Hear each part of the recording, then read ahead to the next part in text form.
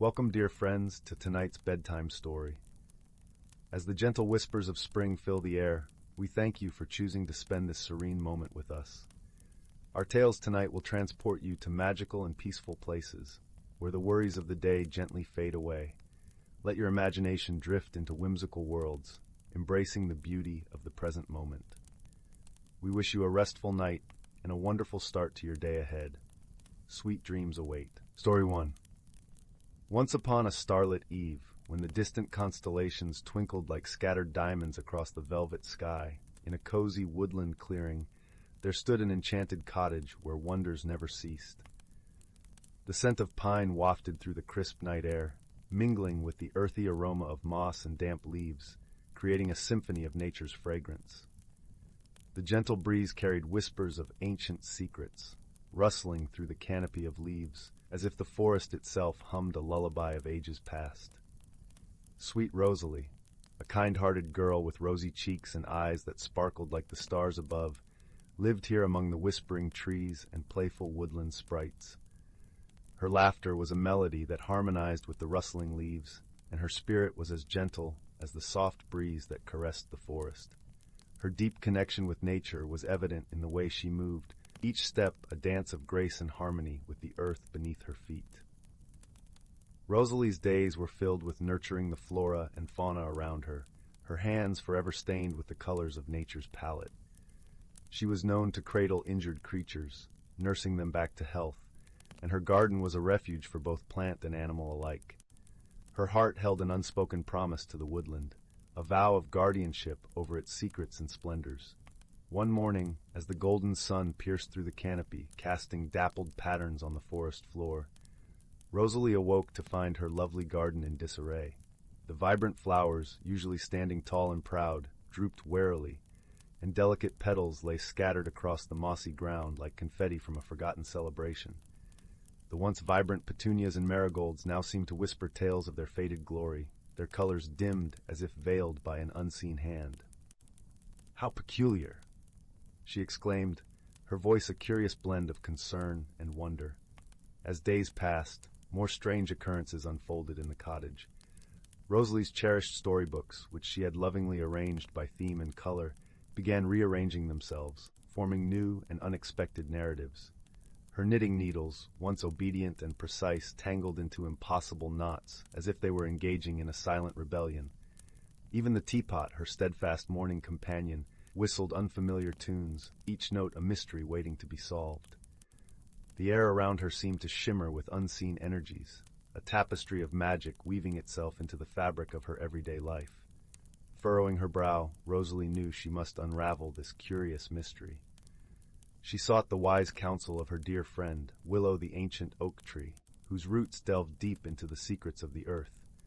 Willow's gnarled branches creaked thoughtfully as she spoke. "My child, it seems mischievous sprites are afoot, weaving their magic in playful ways." The tree's voice, a deep rumble like distant thunder, resonated through the clearing, filling Rosalie with a sense of calm and purpose. Reassured by Willow's wisdom, Rosalie decided to approach the situation with kindness and patience. That evening, as the silver moon cast its gentle glow over the cottage, she whispered a friendly invitation into the warm summer breeze, her words a gentle caress to the unseen ears of the woodland. Her voice carried a melody of acceptance, a promise of understanding and shared wonder. The next morning, as the first light of dawn painted the sky in hues of pink and gold, Rosalie was greeted by a remarkable sight. Perched on her windowsill was a tiny, glowing sprite with gossamer wings shimmering in the morning light. It regarded her with bright, inquisitive eyes, a being of pure luminescence and mischief. Its presence filled the room with a soft, ethereal glow, casting delicate shadows that danced along the walls like playful phantoms. "Welcome, little one," Rosalie smiled, her voice as soft as the rustle of leaves. "I suspect you and your friends have been having quite a bit of fun around here lately." The sprite let out a tinkling laugh, a sound like the chiming of distant bells, and nodded enthusiastically, its wings fluttering with delight. Its laughter was infectious, a musical ripple that seemed to make the very air shimmer with joy.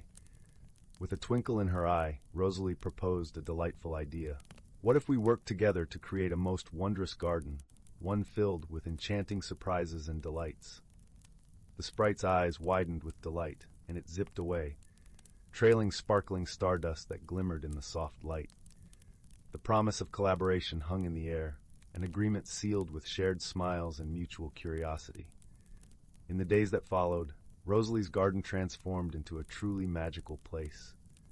Crystalline fountains bubbled with rainbow hues, their waters dancing in the sunlight, and toadstools emerged, each adorned with intricate carvings that told stories of the forest's ancient past. Glowing mushroom rings dotted the soft moss, and wind chimes fashioned from delicate shells tinkled melodies that carried on gentle breezes, infusing the air with a musical charm. The garden became a living tapestry, each element a brushstroke of enchantment that drew visitors into its embrace. But the transformation was not just external. Rosalie found herself awakening to parts of her own spirit she had long forgotten. She remembered the dreams of her childhood, the stories she would weave in her mind about distant lands and magical creatures, now unfolding before her eyes. As she tended to the garden, each plant and blossom, she felt a kinship with the sprites, as if they were all part of the same wondrous tale. One afternoon, Rosalie sat beneath the shade of willow, her fingers tracing the grooves of the ancient tree's bark as she reflected on the changes within her heart. She realized that the sprites had not only transformed her garden, but had also awakened a profound sense of wonder and acceptance within her. She had learned to embrace the unexpected, finding beauty in the chaos and joy in the unknown. Her heart, once a vessel of routine and order, now pulsed with the rhythm of adventure and discovery. As the seasons turned, Rosalie found herself becoming more attuned to the whispers of the forest, her connection to the woodland deepening with each passing day. She learned to listen to the stories carried by the wind, to see the world through the eyes of her sprite companions, and to cherish the magical moments that flickered like fireflies in the twilight. She began to understand the language of the trees, the subtle ways they communicated through the rustling leaves and creaking branches, and she felt a part of a larger, ancient family. In a particular scene of newfound understanding, Rosalie discovered a hidden grove filled with ancient stones, each etched with symbols of the forest's history. As she traced her fingers over the runes, she felt the energy of the earth pulse beneath her fingertips, a living connection to the past. The sprites gathered around her, their light casting a glow on the stones, as if illuminating the stories held within. It was in this sacred space that Rosalie recognized the timeless bond between the forest and its inhabitants, a bond that she now shared. Each morning brought new wonderments to discover and admire. Rosalie's heart swelled with joy as she tended to this extraordinary garden, guided by the playful sprites who had become her cherished friends. They shared laughter, stories, and dreams, bridging the worlds of magic and reality with every interaction. The garden became a sanctuary for weary travelers, a place where time seemed to slow, allowing the soul to breathe and the heart to dream. From that day on, Rosalie's enchanted cottage became a place of pure delight, where the boundaries between the natural and magical worlds blurred in perfect harmony.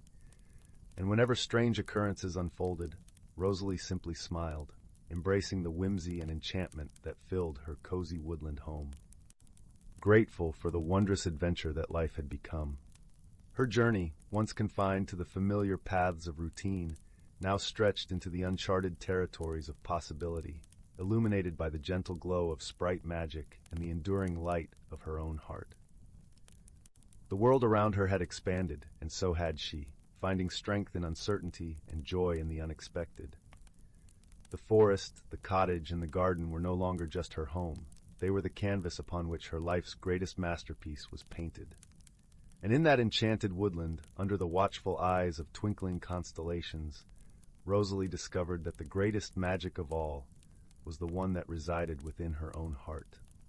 2. The galaxy, a tapestry of swirling colors and infinite depths, stretched endlessly across the cosmos. Amidst this celestial expanse, the small planet of Luminara shimmered like a jewel. Its lush emerald forests whispered secrets to the winds, and rivers, shimmering under the glow of twin suns, cut silver paths through the verdant landscape.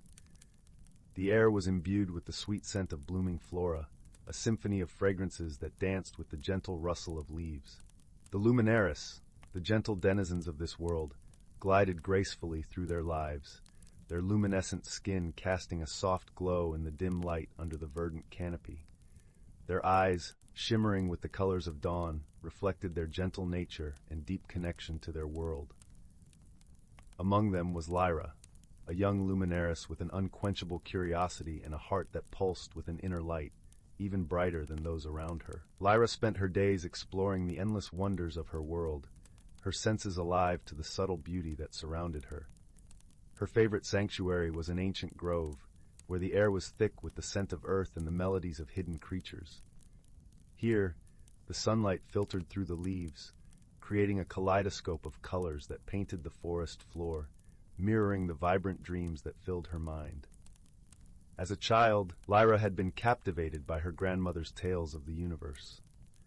Her grandmother, with eyes that twinkled like the stars she spoke of, had woven stories of faraway planets and extraordinary beings, each tale a thread that connected Lyra to the vast unknown.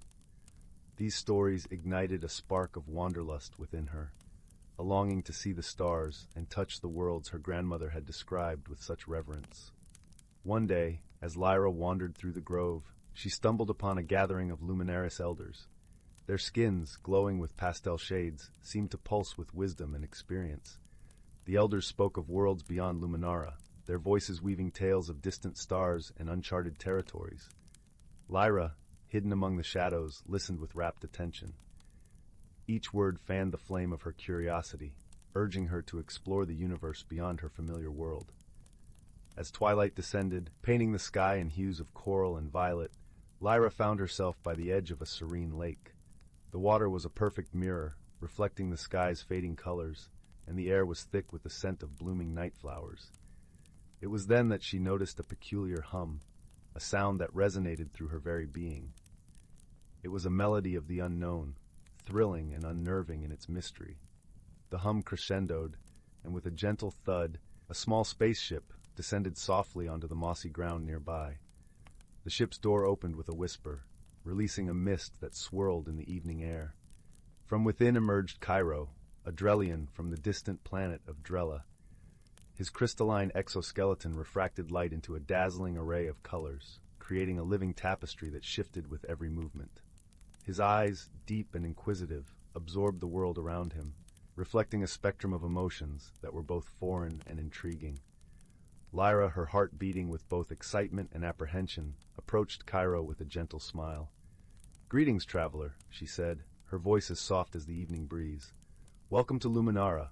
I am Lyra." Cairo nodded, his voice resonating like the gentle chime of distant bells. "I am Cairo. My ship, it needs repairs, and I seem to have lost my way." Understanding the distress in his tone, Lyra offered her help. "Come, let's see what we can do." As the days passed, Lyra and Cairo worked together, melding their unique abilities to mend the ailing ship. Lyra's intimate knowledge of the flora provided the necessary materials, while Cairo's technical prowess guided their use. Yet, despite their cooperation, there lingered a veil of misunderstanding. The Luminaris' free-spirited nature often clashed with the methodical precision of the Drellian way. Their differences, however, became a source of learning and growth. One afternoon, as they toiled under the warm gaze of the twin suns, Lyra paused, her brow furrowed in thought. "Cairo," she began hesitantly, "I sense there's more to your journey than just a broken ship. What brings you so far from Drella?" Cairo hesitated, his crystalline skin casting prismatic patterns on the ground. "I seek understanding," he finally admitted.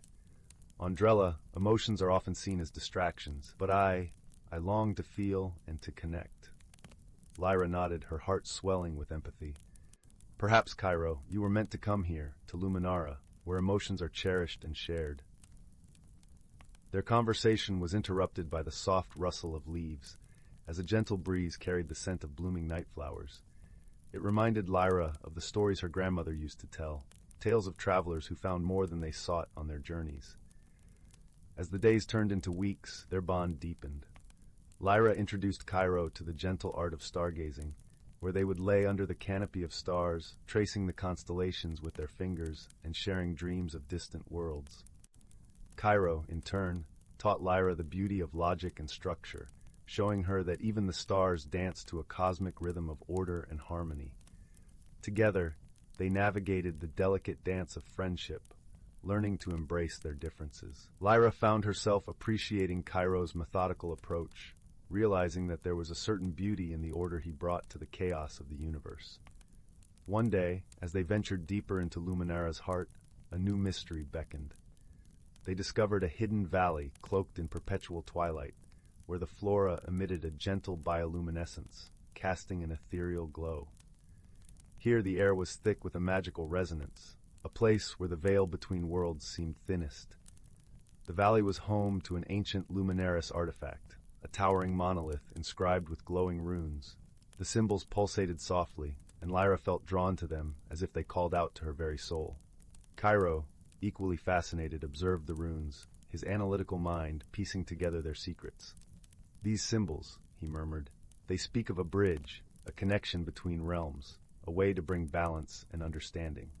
In the following days, Lyra and Cairo dedicated themselves to deciphering the monolith's runes.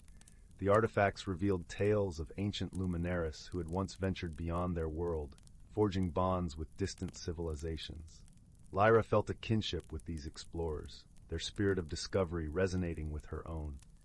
As they unraveled the artifact's mysteries, Lyra's understanding of her place in the universe deepened. She realized that her yearning to explore was not just a personal desire, but a continuation of her ancestors' legacy. The monolith became a symbol of the unity that was possible between different worlds, a testament to the luminaris' enduring spirit of connection and harmony. One evening, as they sat by the lake under the blanket of starlight, Cairo spoke, his voice tender. "Lyra, I have learned much from you. The warmth of friendship, the power of emotions, they are more valuable than I ever imagined." Lyra smiled, her luminescent skin glowing softly in the moonlight. "And you, Cairo, have shown me the beauty of understanding and patience. Together, we have grown." Yet, not all was serene on Luminara. A shadow had begun to creep across the land, a subtle discord that threatened the harmony the luminaris cherished. Rumors of a fading luminescence among the elders circulated, a sign that the delicate balance of their world was shifting. One morning, as Lyra and Cairo walked through the grove, they encountered a group of worried luminaris. Their skin, usually bright with the colors of dawn, was dimmed, their eyes clouded with concern. "The light is fading," one elder lamented, his voice a soft murmur carried by the breeze. Lyra felt a pang of unease, a growing tension that mirrored the discord she sensed. "We must find the source of this imbalance," she declared, determination in her voice. "Cairo, will you help us?" Cairo nodded, his eyes reflecting the urgency of the situation. "Together, we can uncover the truth." Their investigation led them deep into the heart of Luminara, to a place where the energy of the planet converged. The air was thick with anticipation, a tangible presence that pulsed with the heartbeat of the world. Here, they discovered a fracture in the earth, a rift that glowed with an eerie light. Cairo, his crystalline skin shimmering with resolve, studied the rift. "This is a breach between worlds," he said, his voice laced with awe and concern. "It disrupts the balance." Lyra, her heart racing, realized the gravity of their discovery. "We must heal it," she urged, her voice a whisper of determination. Drawing upon the combined wisdom of their worlds, Lyra and Cairo worked tirelessly to mend the rift. The process was arduous, a dance of energy and intention that demanded all their strength. Lyra's connection to the land and Cairo's understanding of cosmic forces blended in a harmonious symphony, a testament to the power of unity. As they labored, Lyra felt a shift within her, a deepening of her understanding. She realized that her journey had always been about more than just exploring the stars. It was about discovering the interconnectedness of all things, the invisible threads that wove the tapestry of the universe.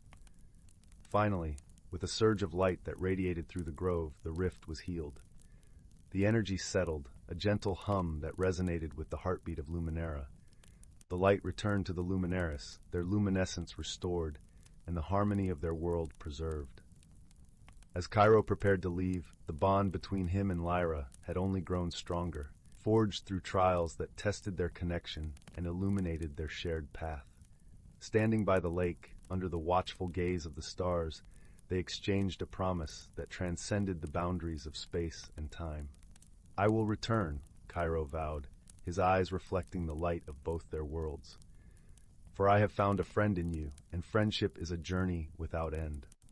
Lyra watched as Cairo's ship ascended into the night sky, a bright star that joined the constellation of their story. Her heart was warm with the promise of their friendship, a bond that illuminated her path with the gentle light of understanding and shared experiences.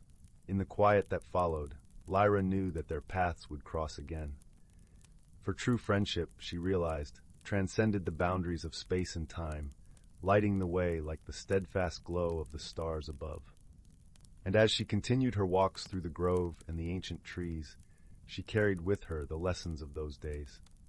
The world seemed richer and more vivid, the colors brighter, and the possibilities endless. The stars above were no longer just distant points of light.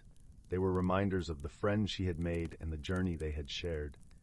In the vast expanse of the galaxy, their story was but a whisper, yet its echoes resonated through the stars, a testament to the enduring power of connection and the unity found in diversity. Story 3.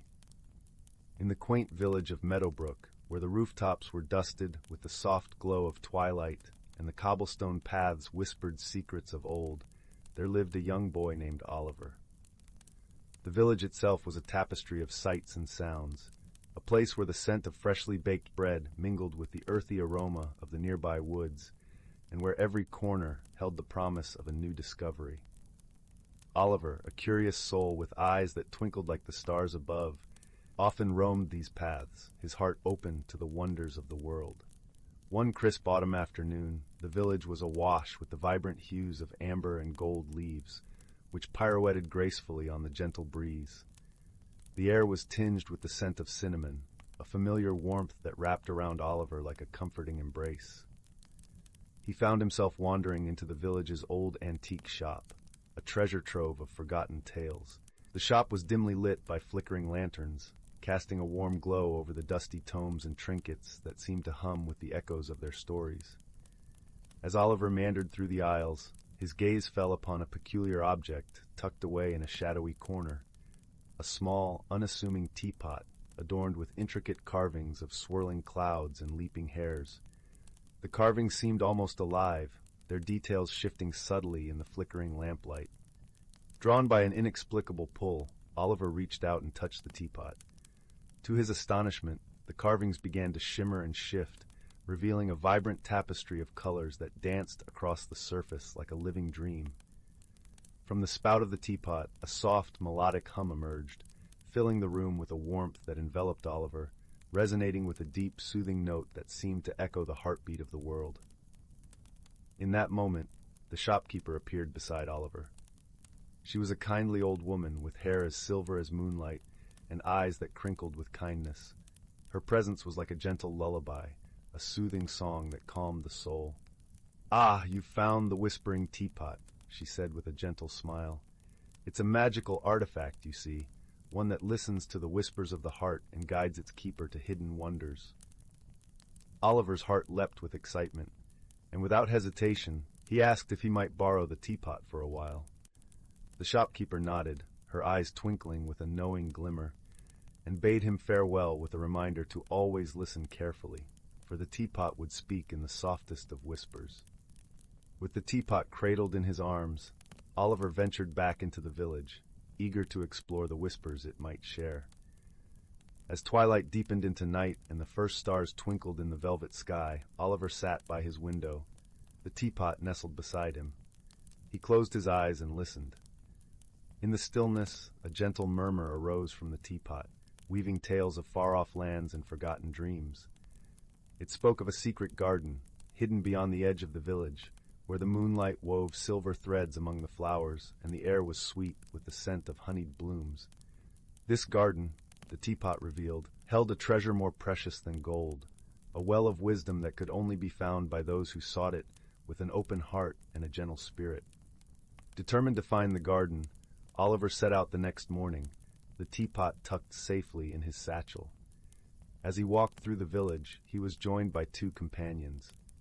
The first was Luna, a whimsical cat with fur as soft as clouds and a playful twinkle in her emerald eyes. Luna had a knack for finding hidden nooks and crannies, and often led Oliver on delightful adventures.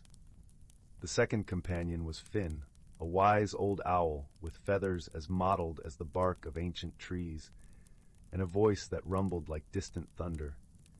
Finn was known throughout the village for his stories of the old world, and his sage advice, which he shared in his own time, like sunlight filtering through the leaves. As they prepared for their journey, Oliver took a moment to visit the local bakery, where the aroma of freshly baked pastries wafted through the crisp morning air. He exchanged a few words with the baker, a jovial man with flour-dusted hands, who offered him a loaf of warm bread for the road. It was these small interactions that filled Oliver with a sense of belonging, and he cherished the bonds he shared with the villagers. Their journey took them first to the outskirts of the village, where the towering silhouette of an ancient oak tree stood against the morning sky. It was known as the Wishing Oak, a place where villagers often came to hang ribbons and trinkets, each representing a wish or hope. Oliver paused, tying a small ribbon to a branch, whispering a wish for guidance and wisdom on their journey. As the ribbon fluttered in the breeze, it seemed to echo a silent promise of fulfillment. Together, the trio journeyed beyond the village, following the gentle whispers of the teapot. They crossed bubbling brooks that sang of distant seas, meandered through meadows where the grass swayed like waves in a gentle ocean, and ventured beneath the boughs of ancient oaks that whispered secrets to the wind. Their journey was a tapestry of discovery, woven with moments of laughter and camaraderie. As they traveled, Oliver listened closely to the teapot's guidance, learning to attune his heart to its subtle murmurs. The path to the secret garden was not without its challenges, for it was fraught with puzzles and riddles that tested their patience and wit. At one point, they came upon a bridge guarded by a riddle carved in stone. "To cross, you must answer," the stone intoned. "What is the light that never dims, yet is not the sun nor the star?" Oliver paused, pondering the riddle's meaning. Luna, with her playful wisdom, softly purred, "Could it be love, Oliver? For love is a light that shines within, unfading and eternal." Finn nodded sagely, his eyes reflecting the wisdom of ages. "Indeed, young Oliver, love is a light that guides us, even in the darkest of nights." Oliver smiled, his heart swelling with gratitude for his companion's insight. He spoke the answer aloud, and the bridge opened before them, a path of shimmering light leading to the other side. As dusk painted the sky with hues of indigo and gold, they finally arrived at the hidden garden. It was a place of ethereal beauty, where flowers of every color bloomed beneath the moon's gentle glow, and the air was filled with the sweet melody of nightingales. In the heart of the garden stood an ancient well, its stones etched with symbols that glowed softly in the moonlight. Oliver approached the well, the teapot in hand, and peered into its depths. The water shimmered with a silver sheen, and as he gazed into it, Oliver felt a sense of peace and clarity wash over him. In that moment, the teapot whispered its final secret, a gentle reminder that the true treasure of the garden was not the well itself, but the journey they had undertaken, the friendships forged along the way, the wisdom gained through their trials, and the love that had guided them to this place. With a heart full of gratitude, Oliver thanked his companions and the magical teapot for their guidance. As they made their way back to the village, the stars twinkled above, as if in celebration of their newfound wisdom and the bond they had formed. As they neared the village, Oliver realized that the journey had changed him in subtle ways. He felt a deeper connection to the world around him, an awareness of the quiet beauty in the everyday moments. The whispers of the teapot had not only guided him to the hidden garden, but had also opened his heart to the magic that lay within and around him. The day after their return, the village hosted its annual harvest festival, a celebration filled with music, laughter, and the scent of roasted chestnuts filling the air. Oliver, now more attuned to the whispers of his heart, noticed the small acts of kindness that wove the community together, neighbors helping each other with stalls, children sharing their treats, and elders recounting tales of old. Inspired, Oliver decided to share his newfound wisdom with the villagers. He gathered them around the village square, the teapot by his side, and spoke of his journey, of the garden of wisdom and the light that never dims. His words resonated deeply, touching the hearts of those who listened, reminding them of the magic in everyday life. From that day forward, the village of Meadowbrook thrived, not just as a place of beauty, but as a community bound by love and wisdom.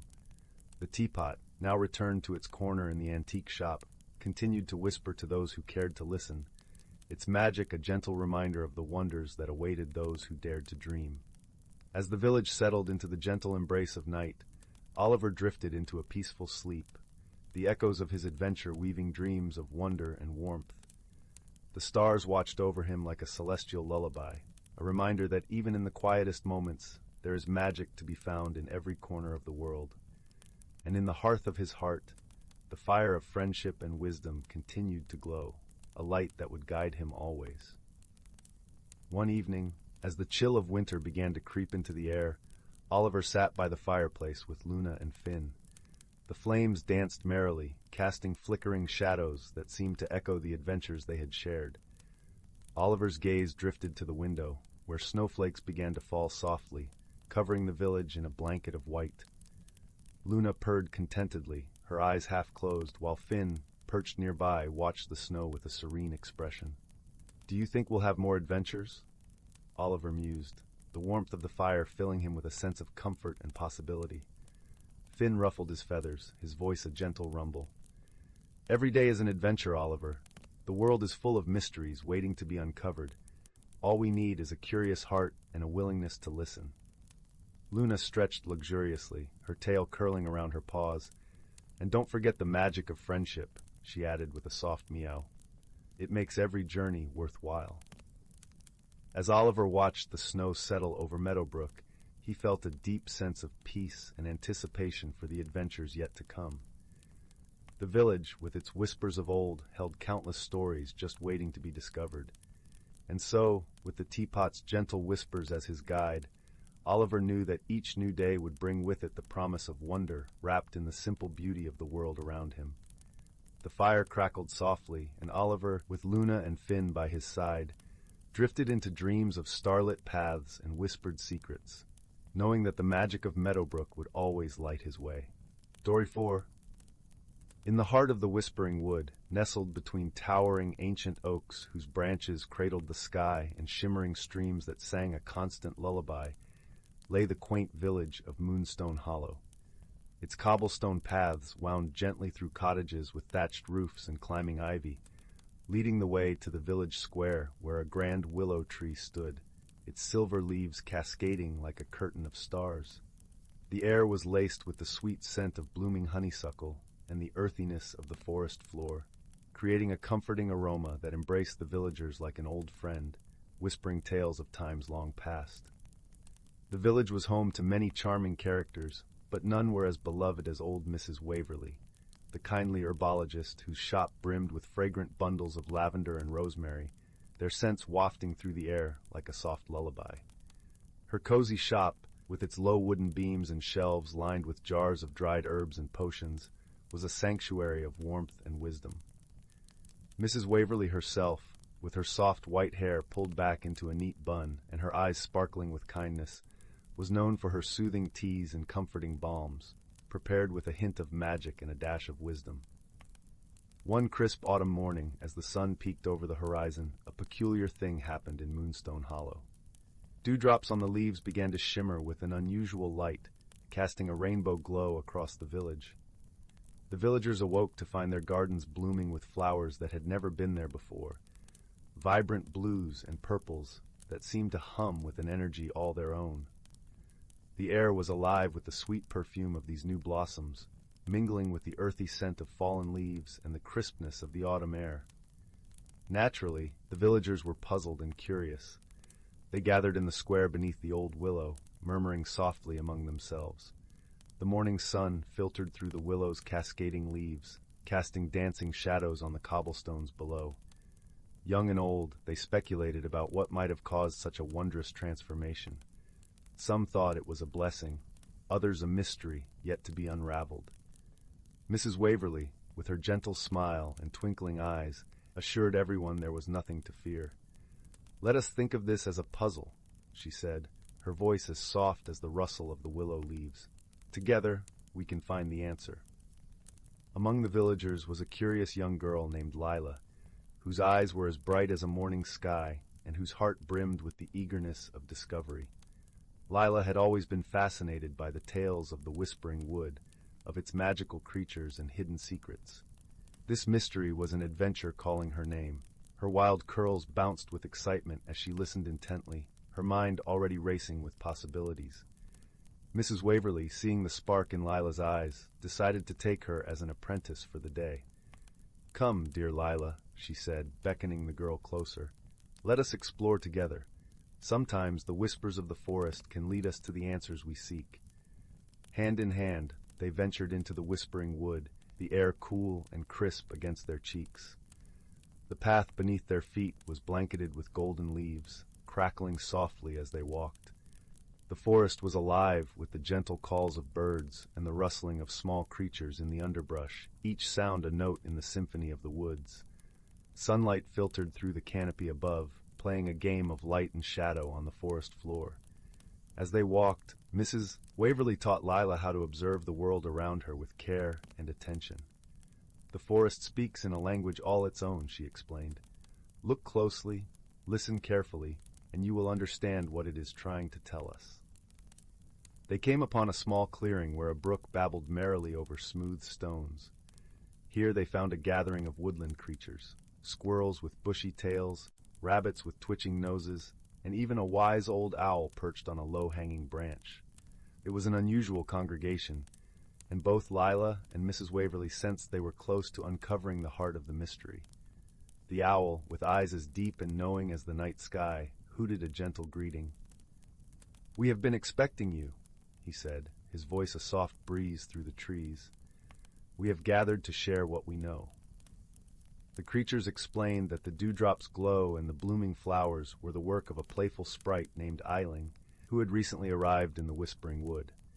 Eiling, with her shimmering wings and mischievous grin, loved to spread joy and color wherever she went.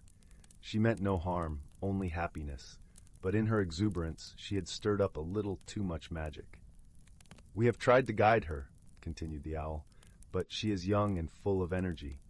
Perhaps she needs a friend to help her understand the balance of the forest." Lila, her heart full of compassion, immediately volunteered. "I would love to meet Eiling," she said. "Maybe I can help her learn about our village and how her magic can be a part of it without overwhelming it." With a nod of agreement, the owl spread his wings and led Lila and Mrs. Waverly deeper into the forest. They soon found Eiling by a glen where the sun filtered through the leaves, painting the ground in dappled light. The sprite was flitting joyfully from flower to flower, leaving trails of sparkling magic in her wake.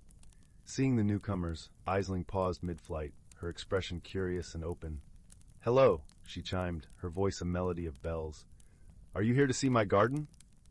Lila stepped forward with a warm smile. "It's beautiful, Eiling," she said, "but we thought you might like to learn how to share your magic with us in a way that everyone can enjoy." Eiling tilted her head, intrigued. "How do we do that?" Mrs. Waverly knelt beside the sprite, her voice gentle and guiding. "Magic, like the seasons, is best shared in harmony with the world. Sometimes a little is just enough to brighten a day without overshadowing the natural beauty around us." Together, Lila, Mrs. Waverly, and Eiling spent the afternoon learning and playing. They talked about the seasons and the way magic could blend with the world, enhancing rather than overwhelming.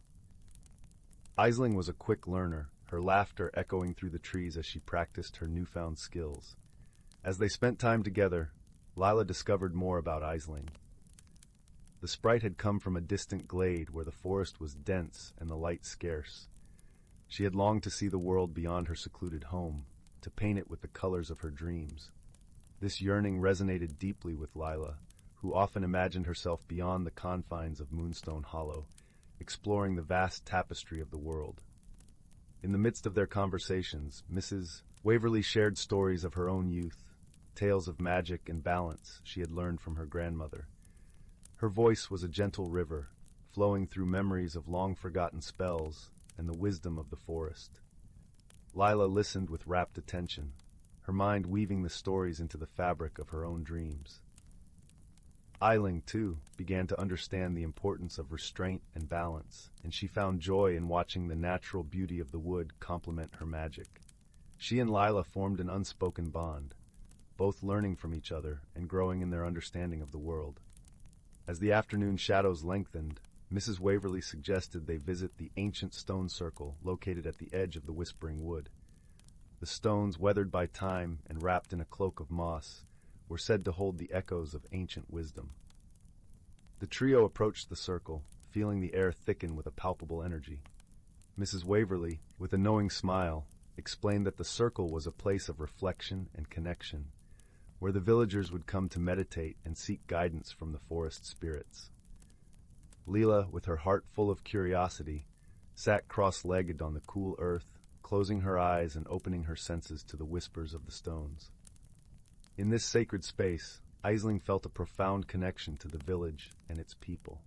She realized that her magic was not just her own, but a part of the greater tapestry of life in Moonstone Hollow. The realization filled her with a sense of belonging she had never known before. When the sun began to dip below the horizon, painting the sky in hues of pink and gold, it was time to return to Moonstone Hollow. Aisling promised to visit often, her heart full of gratitude and wonder at her new friends. Back in the village, the flowers still bloomed with vibrant colors, but now they felt perfectly at home. The villagers, gathered once more beneath the grand willow, marveled at the beauty and the gentle glow that lingered in the air. As the stars began to twinkle above, Mrs. Waverly and Lila shared the story of Aisling and the day's adventures. The villagers listened with smiles and understanding, their hearts warmed by the tale of friendship and harmony. That night, as the village settled into a peaceful slumber, the air was filled with a sense of calm and contentment. The mystery had been solved not through cleverness alone, but through kindness and the willingness to listen and learn. In the gentle embrace of the Whispering Wood, under a sky full of stars, Moonstone Hollow rested, knowing that its magic was in perfect balance, watched over by gentle hearts and the whisper of the wind. Story 5. In the tranquil village of Willow Wood, nestled deep within the heart of the Whispering Forest, everything seemed to speak in the gentle language of dreams. The village was a place where the air always carried the scent of wildflowers, and the sun's golden rays filtered through the canopy of ancient trees, dappling the cobblestone paths in warm patterns of light and shadow. The homes were quaint, their thatched roofs often adorned with the vibrant blooms of climbing roses, and each window glowed softly with the warm light of hearths within. Among the villagers was a young girl named Lila, known for her curious nature and kind spirit. Her eyes sparkled with the curiosity of 1,000 questions, each more whimsical than the last. Lila lived with her grandmother, an elder of the village who was wise in the ways of the forest and the old stories passed down through generations. Every evening, as the sun dipped below the horizon and the sky bloomed with stars, Lila would sit by the fireplace, listening to her grandmother's tales of magical creatures and ancient lands. The fireplace was more than just a source of warmth. It was a portal to the past, its crackling flames whispering secrets of yore. As her grandmother spoke, her voice rich with the cadence of old wisdom, Lila could almost see the shadowy figures of the tales flickering on the walls, a menagerie of elves, sprites, and mythical beasts that danced in the glow of the firelight. One evening, as autumn leaves began to fall and the air took on the crispness of approaching winter, Lila noticed something peculiar. For several nights, a soft, shimmering light had appeared outside her bedroom window. It danced among the trees, flickering like a gentle firefly, but larger and more enchanting. Intrigued, Lila decided to discover the source of this curious light. The next night, with her grandmother's warm shawl wrapped around her shoulders, Lila ventured into the forest. The path was lit by the silvery glow of the moon, and the cool night air was filled with the soothing sounds of owls and the rustling of leaves. As she followed the path, the shimmering light grew brighter, guiding her deeper into the forest until she reached an ancient oak tree, its trunk wide and gnarled with age. Beneath the tree, Lila discovered a tiny creature with wings as delicate as lace and a glow that rivaled the moon's. It was a firefly sprite, a magical being known to inhabit the whispering forest. The sprite's light flickered with colors that matched Lila's wonder-filled eyes, and it seemed to nod in greeting. "Hello, little one," Layla whispered, kneeling beside the sprite. "What brings you here every night?" The sprite's wings fluttered, and a gentle voice filled Lila's mind. "I have been trying to find the source of a strange disruption in the forest's magic. Something is amiss, and it is affecting the harmony of our world." Lila felt a small thrill of excitement mixed with concern. "Can I help?" she asked earnestly. "I may not be magical, but I am good at solving puzzles." The sprite's light shimmered in agreement, and it beckoned her to follow. Together, they ventured deeper into the forest, where the trees grew taller and the air shimmered with a faint, magical energy. As they walked, the sprite explained that the disruption was causing the forest's natural magic to become unpredictable. Plants were blooming out of season, and the animals seemed restless. As they approached a clearing, Lila noticed something odd. A circle of mushrooms, larger and more vibrant than any she had ever seen, glowed faintly in the moonlight. The sprite hovered above them, its light mingling with the mushroom's luminescence. "This is where the disturbance originates," the sprite said softly. Lila knelt to examine the mushrooms, her fingers brushing the cool, damp earth. She noticed that each mushroom had a small rune-like symbol etched into its cap, glowing with an otherworldly light. "These marks," Layla mused, "they remind me of the stories my grandmother tells about the ancient runes of protection. But these seem incomplete." The sprite fluttered closer, its light flickering thoughtfully. Perhaps someone tried to create a protective circle, but without completing the runes, it caused an imbalance instead. Lila nodded, her mind racing with ideas. If we can complete the runes, maybe we can restore the balance. With the sprite's guidance, Lila carefully traced the missing parts of each rune with a small stick. She moved with care and precision, her heart filled with hope. As she completed the final rune, the mushrooms glowed brightly, and a warm, gentle breeze swept through the clearing. The forest seemed to sigh in relief, and the magical energy around them settled into a peaceful harmony. The sprite's light shimmered with joy. "You've done it, Lila. The balance is restored." Lila smiled, feeling a warmth of satisfaction spread through her. "I'm glad I could help. It seems that even the smallest creatures and the simplest actions can make a big difference." The sprite nodded, its light dimming slightly as it prepared to return to its hidden home. "Remember, Lila, the forest and its magic are always here, whispering their secrets to those who listen with their hearts." Just as Lila was preparing to return home, the sprite lingered, its light flickering with what seemed like a hint of hesitation. "There's something else you should know," it said softly. "The disturbance was not a random occurrence. Someone or something in the forest seeks to harness its magic for their own purpose." Lila's eyes widened with a mix of fear and determination. "Do you know who it could be?" The sprite shook its head, its glow dimming slightly in thought. "I only know that the whispers of the forest speak of a shadowy figure, one who moves between the trees like smoke and shadow, leaving traces of magic disturbed." This revelation sunk deep into Lila's soul, igniting a new resolve. The forest, her beloved home, was under threat from forces unknown. She realized she couldn't just be a passive listener of tales and secrets. She had to be a protector of them.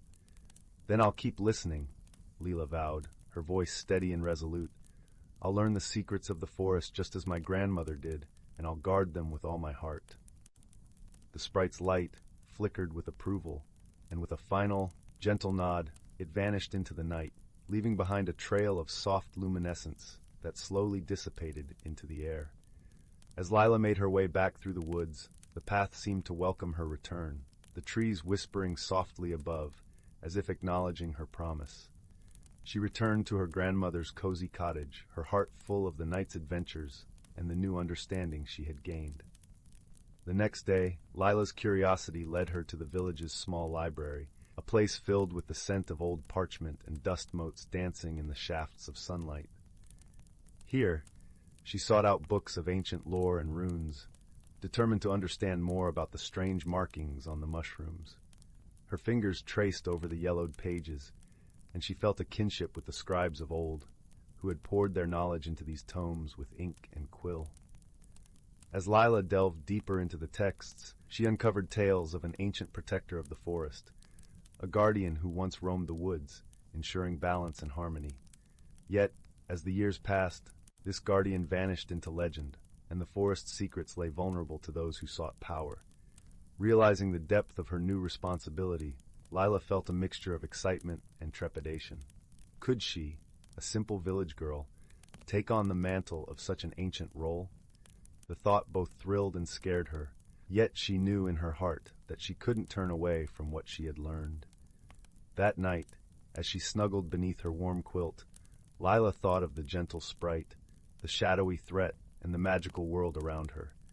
She drifted into a peaceful sleep, knowing that she would always listen for the whispers of the forest and that her heart would be open to its enchanting mysteries. The following day, as the village bustled with its usual activities, Lila noticed a stranger in town, a tall figure cloaked in dark, flowing robes that seemed to absorb the very light around them. The stranger moved with a grace that belied their mysterious presence, drawing curious and wary glances from the villagers. Intrigued, Lila discreetly observed as the figure engaged in quiet conversations with the village elders, their voices too soft to hear. Yet, she sensed an unease in the air, a ripple of tension that was at odds with the village's usual serenity. Later that evening, Lila approached her grandmother, her heart heavy with questions. "Who is that stranger?" she asked, her voice barely above a whisper. Her grandmother's eyes, usually filled with warmth, held a shadow of concern. "A traveler, they say, but there's something about them, an aura that speaks of hidden intentions." Lila nodded, her resolve strengthening. She knew she had to learn more about the stranger, to understand if they were connected to the forest's recent disturbances. That night, she found herself drawn once more to the ancient oak, her heart guided by an unspoken bond with the forest. As she approached the tree, the firefly sprite emerged from the shadows, its light a comforting glow in the darkness. "Lila, the forest whispers of the stranger in your village," the sprite said, its voice a gentle breeze in her mind. "I feel it too," Lila replied, her voice steady but tinged with uncertainty. "I must uncover their intentions." The sprite's glow brightened with encouragement. "The forest will aid you, Lila. Trust in its magic and in your own instincts." With newfound determination, Lila returned to the village, her heart aligned with the rhythms of the forest. She would keep a watchful eye on the stranger, ready to protect the balance of magic and the secrets of the whispering forest. As days turned into weeks, Lila's vigilance grew sharper. She watched the stranger's every move, noticing the way their gaze lingered on the ancient trees and how their fingers often traced the runes carved into the stones lining the village paths. It was as if they were piecing together a puzzle, much like Lila had with the mushrooms. One afternoon, while the village was immersed in preparations for the harvest festival, Lila followed the stranger into the forest. Her footsteps were soft against the fallen leaves, and the forest canopy seemed to shield her presence. The stranger moved with a sense of purpose, navigating the dense thicket as if drawn by an invisible thread. Lila's heart pounded with a mix of fear and determination as she watched from a distance.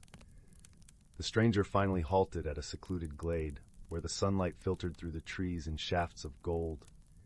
There, they began to chant in a low, rhythmic tone, their words weaving through the air with an ancient power that made the very ground hum. As Lila strained to hear the chant's meaning, she realized that the stranger was attempting to awaken something within the forest, a dormant force that had slumbered for centuries. The realization struck her like a bolt of lightning, and she knew she had to act. Summoning all her courage, Lila stepped forward, her voice steady and clear. "Stop! You don't know what you're doing." The stranger turned, their eyes meeting Lila's with a mix of surprise and curiosity. For a moment, time seemed to stand still, the forest holding its breath in anticipation. You feel it too, don't you?" the stranger asked, their voice a blend of awe and desperation. "The magic, the call of the ancient guardian, it's been waiting for someone to awaken it." Lila nodded, her heart pounding. "But it's not meant to be disturbed. The forest's magic must remain in balance." The stranger's eyes softened, the aura of mystery around them shifting to one of understanding. "I sought power, yes, but I see now that true strength lies in harmony, not in domination. Relief washed over Lila as she realized that the stranger's intentions had been misguided rather than malicious. Together they worked to mend the forest's energies, guided by the whispers of the trees and the firefly sprite's gentle light. As the sun set, casting a warm glow over the glade, Lila and the stranger sealed their newfound understanding with a promise to protect the forest and its secrets. The path back to the village seemed to glow with approval, the trees whispering softly above. In the tranquil village of Willowwood, under the watchful gaze of the stars, a new alliance was forged, one of vigilance and unity, with Lila and the stranger as its guardians, ever listening to the whispers of the forest and ever ready to defend its enchantments. And so the forest's secrets remained safe, cradled within the hearts of those who understood its magic, and the village continued to thrive, its gentle language of dreams echoing through the whispering forest. Story 6. Once upon a time, in the quaint village of Willowbrook, nestled in the heart of an endless sea of wildflowers and babbling brooks, there lived a merry band of friends, each more delightful than the last. The village itself seemed to be painted by a whimsical artist, with cottages that looked as though they were made of gingerbread, roofs that curled like candy canes, and gardens filled with flowers that sang soft lullabies when the wind tousled their petals. Among this merry band was Pippin, a jolly gnome with a crimson hat that bounced with every step he took. Pippin was known for his infectious laughter and his knack for solving puzzles, often with a twinkle in his eye that hinted at the mischief he loved to stir. His best friend Luna was a sprightly fairy with glittering wings that shimmered like 1,000 tiny stars. Luna had a penchant for creating dazzling light shows with just a flick of her wand, often lighting up the night sky like a festival of shooting stars. The trio of friends was completed by Oliver, a gentle giant with a heart as big as his appetite for the delicious pies baked by Mrs. Tilly, the village's beloved baker. Oliver was as strong as an oak, but as gentle as the morning dew, always ready to lend a hand or offer a shoulder to lean on. One sunny afternoon, as they gathered by the willow stream, a curious thing happened. A bright, shimmering bubble floated down from the sky, glistening in the sunshine like a precious jewel. It hovered in front of them, emanating a soft, mystical glow. "Look at that!" exclaimed Pippin, his eyes wide with wonder. "I've never seen a bubble so splendid." Luna, who was as curious as a cat, reached out to touch it, and the moment her fingers brushed the surface, a melodious voice echoed from within the bubble. Oh dear, I seem to have lost my way." Startled, the friends drew closer, peering into the bubble to discover a tiny, flustered dragon trapped inside. His scales gleamed with every color of the rainbow, and his eyes were as round and bright as marbles. This was Nimbus, a young dragon who had been chasing clouds for fun and had somehow become ensnared in a magical bubble. Nimbus explained his predicament with a mix of hiccups and giggles, for even in distress, his nature was as cheerful as a summer breeze. "I was playing a game of cloud tag, and before I knew it, I was caught in this bubble. I can't seem to pop it from the inside." The friends knew they had to help Nimbus, and being the creative bunch they were, they set to work brainstorming ideas. Pippin suggested using a sharp needle, but Luna worried it might hurt the tiny dragon. Oliver proposed rolling the bubble down a hill, hoping the momentum would break it, but Nimbus was dizzy just at the thought. Then, Luna had a spark of inspiration. What if we use laughter? After all, laughter is magical, and perhaps it will be just the thing to free Nimbus. Pippin, always ready with a joke, began by telling his favorite riddles, and soon the air was filled with peals of laughter. Oliver joined in with his deep, rumbling chuckles, and Luna added her tinkling giggles. As they laughed, the bubble began to shimmer and pulse, responding to the joyous energy surrounding it. With one final, hearty guffaw from Oliver, the bubble burst into a shower of sparkling light, and Nimbus tumbled out, landing softly on a patch of daisies. He shook himself off and flapped his tiny wings in delight, thanking his new friends with little puffs of sweet-smelling smoke. In gratitude, Nimbus offered to take them on a flight above the village, a rare treat indeed. With a sprinkle of fairy dust from Luna, Pippin and Oliver found themselves light as feathers, and together they soared into the sky, riding on Nimbus's back. From up high, Willowbrook looked like a patchwork quilt of colors and shapes, with the sun casting a golden glow over the fields and forests. The friends laughed and whooped with joy, their voices echoing through the clouds as they looped and twirled in the vast blue sky. When they finally returned to the ground, Nimbus promised to visit often, for he had found a home in their hearts. As he flew away, leaving a rainbow trail in his wake, the friends waved and cheered, feeling a warmth that only true friendship could bring. That night, as the stars twinkled down on Willowbrook, Pippin, Luna, and Oliver sat by the fireplace, recounting their adventure and dreaming of the many more to come. And as they drifted off to sleep, a gentle breeze whispered through the trees, carrying with it the laughter and joy of a magical day well spent. And so, in the village of Willowbrook, where magic and wonder were as common as the wildflowers, the friends learned that the greatest magic of all was the laughter and love they shared. Story 7. Once upon a time, in a realm where magic danced on the breeze, there lived a young rabbit named Hazel. Her fur was the color of cinnamon, and her eyes sparkled with curiosity.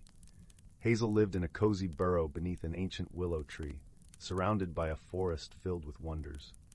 One crisp autumn morning, Hazel awoke to find that something peculiar had occurred overnight. The usually lush green grass outside her home had turned a brilliant shade of lavender.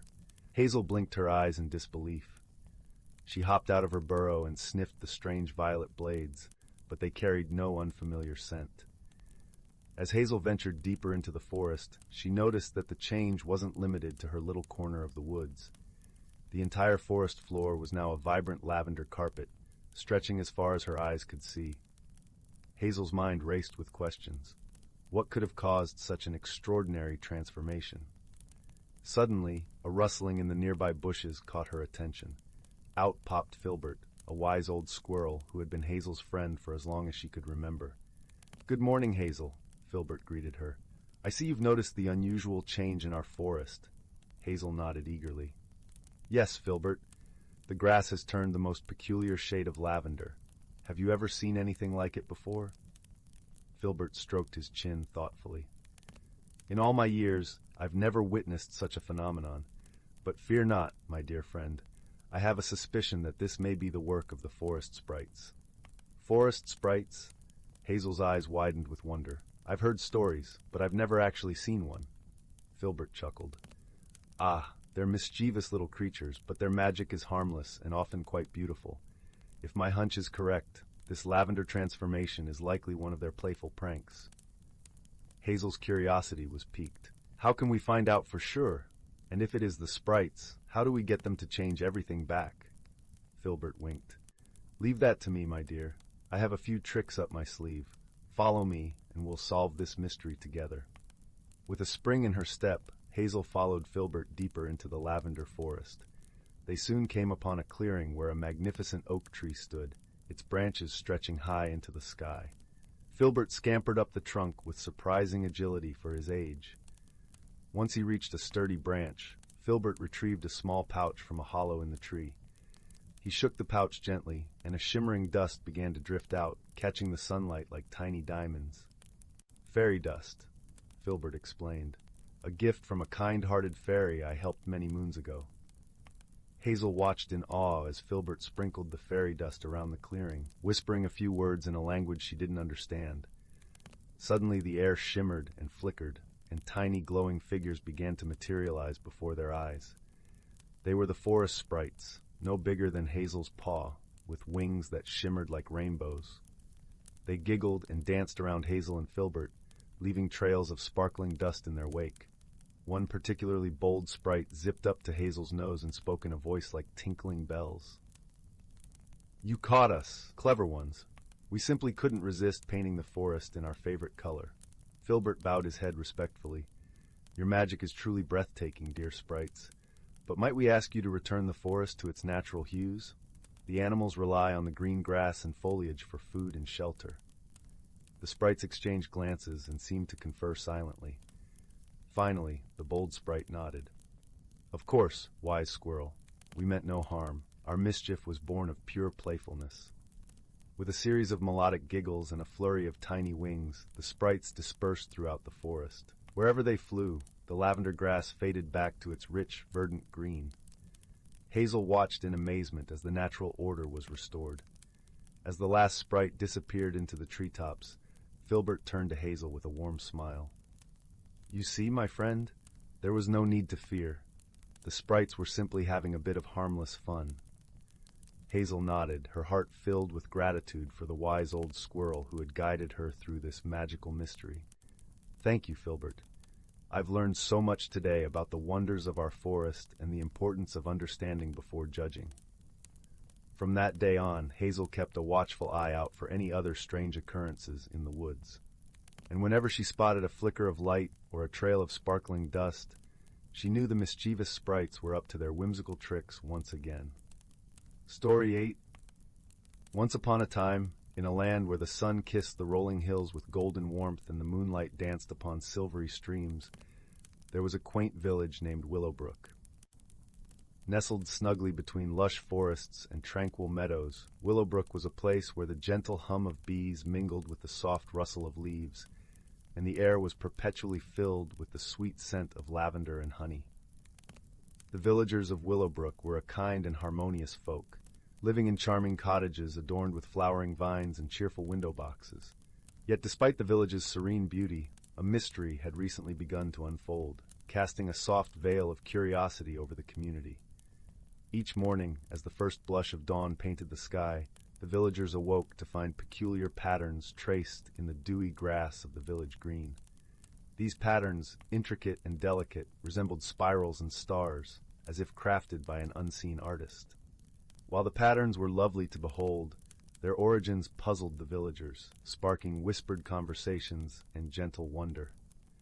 Amidst the villagers was a thoughtful young girl named Seraphina, with eyes like clear pools reflecting the sky and a heart as warm as the summer sun.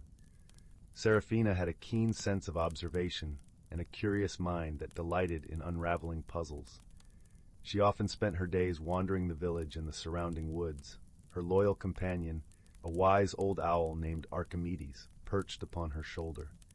Seeing the villagers' curiosity and sensing the gentle mystery in the air, Seraphina decided to uncover the secret behind the enchanting patterns. With Archimedes' soft hoots of encouragement, she began her quiet investigation. One evening, as the sun dipped below the horizon, painting the world in hues of amber and violet, Seraphina set out for the village green. She settled herself beneath the grand old oak tree, its branches spreading like a protective canopy overhead. Archimedes nestled into the crook of her arm, his eyes half closed in contentment.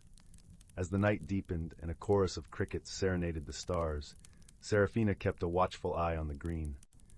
The silver light of the moon bathed the grass, casting gentle shadows that danced in the night breeze.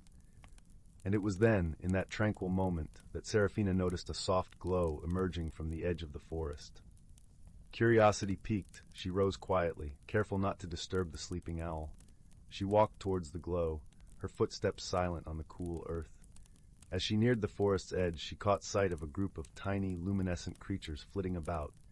Fireflies, their bodies aglow with a gentle, golden light. But these were no ordinary fireflies.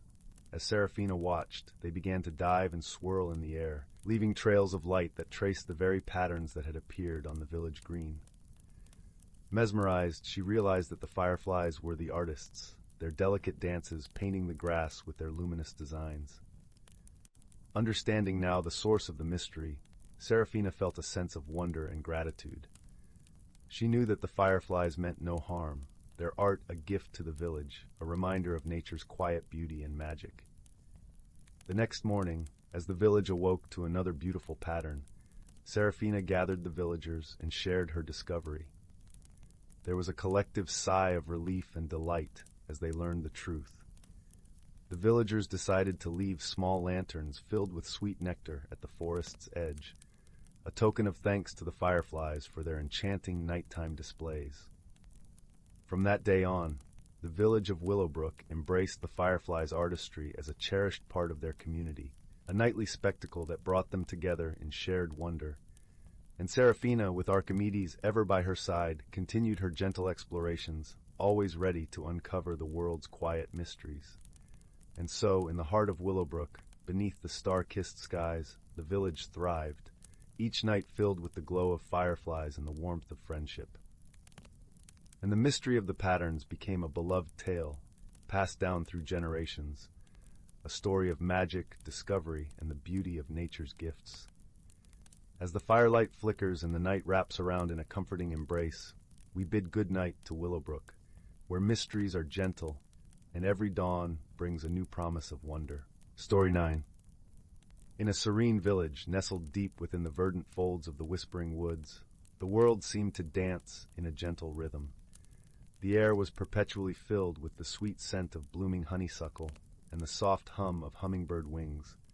Sunlight dappled through the emerald canopy, casting playful patterns across cobblestone paths and cozy thatched cottages. This was the village of Willowbrook, a place where magic whispered softly in every breeze, and kindness was the common tongue. Life in Willowbrook meandered along at a peaceful pace, until one day, peculiar happenings began to stir curiosity among its gentlefolk. It started with the village's beloved clock tower, a grand old structure that had stood for generations, suddenly running backward.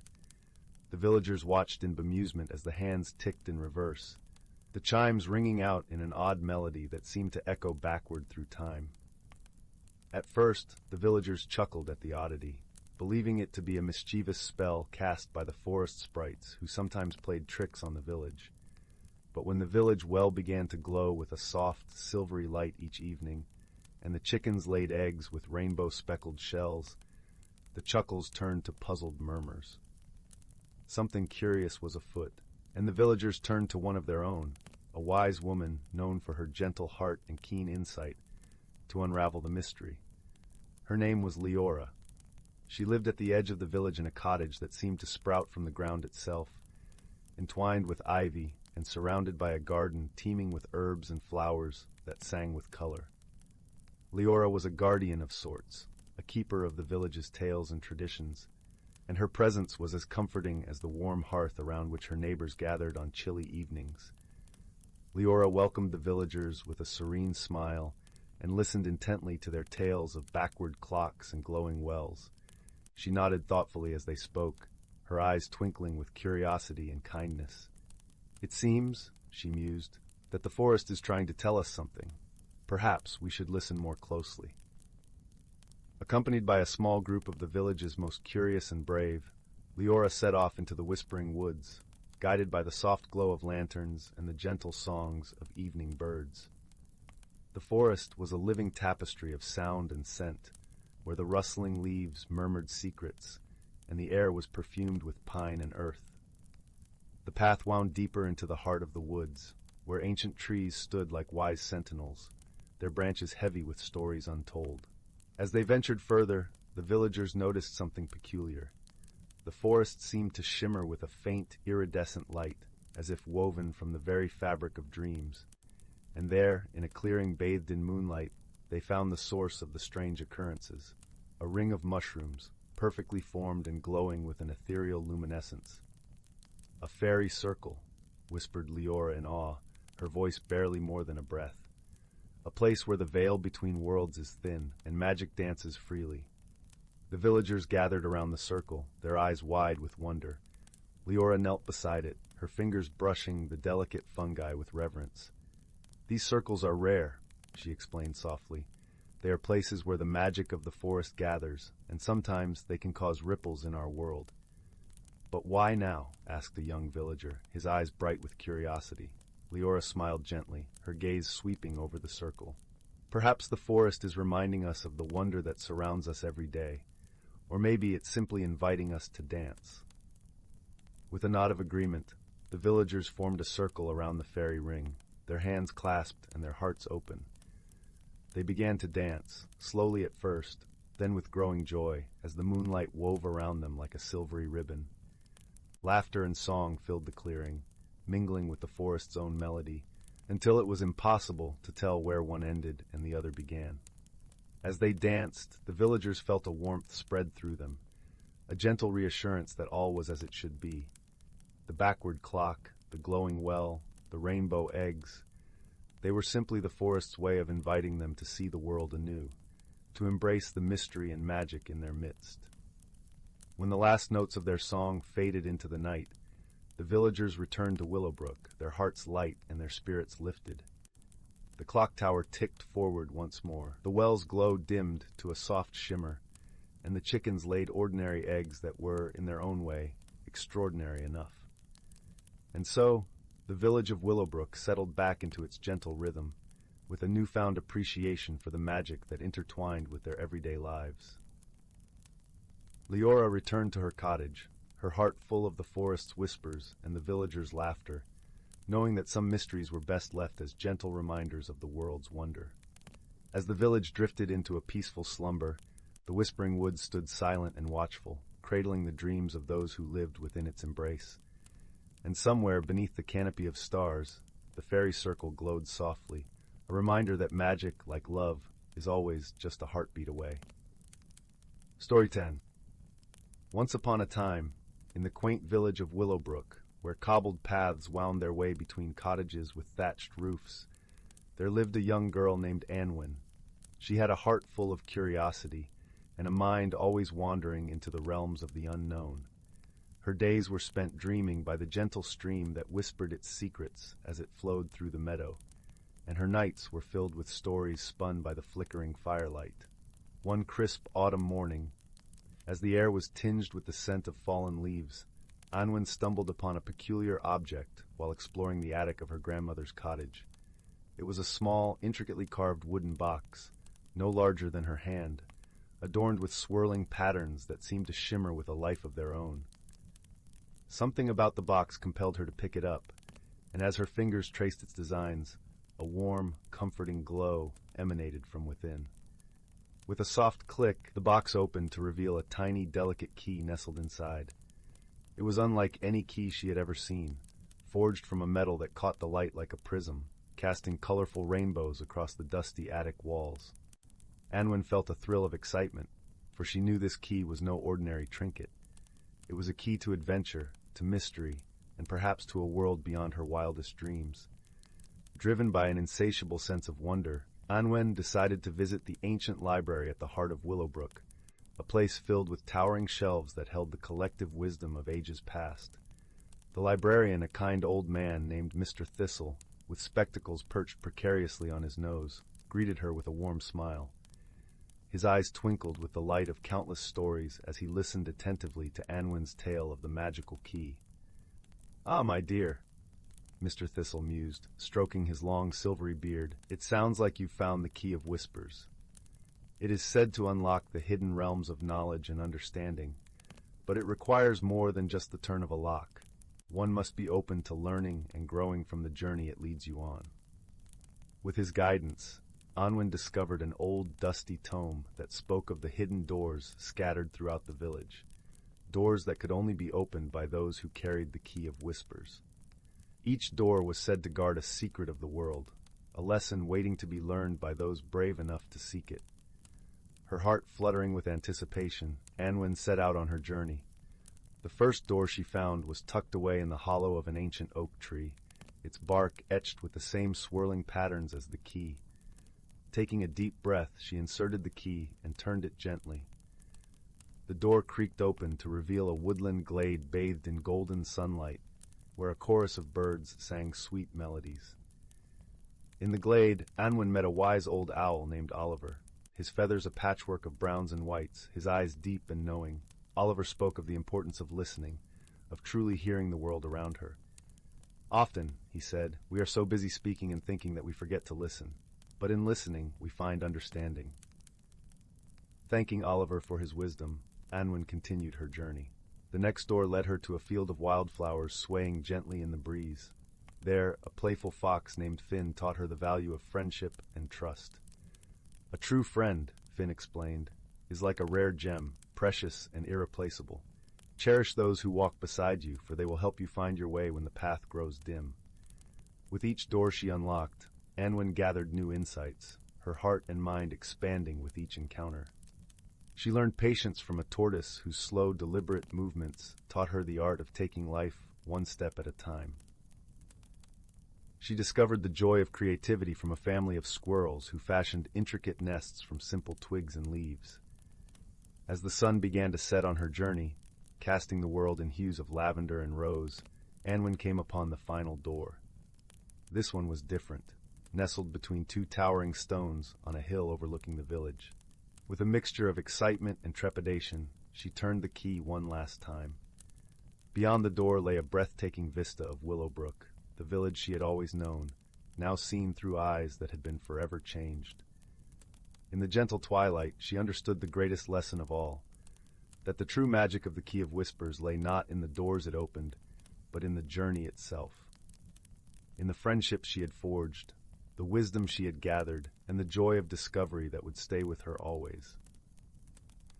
Anwen returned home that evening with a heart full of gratitude, the little wooden box safe in her pocket. She knew she would cherish the key's lessons forever, and perhaps one day share its magic with another curious soul ready to embark on their own journey of wonder.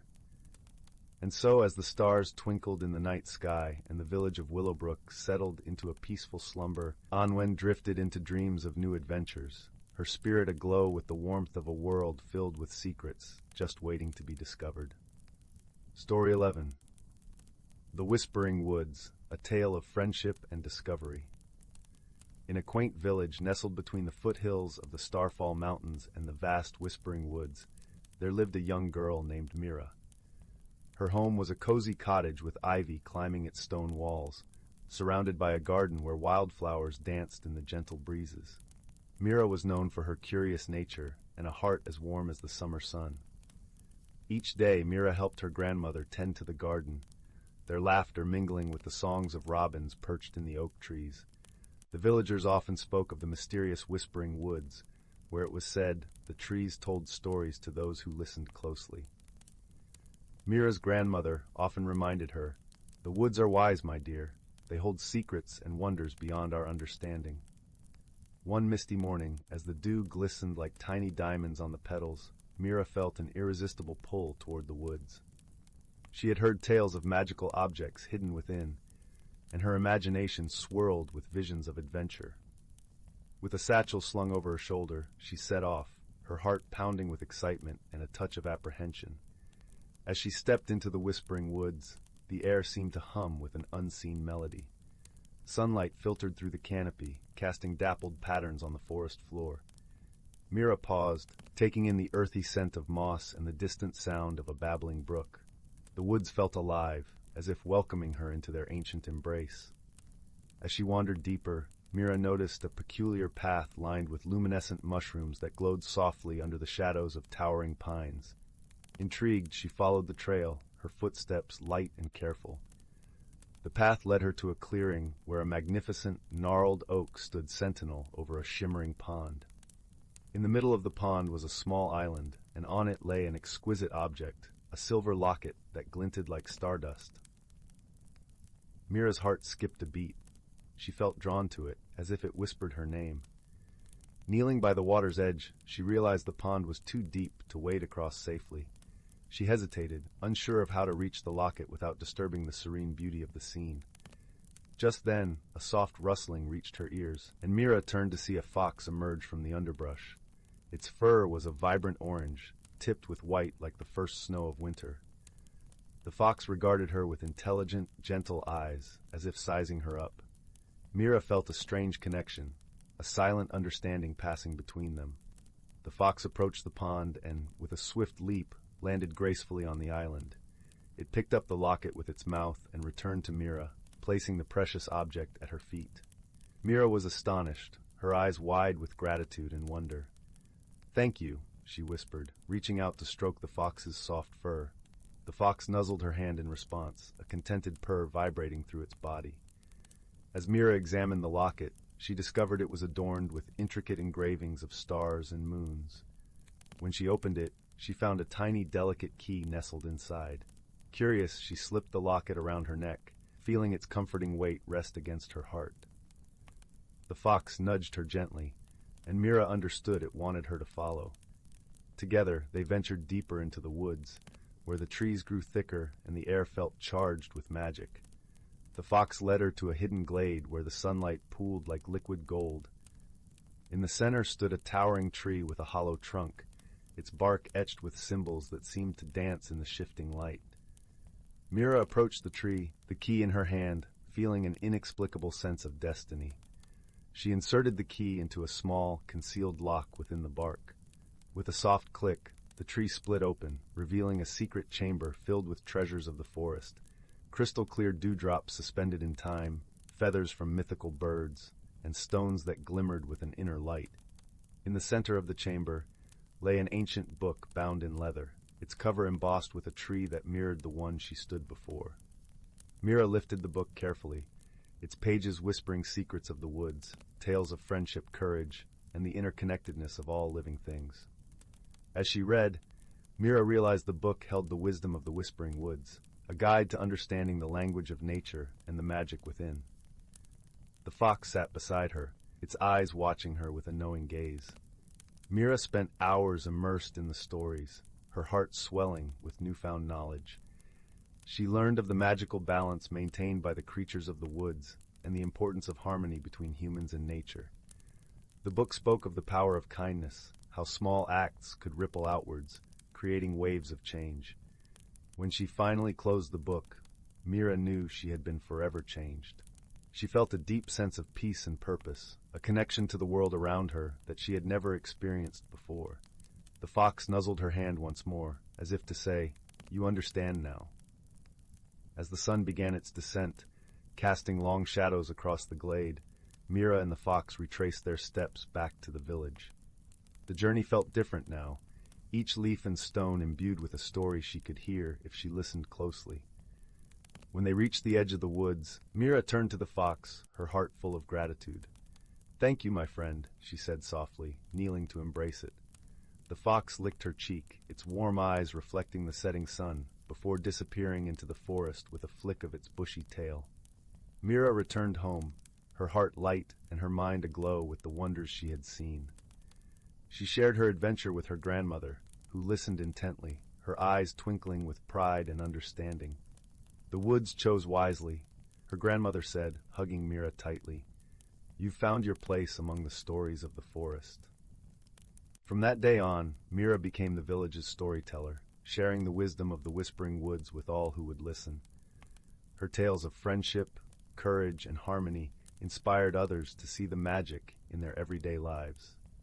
And though the fox was never seen by the villagers, Mira knew it watched over her, a silent guardian of the secrets they shared, a reminder that true friendship and understanding could bridge even the most unlikely of bonds.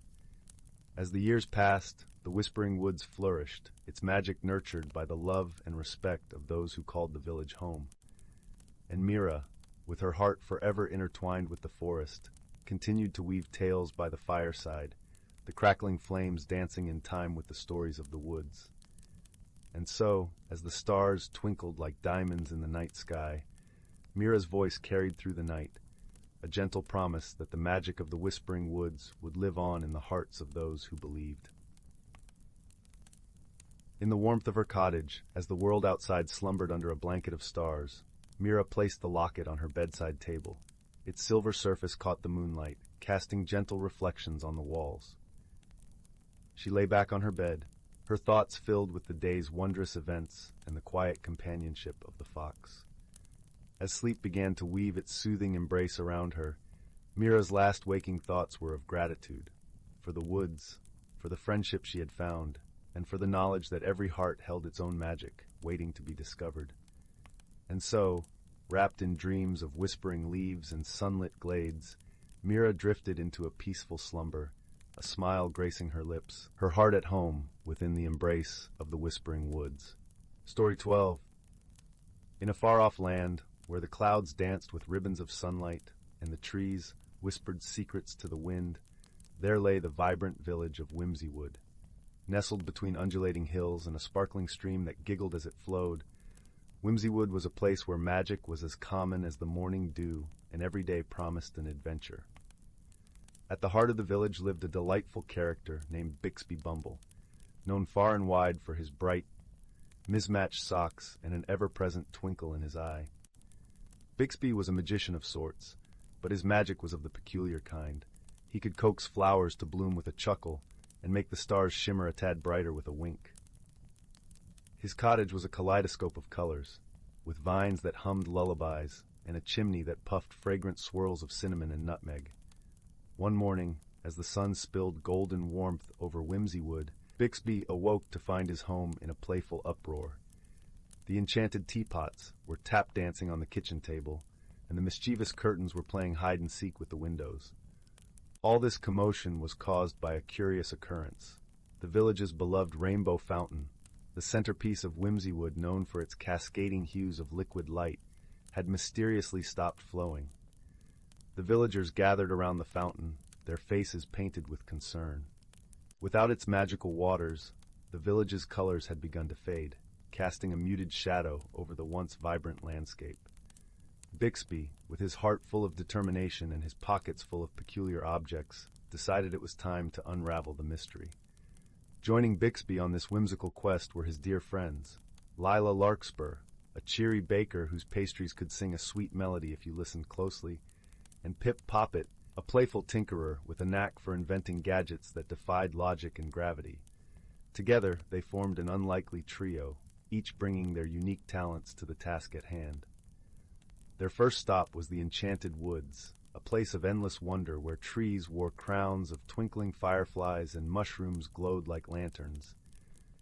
As they wandered deeper into the woods, the trio stumbled upon a curious sight, a gathering of moonbeams, trapped in a tangled web of silvery cobwebs.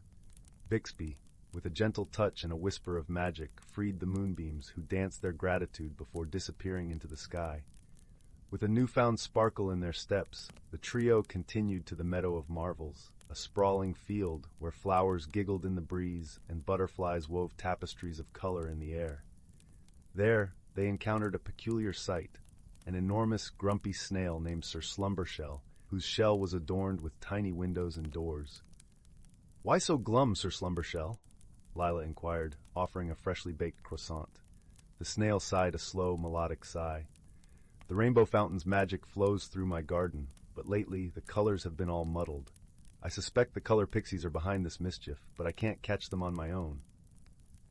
Eager to help, Bixby and his friends devised a plan. Pip crafted a gadget from odds and ends, a contraption that gently caught the pixies' attention with twinkling lights and the sweet scent of Lila's pastries.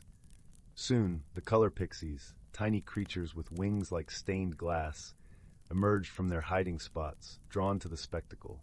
With a sprinkle of kindness and a dash of understanding, Bixby learned that the pixies hadn't meant any harm. They had accidentally tangled their magic while attempting to paint a celestial masterpiece in the sky. Bixby, Lila, and Pip, along with Sir Slumbershell, helped the pixies untangle their colors, restoring harmony to the palette of Whimsywood. In gratitude, the color pixies bestowed a gift upon Bixby and his friends, a magical paintbrush that could create rainbows with a single stroke. With a joyous heart, Bixby used the brush to reignite the rainbow fountain, sending vibrant arcs of color cascading through the village once more. As the village's hues bloomed back to life, the villagers rejoiced, their laughter ringing like bells. Whimsywood was once again a tapestry of cheer, with the rainbow fountain at its heart, a symbol of unity and joy. That night, as the stars twinkled like diamonds in the velvet sky, Bixby, Lila, and Pip gathered around the fountain. They shared stories and laughter, their hearts as light as the fireflies that danced around them. And in that moment, beneath the shimmering glow of 1,000 colors, Bixby knew that the real magic of Whimsywood lay not in spells or enchantments, but in the bonds of friendship and the simple joy of a shared adventure.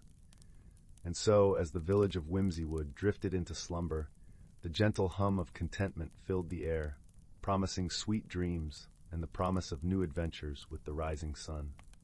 Story 13. Once upon a time, in a world where the air shimmered with magic and the trees sang softly in the breeze, there was a quaint little village named Meadowglade. Nestled in the heart of an emerald valley, the village was a tapestry of thatched cottages, winding cobblestone paths, and gardens overflowing with wildflowers. The people of Meadowglade were known for their kindness and their knack for noticing the little wonders in life. One evening, As the sun dipped below the horizon, painting the sky in hues of lavender and rose, a peculiar occurrence began to unravel. The villagers noticed that their beloved moonflower blooms, which only opened under the glow of the full moon, were closing unexpectedly early. This was quite unusual, for these delicate blossoms were known to dance open under moonlight, filling the night air with their sweet, calming fragrance. In the heart of the village, nestled between an ancient oak and a bubbling stream, lived a wise old woman named Amara. Her cottage was a haven of warmth, with a fireplace that crackled merrily and shelves brimming with books and trinkets from her many adventures. Amara was renowned for her wisdom and her gentle understanding of the world's mysteries. The villagers often sought her guidance, and on this peculiar night, they turned to her once more. As the villagers gathered in Amara's cozy sitting room, the soft glow of candlelight flickered on their faces. Amara listened intently as they described the strange behavior of the moonflower blooms. She nodded thoughtfully, her eyes twinkling with curiosity. "Perhaps," she mused, "there is more to this than meets the eye. Let us seek the counsel of the forest." Amara suggested that they visit the Enchanted Glade, a secret place deep within the Whispering Woods, where magical creatures gathered and the veil between worlds was thin. Accompanying Amara were two children from the village, Lena and Oliver, whose hearts were as bright as their spirits. Together, they embarked on their moonlit journey, with nothing but a lantern to light their path and the gentle hoot of an owl to guide them. The forest was alive with the sounds of night, leaves rustling in a rhythmic dance and the soothing chorus of crickets serenading the stars. As they walked, Amara shared stories of the forest's ancient magic, and the children listened with eyes wide with wonder. When they reached the Enchanted Glade, it was as if they had stepped into a dream. The air was filled with a soft, luminescent glow, and the gentle rustle of wings could be heard as tiny fireflies flitted about, casting a warm, golden light. In the center of the glade stood a majestic willow tree, its branches swaying like the arms of a benevolent guardian. From the shadows emerged a small, furry creature with twinkling eyes and a mischievous grin. It was a moonkin, a rare and magical creature known for its playful nature and its ability to speak in riddles. The moonkin looked at Amara and the children, and with a voice as soft as a whisper it said, "The flowers close to hide their face, but not from you or this gentle place. Seek the reason in the stars, where the answer is never far." Amara thanked the moonkin and pondered its words. She closed her eyes and listened to the symphony of the forest, allowing her thoughts to drift like leaves upon a gentle stream. The children watched, their curiosity piqued, as Amara murmured softly, "The stars, children, the stars. Let us look to the night sky." They lay upon the soft grass, gazing up at the heavens. The stars twinkled brightly, painting a tapestry of light across the velvet sky. As they watched, they noticed something extraordinary. The constellation of the moonlit hare, which usually sat high in the sky, had shifted ever so slightly. Its position was altered, casting a different light upon the world below. Amara smiled gently, understanding dawning in her eyes. "The moonlit hare guides the moonflower blooms," she explained. "Its light grants them the courage to open their petals and share their fragrance with the night. But tonight, its path in the sky is changed, and so the flowers close early, sensing a different rhythm." The children, enchanted by the revelation, nodded in understanding. They realized the subtle dance of the stars affected the world in ways they had never imagined. Amara, pleased with their discovery, spoke softly, "Nature is a wondrous tapestry, woven from countless threads. Each change, no matter how small, creates ripples that touch us all." With hearts lighter than before, they thanked the moonkin and bid farewell to the Enchanted Glade. The journey back to Meadowglade seemed shorter, for they were filled with a sense of wonder and a deeper appreciation for the world around them. When they returned to the village, Amara shared the story of their adventure with the villagers, who listened with rapt attention. The mystery of the moonflower blooms was solved, not through magic alone, but through understanding and a gentle observation of the world. As the villagers returned to their homes, Amara, Lena, and Oliver sat by the fire, sipping warm chamomile tea. The flames danced merrily, casting a comforting glow around the room. Amara's voice was soft and soothing as she spoke one last time. Remember, dear ones, that the world is full of mysteries waiting to be discovered. And sometimes, all it takes is a quiet moment and a willing heart to see the magic that lies within. With those words, the children drifted into a peaceful slumber, their dreams filled with stars and softly glowing blooms, the gentle rhythm of the forest lulling them into a restful night. And in the heart of Meadowglade, where kindness and curiosity reigned, the villagers slept soundly, comforted by the knowledge that they were part of a wondrous, magical world. Story 14. Once upon a time, in a quaint village nestled at the edge of a vast, whispering forest, there was a girl named Lily. Lily had a heart as warm as the sun and a curious mind that danced like the wind. Her days were spent exploring the meadows and woods that surrounded her home, where the air was always filled with the sweet scent of wildflowers and the gentle hum of bees. One crisp autumn morning, as the leaves crunched underfoot like a melody played by nature itself, Lily stumbled upon something unusual. It was a small, intricately carved wooden box, half buried beneath the roots of an ancient oak tree.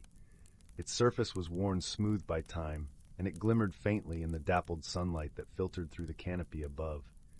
Gently, Lily lifted the box, feeling an inexplicable warmth spread through her fingers. She noticed a delicate latch on the side, and with a soft click, the box creaked open. Inside lay a single golden compass, but this was no ordinary compass. Instead of pointing north, its needle spun lazily, as if guided by a breeze only it could feel. Intrigued, Lily held the compass up to the light, and as she did, she felt a soft tug at her heart, a nudge that seemed to beckon her toward adventure. With a sense of wonder, she decided to follow wherever it led her. Her journey began with a path that wound through the forest, where the leaves whispered secrets of old as they danced in the air. She soon met her first companion, a wise old tortoise named Tobias, who was basking in a patch of sunlight. "Where does your journey take you, young one?" Tobias asked, his eyes twinkling with a kindness as deep as the forest. "I'm following this magical compass," Lily replied, showing him the gleaming object. "But I don't know where it leads." "Ah," Tobias mused thoughtfully, "perhaps it leads where your heart needs to go. May I join you? I have wandered these parts for many years and can share my stories along the way." Lily agreed, grateful for the company, and together they followed the compass's gentle pull. The path led them through fields of golden wheat that swayed like a sea under the sun, and over babbling brooks where the water sang a cheerful tune. As they traveled, Tobias shared tales of the land, of mountains that touched the sky, and valleys that cradled dreams. His stories were like threads, weaving a tapestry of wonder and wisdom that painted the world anew in Lily's imagination. One evening, as the sky blushed with the colors of twilight, the compass guided them to a clearing where a peculiar treehouse stood. It was built around a grand sycamore, its branches woven into the structure like the embrace of an old friend. Here, they met a lively squirrel named Pippin, who was busily organizing acorns. "Welcome, welcome!" Pippin chattered cheerfully. "What brings you to my humble abode?" Lily showed Pippin the compass, and the squirrel's bushy tail twitched with excitement. "A compass of heart," he exclaimed. "It knows the way to what truly matters. I shall accompany you, for I have a knack for finding things that are hidden." And so, with Pippin now part of their merry band, they continued their journey. The compass led them onward, through misty glades where the air was cool and refreshing, and past towering cliffs where the wind whispered ancient songs. As they traveled, Lily learned much from her companions. Tobias taught her the value of patience and the beauty of taking life slow, while Pippin showed her how to find joy in the small, overlooked wonders of the world. One day, as the sun dipped low in the sky, painting the world in hues of gold and amber, the compass brought them to the edge of a serene lake. Its surface was like glass, reflecting the heavens above and the forest around them. Yet as they stood there, they noticed something peculiar. Across the lake, a thick fog rolled in, obscuring the far shore. The compass needle pointed unwaveringly to the opposite side, where the fog hung like a curtain. "This must be our challenge," Lily said softly, understanding now that their journey had led them here for a reason. "Indeed," Tobias agreed, "but fear not, for together we shall find a way." Pippin, ever the optimist, scampered up to Lily's shoulder. Fog is but a veil, and veils can be lifted with a soft breeze of thought. With the wisdom shared by her companions, Lily realized that the fog was not just a physical obstacle, but a reflection of her own uncertainties. She closed her eyes and took a deep breath, feeling the warmth of the compass in her hand. With a newfound clarity, she spoke gently to the fog, not with words, but with the quiet strength of her heart. The fog began to thin, revealing a path across the water, as if responding to her inner calm and resolve. Together, they crossed the lake, the water lapping gently at their feet. On the other side, they found a meadow bathed in golden light. Here, the compass finally came to rest, its needle still. In that moment, Lily understood the true nature of her journey. It was not about finding a place, but about discovering the strength and wisdom within herself, guided by the kindness and friendship of those who had journeyed with her. As the sun set behind the hills, painting the sky in a tapestry of stars, Lily, Tobias, and Pippin sat together, feeling a deep sense of peace. The compass, now quiet and still, lay in Lily's lap, a reminder of the journey they had shared. And so, with hearts full of gratitude and eyes full of stars, they rested in the gentle embrace of night, knowing that wherever their paths might lead, they would always find their way, guided by the light of friendship and the compass of the heart. Story 15. In the gentle glow of twin moons, the sprawling galaxy known as the Celestial Drift lay in quiet slumber. Stars twinkled like scattered diamonds against the velvety expanse, and the only sounds were the faint whispers of solar winds brushing past ancient constellations. On the edge of this cosmic tapestry floated a small, unassuming spacecraft named the Star Whisperer, its hull shimmering softly in the starlight. Aboard the Star Whisperer, young Nira from the lush, vine-draped world of Floralis hummed a lilting tune as she tended to her collection of rare interstellar plants. Her skin, a soft, leaf green, glowed faintly under the cabin lights, and her fingers moved deftly among the blooms, coaxing them into vibrant life. Nira's people, the Florans, were known for their deep connection to nature, and their ability to communicate with plants was unmatched across the galaxy. In the adjacent compartment, a low, rhythmic hum emanated from the ship's engines, where Dart, a tech-savvy mechanic from the crystalline planet of Makara, was busy tinkering. Dart's form was angular and metallic, his body composed of interlocking plates that glistened with an iridescent sheen. Although his appearance was starkly different from Nira's, his heart was filled with the same curiosity and kindness that defined true friendship. The Star Whisperer was on a mission to the planet of Varenthia, a place renowned for its majestic crystal forests and ethereal landscapes. Nira and Dart had been paired together by the Galactic Exchange Program, a project designed to foster unity among the diverse species of the galaxy. Although their initial meeting had been polite, an invisible wall of misunderstanding stood between them, largely due to their contrasting backgrounds and habits. As the ship continued its voyage, a sudden jolt shook the cabin, pulling Nira from her reverie. Dart's voice crackled over the intercom, laced with concern. "Nira, we've encountered an unexpected asteroid field. I'll need your help to navigate through this." Nira hurried to the control deck, her heart racing. As she settled into the co-pilot seat, she flashed Dart a reassuring smile. "I can guide us using the plant sensors," she suggested, her voice calm yet determined. The Florans had developed a way to harness plant awareness to detect environmental changes, a skill that had saved many ships from disaster. Dart nodded, his metallic fingers flying over the controls as he adjusted the ship's trajectory. "I'll handle the manual override," he replied, trusting in Nira's abilities despite his lingering doubts about her methods. Together, they worked in tandem, Nira's calming presence complementing Dart's precise calculations. The asteroid field loomed ominously, dark shadows flitting across their path like mischievous phantoms. But with each passing moment, their coordination improved, a silent rhythm forming between them. As they emerged unscathed on the other side, a palpable sense of relief washed over the cockpit. Dart exhaled a breath he hadn't realized he was holding, his respect for Nira's unique skills growing. "That was impressive," he admitted, his voice tinged with newfound admiration. Nira's eyes sparkled with gratitude. "We make a good team," she replied, her words sincere and warm. Their journey continued, the bond between them slowly strengthening with each shared experience. They learned to appreciate the beauty in their differences. Dart marveled at Nira's ability to coax blooms from the barest slivers of light, while Nira admired Dart's deftness with technology, his touch capable of breathing life into inanimate machines.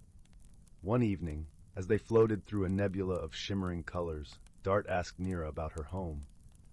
"What's it like on Floralis?" he inquired, his voice gentle and curious. Nira's eyes softened as she described the vibrant forests, the air filled with the heady scent of blossoms and the melodious songs of unseen creatures. "It's like living in a dream," she said wistfully, "where every leaf holds a story, and every breeze carries a whisper of ancient wisdom." Dart listened intently, the longing in Nira's voice resonating with him.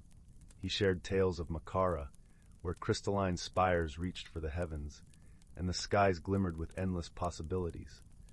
Though his world was starkly different, he found parallels in their stories, a shared appreciation for the wonders of their respective homes. Their conversations deepened, each revealing vulnerabilities and hopes they had never shared with others. They spoke of their dreams and fears, of their longing to belong and to be understood. Through laughter and quiet reflection, their friendship blossomed, nurtured by the gentle understanding that grew between them. As the Star Whisperer approached Varenthia, a sudden distress signal interrupted their peaceful journey. A nearby cargo vessel had been caught in a gravitational anomaly, its crew unable to break free. Without hesitation, Nira and Dart sprang into action, their previous misunderstandings forgotten in the face of a common goal. With Nira's guidance, they maneuvered the Star Whisperer alongside the distressed vessel, while Dart initiated a series of complex calculations to counteract the gravitational pull. Together, they devised a plan to transfer power from their ship to the cargo vessel, creating a temporary stabilizing field. The operation was delicate, requiring precise coordination and unwavering trust. As they worked side by side, a silent understanding flowed between them, a testament to the friendship they had nurtured. With each successful step, their confidence grew, until finally the cargo vessel was free, its crew safe and grateful. As they resumed their journey to Varenthia, a sense of fulfillment enveloped them. They had faced challenges and overcome them, not through individual prowess, but through the strength of their partnership. Their friendship had transformed from an awkward alliance into a bond as enduring as the stars themselves.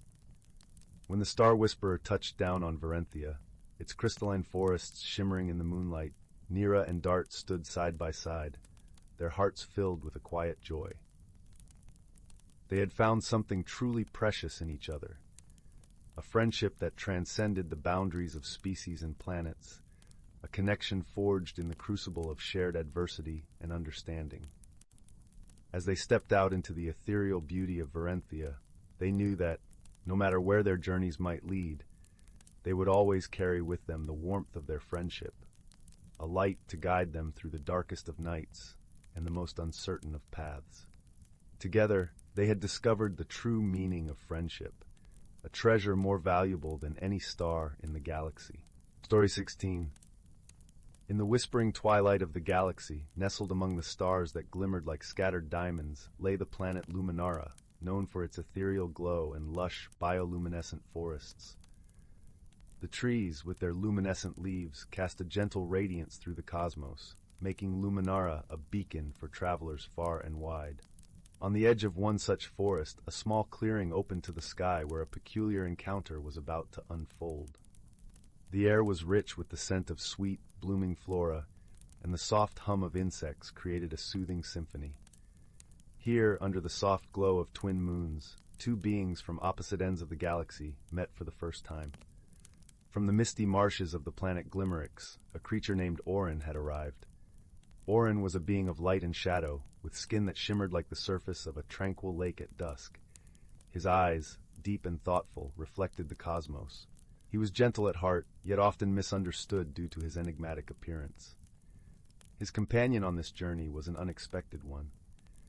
Talia hailed from the rocky, sun-drenched world of Solara, where the sun never set and the landscape was a tapestry of vibrant hues. Her form was sturdy, her skin a canvas of warm earth tones, and her eyes sparkled with curiosity and kindness. Talia was as bright and lively as the sun itself, a contrast to Oren's quiet, reflective nature. Their meeting had been one of chance, or perhaps fate. Both had embarked on separate quests to seek out the fabled Luminaran crystals, said to hold the power to heal worlds. The journey was fraught with challenges and required them to traverse the galaxy's many wonders and perils. Initially, their differences seemed insurmountable.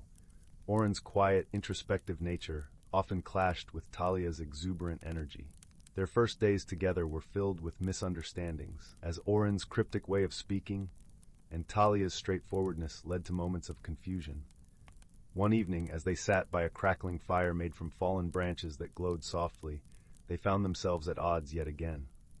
Oren, in his quiet way, had suggested a route through the dense forest, reading the patterns of light among the leaves.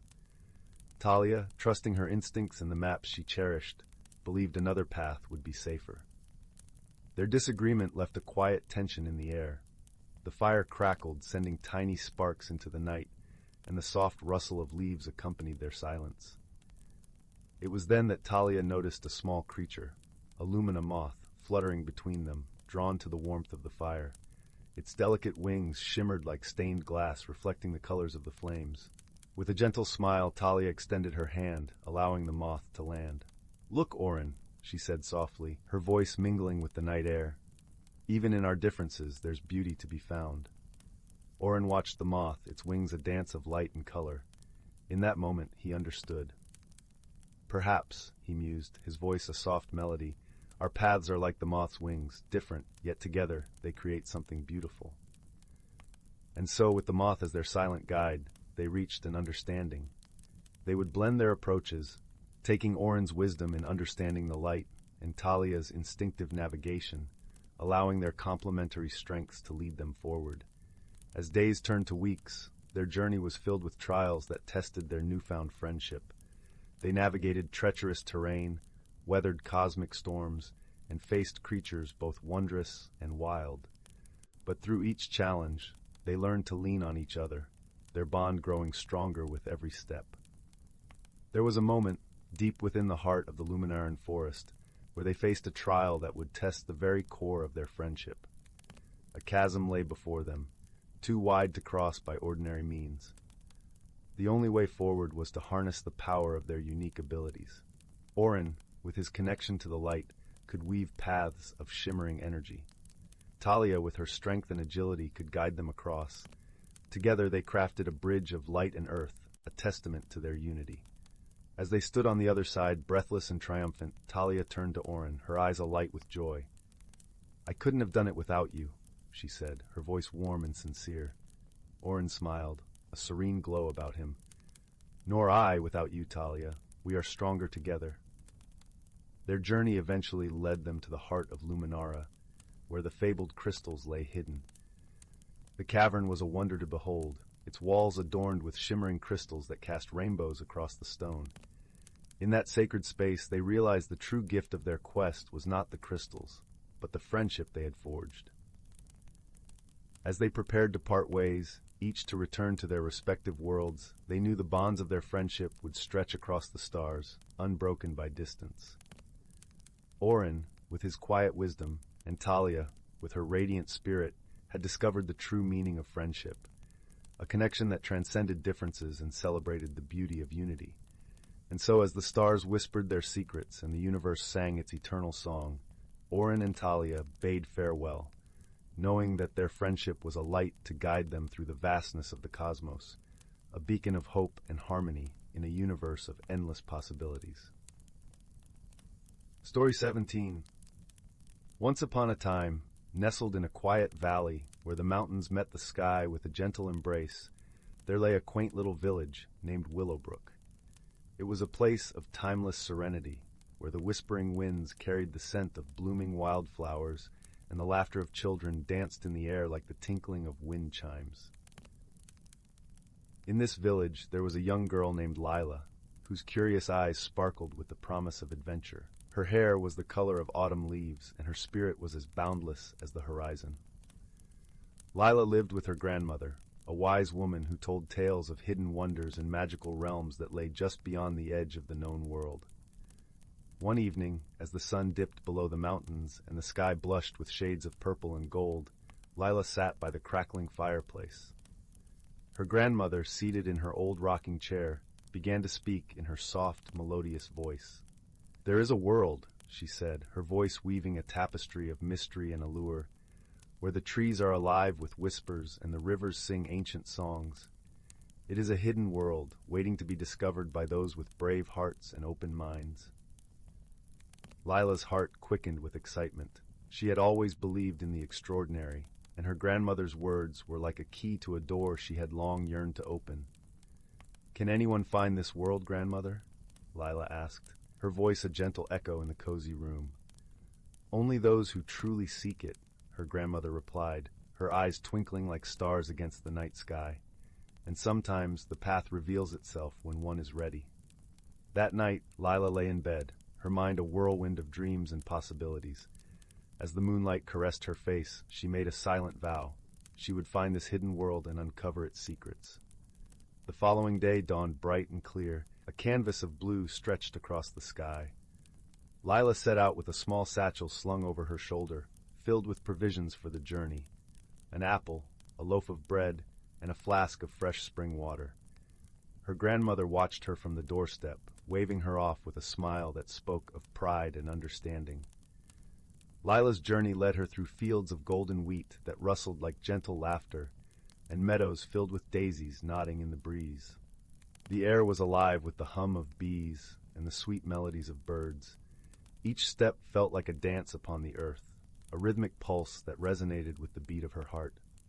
As the sun reached its zenith, casting a warm glow over the land, Lila arrived at the edge of the ancient forest that bordered the village. The trees stood tall and majestic, their branches entwined like the fingers of friends sharing secrets. A soft, inviting path wound its way into the depths of the forest, beckoning Lila forward. With a deep breath, she stepped into the embrace of the woodland. The air was cooler here, filled with the earthy scent of moss and pine. Sunlight filtered through the canopy in dappled patterns, painting the forest floor with splashes of gold. Lila wandered deeper into the forest, her senses attuned to every rustle and whisper. It was there, amidst the symphony of nature, that she first heard it, a soft, melodic hum, like the distant echo of a forgotten lullaby. Intrigued, she followed the sound, her footsteps light as she navigated the winding path. The melody grew stronger, leading her to a small clearing bathed in sunlight. In the center stood an ancient oak tree, its gnarled branches reaching skyward in a silent hymn. At the base of the tree lay a shimmering pool, its waters as clear as crystal. The melodic hum seemed to emanate from the pool itself, a gentle invitation to explore. Drawn by an irresistible urge, Lila leaned over the pool and gazed into its depths. The water shimmered with an otherworldly light, and as she watched, shapes began to form, a vision of a hidden realm, vibrant and alive. She saw lush landscapes where flowers glowed with iridescent hues, and streams flowed with liquid gold. Creatures of every kind frolicked in harmony, their eyes alight with wisdom and joy. As she continued to watch, a voice, soft and lilting, drifted from the water. "Seek the heart of the forest, where the oldest tree stands.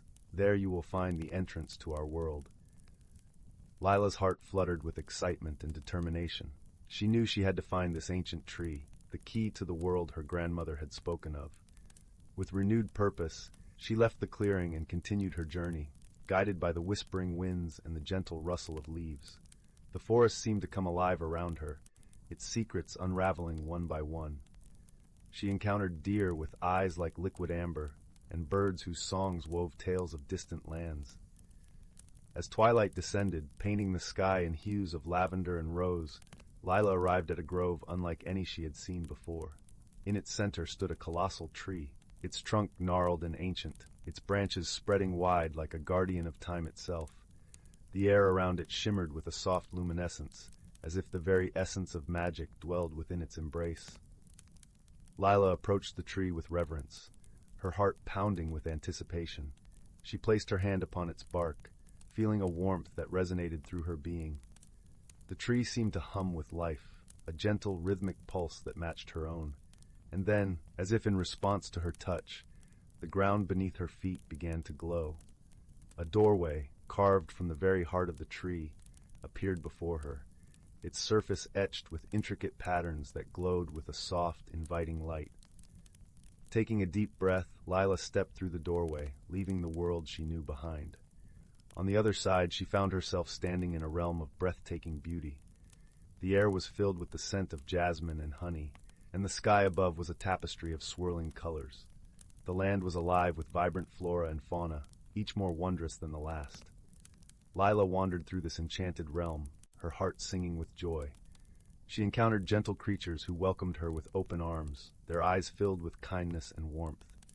There was Luna, a luminous fox whose fur shimmered like moonlight, and Orion, a majestic stag with antlers that glowed like stars. Together, they explored the hidden wonders of the realm, uncovering its secrets and sharing stories of their own worlds. Lila learned of the harmony that existed between all living beings, a delicate balance that was cherished and protected. As the days turned into weeks, Lila found herself growing and changing in ways she had never imagined. She learned to listen with her heart, to see the beauty in every moment, and to cherish the bonds of friendship that transcended time and space. One evening, as the sun set in a blaze of glory, Lila sat with Luna and Orion by a tranquil lake. The water mirrored the vibrant colors of the sky, and the air was filled with the gentle hum of life. "It's time for you to return, Lila," Luna said softly, her eyes filled with understanding. Lila felt a pang of sadness at the thought of leaving, but she knew in her heart that her journey was complete. She had found the hidden world, and in doing so, she had discovered the magic that lay within herself. With a heavy heart, she bid farewell to her friends, knowing that their bond would remain unbroken. As she stepped through the doorway once more, she carried with her the lessons and memories of her journey. Back in Willowbrook, Lila was greeted by the familiar sights and sounds of her village. Her grandmother welcomed her with open arms, her eyes shining with pride. "You found it, didn't you?"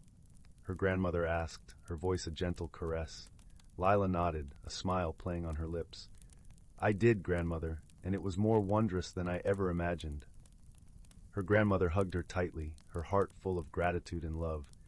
The magic of the world lies not just in hidden realms, but in the hearts of those who choose to see it. As the days turned into months, Lila shared her stories with the villagers, spreading the magic and wonder of the hidden world. She taught them to listen to the whispers of the trees, to find joy in the simple moments, and to cherish the bonds of friendship that enriched their lives. And so the village of Willowbrook thrived, its people living in harmony with the world around them. Lila's journey had changed not only herself, but also the hearts of those she held dear. As the years passed, Lila grew into a wise and gentle woman, her spirit as vibrant as ever. She became a storyteller, weaving tales of magic and wonder by the warmth of the fireplace, her voice a soothing melody that lulled children to sleep. And though she never returned to the hidden world, she carried its magic in her heart, a beacon of light that shone brightly in the darkness. For Lila had learned the greatest lesson of all, that the true magic of the world was not in distant realms, but in the love and kindness that dwelled within each of us. And so, with a heart full of gratitude and a spirit unburdened by fear, Lila lived a life of joy and wonder, her story echoing through the ages like a gentle lullaby, reminding us all of the magic that lies just beyond the horizon. The end. Story 18. In the heart of an ancient forest, where towering trees reached towards the heavens and sunlight danced through the canopy, a hidden world existed in perfect harmony. This was the realm of the forest folk, guardians of nature and keepers of ancient wisdom. Among the moss-covered logs and twisted roots dwelled the spritlings, tiny beings with gossamer wings and mischievous smiles. They flitted from blossom to blossom, ensuring the delicate balance of the forest's flora was maintained. Their laughter tinkled like wind chimes, carrying the whispers of the trees. Deeper in the forest's embrace, the noble tree folk stood as silent sentinels, their bark-clad bodies entwined with the very essence of the woods. Wise and patient, they watched over the cycles of life, their branches swaying in the gentle breeze, whispering ancient tales to those who would listen. High above, the cloud-weavers soared on feathered wings, their melodious songs calling forth the rains and guiding the winds. They were the custodians of the seasons, ushering in the vibrant blooms of spring, the verdant abundance of summer, the fiery hues of autumn, and the crystalline beauty of winter. Beneath the forest floor, the earth-shapers burrowed through rich soil, tending to the intricate network of roots and fungi that sustained the forest's life force. Their tireless labor ensured the harmonious exchange of nutrients, a symphony of growth and renewal. In a secluded glade where a crystal-clear stream bubbled and danced, the water-keepers held court. These graceful beings moved with the fluidity of the currents, their voices like the soothing murmur of a gentle brook. They safeguarded the purity of the waters, ensuring the forest's thirst was quenched and its inhabitants refreshed. As the seasons turned, the forest folk celebrated the changing tides of nature with reverence and joy. In spring, the spritlings orchestrated a dazzling display of blooms, painting the forest floor with a tapestry of vibrant hues. The cloud weavers heralded the arrival of summer with warm, gentle rains that nourished the land. When autumn's chill embraced the forest, the tree folk shared their wisdom, passing down ancestral tales as their leaves turned to flames of crimson and gold. And in the depths of winter, the earth-shapers coaxed forth the first tender shoots, reminding all that life endured, even in the coldest of times. One such winter, a young spriteling named Zephyr found herself drawn to the ancient tales of the tree folk. She listened, entranced, as the elders spoke of the Great Circle, the harmonious balance that bound all life together. It was a sacred dance, they said, where each creature played its part, ensuring the forest's well-being. Zephyr's eyes grew wide as the tree folk described the mystical aurora borealis, a celestial tapestry woven by the cloud weavers during the winter solstice. On this night, they whispered, the veil between realms thinned, and magic danced across the sky in shimmering waves of emerald and amethyst. Determined to witness this ethereal wonder, Zephyr set out on a journey, her tiny wings carrying her high above the frosted canopy. She marveled at the sparkling icicles that adorned every branch, each one a crystalline masterpiece, sculpted by the water-keeper's artistry. As night fell, the forest held its breath in anticipation. Suddenly, the heavens awakened, and the aurora borealis unfurled across the sky like a shimmering curtain. Zephyr gasped in awe, her eyes reflecting the kaleidoscope of colors that danced and swirled above. In that moment, she understood the true depth of the Great Circle, the intricate tapestry that bound all life together. The spritlings tended the blooms, the tree folk shared their wisdom, the cloud weavers guided the seasons, the earth shapers nurtured the soil, and the water keepers quenched the forest's thirst, each playing their part in perfect harmony. As the aurora faded, Zephyr's heart swelled with reverence for the ancient ways. She knew then that she would carry forth the tales of the Great Circle, ensuring the forest folk's sacred bond with nature endured for generations to come. In this timeless realm, where magic and reality intertwined, the hidden lives of the forest folk continued, guardians of nature's delicate balance, keepers of wisdom, and stewards of the Great Circle's eternal dance. Story 19. In the quiet village of Willowbrook, nestled between ancient oak trees and rolling hills, there lived a gentle soul named Marin. Each morning, the sun would cast a golden glow over the dew-kissed fields, and the air would be filled with the soft, earthy scent of moss and wildflowers. Despite the idyllic surroundings, Marin found herself unsettled, caught in the tender struggle of change. For as long as she could remember, Marin had felt a deep connection to the land. She spent her days tending to her small garden, where vibrant blooms of lavender and chamomile thrived under her care. Yet, a restlessness stirred within her heart, a yearning for something beyond the boundaries of her familiar world. One evening, as twilight draped the village in a soft, silvery light, Marin wandered into the enchanted forest. The forest was a place of whispered legends, where moonlight danced through the leaves, and secrets lingered in the cool, fragrant air. It was here, beneath the canopy of ancient trees, that Marin hoped to find clarity.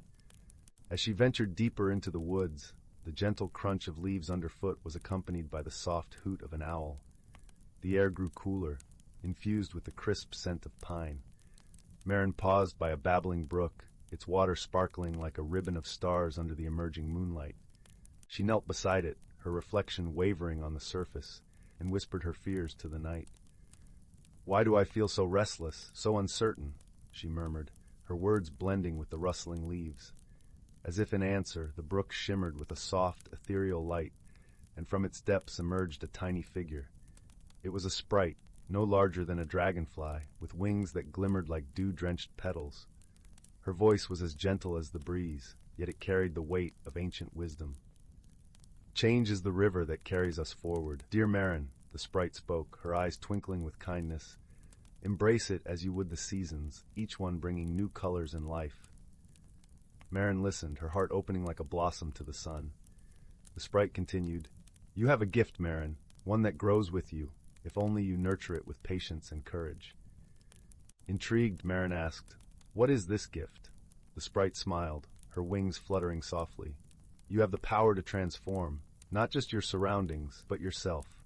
Trust in your journey, and you will find the answers you seek. With those words, the sprite vanished, leaving Marin with a newfound sense of wonder and resolve. As she made her way back through the forest, she noticed how the moonlight painted everything in a serene silver hue, and how the night air was filled with the sweet scent of blooming night jasmine. Back in her garden, Marin began to see her world anew. She realized that just as her plants grew and changed with the seasons, so too did she. With each passing day, she embraced her restlessness as a sign of growth, nurturing her dreams as tenderly as she did her flowers. Her neighbors, wise and gentle souls who had known Marin since she was a child, noticed the change in her. They offered their support and shared stories of their own journeys, tales woven with threads of wisdom and friendship. Marin listened, her heart swelling with gratitude for the community that surrounded her. One day, as the first snowflakes of winter began to fall, Marin gathered her courage and decided to expand her garden. She planted seeds of new, unfamiliar flowers, ones that promised vibrant colors and scents come spring. Each seed was a promise to herself to embrace change, to grow with the seasons. As the snow blanketed the village, Marin found joy in the quiet beauty of winter. Her heart, once troubled, now brimmed with peace and anticipation. She had learned to see change not as an end, but as a beginning, a chance to discover new facets of herself. When spring finally unfurled its green tendrils across Willowbrook, Marin's garden burst into a riot of color. The new flowers bloomed alongside her beloved lavender and chamomile, each one a testament to her journey of transformation. And Marin, now radiant within her peace, understood the true magic of the sprite's words. Change, she realized, was the gentle hand guiding her toward her true self, and in embracing it, she had found a harmony she never knew possible. As she stood in her garden, the sun warm upon her face, Marin knew that she too had blossomed. And so, under the watchful gaze of the ancient oaks and the soft murmur of the brook, Marin's heart settled into a tranquil rhythm, content in the wisdom of her journey, and ready for whatever the seasons of life would bring next. Story 20. Once upon a time, nestled in the gentle folds of a verdant valley, there lay a quaint village called Willowbrook. The village was surrounded by a lush tapestry of emerald forests and meandering streams, where the air was always sweet with the scent of blooming honeysuckle and the rustle of leaves murmured ancient tales.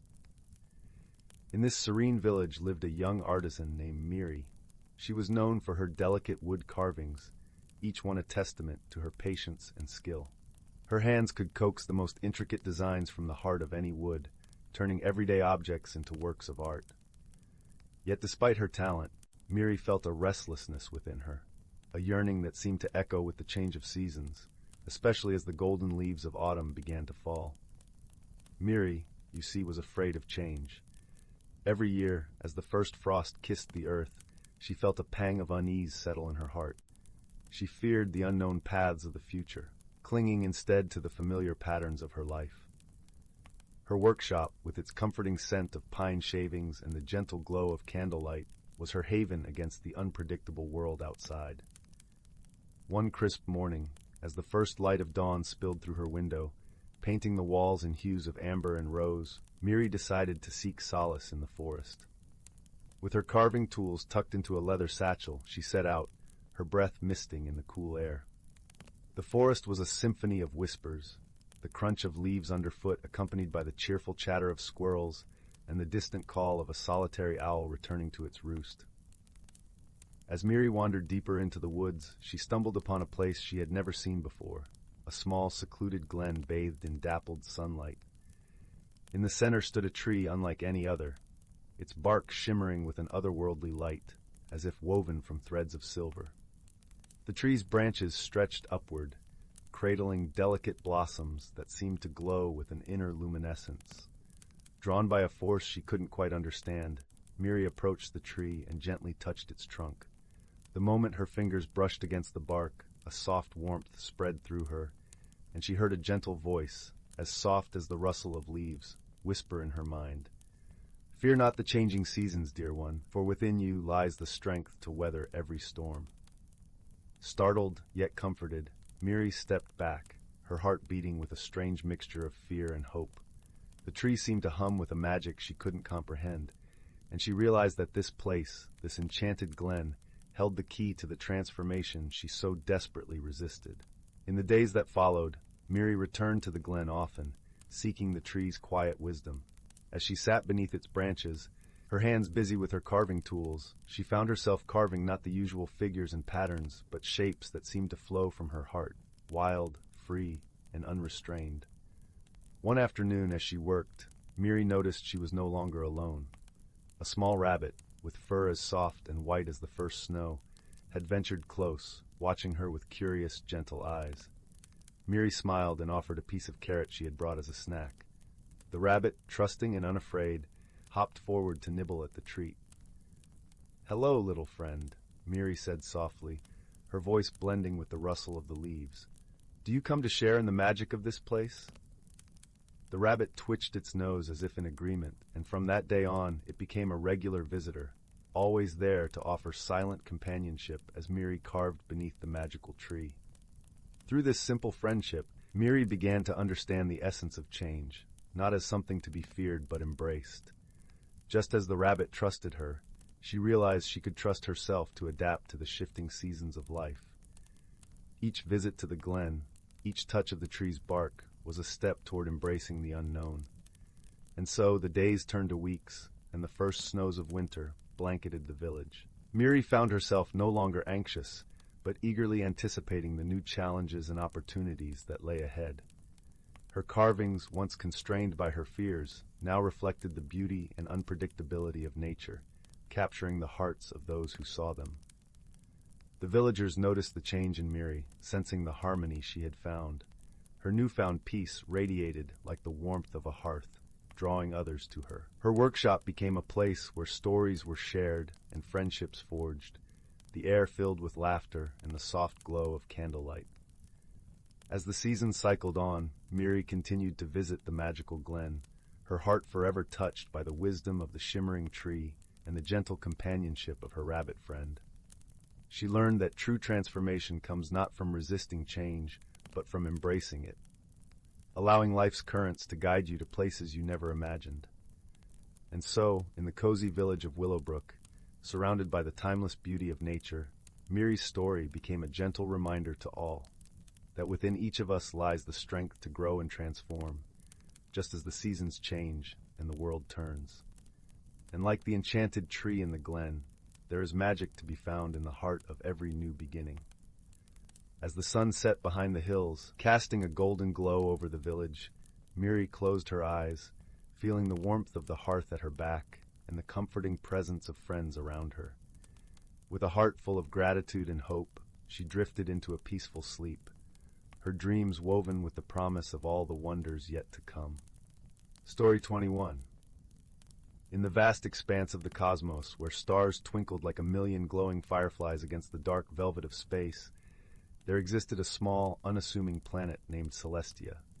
Its skies shimmered with pastel hues, and gentle breezes carried the sweet scent of flowering lumina trees, whose blossoms sparkled like tiny stardust lanterns.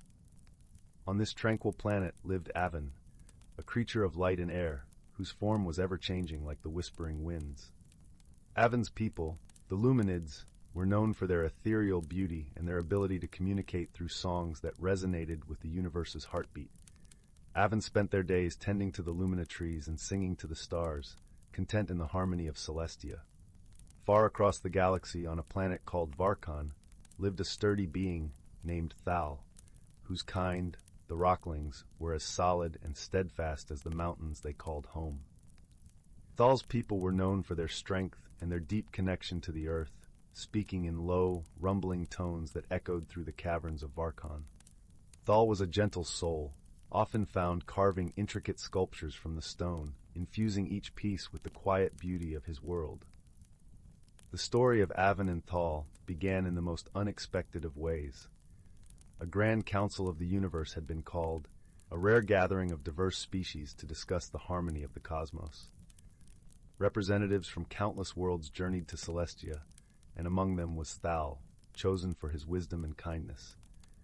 When Thal arrived, the Luminids greeted him with songs of welcome, their voices weaving a tapestry of sound that shimmered in the air. But Thal, unaccustomed to such ethereal communication, felt a pang of unease. His own deep, rumbling voice seemed out of place amidst such delicacy, and he feared he might inadvertently cause offense with his clumsiness. Avon, ever curious and eager to learn, was drawn to Thal's solid presence and the mystery of his world. Yet their initial encounters were marked by misunderstandings. Avon's light, airy movements were seen by Thal as unpredictable and confusing, while Thal's slow, careful gestures appeared to Avon as reluctance or disinterest. But the universe, in its infinite wisdom, had a way of guiding hearts toward understanding. As the council progressed, Avon and Thal found themselves paired together for a task: to journey into the heart of Celestia's forests to gather the lumina blossoms needed for a ceremonial offering. The path through the forest was a symphony of rustling leaves and the subtle glow of bioluminescent plants. As they walked, Avon's shimmering form danced through the dappled sunlight, while Thal's steady footsteps left gentle impressions in the soft earth. At first, they moved in an awkward silence, each unsure of how to bridge the gap between their worlds. It was Avon who broke the silence, their voice a soft melody that hung in the air like a tender caress. "Tell me, Thal, what stories does your world hold? What songs do the stones sing?" Thal paused, his heart warmed by Avon's genuine curiosity. "Our songs are of strength and endurance," he rumbled, his voice like distant thunder. "We sing of the mountains that stand against time, and of the rivers that carve their own paths." Avon listened, their luminous eyes wide with wonder. "And do the mountains and rivers speak to you as the stars do to us?" Thal nodded, a slow smile spreading across his rugged features. "In their own way, yes, they teach us patience and resilience." As they continued their journey, they began to share more of their worlds, of the joys and challenges that defined their lives. Avon spoke of the joy found in the ever-changing skies of Celestia, while Thal spoke of the comfort in the unyielding strength of stone. When they reached the grove of lumina trees, they worked together to gather the blossoms. Avon's light touch ensured the blossoms remained unharmed, while Thal's strength allowed them to reach the highest branches. As they worked, a gentle understanding began to blossom between them, like the lumina flowers they gathered. Their task completed, they sat together beneath the twinkling canopy, their differences fading into the background as they shared stories and laughter. In that moment, they discovered the beauty in their contrasts, the way their unique strengths complemented one another. As they returned to the council, their bond became evident to all. Avon's ethereal songs blended harmoniously with Thal's deep, resonant tones, creating a melody that spoke of unity and friendship. The council recognized the power of their collaboration, inspiring a renewed sense of harmony among the diverse gathering of species. In the days that followed, Avon and Thal remained close companions, their friendship a testament to the power of understanding and empathy. They taught each other the songs of their worlds, finding joy in the shared music that transcended the stars. And so, as the universe continued to turn, Avon and Thal's tale echoed across the cosmos, a gentle reminder that true friendship knows no bounds, and that the heart's language is one of understanding and kindness. Beneath the vast, starry skies, their bond became a beacon of hope, a light that shone brightly in the dark tapestry of the universe. In the quiet moments of night, when the world held its breath and the stars whispered their secrets, Avon and Thal would sit together, sharing stories and dreams, their hearts intertwined in a friendship as enduring as the stars themselves. and in those moments they found a peace that transcended the boundaries of their worlds, a comfort that would guide them through all the journeys yet to come. Story 22. In a galaxy where stars twinkled like scattered jewels on a velvet canvas, two worlds spun in their separate orbits, each unaware of the other's quiet rhythms. On the lush, verdant planet of Viridia, life burgeoned in every conceivable shade of green. Towering trees whispered secrets in the wind, and rivers sang as they wound through emerald forests. It was here where a gentle being named Lani made her home. Lani, with her leaf-like skin that shimmered under the sun, was as much a part of her world as the roots that tangled beneath her feet. Far across the cosmos, on the crystalline planet of Lithara, the air was crisp and cold, and the landscapes were sculpted from ice that glistened like diamond dust. Here lived Zor, a creature of shimmering facets, whose body reflected the myriad colors of the auroras that danced across the Litharan skies. Zor was a being of solitude, content to wander the icy plains and ponder the mysteries etched into the frozen expanses. Fate, however, had a curious way of weaving destinies together. It began with a celestial disturbance, a comet whose icy tail swept dangerously close to both planets, causing temporary chaos. Lani, driven by her instinct to nurture, climbed into a small, battered spacecraft, an ancient relic of her ancestors, to investigate the damage done to her beloved Viridia. Simultaneously, Zor, intrigued by the comet's icy composition, ventured into his own vessel to study this rare celestial visitor. The universe had plans beyond mere observation. As their ships danced through the cosmos, they found themselves entangled in the comet's gravitational pull. Spiraling together into a distant, uncharted region of space, their ships collided gently, merging into a single entity. The unforeseen encounter left them marooned on a tiny, forgotten moon, a place of quiet beauty, where silver sands met a lavender sea under the glow of twin moons. At first, their meeting was marked by confusion. Lani, with her heart full of worry for her home, could not understand Zor's fascination with ice and cold. Zor, on the other hand, was puzzled by Lani's warmth and her ceaseless need to nurture every living thing. Misunderstandings clouded their initial interactions, each seeing the other through the lens of their own experiences. But necessity is a powerful teacher. The moon, though beautiful, was devoid of sustenance. Together they began to explore, learning to communicate with gestures and the shared language of survival. Lani's knowledge of plants and healing was complemented by Zor's understanding of crystalline structures and energy. They discovered that by combining their abilities, they could coax life from the barren soil, creating a small oasis where once there was none. As days turned into weeks, small acts of kindness paved the way to understanding. Lani crafted a shelter from the moon's silvery sands, her touch infusing it with warmth.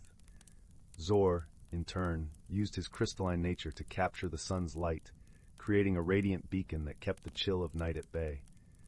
They shared stories of their worlds, each tale a thread that wove their lives together into a tapestry of friendship. In these quiet moments, they found solace in their differences. Lani learned to appreciate the beauty of ice, how it could transform light into an endless spectrum of colors. Zor, in witnessing Lani's nurturing spirit, discovered the joy of life's vibrant chaos. The challenges they faced, storms that swept across the moon, meteors that threatened their fragile sanctuary, were met with a unified strength born of mutual respect and affection. One evening, as the moons cast twin shadows across the sands, Lani and Zor sat together, their hearts beating in a shared rhythm. The air was filled with the soft hum of the universe, and they knew, without words, that they had found something precious. Friendship, they realized, was not about sameness, but about embracing the light and shadow within each other, weaving them into something new and beautiful. Eventually, the comet's passing ended, and their ships, repaired with patience and ingenuity, were ready to return them to their worlds. As they prepared to part, Lani and Zor exchanged tokens of their time together, a vibrant leaf imbued with warmth and a crystal that shimmered with captured light, symbols of the bond they had forged. With a final embrace, they promised to meet again, knowing that the distance between their worlds was nothing compared to the closeness of their hearts. As their ships took flight, they carried with them not just memories, but the understanding that true friendship is a journey, one that transcends the stars and unites even the most unlikely companions. And so, beneath the watchful eyes of two moons, Lonnie and Zor returned to their worlds, forever changed by the warmth of their shared adventure. In the quiet of their hearts, they carried a piece of each other, a reminder that even in the vastness of the universe, connection could be found and cherished, a gentle lesson written in the stars. Story 23. In the heart of the whispering woods, nestled between the rustling silver birches and murmuring streams, lay the village of Willowbrook. It was a place where the air always seemed perfumed with the scent of lavender, and the skies were painted with hues of soft pastels during both dawn and dusk. The villagers lived in quaint cottages with thatched roofs, each one adorned with colorful flower boxes that spilled over with blossoms of every kind. Life in Willowbrook was usually peaceful, with days marked by the gentle hum of bees and the soft coos of doves. But recently, something peculiar had begun to stir.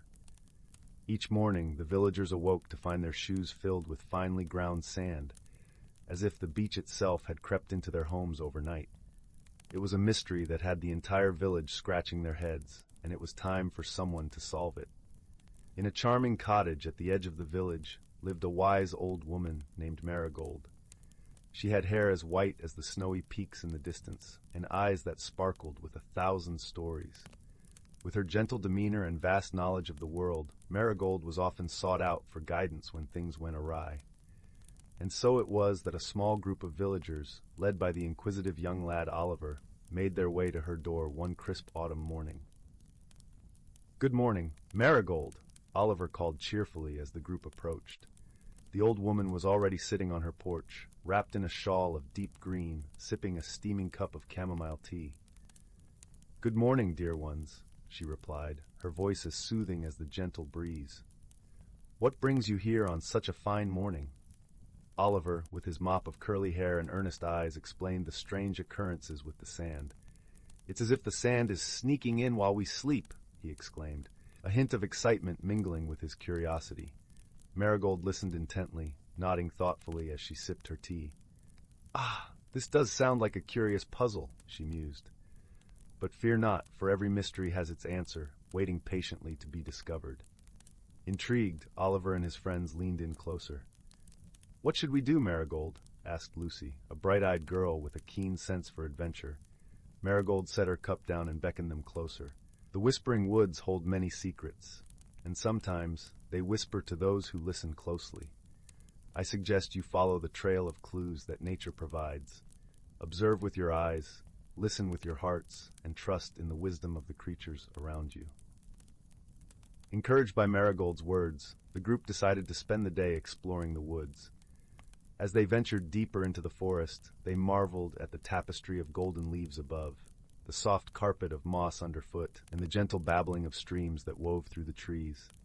It wasn't long before they encountered their first helper, a small, iridescent dragonfly hovering near a cluster of wildflowers.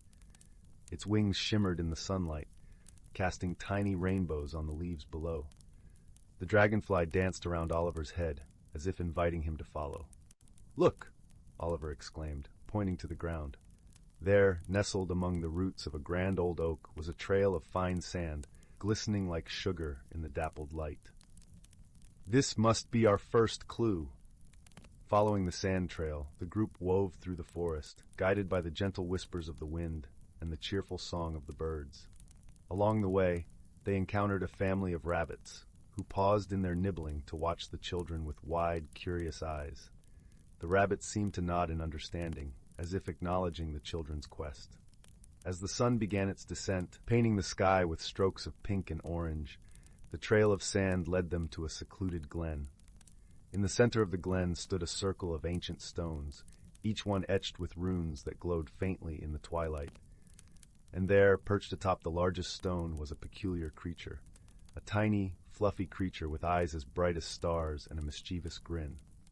It was a sylph, a spirit of the air, known for its playful nature and love of mischief. The sylph twirled in the air, showering the children with a cascade of golden sparkles. "Welcome, young adventurers," it chimed in a voice as light as the breeze. "I see you've followed the trail to my humble abode. I confess it was I who sprinkled the sand, an invitation, if you will, to meet new friends.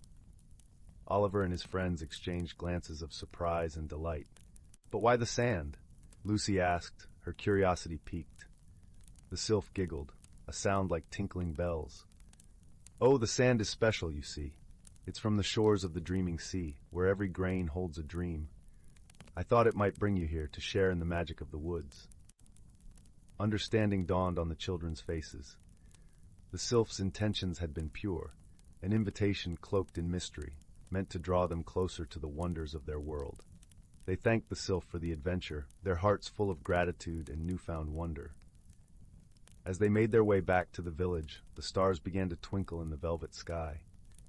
The mystery of the sand had been solved, and with it, the children had gained a deeper appreciation for the magic that surrounded them every day. Back at her cottage, Marigold welcomed them with warm mugs of spiced apple cider and soft woolen blankets. As they settled in, the glow of the hearth casting a gentle light, Oliver recounted their journey, and Marigold listened with a knowing smile. "And so, dear ones, you've discovered the secret the woods wish to share," she said, her voice filled with warmth. "Remember, the world is full of wonders, waiting patiently for curious hearts to seek them out." The children nodded, their eyes heavy with sleep, but their spirits light with joy. As they drifted into slumber, wrapped in the cozy embrace of Marigold's cottage, the whispers of the woods lulled them into dreams filled with laughter and light.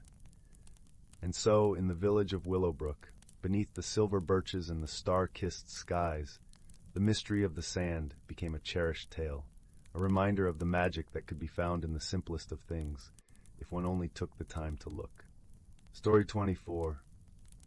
In the quaint village of Luminara, nestled deep within the gentle embrace of the whispering woods, there resided a myriad of creatures and people who thrived under the soft glow of silver moonlight and the gentle kiss of the sun. The village was a tapestry of cobblestone paths and thatched cottages, each with a chimney puffing out tendrils of sweet-scented smoke. The air was filled with the aroma of freshly baked bread and a hint of lavender from the fields beyond, where butterflies danced like living jewels. In this village lived a young girl named Isla, whose heart was as warm as the sunlit meadows she loved to explore. Isla had an insatiable curiosity and a knack for noticing the little things that others might overlook. Her deep brown eyes sparkled with the light of 1,000 stories yet to be told, and her laughter was like the tinkling of delicate chimes in the wind. One afternoon, as Isla wandered through the woods collecting wildflowers, she noticed something peculiar. The gentle, babbling brook that usually sang a merry tune was strangely silent. The water, which usually sparkled as it caught the sun's rays, lay still and murky. The leaves of the ancient oaks whispered stories to one another in hushed tones, as if they too were puzzled by the brook's sudden change. Isla knelt beside the brook, her fingers brushing against the cool water. What could have happened here? She mused aloud, her voice a gentle ripple in the silence. As if in answer, a soft flutter of wings caught her attention. A tiny, luminescent fairy landed gracefully on a nearby leaf, her wings shimmering like dew-kissed spider silk. Her name was Leora, a wise and gentle creature known throughout Luminara for her profound knowledge of the woods and its secrets. "Dear Isla," Leora began, her voice as light as a summer breeze, "it seems the heart of the brook has lost its song. Something is amiss within the forest, and it is up to us to discover the cause." Isla nodded, her curiosity piqued. "But where do we start?" she asked, glancing around at the towering trees and the brook's silent waters. Leora fluttered her wings thoughtfully. "The forest speaks in whispers and signs. We must listen closely and observe the world around us. Come, let us seek the counsel of the wise oak." The wise oak stood at the heart of the whispering woods, its gnarled branches stretching high into the sky. Its bark was etched with the stories of centuries, and its roots delved deep into the earth, as if drinking in the wisdom of ages past. As Isla and Leora approached, a gentle rustling came from the tree's ancient branches, and a deep, soothing voice spoke. "Ah, young Isla and dear Leora," the wise oak rumbled, "I sense your concern for our brook. Indeed, a shadow has fallen upon its waters." "What could have caused this, wise oak?" Isla asked, her voice tinged with both wonder and concern. The brook's song has been silenced by a misplaced pebble, lodged where the waters flow deepest, the wise oak explained. This pebble is no ordinary stone. It holds a whisper of magic, drawn from the dreams of the forest's creatures. If left unaddressed, it will dampen not only the brook's song but the spirit of the woods.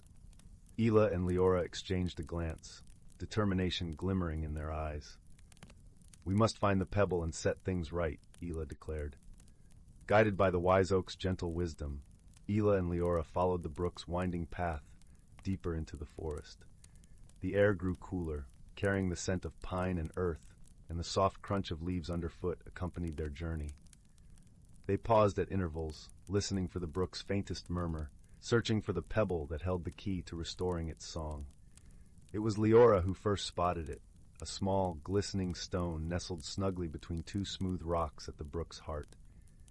Its surface shimmered with an ethereal light, like the glow of stars reflected in a midnight sky. "That must be it," Ela whispered, her heart fluttering with excitement. With gentle fingers, Ela reached into the cool water, feeling the pebble's smooth surface against her skin. As she lifted it from its resting place, a soft melody began to weave through the air, delicate and pure as a bird's song at dawn. The brook's song returned, growing stronger with each passing moment, its waters sparkling once more as they danced over the stones. The forest seemed to breathe a sigh of relief, the leaves rustling in a joyful chorus. Ela and Leora shared a smile, their hearts light with the joy of their accomplishment.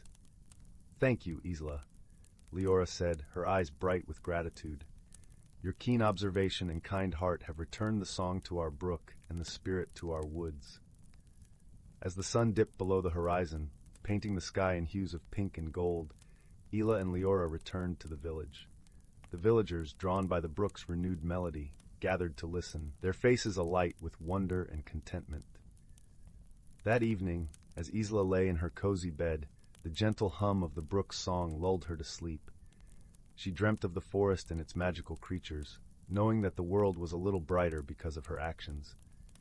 And so, in the village of Luminara, where the moonlight danced upon the cobblestones and the stars twinkled like fireflies, the brook sang its song once more, a reminder of the power of friendship, wisdom, and the gentle magic that lay within the heart of a curious young girl.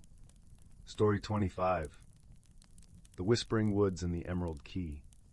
In a quaint little village named Fern Hollow, nestled in the embrace of verdant hills and whispering woods, life unfurled with the steady, gentle rhythm of seasons. The village was known for its tapestry of wildflowers that danced in the meadows and a brook that sang lullabies to the moon. The heart of Fern Hollow was its forest, a place both revered and mysterious, where tales of magic and wonder weaved through the air like a gentle breeze. Our story begins with a young girl named Lila, whose heart was as spirited as the brook that whispered secrets to the forest.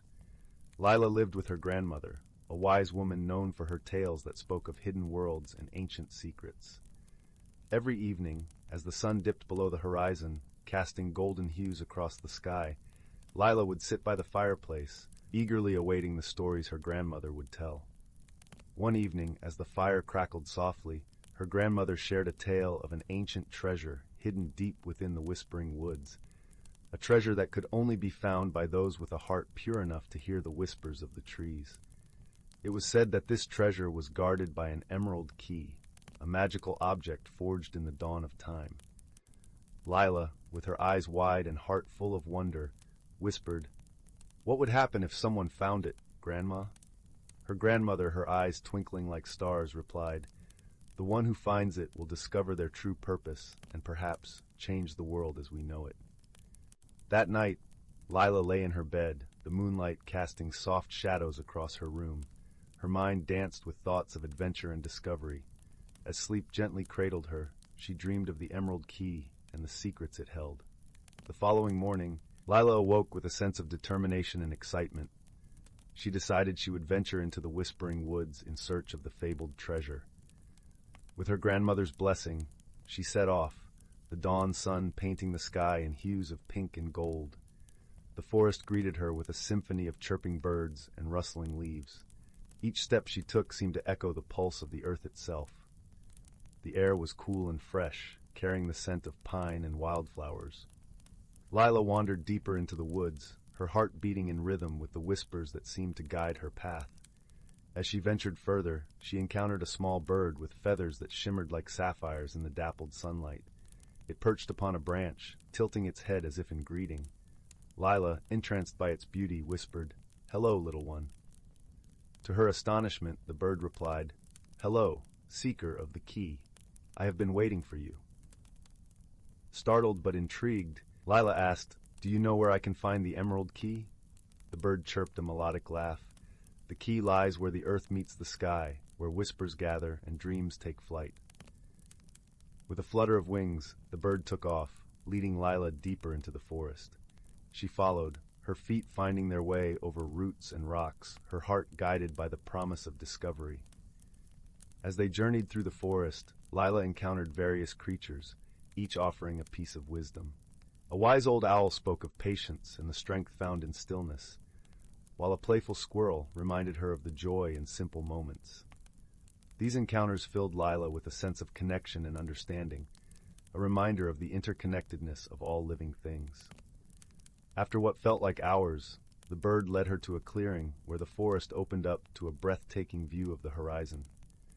The sky stretched endlessly, a canvas painted with the colors of dusk. In the center of the clearing stood an ancient tree, its bark etched with symbols that glowed softly in the fading light. The bird landed on a branch, looking at Lila with eyes that seemed to hold the wisdom of the ages. "Here," it whispered, "lies the path to the key." Lila approached the tree, her heart brimming with anticipation. As she touched the bark, she felt a warmth spread through her fingers, a gentle hum resonating from within the tree. Suddenly, the ground beneath her feet shifted, revealing a hidden staircase that spiraled down into the earth. With a deep breath, Lila descended into the depths, each step echoing softly in the silence. The air grew cooler and the light dimmer as she ventured further. At the bottom, she found herself in a cavern bathed in an ethereal green light. In the center of the cavern, suspended in a pool of crystal-clear water, floated the emerald key. It glowed with an inner light, casting shimmering reflections on the cavern walls.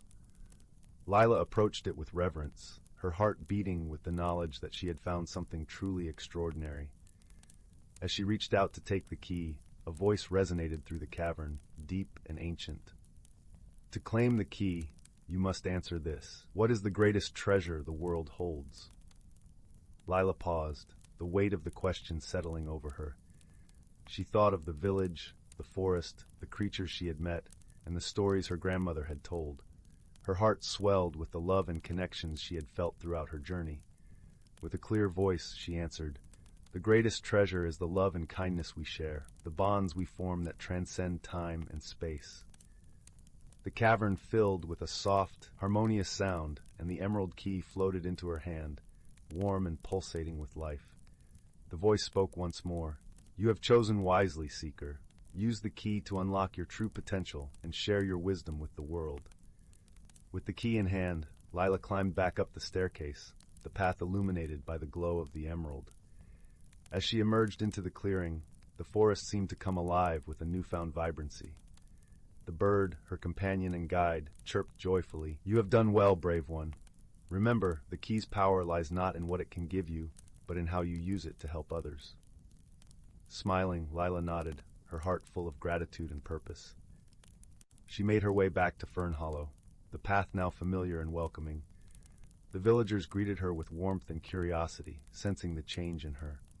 That evening, as the stars twinkled in the velvet sky, Lila shared her story with her grandmother by the fireplace. The flames danced, casting shadows that seemed to echo the magic of her journey.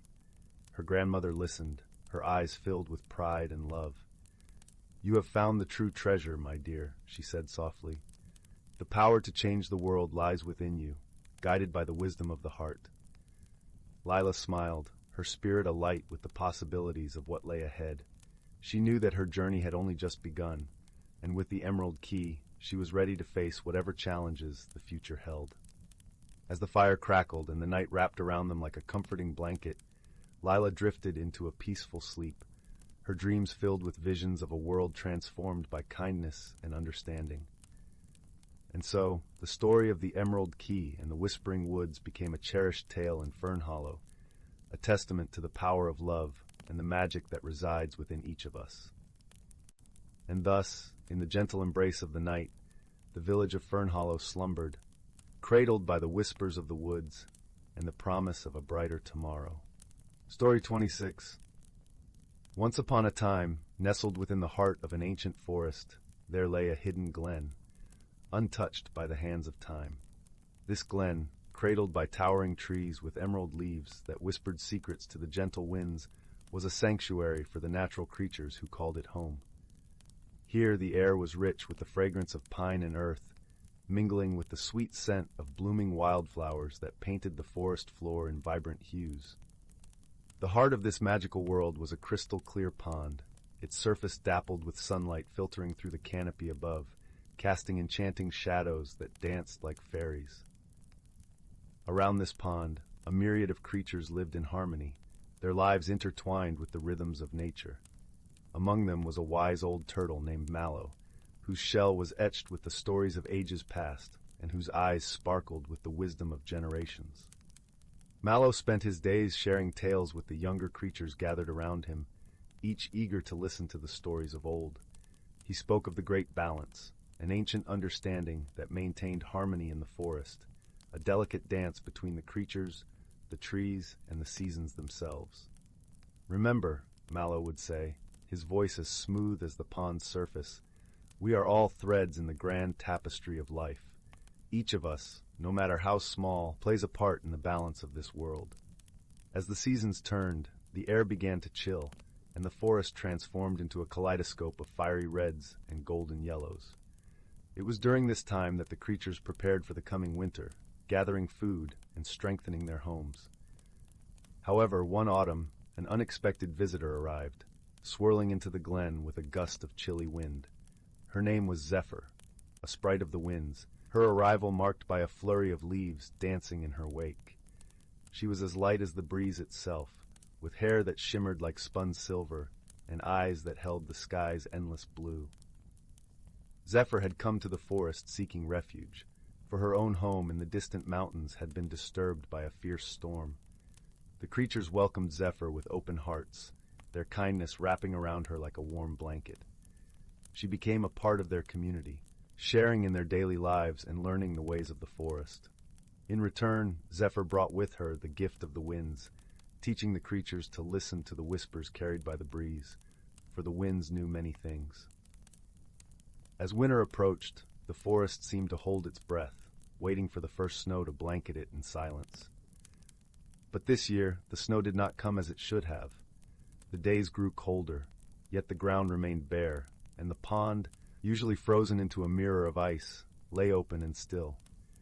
The creatures began to worry, for they knew the forest relied on the snow's gentle cover to nourish the soil and protect the seeds slumbering beneath. Mallow, sensing their unease, gathered the creatures around the pond under the light of the moon. "We must discover why the snow has not come," Mallow said, his voice steady and reassuring. "The balance is shifting, and we must set it right." Zephyr stepped forward, her eyes alight with determination. "I will seek the answer," she offered, "for the winds are my kin, and they may have heard whispers of the snow's delay." With a nod of agreement from Mallow, Zephyr took to the skies, her form blending seamlessly with the night winds. She traveled far and wide, listening to the wind's tales until she reached the peak of the tallest mountain, where the North Wind resided. The North Wind, an ancient and formidable force, greeted her with a booming voice that echoed across the valleys. "Why do you seek me, little Zephyr?" he asked, his breath a cold gale that ruffled her hair. "I seek the truth of the missing snow, great North Wind," Zephyr replied, her voice unwavering. "The forest is in need, and the balance must be restored." The North Wind sighed, a sound that reverberated like thunder. "The snows are held back by a barrier of warmth, a lingering heat from the summer's end. It is the work of the sun's fiery child, Solara, who has yet to yield her reign to the winter." Zephyr listened closely, understanding the task before her. She thanked the North Wind and returned to the forest with the news. The creatures gathered, their breaths hanging in the crisp air as they listened. We must reach Solara and persuade her to release the snow, Zephyr explained. But we cannot do it alone. We need the strength of the forest and its creatures to show her the importance of the great balance. Together, the creatures devised a plan. Each offered their unique gifts, Mallow with his wisdom, the birds with their harmonious songs, the deer with their nimble grace, and even the smallest insects with their persistent diligence. They would create a spectacle of unity and harmony, a living tapestry that would speak to Solara's heart. On the day of Solara's arrival, the forest came alive with sound and movement. The birds sang in a chorus that echoed through the trees, while the animals danced in a graceful ballet across the forest floor. The winds, guided by Zephyr, wove through the branches, carrying the melody to the heavens. Solara, drawn by the symphony, descended from her golden chariot to witness the spectacle. Her presence was a radiant warmth that melted the frost in the air. She watched, enraptured by the harmony of the forest, each creature playing its part in the grand performance. Moved by the display, Solara approached Mallow, who stood at the center of the glen. "Why have you called upon me, wise one?" she asked, her voice a melody of warmth and light. Mallow bowed his head respectfully. "Great Solara, we beseech you to release the snow, for the forest is in need of its gentle embrace. The balance is askew, and only you can restore it." Solara considered his words, her gaze sweeping over the gathered creatures. She saw the love and unity that bound them, the delicate balance of their world. With a nod, she understood the lesson they had shown her. "You have reminded me of the importance of balance, dear creatures," Solara said, her voice softening. "I will yield the skies to winter so that your world may thrive once more." With a graceful gesture, Solara released her hold, and the skies opened, releasing a flurry of snowflakes that drifted gently to the earth. The forest sighed in relief, welcoming the snow's touch as it blanketed the ground, covering the seeds and promising new life come spring. The creatures rejoiced, their hearts swelling with gratitude and joy. Zephyr, watching the snow fall, felt a deep peace settle within her. She knew she had found a home among these kind-hearted creatures, a place where balance and harmony reigned. As the forest settled into its winter slumber, Mallow gathered the young ones around him once more, their eyes bright with wonder. "Remember this day, dear ones," he said softly, "for it is through wisdom and friendship that we overcome our greatest challenges and maintain the harmony of our world." And so the ancient forest continued to thrive, its creatures bound by the lessons of the great balance, their lives a testament to the wisdom passed down through generations. The snow, a blanket of peace, wrapped the forest in a gentle embrace, and all was well in the heart of the glen. Story 27. In the heart of the whispering woods, where the trees murmured secrets in the wind and the moonlight danced playfully upon leaf-strewn paths, there was a quaint little village named Thistlebrook. The village was tucked snugly between rolling hills and meandering streams that sang lullabies to the stars each night. The homes of Thistlebrook were charmingly crooked, adorned with mossy roofs and windows that glowed warmly like friendly eyes. The villagers of Thistlebrook were known for their kindness and camaraderie, living in harmony with the magical creatures that roamed the woods. One such creature was a wise old owl named Oliver, whose feathers shimmered silver under the moonlight. Oliver was known to offer guidance to those who sought his wisdom, perching high on the great oak at the center of the village square. One crisp autumn evening, as the golden leaves began to fall like gentle confetti, a peculiar series of events set the village abuzz. It began with the mysterious disappearance of the village's beloved weather vane, a whimsical creation shaped like a dragon, which had adorned the roof of the village hall for generations. The weather vane was not only a beloved symbol, but also a source of pride, having been crafted by the hands of the village's first blacksmith. The villagers gathered in the square, their breaths visible in the chilly air as they murmured their concerns. Among them was a young girl named Pippa, with a curious mind and a heart as warm as freshly baked bread. Pippa was known for her knack for solving puzzles and her keen eye for detail. She stood beneath the great oak, watching Oliver with a thoughtful expression. "I think this is something we can solve together," Pippa declared to the crowd, her voice calm and reassuring. With a bit of observation and a sprinkle of magic, we'll find our weather vane. The villagers nodded in agreement, their worries soothed by Pippa's confidence. Oliver, the wise owl, fluttered down to Pippa's shoulder, his eyes twinkling with encouragement. "Start where the trail begins," Oliver hooted softly. "Let the signs guide you." Pippa nodded, understanding that the first step would be to examine the rooftop where the weather vane once stood. She clambered up with the help of a sturdy ladder, the villagers watching with bated breath. As she reached the top, Pippa noticed something peculiar, a trail of sparkling dust leading away from the rooftop, vanishing into the woods. "This is fairy dust," Pippa announced, her voice carrying down to the villagers. "It looks like our weather vane might have been borrowed by some mischievous fairies." With a plan forming in her mind, Pippa descended the ladder and, with Oliver perched upon her shoulder, she ventured into the woods, following the trail of glittering dust. The villagers followed at a distance, their lanterns casting a warm glow that blended with the silvery moonlight. As they delved deeper into the forest, the woods became a tapestry of soft whispers and rustling leaves. Pippa led them to a clearing bathed in moonlight, where they discovered a gathering of fairies, their wings shimmering like stained glass in the night. In the center of their circle stood the weather vane, now adorned with tiny garlands of flowers. The fairies, realizing they had been discovered, paused their merriment and looked at Pippa with wide, innocent eyes. One fairy, with wings that sparkled like frost, fluttered forward.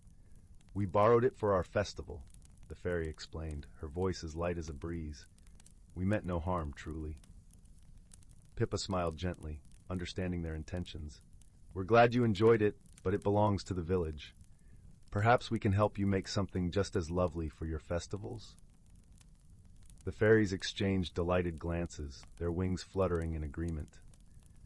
They returned the weather vane to Pippa, who carefully carried it back to the village, where it was received with joyful cheers.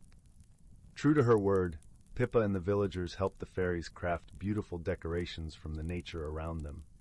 Twigs and leaves woven into intricate designs, glittering with dew and moonbeam magic. The fairies were overjoyed, and in gratitude they bestowed upon the village a charm of protection, ensuring bountiful harvests and gentle weather.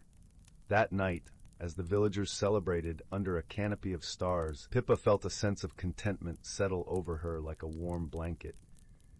She had learned that sometimes solving a mystery meant understanding and kindness, and that every challenge was an opportunity for friendship. As the fire crackled in the village square and the stories of the day wove through the air like a comforting song, Pippa knew that Thistlebrook would always be a place where magic and goodwill thrived hand in hand. And so, with hearts full and spirits high, the villagers of Thistlebrook drifted into peaceful dreams, knowing that their world was one of wonder and warmth. Story 28. Once upon a time, in a cozy valley nestled between misty mountains, there lived a village of gentle folk. They dwelled in thatched cottages, tended to bountiful gardens, and spent their evenings gathered around crackling hearths, telling tales and sipping elderberry cordial. One crisp autumn morning, young Willow skipped along the winding forest path as she did every day, wicker basket swinging at her side. She was on her way to collect mushrooms, berries, and other treasures from the whispering woods to share at that evening's storytelling circle. But when Willow reached her favorite mossy clearing, something seemed amiss. The toadstools she expected to find in a cheerful ring had vanished without a trace. Furrowing her brow, she set down her basket and began searching every nook and cranny. As she rummaged, she heard a faint giggle drift through the trees. Willow froze, straining her ears. "Hello?" she called tentatively. "Is someone there?" A tiny voice squeaked in response. "Over here, under the fern," Willow gasped as a minuscule figure no bigger than her thumb popped into view. It was one of the forest sprites, famous for their mischief and illusions. "You rascal!" Willow mock-scolded with a grin. "What did you do with my poor toadstools?" The sprite fluttered its gossamer wings and performed an aerial somersault, snickering all the while. "I haven't the foggiest idea, my dear, but something most peculiar is happening in these woods." Over the next few days, more strange occurrences emerged to delight and puzzle the villagers. Herbs grew in impossible abundance one morning, only to vanish into thin air by noon. Clouds of glittering pixie dust rained down without explanation, coating every surface in shimmering sparkles. And the local handyman frequently misplaced his tools, only to find them tucked into unlikely crannies like hollow trees or discarded ravens' nests. The folk grew increasingly mystified, yet none felt afraid. An air of magic had always hovered over their peaceful valley. Finally, Old Mother Maple, the village's wise woman and healer, called a meeting to investigate the enigma. As dusk fell, the townsfolk gathered around her cozy den, built of woven branches and shingles of fragrant cedar. "My friends," she said in her calm, lilting voice, "I believe a new family of forest sprites has taken up residence in our woods. They must be responsible for these delightfully puzzling pranks and displays we've been witnessing." The villagers murmured in excitement. Forest sprites were known for their powerful yet gentle magic and deep connection to nature. Having a colony nearby would be a great blessing. To welcome them properly, Mother Maple continued, we must solve the mystery they've laid before us. Only then will they reveal themselves fully. And so began a whirlwind of investigation. The villagers searched high and low, following trails of pixie dust and clusters of enchanted wildflowers. They pored over ancient books of sprite lore and woodland legend, and all the while the puzzling incidents continued to delight and intrigue. At long last, young Willow and her best friend Rowan stumbled upon a curious clue near the stream where iridescent trout swam in glittering shallows. There lay a tiny pair of footprints, no bigger than a hazelnut, leading between the embroidered roots of a massive willow tree. The two friends gasped in amazement. There, nestled in the gnarled bark high above, sat an intricately woven hamlet of twig and moss homes shimmering with dew. "The sprites! We've found their secret village!" Rowan exclaimed in a hushed whisper. "But however will we reach them way up there?" Willow wondered with a little crinkle of her brow. In that moment, a soft trill sounded beside them. Turning, they found a beautiful feathered friend, one of the forest's wise old owls, blinking placidly at them. "Perhaps I can be of assistance?" she hooted, spreading her magnificent wings. Willow and Rowan exchanged delighted grins and climbed gently onto the owl's broad back.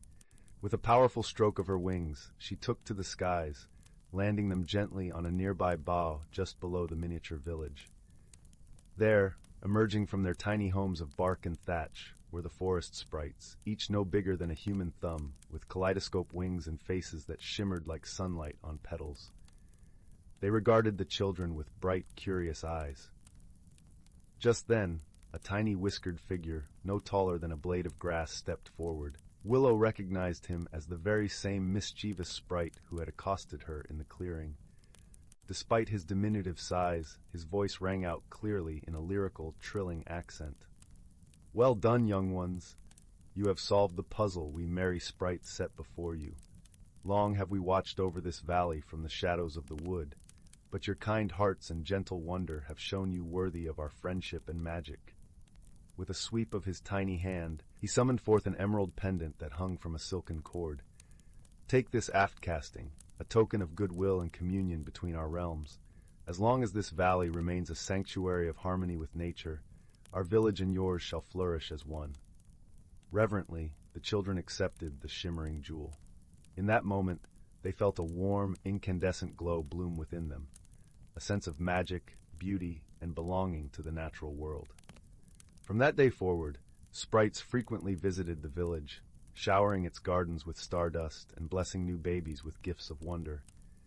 And the townsfolk became blessed caretakers of the forest, protectors of plants and stream, guardians of every bird and beast that made its home beneath the whispering boughs.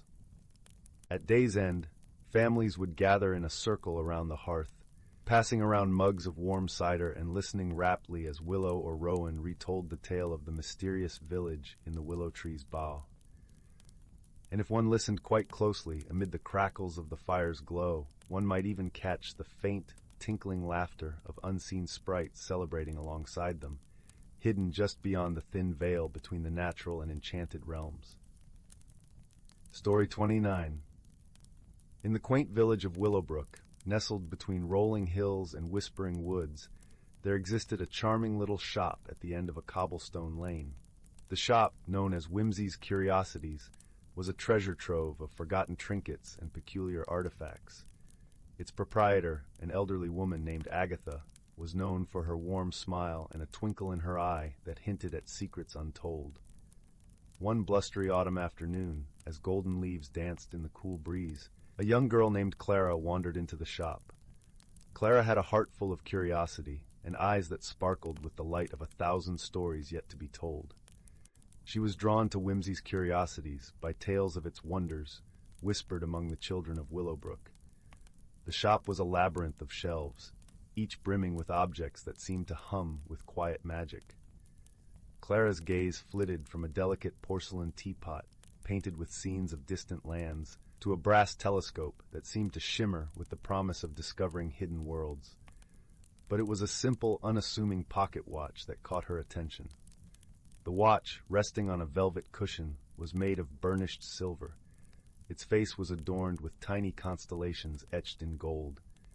As Clara reached out to touch it, the watch sprang open with a gentle click, revealing not the usual numbers, but an intricate map of the night sky.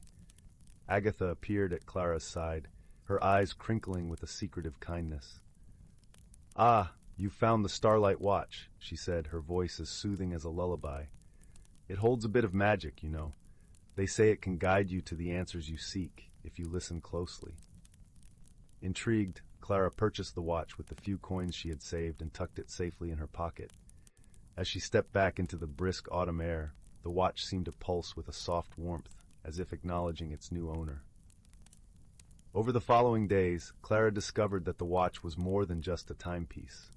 Each night, as she sat by her bedroom window, the watch glowed softly, its constellations shifting to form new patterns. She began to realize that the watch was guiding her, gently nudging her toward a path she had yet to uncover. One evening, as she turned the watch over in her hands, the constellations aligned to form a shape she recognized, a cluster resembling the old oak tree that stood at the edge of the village, its twisted branches stretching toward the sky like ancient arms. With her curiosity piqued, Clara decided to visit the oak tree. The next morning she set off, the watch nestled in her palm, guiding her steps. The path to the oak was lined with vibrant wildflowers, and the sweet scent of earth and leaves filled the air. Upon reaching the tree, Clara was joined by a small, curious squirrel with a bushy tail that flicked playfully as it chattered in welcome. The squirrel, whom Clara affectionately named Nutmeg, seemed to understand her quest and scampered ahead, leading her around the massive trunk of the oak. To Clara's surprise, there was a hollow at the base of the tree, just large enough for a small box. Inside, wrapped in a faded cloth, was an old, leather-bound journal. Its pages were filled with detailed sketches of constellations and notes about their meanings, penned in a neat, flowing script. As Clara leafed through the journal, a gentle breeze rustled the leaves above, carrying with it the soft voice of Agatha, whispering wisdom through the wind. The journal belonged to an ancestor of Agatha's, a stargazer who believed that the stars held the stories of every soul on Earth. Clara realized that the watch and the journal were keys to understanding not only the stars, but also herself. With Nutmeg perched on her shoulder, she made her way back to the village, her heart buoyed by the promise of adventure and discovery. In the days that followed, Clara often visited Agatha, and together they would pore over the journal, marveling at the intricate connections between the constellations and the stories they told.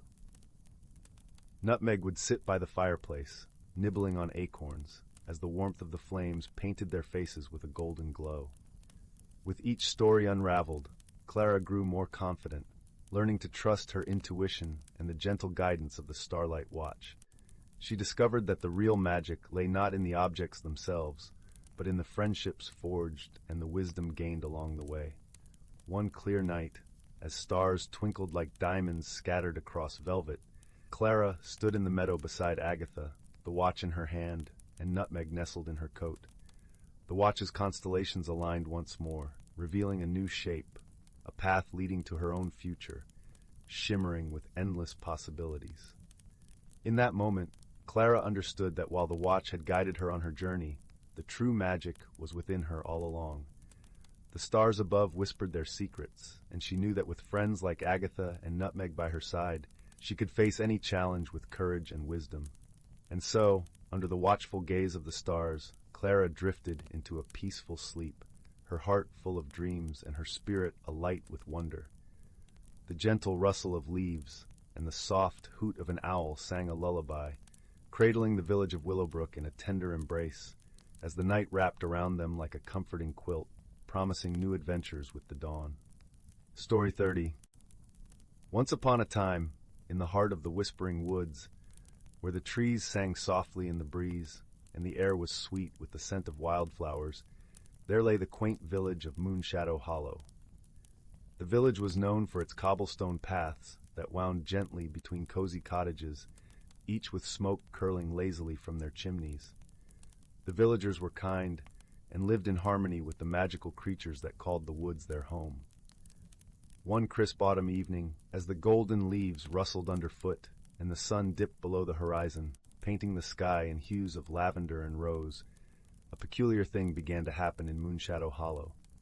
Little lights, as if from invisible candles, flickered to life above the rooftops and danced in the night air like tiny stars come to visit. The villagers were both delighted and puzzled, for these lights seemed to have a mind of their own, forming patterns and shapes that told stories of old. The village elder, a wise and gentle woman named Marigold, gathered the townsfolk in the square. Her eyes twinkled with curiosity as she spoke, her voice a soothing melody in the crisp night air.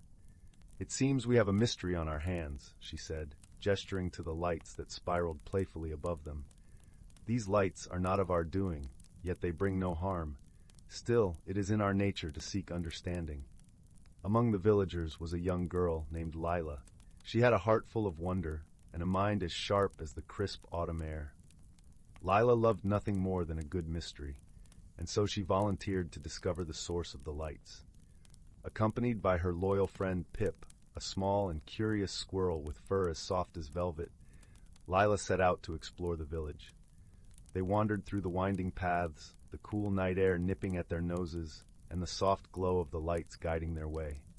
As they walked, they noticed the lights seemed to gather and swirl above a particular cottage at the edge of the village, one that had been abandoned for as long as anyone could remember. The cottage was nestled beneath the shelter of a great oak tree, its branches spreading like welcoming arms. Ivy clung to its walls, and the windows were thick with dust, yet there was a warmth about it, as if it had been waiting for visitors. With a determined nod, Lila approached the door, which creaked open as if inviting them inside. The interior was dim, yet cozy, with the faint scent of lavender lingering in the air. A fireplace, though unused for years, seemed to beckon with memories of past warmth. It was then that they noticed a peculiar sight. In the center of the room stood an ancient mirror, its frame intricately carved with symbols of the moon and stars. The surface of the mirror shimmered with an ethereal light, reflecting not their faces, but rather the dancing lights from outside. Lila approached the mirror cautiously, reaching out a hand to touch its cool surface. The moment her fingers brushed against it, the lights outside seemed to respond, swirling into the room and hovering around her like a constellation come to life. Pip chattered excitedly, scampering up Lila's arm to peer at the mirror. It was then that they heard a gentle voice, soft as a whisper, emanating from the mirror itself. "Thank you for coming," it said, a hint of relief in its tone. "I am the keeper of the light, and I have been seeking someone with a heart pure and true to help me." Lila's eyes widened with surprise, but her heart was calm and steady. "How can we help you?" she asked, her voice as gentle as a lullaby. The keeper explained that the lights were indeed magical, remnants of a time long past when the village and the forest shared a deep bond. Over the years, as the memory of this bond faded, so too did the connection between the village and the forest's magic. The lights had returned, seeking to renew this ancient friendship, but they needed a guide to help them rekindle this connection. Understanding the task before her, Lila knew exactly what to do. She and Pip spent the following days visiting every corner of the village, sharing the story of the lights and inviting everyone to gather once more in the village square. On the night of the full moon, when the sky was a blanket of twinkling stars, The villagers gathered in the square, their hearts open and hopeful. The lights appeared again, more vibrant and lively than ever, casting a gentle glow over the village. Marigold, with her wise eyes and warm smile, led the villagers in a simple ceremony of renewal, inviting the forest's magic back into their lives. As they stood hand in hand, the lights danced joyfully above them, their patterns weaving stories of unity and friendship. From that night onward, the bond between Moonshadow Hollow and the Whispering Woods was renewed, and the lights became a cherished part of the village's lore. They appeared on special occasions, a reminder of the magic that thrived when hearts were open and communities united. Lila, Pip, and the villagers learned that the greatest mysteries often led to the most rewarding discoveries, and that the magic of friendship and understanding could light up even the darkest night. And so, with hearts full of warmth and wonder, the villagers of Moonshadow Hollow returned to their homes, lulled to sleep by the gentle glow of the lights above, dreaming peaceful dreams beneath the watchful gaze of the stars. Story 31. Title: The Whispering Woods and the Starry Sea. Once upon a time, in a world where the skies met the seas with a gentle embrace, lay a small secluded village named Luna Lake. Nestled between the Whispering Woods and the Starry Sea, this village was unlike any other, for it held secrets that the winds dared not carry to the outside world. The villagers lived in harmony with nature, tending to their gardens, fishing by the sea, and weaving tales of wonder under the moonlit nights. In this village lived a young girl named Morel, whose heart was as boundless as the horizons she dreamed of exploring. Morel's auburn hair danced in the wind like autumn leaves, and her eyes sparkled with the curiosity of 1,000 stars. Her grandfather, Elder Finn, often spoke of a magical compass that could guide one to the hidden world within the Whispering Woods. Legends whispered that this compass held the key to finding one's true path, a journey of transformation and growth. On a particularly serene autumn evening, when the air was crisp with the scent of pine and the sky was painted with hues of lavender and gold, Elder Finn sat by the crackling fireplace, his voice warm and soothing like a lullaby. "Morel," he began, "there is a world beyond what our eyes can see, a world where the trees sing and the sea dances. To find it, one must listen, truly listen." Morel, wrapped in a patchwork quilt, her cheeks rosy from the warmth of the fire, listened intently. "Have you ever seen this hidden world, grandfather?" she asked, her voice a whisper mingling with the crackles of the fire. Elder Finn chuckled softly, his eyes twinkling with secrets. "Ah, my dear, I have felt it in the rustle of leaves and the lull of the waves. The compass," he continued, "is said to rest within the heart of the Whispering Woods, waiting for the one who truly listens." That night, as the village slept under a blanket of stars, Morel lay awake, the story of the magical compass weaving through her dreams like a silken thread. The idea of embarking on a journey into the woods filled her heart with a thrilling mix of excitement and trepidation. The following morning, with the sun casting golden rays upon the dew-kissed earth, Morel set out towards the Whispering Woods. Her path was lined with wildflowers swaying gently in the breeze, their sweet fragrance wrapping around her like a comforting hug. The woods loomed ahead, an inviting mystery of emerald shadows and whispering leaves. As Morel stepped into the woods, the world seemed to shift.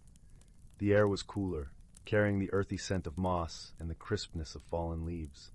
Sunlight filtered through the canopy, casting dappled patterns upon the forest floor, a mosaic of light and shadow. With each step deeper into the woods, the whispers grew louder, a symphony of nature's secrets. Morel paused, closing her eyes, allowing the melodies to guide her heart. The sound was enchanting, as if the trees themselves were sharing their ancient wisdom. After what felt like hours but could have been mere moments, Morel stumbled upon a clearing bathed in a gentle light. At its center lay an old, gnarled tree, its bark etched with intricate patterns that seemed to pulse with life. Nestled within its roots was a small, ornate compass, its glass face shimmering with an ethereal glow. Morel approached the compass with reverence, her fingers tracing the delicate engravings. The compass felt warm in her hands, and as she held it, a soft voice echoed in her mind, "Listen to the call of your heart, and it will guide you."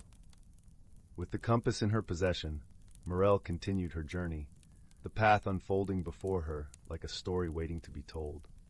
The forest was alive with wonders, flowers that glowed with a gentle luminescence, streams that sang with the voices of the past, and creatures that seemed to materialize from the very air itself. Among these creatures was a small, curious fox named Lyra. Her fur was as white as the first snowfall, with eyes that mirrored the twilight sky. Lyra watched Morel with an inquisitive gaze, her presence both comforting and mysterious. "You seek the hidden world," Lyra spoke, her voice a soft melody amidst the rustling leaves. Morel nodded, her heart fluttering with a sense of companionship. "Yes, I wish to find it, to understand its magic." Lyra tilted her head, a playful glint in her eyes. "Then let us journey together. The woods are full of secrets, and two sets of eyes see more than one." Together, Morel and Lyra ventured deeper into the heart of the Whispering Woods, their friendship blossoming like a flower in the sun. They shared stories and laughter, their voices weaving through the trees like a gentle breeze. Morel learned to see the world through Lyra's eyes, discovering the beauty in the smallest of wonders, a dew-laden spider's web, the echo of a bird's song, the way sunlight danced upon the water. Their journey was not without challenges. As they ventured further, the path grew more intricate, the whispers more cryptic. There were moments when doubt crept into Morel's heart like a shadow, but Lyra's presence was a beacon of light, her wisdom guiding Morel through the labyrinth of uncertainties. One evening, as the sun dipped below the horizon, casting the world in shades of indigo and silver, Morel and Lyra reached a glistening lake. Its surface was as smooth as glass, reflecting the sky in a breathtaking tapestry of stars. It was here that the compass began to glow brighter, its needle pointing towards the lake's center. With a deep breath, Morel stepped into the cool, welcoming waters, the ripples carrying her forward. Lyra followed, her paws barely making a sound upon the surface. As they reached the center, a gentle light enveloped them, and the world around them shimmered with magic. The lake transformed, revealing a hidden world beneath its depths. Towers of coral reached towards the surface, their vibrant colors a testament to the life teeming below. Schools of fish darted through the water, their scales catching the light like precious jewels. It was a world both familiar and new, a place where dreams and reality intertwined. Morel felt a profound sense of belonging, as if she had found a part of herself that had been missing all along. The compass had guided her not just to a hidden world, but to the depths of her own heart. As they explored this underwater realm, Morel and Lyra encountered a wise old turtle named Aegis, whose shell was adorned with ancient symbols. Aegis welcomed them with a gentle nod, his eyes filled with the knowledge of ages. "You have found the hidden world," Aegis spoke, his voice as deep and resonant as the ocean itself. "But remember, the true journey lies within, in the bonds we forge and the lessons we learn." Morel understood then that the magic of the compass was not in the destination, but in the journey itself. It was in the friendships she had nurtured, the challenges she had overcome, and the beauty she had discovered in the world around her. With a heart full of gratitude, Morel thanked Aegis and bid farewell to the hidden world.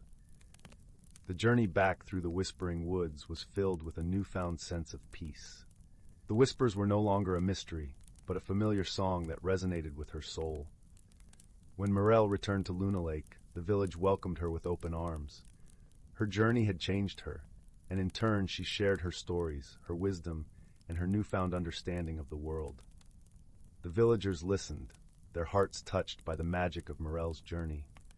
Elder Finn, with a knowing smile, embraced his granddaughter. "You have found what you were seeking, my dear. The compass has guided you well." Morel nodded, her heart full of warmth and love. She had discovered that the true magic lay not in the compass, but in the connections she had made, the lessons she had learned, and the beauty she had found in the world around her. As the village gathered around the crackling fire, Morel shared her tale, her words weaving a tapestry of wonder and wisdom. The young and old alike listened, their hearts filled with a sense of peace and possibility. And so, under the starry sky, with the sea whispering its lullabies and the woods singing their songs, Morel's story became a part of Luna Lake's legacy, a tale of friendship, discovery, and the magic that resides within us all. The end. Story 32. Once upon a time, in a land where the sky was painted with ribbons of pastel colors and the trees hummed gentle melodies, there existed a quaint little village named Whimsywood. This village was like no other, nestled snugly between the towering, candy-striped mountains and the shimmering lavender lakes. The air was always filled with the sweet scent of honey blossoms, and the cobblestone paths sparkled under the sun like spilled stardust. Living in Whimsywood were some of the most delightful and quirky characters you could ever hope to meet. There was Twinkletoes the Tinkerer, a gnome with a penchant for crafting fantastical contraptions from the most mundane of items. His workshop was a wonderland of whirring gears, bubbling potions, and peculiar yet charming inventions. Twinkletoes had a bushy beard that seemed to have a life of its own, often tying itself into knots when he was deep in thought. Then there was Flutterdew, a fairy whose wings shimmered with every color of the rainbow. She was known for her infectious laughter, which could brighten the gloomiest of days. Flutterdew had a special ability to communicate with the flora and fauna of Whimsywood, often seen chatting animatedly with the tulips or sharing secrets with the sparrows. The most curious of all was a wise old tortoise named Wobbleton. Wobbleton had lived for countless centuries and was the keeper of the Great Book of Whimsywood, an ancient tome filled with the village's history and secrets. His shell was decorated with intricate patterns, each telling a story of the adventures he had witnessed. One day, a peculiar problem arose in Whimsywood. The sky, usually so full of color and light, began to darken, as if a giant cloak had been draped over the village. The once vibrant colors of the landscape faded to dull shades, and the melodies of the trees turned into faint whispers. It was as if all the magic of Whimsywood was slowly ebbing away. The villagers gathered in the town square, their faces etched with worry. "This is a most peculiar predicament," exclaimed Twinkletoes, scratching his beard thoughtfully. Flutterdew fluttered about anxiously, her wings dimming along with the light. "We must find out what's causing this and bring back the colors of Whimsywood," she declared, her voice full of determination. Wobbleton, with a slow and deliberate nod, suggested, "Perhaps the answer lies within the Great Book of Whimsywood." And so, the three friends embarked on a quest to discover the cause of the vanishing colors. They made their way to Wobbleton's abode, a cozy burrow nestled at the base of the oldest tree in the village. The air inside was warm and inviting, filled with the rich scent of aged parchment and the gentle crackle of a small fireplace. As Wobbleton carefully turned the pages of the great book, the trio discovered a tale of an ancient enchantment cast by a mischievous sprite named Caper. According to legend, Caper had hidden a magical prism somewhere in Whimsywood, and it was this prism that radiated the vibrant colors and music throughout the land. If the prism was disturbed or blocked, the enchantment would begin to fade. "This must be why our world is losing its magic," Twinkletoes mused. "We need to find this prism and restore it to its rightful place." Flutterdew clapped her hands with excitement. "I know just the place to start looking. The Crystal Caverns. They're full of sparkling gems and hidden nooks." The friends set off towards the Crystal Caverns, a place as mesmerizing as a dream. The entrance was a cascade of crystal icicles that chimed softly in the breeze, and the walls inside shimmered with every hue imaginable. As they ventured deeper, the caverns revealed their secrets. Tunnels that twisted and turned in unexpected ways, leading to chambers filled with glittering stalactites and pools of liquid light. It was in one such chamber that Flutterdew spotted something unusual, a small, dusty cocoon nestled amongst the crystals. "Look here," she called, pointing with a glowing fingertip.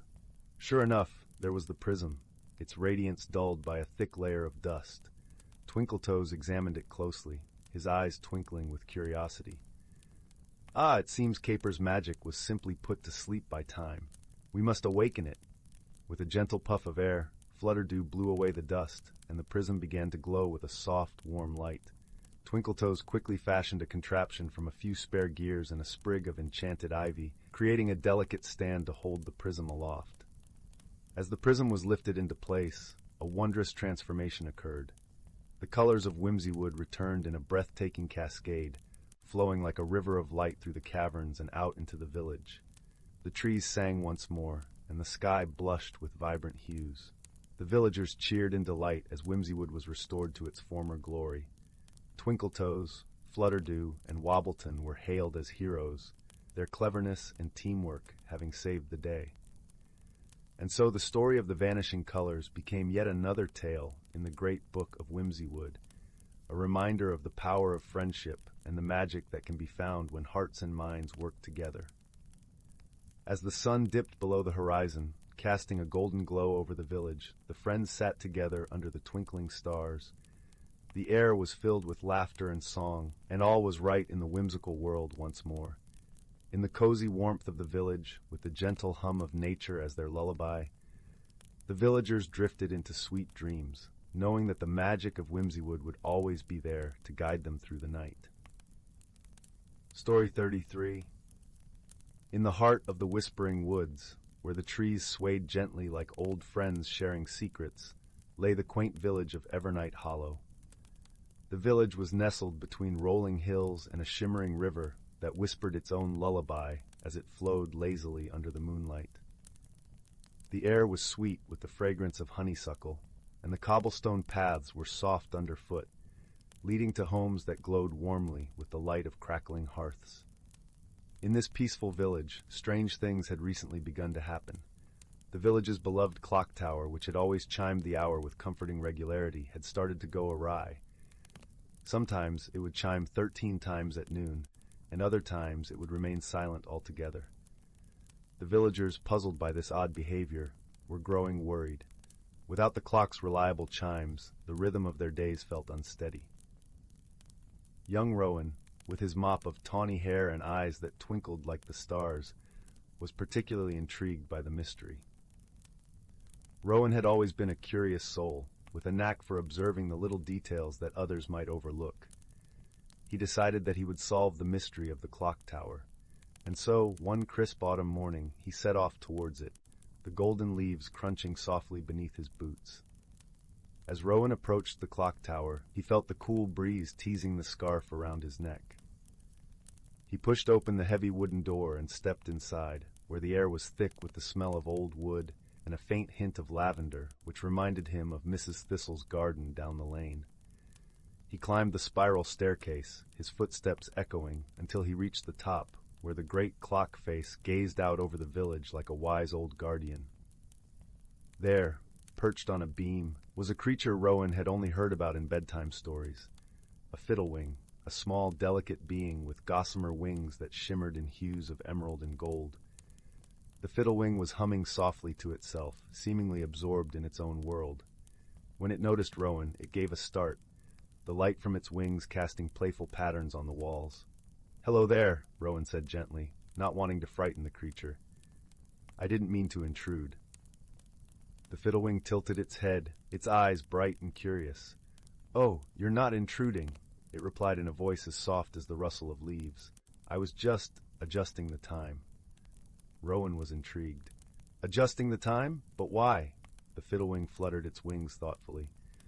"You see, the clock tower is not just a timekeeper. It's linked to the flow of magic in this village. Lately, the balance has been a little off, and I thought perhaps a few extra chimes might help." Rowan nodded, understanding dawning in his eyes. "But the villagers don't know about the magic. They rely on the clock for their daily lives." The fiddlewing looked concerned. "Oh dear, I didn't mean to cause any trouble. I was only trying to help." Rowan smiled kindly. "Perhaps we can find another way to restore the balance without confusing everyone. I know of someone who might be able to help." With a plan forming, Rowan and the fiddlewing set off through the woods to visit the wise old owl, Orlin, who lived in the tallest oak tree at the edge of the forest. Orlin was known for his vast knowledge and gentle wisdom, always willing to lend an ear or a word of advice. As they reached Orlin's tree, the great owl blinked down at them with his golden eyes, which glowed warmly in the dappled sunlight.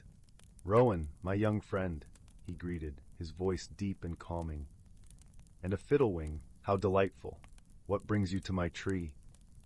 Rowan explained the situation with the clock tower, and the fiddlewing fluttered its wings in agreement. Orlin listened intently, nodding slowly. After a moment of thoughtful silence, he spoke. "The balance of magic is indeed delicate," he said, his feathers ruffling softly. But perhaps the answer lies in harmony, not in altering time itself.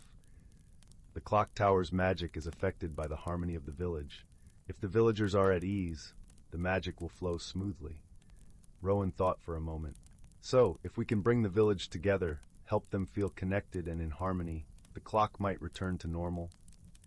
Precisely, Orlin replied with a wise nod. A gathering, perhaps, where the villagers can share stories and laughter, might just do the trick. With Orlin's guidance, Rowan and the Fiddlewing returned to Evernight Hollow, where they spread the word of a village gathering. They invited everyone to bring their favorite dish, a story to share, and an open heart. That evening, under the twinkling stars and the gentle glow of lanterns, the villagers gathered in the village square. Laughter and the sound of music filled the air, weaving a tapestry of joy and connection. Rowan watched as friends old and new shared tales, their faces lit with smiles and the warmth of companionship. As the night wore on, a soft chime echoed from the clock tower, steady and true, marking the hour with a comforting resonance. The villagers paused, listening to the familiar sound, and a cheer rose up, sweet and heartfelt. The Fiddlewing, perched on Rowan's shoulder, whispered, "Thank you, Rowan.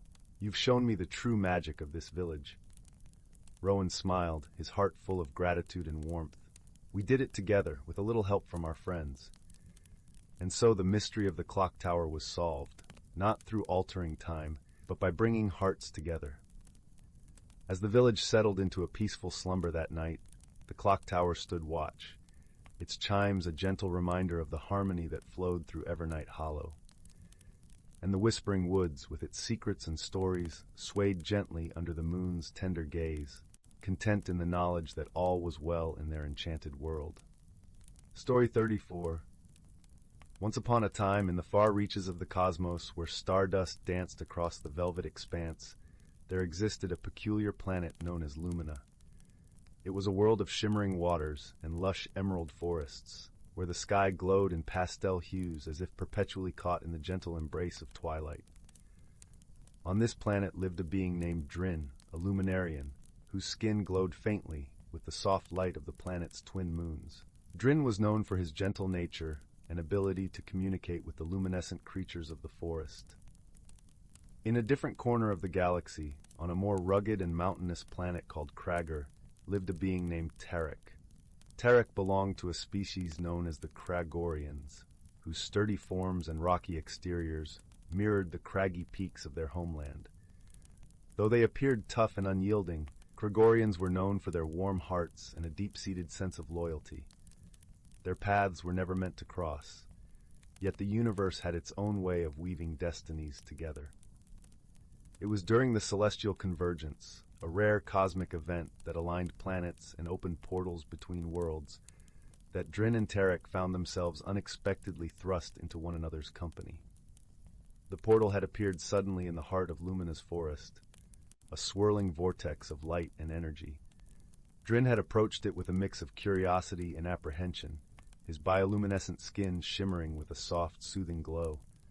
Just as he reached out to touch the edge of the portal, Tarek was flung through, landing with a thud on the mossy forest floor. Startled, Drin took a step back, his eyes wide with surprise. Tarek, disoriented by the sudden change in scenery, scrambled to his feet, his rocky exterior glinting in Lumina's gentle light. "Who are you?" Drin asked, his voice a gentle ripple in the stillness of the forest. Tarek, misunderstanding the Tonan's question, puffed up defensively. "I am Tarek of Kragor.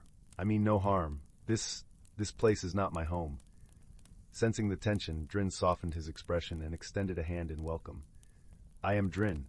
You've come to Lumina, a place of peace. Let us not fear one another." Their first meeting was fraught with missteps, each misunderstanding the other's intentions due to their vastly different ways of life. But as the celestial convergence continued, the portal remained open, leaving Tarek stranded on Lumina for longer than either had anticipated. At first, the two struggled to communicate.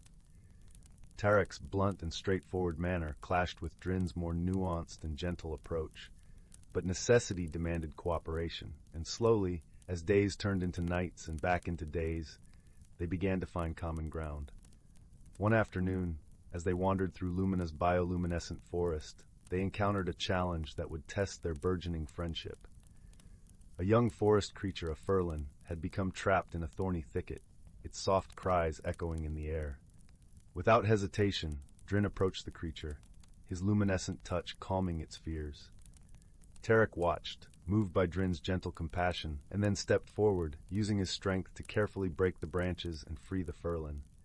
"Thank you, Tarek," Drin said, his eyes warm with gratitude. "Your strength was just what we needed." Tarek nodded, a feeling of warmth spreading in his chest at the acknowledgement. "And your kindness was what soothed its fear. Together, we did good." From that day on, their bond grew stronger. They shared stories of their homelands beneath the soft glow of Lumina's twin moons, exchanging tales of craggy peaks and shimmering waters. Drin taught Tarek the melodies of Lumina's night, while Tarek shared the hearty laughter of Gregorian songs. In these moments, they discovered the true meaning of friendship, a connection that transcended words and appearances, founded on mutual respect and shared experiences. As the celestial convergence drew to a close, the portal began to shimmer once more, signaling that it was time for Tarek to return to Kragor. The two friends stood by the swirling vortex, a bittersweet air surrounding them. "I will miss this place," Tarek admitted, his voice soft yet strong. "And I will miss you, Drin." "And you," Drin replied, his gaze steady and filled with warmth. "But our friendship will bridge the stars." With a final embrace, Tarek stepped through the portal, the light enveloping him before fading away. Back on Kragor, Tarek often gazed at the night sky, the stars twinkling like distant memories of Lumina. And on Lumina, Drin would look up at the rocky silhouettes of the mountains that loomed in the distance, a reminder of his Kragorian friend. Though separated by distance, their friendship endured, a testament to the bonds that can form in the unlikeliest of circumstances. And so, under the watchful gaze of the stars, their story became a part of the cosmic tapestry, a gentle reminder that true friendship knows no bounds. Story 35. In the heart of the whispering woods, where the trees sang soft lullabies in the breeze, nestled a quaint village known as Moonvale. Moonvale was a place where magic wove through the air like invisible threads, knitting together people, creatures, and nature in a tapestry of harmony. Every evening, the villagers would gather around the central fire pit, sharing stories old and new, under a sky that twinkled like a million tiny candles. One day, however, the soothing routine of Moonvale was interrupted by a peculiar event. As dawn broke over the emerald treetops, the villagers noticed something unusual. The dew on the grass was shimmering with an iridescent glow, and gentle chimes seemed to echo from every corner of the forest, even though no one played a single note. Young Rowan, a curious and kind-hearted child with a keen eye for the extraordinary, was the first to notice these strange occurrences. With a heart full of wonder and a mind eager to uncover the truth, Rowan set out to solve the mystery. His first stop was the cozy cottage of old Marigold, the wise herbalist who knew every secret of the woods. "Good morning, dear Rowan," Marigold greeted with a warm smile, her eyes twinkling like the stars above. Her cottage, filled with the rich scents of dried herbs and fresh earth, was a haven of peace. "What brings you here so early?" Rowan explained the shimmering dew and the mysterious chimes. Marigold listened intently, her fingers absently weaving a garland of lavender and rosemary. "It seems, my dear, that the forest is trying to tell us something. Often, when the world speaks, it is in whispers only the observant can hear." Encouraged by Marigold's wisdom, Rowan decided to enlist the help of his best friend Finn, a gentle soul with a talent for understanding the language of creatures. Together, they ventured deeper into the woods, following the trail of shimmering dew that sparkled like tiny rainbows in the early morning sun. The path led them to the Enchanted glade, a hidden sanctuary where magical creatures often gathered. There they met Lumi, a small, ethereal creature with wings that glowed like the moon. Lumi was known for her kindness and keen sense of the forest's moods. She hovered near a patch of wildflowers, her delicate wings creating a soft, comforting hum. "Lumi," Rowan called softly, "have you noticed anything unusual in the woods?" Lumi nodded, her voice as gentle as a lullaby. "The forest is alive with whispers," she said. "Last night, the stars themselves seemed to dance with unusual vigor. I believe something has awakened, something old and forgotten. Intrigued, Rowan and Finn thanked Lumi and continued their exploration. As they walked, they encountered more of the forest's inhabitants, each offering a piece of the puzzle. A family of squirrels chattered excitedly about a hidden grove, while a wise old owl hooted softly about the ancient stones that lay buried beneath the earth. With each clue, Rowan began to piece together the mystery. It seemed the shimmering dew and the musical chimes were connected to the awakening of an ancient magic, long dormant beneath the roots of the whispering woods. But what had stirred this magic from its slumber, and why now? Determined to find answers, Rowan and Finn made their way to the Heartstone Circle, a sacred place where the oldest and wisest trees stood like guardians of time.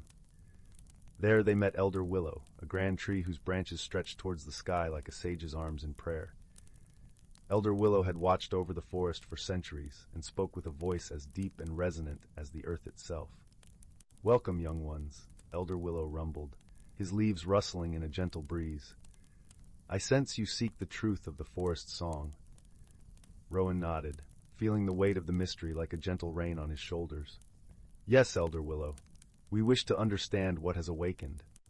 Elder Willow paused, the silence filled with the rustle of leaves and the soft sigh of the wind. Long ago, the forest was home to a special kind of magic, one that connected all living things in a web of harmony. This magic was tied to the celestial blooms, flowers that only bloomed once every 100 years under the light of a rare lunar alignment. Rowan's eyes widened.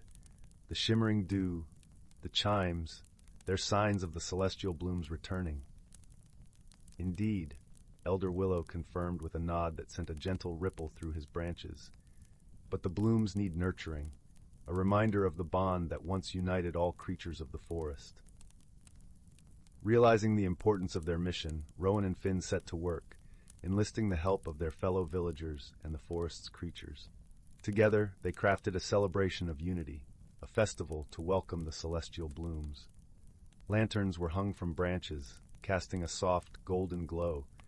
Tables were laden with fruits and breads, their aromas mingling in the air, and music flowed like a gentle stream, weaving through the glade. As night fell, the moon rose high, its light embracing the forest in a silvery embrace. The villagers and creatures gathered around the Heartstone Circle, their hearts beating in rhythm with the forest itself. And then, as if answering an unspoken call, the celestial blooms began to unfurl, their petals shimmering like stardust, releasing a fragrance so pure it seemed to sing a song of its own. The celebration was a testament to the power of unity and friendship, a reminder that even the smallest act of kindness can awaken the most ancient of magics. As the night wore on, Rowan looked around at the faces glowing in the moonlight, feeling a warmth that went beyond the firelight, a warmth that came from the bonds of a community united in purpose and love. As the first light of dawn began to paint the sky with hues of pink and gold, Rowan knew the mystery had been more than just a puzzle to solve. It had been a journey of discovery, of understanding that sometimes the most profound mysteries are resolved not just with cleverness, but with the heart. And so, with the mystery of the celestial blooms gently tucked into the annals of Moonvale's history, the villagers returned to their homes, their hearts full of peace and gratitude. The whispering woods, once again, cradled them in its eternal embrace, singing a lullaby that promised dreams as sweet and bright as the blossoms that had awakened under the moonlit sky. And in the stillness that followed, Rowan knew that the forest's magic would continue to weave its gentle spell, whispering secrets to those who listened, guiding them with light and love through the tapestry of time. Story 36. In the heart of the whispering woods, where the trees sang softly to the rhythm of the wind and the ground was carpeted with a thick, velvety layer of moss, lay the tranquil village of Willowbrook. The village was known for its charming cottages, each with unique, colorful shutters and gardens spilling over with vibrant flowers. Smoke curled lazily from chimneys, filling the air with the comforting aroma of burning wood and freshly baked bread. The villagers of Willowbrook were accustomed to a serene life, surrounded by the gentle magic that infused the forest. It was a place where the birds could be heard chatting with the squirrels, and the streams giggled as they danced over smooth stones. However, Lately, a series of strange occurrences had set the villagers at whitter with curiosity and mild concern. Every morning, just as the sun kissed the horizon, small objects would mysteriously move from their places. Teacups would relocate from kitchen tables to garden walls, and watering cans would be found hanging from tree branches, as if the trees themselves had decided to tend to the gardens. Though these happenings were harmless, they had puzzled the villagers, who were keen on understanding the playful mischief. Among the villagers was a young girl named Lila, known for her inquisitive nature and gentle heart. Lila had a particular fondness for the magical creatures that dwelled in the whispering woods, and often spent her afternoons exploring the forest paths, befriending the creatures she met along the way. Her best friend was a wise old owl named Oliver, who had feathers the color of moonlight and eyes that gleamed with ancient wisdom. One crisp autumn morning, as the leaves crunched underfoot and the air was filled with the scent of cinnamon and cloves, Lila set out to unravel the mystery of the moving objects. She donned her favorite woolen cloak, the one her grandmother had knitted, and tucked a notebook under her arm to record her observations. Her first stop was the quaint cottage of Mrs. Poppy, the village baker, who greeted Lila with a warm smile and a plate of freshly baked scones. "Oh, Lila dear," Mrs. Poppy chuckled, "those teacups of mine have quite the wanderlust. I found them perched on the windowsill this morning, enjoying the sunrise." Lila noted the incident in her book, and with a scone in hand, continued her investigation. She meandered through the village, speaking with the blacksmith whose tools had mysteriously rearranged themselves, and the gardener whose watering cans had taken to the trees. As she walked, Lila listened closely to the whispers of the forest, for she knew that the woods held secrets and stories untold. The rustle of leaves and the babble of brooks were like a melody, guiding her deeper into the heart of the forest where the oldest magic lay. It was here, in a clearing bathed in dappled sunlight, that Lila found Oliver perched on a low branch. The owl blinked thoughtfully as Lila approached, her curiosity evident in her bright eyes. "Hello, Oliver," Lila greeted, giving a small bow. "I seek your wisdom in solving a curious puzzle. The objects in our village have taken to wandering in the night, and I wonder if the forest knows why." Oliver ruffled his feathers, considering the question. "Ah, young Lila," he hooted softly, "the forest is alive with ancient magic, and not all of it is understood by those who dwell in cottages. Sometimes the magic decides to play, to remind us of its presence and its joy." "But why now?" Lila asked, settling onto the soft moss beside the owl. "Why have the objects begun to move only recently?" Oliver tilted his head, his eyes reflecting the gold of the autumn leaves. "Perhaps the forest wishes to share a message or a lesson. Have you noticed anything else that might offer a clue?" Lila thought for a moment, recalling her observations. "The objects always move at dawn, when the first light touches the village, and they seem to gather in places where they can see the sunrise." The owl hooted in agreement, a sound like the gentle rustle of leaves. "Very good, Lila. The dawn is a time of new beginnings, of light overcoming darkness. Perhaps the forest wishes to teach the village the importance of embracing change and seeing the world from a new perspective." With the wisdom of Oliver's words, Lila felt a spark of understanding. The forest's magic was not a mystery to be solved, but a reminder to be cherished. The moving objects were an invitation for the villagers to pause, to appreciate the beauty of their world, and to find joy in the unexpected. Armed with this insight, Lila returned to the village and gathered the villagers in the town square. As the sun dipped behind the trees, casting a warm glow over Willowbrook, she shared Oliver's message. "The forest is inviting us to see our world anew," Lila explained, her voice clear and steady, "to find joy in the little changes, and to embrace the magic of each sunrise." The villagers listened, nodding as the truth of her words resonated in their hearts. From that day forward, they welcomed the playful magic of the forest, delighting in the whimsical surprises that greeted them each morning. And so, the village of Willowbrook continued to thrive, nestled in the heart of the whispering woods, where the air was always filled with the scent of fresh bread and the gentle hum of ancient magic. The villagers learned to cherish the dawn, to seek out the beauty in each day, and to find comfort in the knowledge that they were part of a world filled with wonder and possibility. As for Lila, she continued her explorations, guided by the wisdom of her friend Oliver, and the understanding that sometimes the greatest mysteries are those that invite us to open our hearts and see the world through eyes of wonder. And each night, as the stars twinkled overhead and the forest whispered its lullabies, Willowbrook slumbered in peace, comforted by the magic that cradled them all. In the heart of the whispering woods, where the trees sang softly to the rhythm of the wind and the ground was carpeted with a thick, velvety layer of moss, lay the tranquil village of Willowbrook. The village was known for its charming cottages, each with unique, colorful shutters and gardens spilling over with vibrant flowers. Smoke curled lazily from chimneys, filling the air with the comforting aroma of burning wood and freshly baked bread. The villagers of Willowbrook were accustomed to a serene life, surrounded by the gentle magic that infused the forest. It was a place where the birds could be heard chatting with the squirrels, and the streams giggled as they danced over smooth stones. However, lately, a series of strange occurrences had set the villagers at witter with curiosity and mild concern. Every morning, just as the sun kissed the horizon, small objects would mysteriously move from their places. Teacups would relocate from kitchen tables to garden walls, and watering cans would be found hanging from tree branches, as if the trees themselves had decided to tend to the gardens. Though these happenings were harmless, they had puzzled the villagers, who were keen on understanding the playful mischief. Among the villagers was a young girl named Lila, known for her inquisitive nature and gentle heart.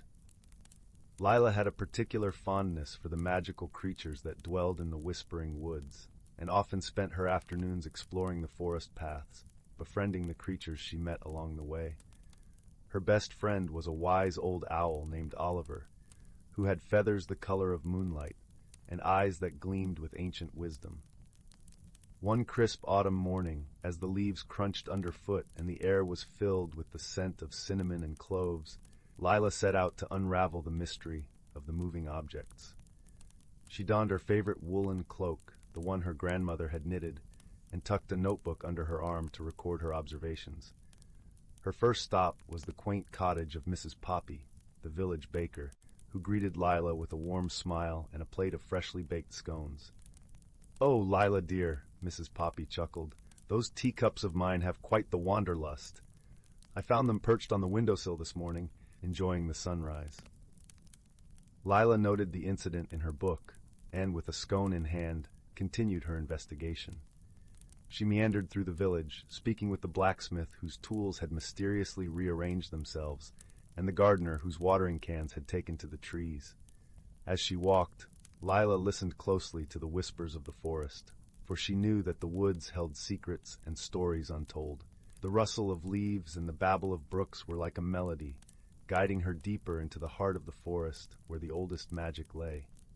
It was here, in a clearing bathed in dappled sunlight, that Lila found Oliver perched on a low branch.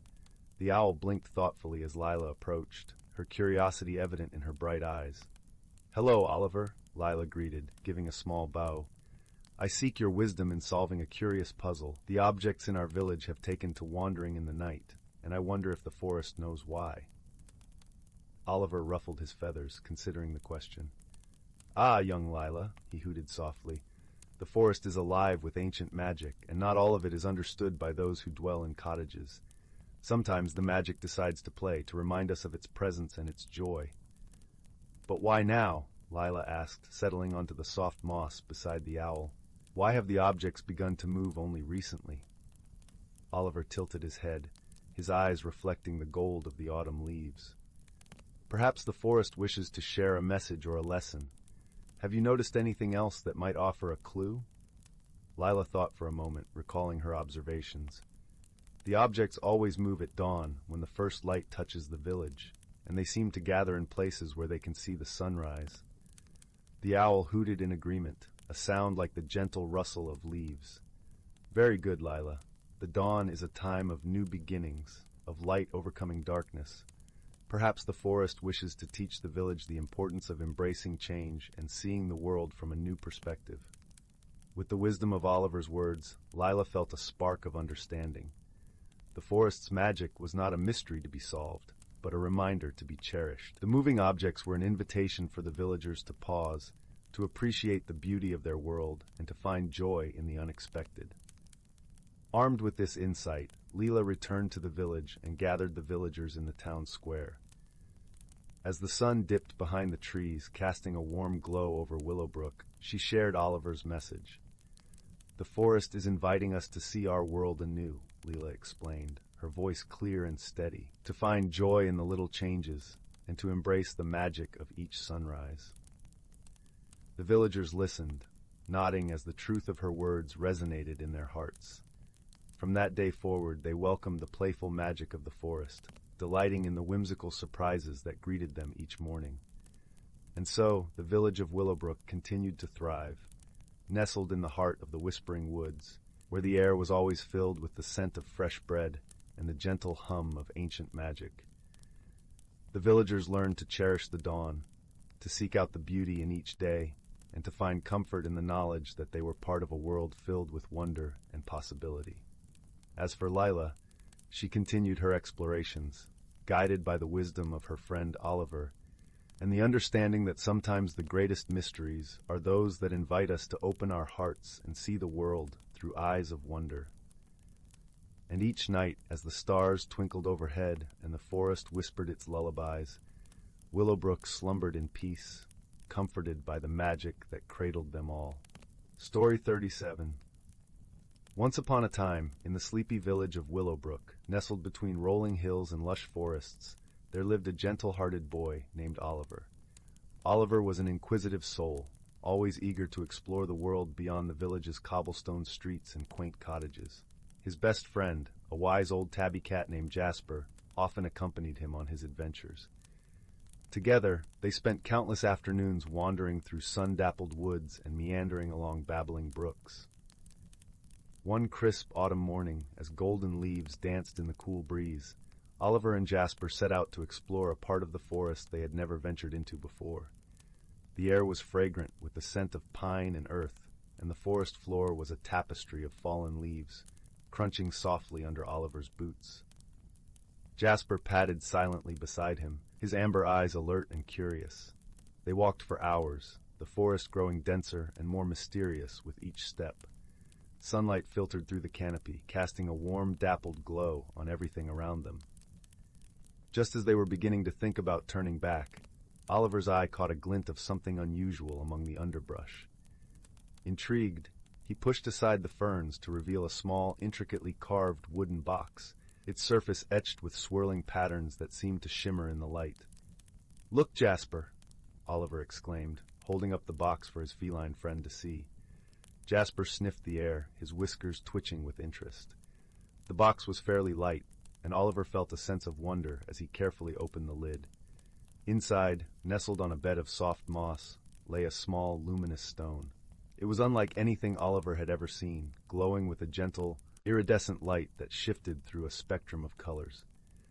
As he held it in his hand, he felt a warmth spreading through his fingers, as if the stone held a piece of sunlight within its core. "What do you think it is, Jasper?" Oliver asked, his voice hushed with awe. Jasper meowed softly, rubbing against Oliver's leg as if to say, "Let's find out." With the stone safely tucked into his pocket, Oliver and Jasper made their way back home. As they walked, Oliver noticed that the world around him seemed more vibrant than before. The colors of the leaves were richer, the songs of the birds sweeter, and the rustling of the wind through the trees more melodious. It was as if the stone had awakened something magical in the world around him. Back in Willowbrook, Oliver couldn't shake the feeling that the stone was more than just a beautiful object. He decided to visit the village's wise elder, Granny Mabel, who was known for her vast knowledge of the forest and its secrets. Her cottage, nestled at the edge of the village, was surrounded by a lush garden where herbs and wildflowers flourished. Granny Mabel welcomed Oliver and Jasper with a warm smile, her eyes twinkling with curiosity as she listened to Oliver's tale. She examined the stone closely, her fingers tracing the intricate patterns on its surface. "This," she said, her voice tinged with reverence, "is a heart stone. It is said to be a gift from the forest itself, imbued with the power to reveal hidden truths and bring harmony to those who possess it. Oliver felt a thrill of excitement at Granny Mabel's words. "What should I do with it?" he asked. Granny Mabel chuckled softly. "The Heartstone has chosen you, Oliver. Trust in its magic, and it will guide you on a journey of discovery. But remember, true magic lies not in the stone, but in your heart and the kindness you show to others." Thanking Granny Mabel, Oliver left the cottage with a renewed sense of purpose. He spent the following days exploring the forest with Jasper, marveling at the wonders that seemed to reveal themselves at every turn. He discovered hidden glades where wildflowers bloomed in a riot of colors, and secret streams where the water sparkled like diamonds in the sunlight. As word of the Heartstone spread through Willowbrook, villagers began to seek out Oliver for advice and guidance. Though he was initially surprised by the attention, Oliver soon realized that the Heartstone's true gift was its ability to inspire kindness and compassion in those around him. One day, while exploring a particularly dense part of the forest, Oliver and Jasper stumbled upon a clearing they had never seen before. In the center stood a magnificent tree, its trunk twisted and gnarled with age, yet radiating a sense of ancient wisdom and strength. As they approached, Oliver felt a gentle tug at his heart, as if the tree was calling out to him.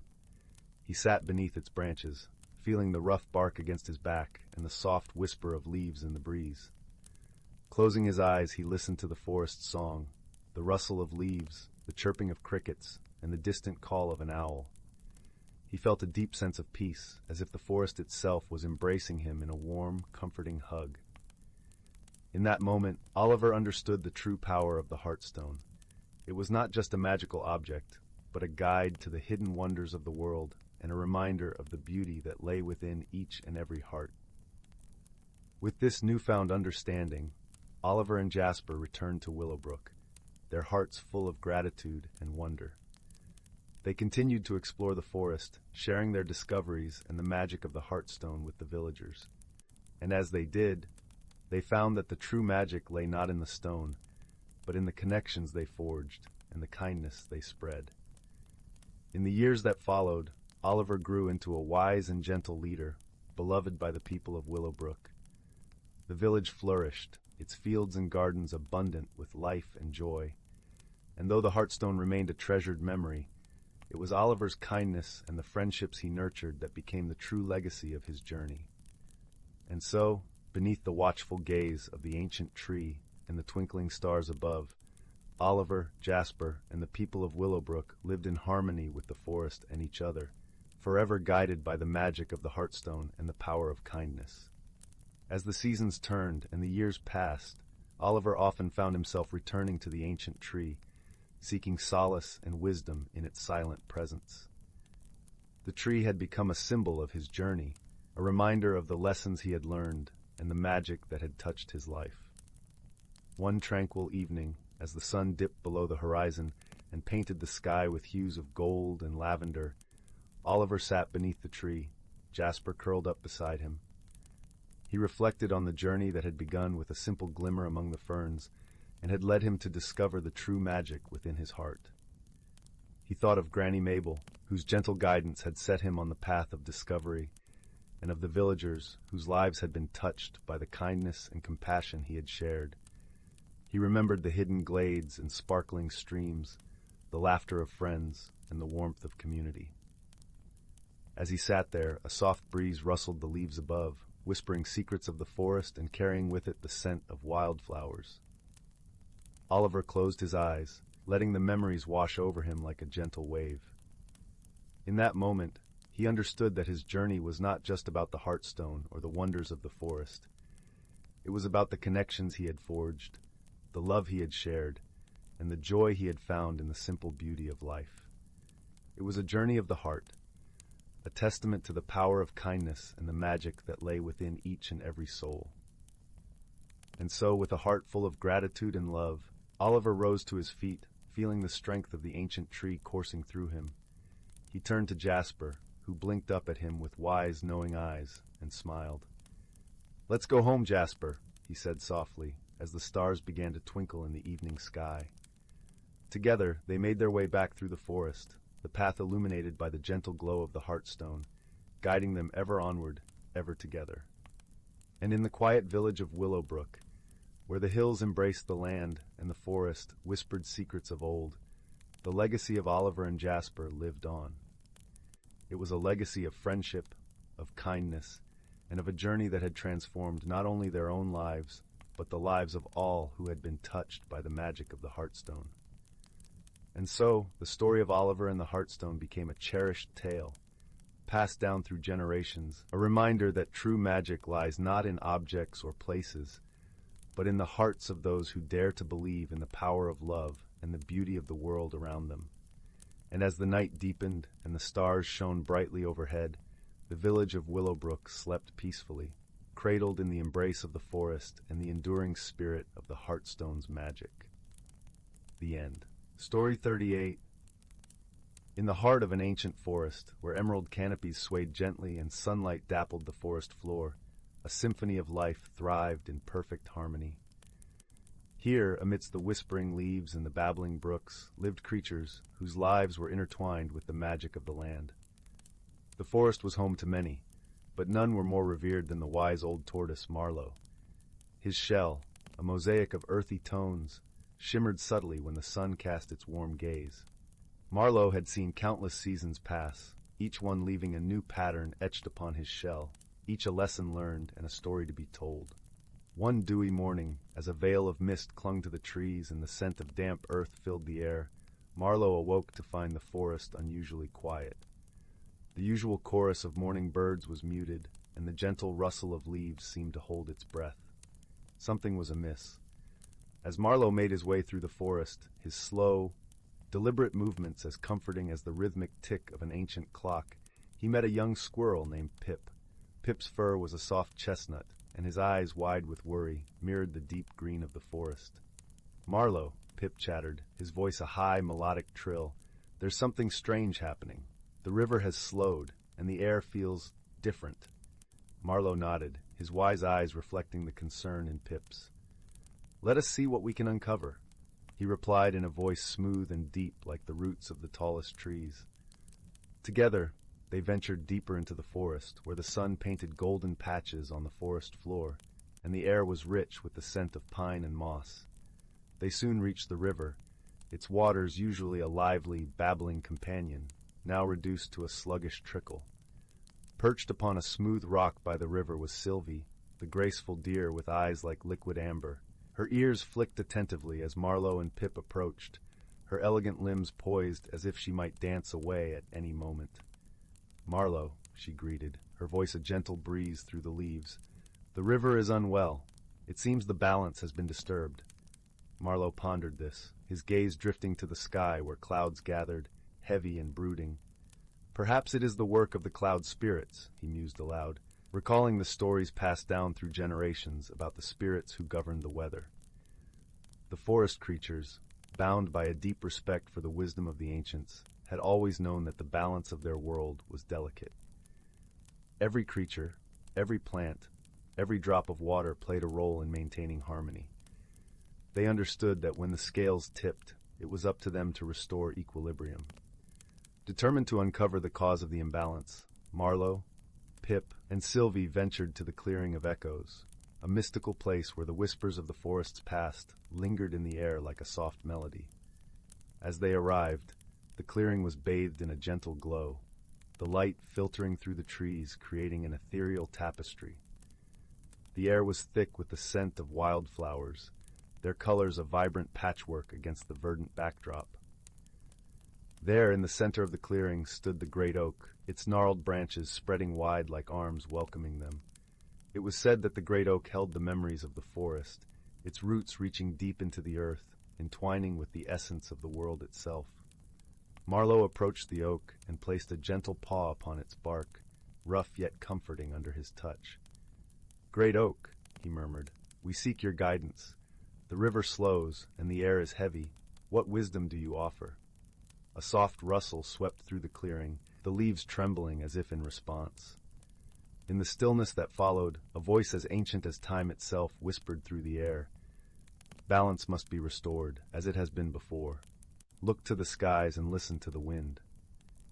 With these cryptic words, the companions understood that the answer lay in the very elements surrounding them. They needed to seek out the cloud spirits, elusive beings who danced upon the winds and shaped the weather with their whims. As the day waned and the sky blushed with the hues of twilight, the trio made their way to the Hill of Whispers, a place where the winds converged, carrying secrets from distant lands. The ascent was gentle, the path lined with fragrant wild thyme and soft grasses that cushioned their steps. At the summit, the air was alive with the sound of the wind, a ceaseless murmur that spoke to those who listened. Marlowe, Pip, and Sylvie stood together, their hearts open to the spirit of the wind, and called out to the cloud spirits with voices as harmonious as nature itself. For a moment, nothing happened, but then a swirling mist began to gather, coalescing into forms that shimmered like the iridescent wings of a dragonfly. The cloud spirits, ethereal and ever-changing, drifted towards them, their presence a gentle caress upon the skin. The leader of the spirits, a being of silvery vapor, with eyes like twin moons, regarded the companions with a gaze both curious and knowing. "Why have you summoned us, creatures of the earth?" the spirit inquired, its voice a soft, rolling thunder. Marlowe stepped forward, the embodiment of serenity and wisdom. "The balance of our forest is threatened. The river slows, the air grows heavy, and we fear that the harmony of our land is at risk." The cloud spirit nodded, its form shifting like mist in the wind. "Indeed, we have noticed the change. The seasons have become unsettled, and the winds speak of discord. But the solution lies not only with us." Understanding dawned on the companions, the realization that harmony required the cooperation of all elements, all beings. "What must we do?" Pip asked, his voice edged with hope. "Each of you has a part to play," the spirit replied, its form billowing with the grace of a summer storm. "Marlowe, your wisdom must guide the way. Pip, your agility and cheer can spread hope. Sylvie, your grace will remind others of the beauty and balance." The spirits, with a final breath of wind, promised to aid by tempering the weather, ensuring gentle rains to replenish the river and soft breezes to ease the air. With their task clear, the companions returned to the forest, their hearts buoyed by the promise of restoration.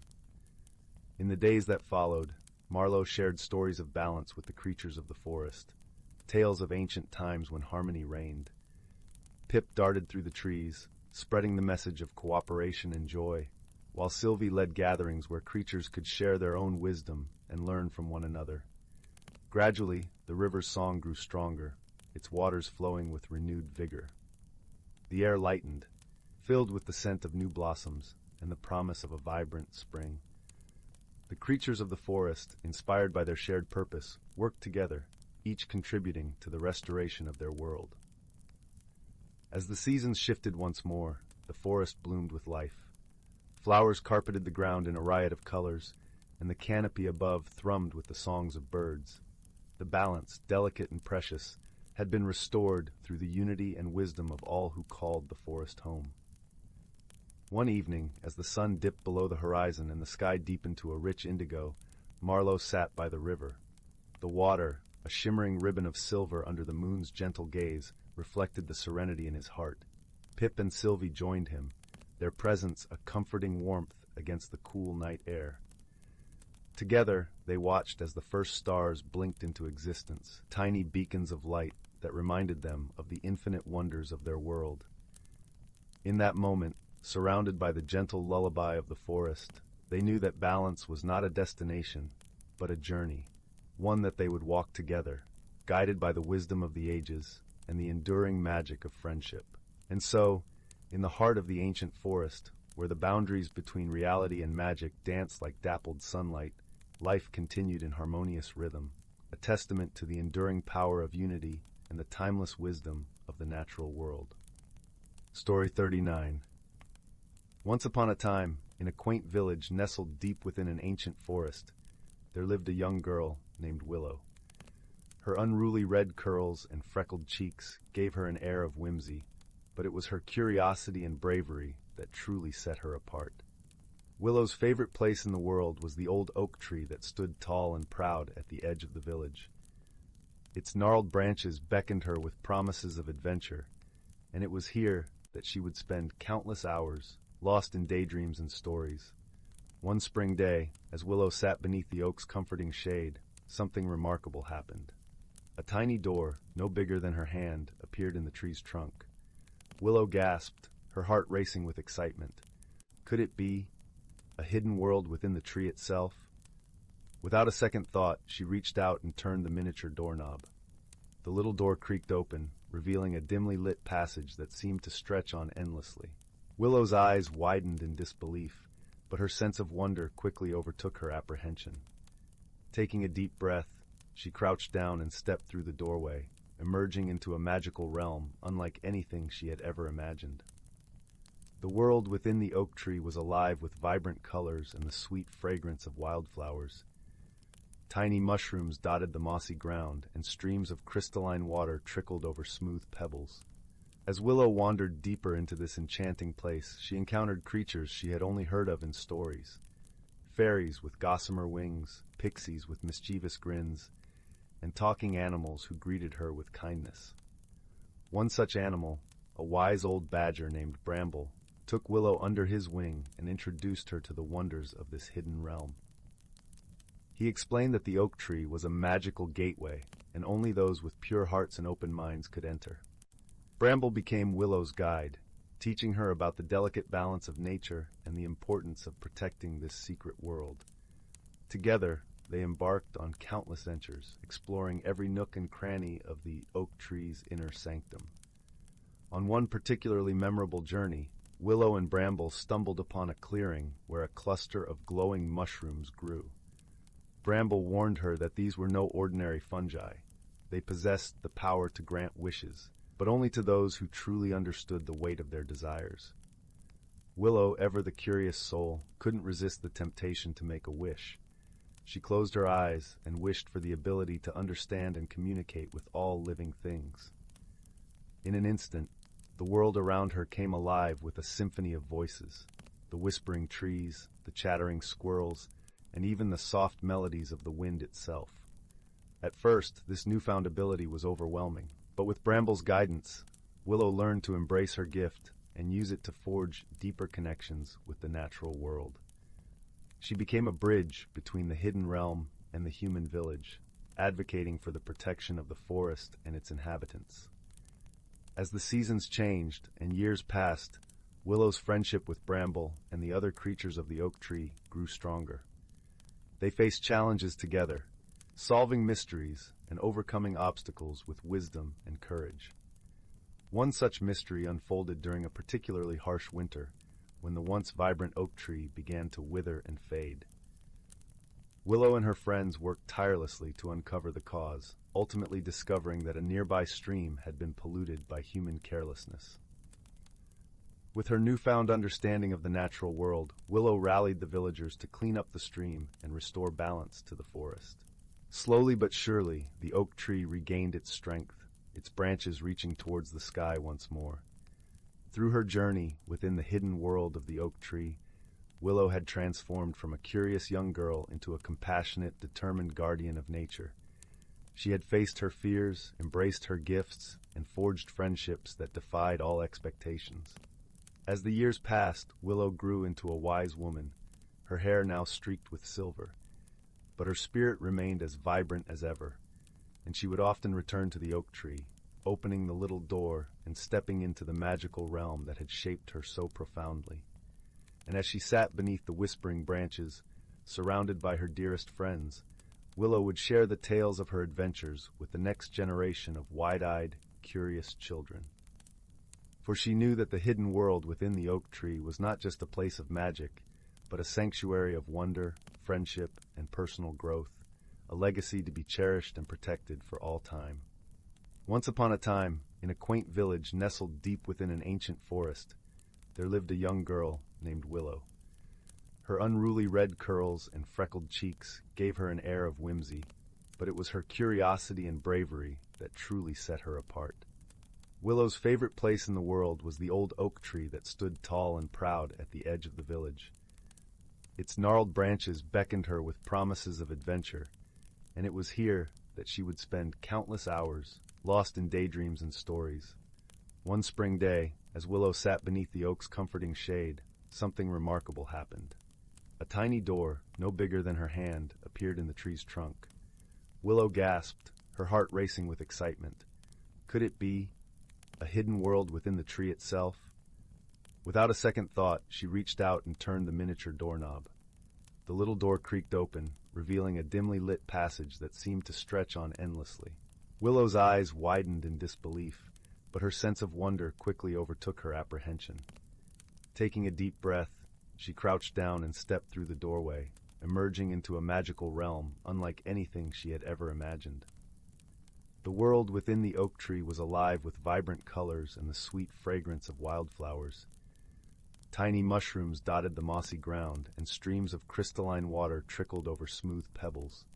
As Willow wandered deeper into this enchanting place, she encountered creatures she had only heard of in stories. Fairies with gossamer wings, pixies with mischievous grins, and talking animals who greeted her with kindness. One such animal, a wise old badger named Bramble, took Willow under his wing and introduced her to the wonders of this hidden realm. He explained that the oak tree was a magical gateway, and only those with pure hearts and open minds could enter.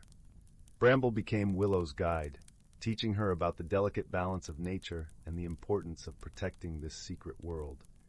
Together, they embarked on countless ventures, exploring every nook and cranny of the oak tree's inner sanctum. On one particularly memorable journey, Willow and Bramble stumbled upon a clearing where a cluster of glowing mushrooms grew. Bramble warned her that these were no ordinary fungi. They possessed the power to grant wishes, but only to those who truly understood the weight of their desires. Willow, ever the curious soul, couldn't resist the temptation to make a wish. She closed her eyes and wished for the ability to understand and communicate with all living things.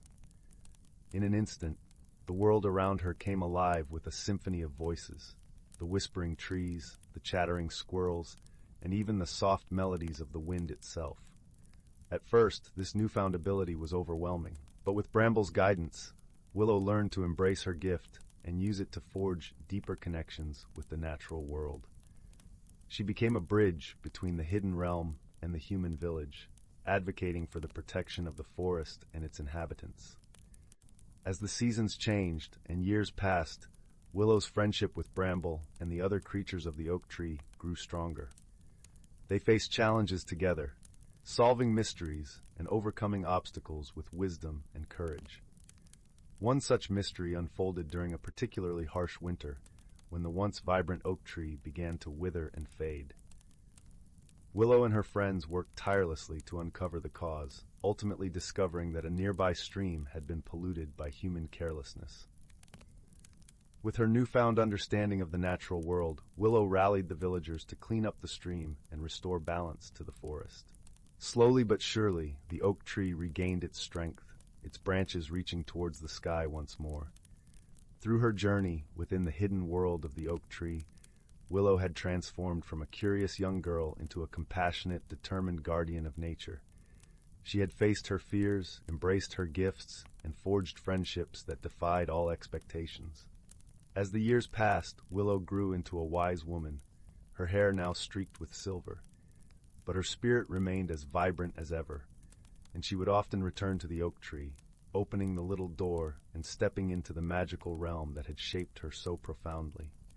And as she sat beneath the whispering branches, surrounded by her dearest friends, Willow would share the tales of her adventures with the next generation of wide-eyed, curious children. For she knew that the hidden world within the oak tree was not just a place of magic, but a sanctuary of wonder, friendship, and personal growth, a legacy to be cherished and protected for all time. Story 40. In a quaint little village nestled within the rolling, emerald hills of Linden Hollow, there was a gentle buzz of excitement in the air. The villagers had noticed something peculiar, a subtle change that had swept over their peaceful hamlet. The sky, usually a comforting tapestry of blues and golds, had begun to shimmer with hues of lavender and peach, as if painted by an unseen hand. Every evening as the sun dipped below the horizon, the colors danced more vibrantly than they ever had before. The villagers were intrigued by these nightly displays, but there was one among them who was particularly curious.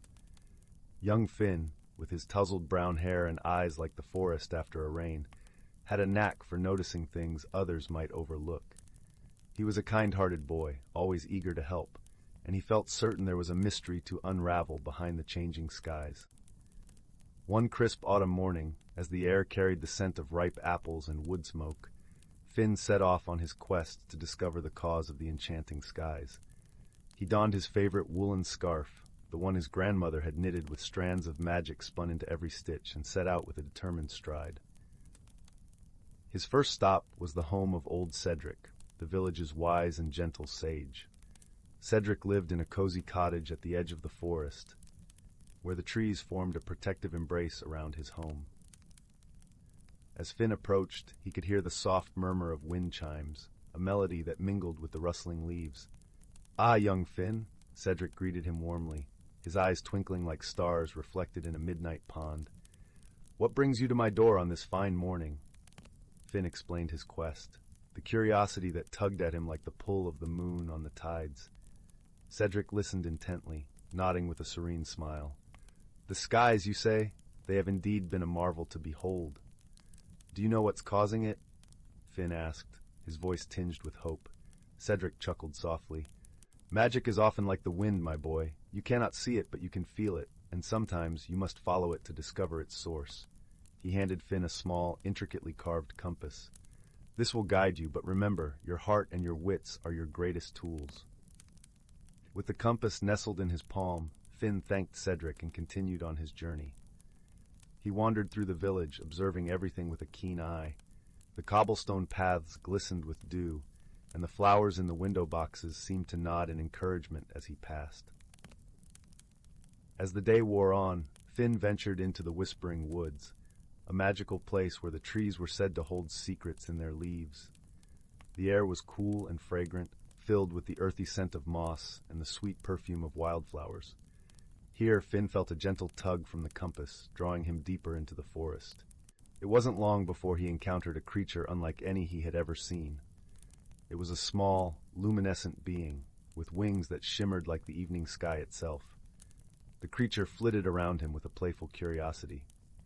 "Hello there," Finn said softly, trying not to startle it. "Do you know anything about the sky's changing color at night?" The tiny creature paused, hovering in front of Finn's face, its eyes as bright as 1,000 tiny stars. Then in a voice as light as a breeze, it spoke. "The skies are the canvas of dreams, painted by those who dwell in the twilight." Finn's heart leaped with excitement at the clue. He thanked the creature, who promptly did a little twirl in the air before disappearing into the woods. As the sun began to set, casting long shadows that stretched like sleepy cats, Finn found himself at the edge of a serene lake, its surface as smooth as glass. There he met a figure he had only heard of in whispered tales, a starlight weaver. The weaver was a being of gentle grace, with robes that flowed like liquid silver and eyes that held the wisdom of ages. "Greetings, young seeker," the weaver said, their voice as soothing as a lullaby. "You have come far to find the truth of our skies." Finn nodded, a sense of wonder warming him from the inside out. "Is it you who paints the skies?" The weaver smiled, a soft, radiant expression. "We weave the dreams of the world into the tapestry of the night, a gift for those who pause to dream and wonder." "But why has it changed?" Finn asked, his curiosity unabated. The weaver gestured to the sky, now ablaze with colors that danced like flames. "The world is always changing, dear one, and so must we. The skies reflect the hearts and hopes of those who dwell below." Finn gazed up, understanding dawning like the first light of morning. "So it's the dreams and wishes of the villagers that change the colors?" "Indeed," the weaver replied, "and you, with your kind heart and curious spirit, have played a part as well, inspiring others to dream anew." With a heart full of gratitude, Finn thanked the Starlight Weaver. "I'll carry this knowledge back to the village, so everyone can share in the wonder." As he made his way home, the stars blinked into existence one by one, as if nodding approval. The village was quiet as Finn returned, the gentle glow of lanterns guiding his path like old friends welcoming him back. In the days that followed, Finn shared his tale with the villagers, and they embraced the mystery with joy and wonder. Each night they gathered to watch the sky's shifting hues, knowing they were part of something beautiful and ever-changing. And so, In the cozy village of Linden Hollow, nestled within the Emerald Hills, the skies continued to tell their stories, painting dreams across the heavens, a reminder that magic is woven through the world for those with eyes to see and hearts to believe. With the mystery resolved, Finn lay in his bed that night, a contented smile on his face.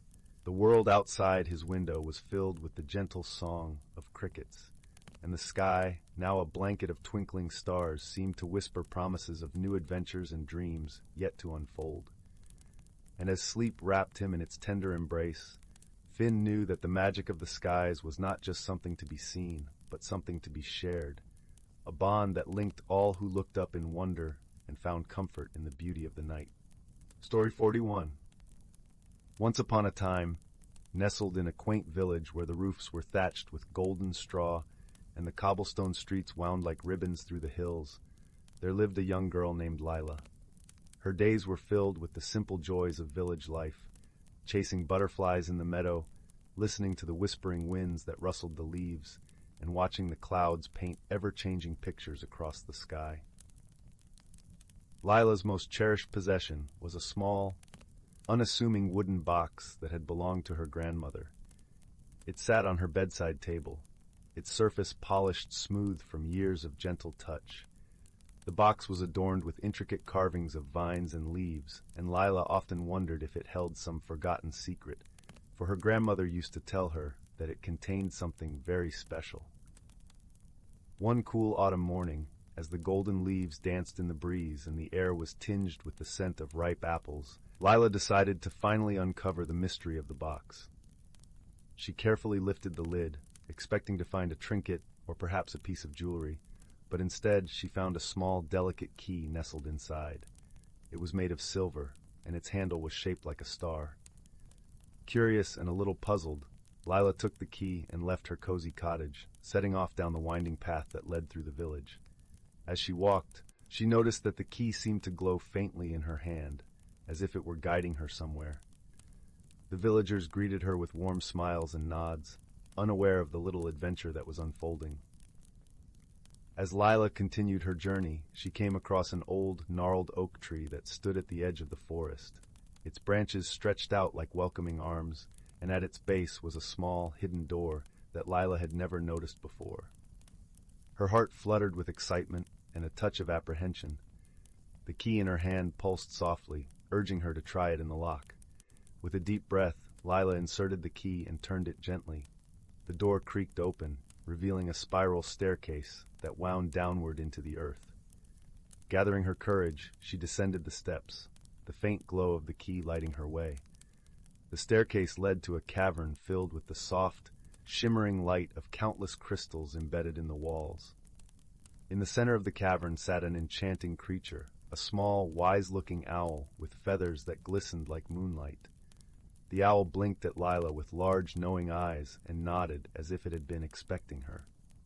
"Welcome, young one," the owl hooted in a voice as soft as a whispering breeze. "You have discovered the key to the Chamber of Whispers, a place where secrets are shared and wisdom is found." Lila felt a sense of wonder wash over her. "Why have I been chosen to find this place?" she asked, her voice echoing softly in the cavern.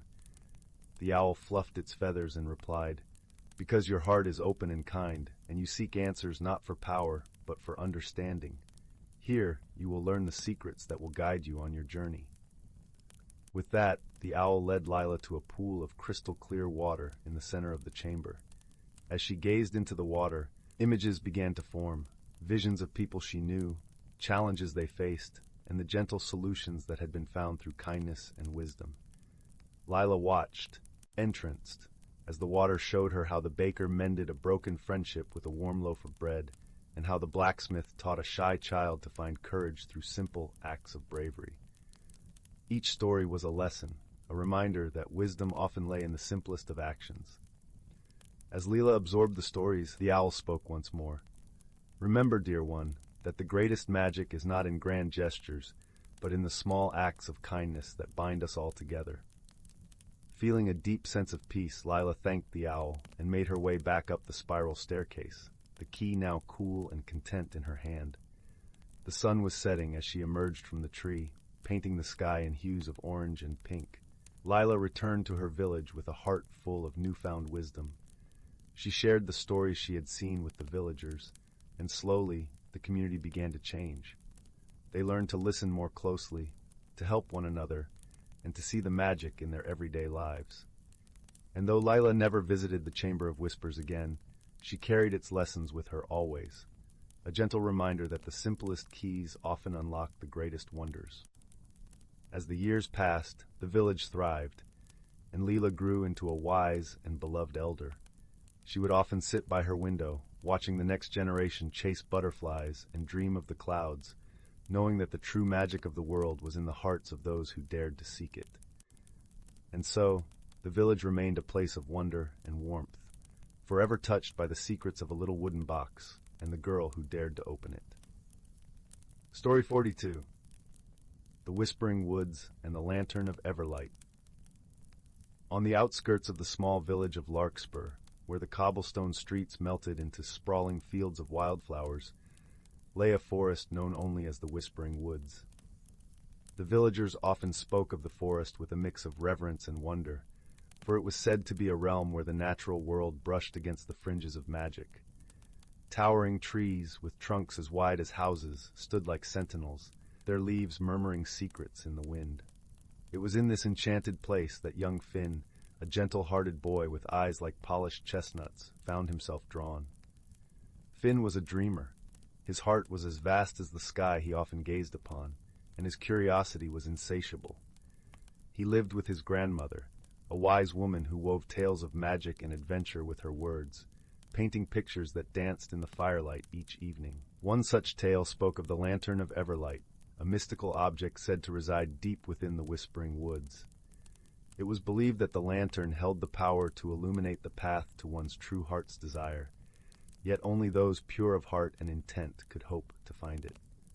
One autumn afternoon, as the leaves fell in swirling golden showers, Finn decided it was time to seek out the Lantern of Everlight. The mystery of the woods and the promise of discovery called to him like a melody. With a satchel packed with a few essentials, a loaf of crusty bread, a flask of fresh water, and a woolen blanket for warmth, Finn bid his grandmother farewell. Her eyes, wise and knowing, held a glimmer of pride mixed with the gentle worry of one who understands the ways of the world. "Remember, Finn," she said softly, tucking a sprig of lavender into his satchel for luck. "The woods hold many wonders, but listen with your heart, and let kindness be your guide."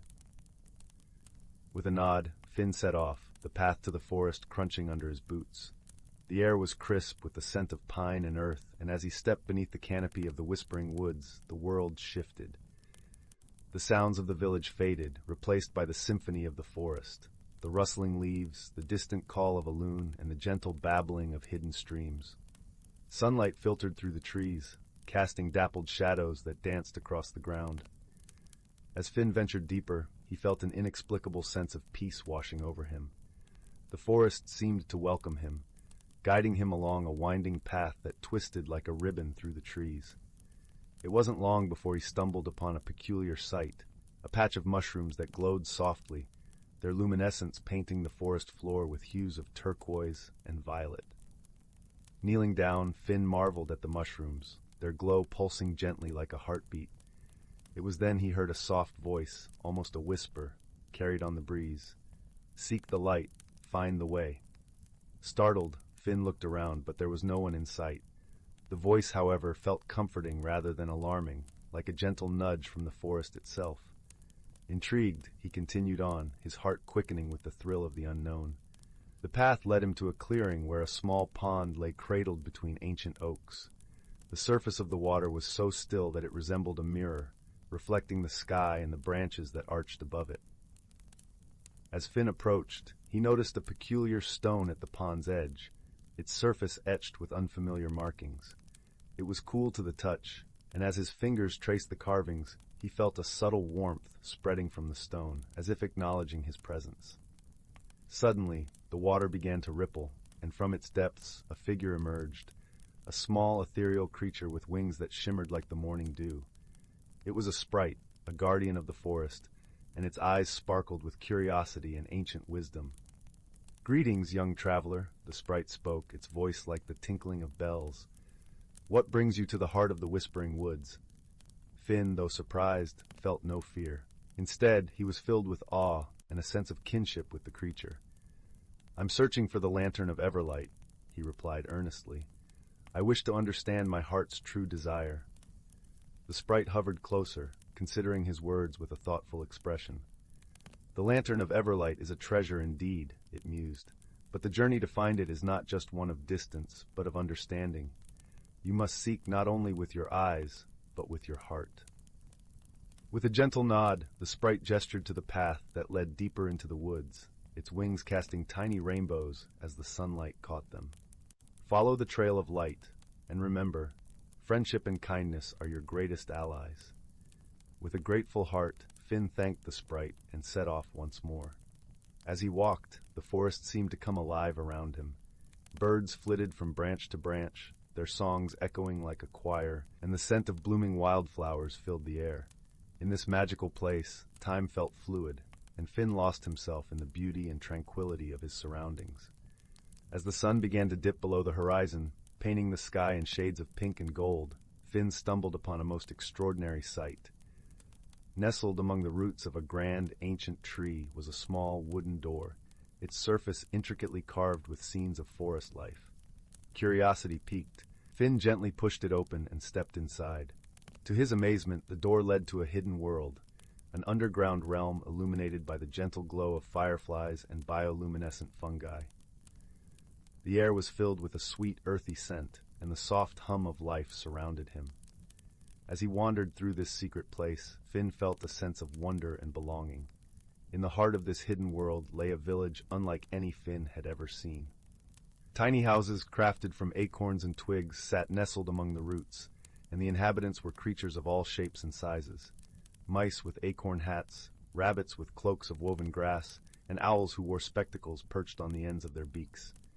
They bustled about, engaged in the tasks of daily life, yet paused to greet Finn with warmth and curiosity.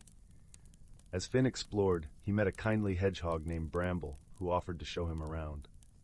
Bramble's quills were soft and silvery, and his eyes twinkled with wisdom and kindness. "Welcome to our home," Bramble said, his voice like a gentle rumble. "Not many come to visit us here, but those who do are treasured friends." Finn felt an immediate connection with Bramble, as if they had known each other for much longer than a mere moment. Together they wandered through the village, sharing stories and laughter. With each step, Finn felt his heart grow lighter, his purpose clearer. In this hidden world, he found a sense of camaraderie and joy that was rare and precious. As night fell, the village gathered around a great bonfire, its flickering flames casting a warm glow over the assembled creatures. The night air was filled with the sound of music and laughter, a celebration of life and friendship. Finn sat beside Bramble, feeling a deep sense of peace and belonging. It was then that a hush fell over the crowd, and an ancient tortoise, revered for her wisdom, slowly made her way to the center of the gathering. Her shell was adorned with symbols of the forest, and her eyes held the secrets of ages past. "Dear friends," she began, her voice like the rustle of leaves in the wind, "we are honored by the presence of a seeker among us. Young Finn has come in search of the Lantern of Everlight." The crowd murmured in awe and respect, and Finn felt a gentle warmth spreading through his chest. "To find the lantern," the tortoise continued, "one must understand that the journey is as much about the self as it is about the destination. It is not enough to seek with your eyes alone. You must also seek with your heart, your kindness, and your wisdom." Finn listened intently, the words resonating deep within him. He realized that the journey was teaching him more than he had anticipated, about friendship, about the beauty of the world, and about the light within himself. With renewed resolve, Finn thanked the creatures of the hidden village and bid them farewell, promising to return one day. Bramble accompanied him to the edge of the village, their friendship a bond that would endure beyond the confines of the forest. "Remember, Finn," Bramble said with a smile, "the light you seek is already within you. Trust in yourself, and you will find your way." As Finn continued his journey through the Whispering Woods, he carried Bramble's words in his heart. The path was illuminated not by the lantern he sought, but by the kindness and wisdom he had found along the way. Days turned into nights, and nights into days, as Finn ventured deeper into the forest. He encountered many wonders, glades filled with flowers that sang in the moonlight, streams that shimmered with gems, and creatures that shared stories of love and courage. Each experience enriched his spirit and guided him closer to his goal. Finally, as the first light of dawn touched the sky, Finn reached a glade unlike any other. In its center stood a pedestal of ancient stone, and upon it rested the lantern of Everlight. Its light was soft and warm, casting a gentle glow that illuminated the entire clearing. With a heart full of gratitude and wonder, Finn approached the lantern. As he reached out to touch it, he felt a surge of warmth and light flow through him, a connection to everything he had learned and experienced. In that moment, he understood his true heart's desire, not a single wish, but a tapestry of hopes and dreams woven together by the journey he had undertaken. As the light of the lantern enveloped him, Finn felt a sense of fulfillment and peace. He realized that the journey had transformed him, teaching him the value of friendship, the power of kindness, and the strength found in understanding oneself. With the lantern's light as his guide, Finn began the journey home, his heart aglow with the knowledge and wisdom he had gained. The Whispering Woods had revealed to him not only its secrets, but also the light within himself. Upon returning to the village, Finn was greeted with joy and celebration. His grandmother, her eyes shining with pride, embraced him warmly.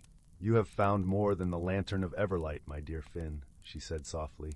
"You have found yourself." And so, with the lessons of the Whispering Woods in his heart, Finn lived a life filled with kindness, friendship, and the eternal light of understanding.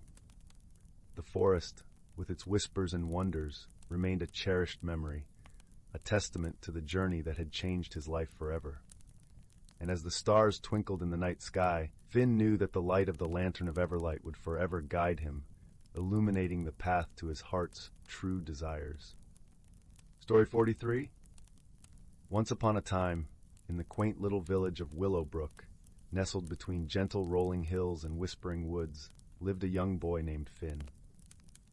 His days were filled with the sweet simplicity of village life, gathering wildflowers with his friends, listening to the soothing lull of the babbling brook, and exploring the endless wonders of the forest that bordered his home.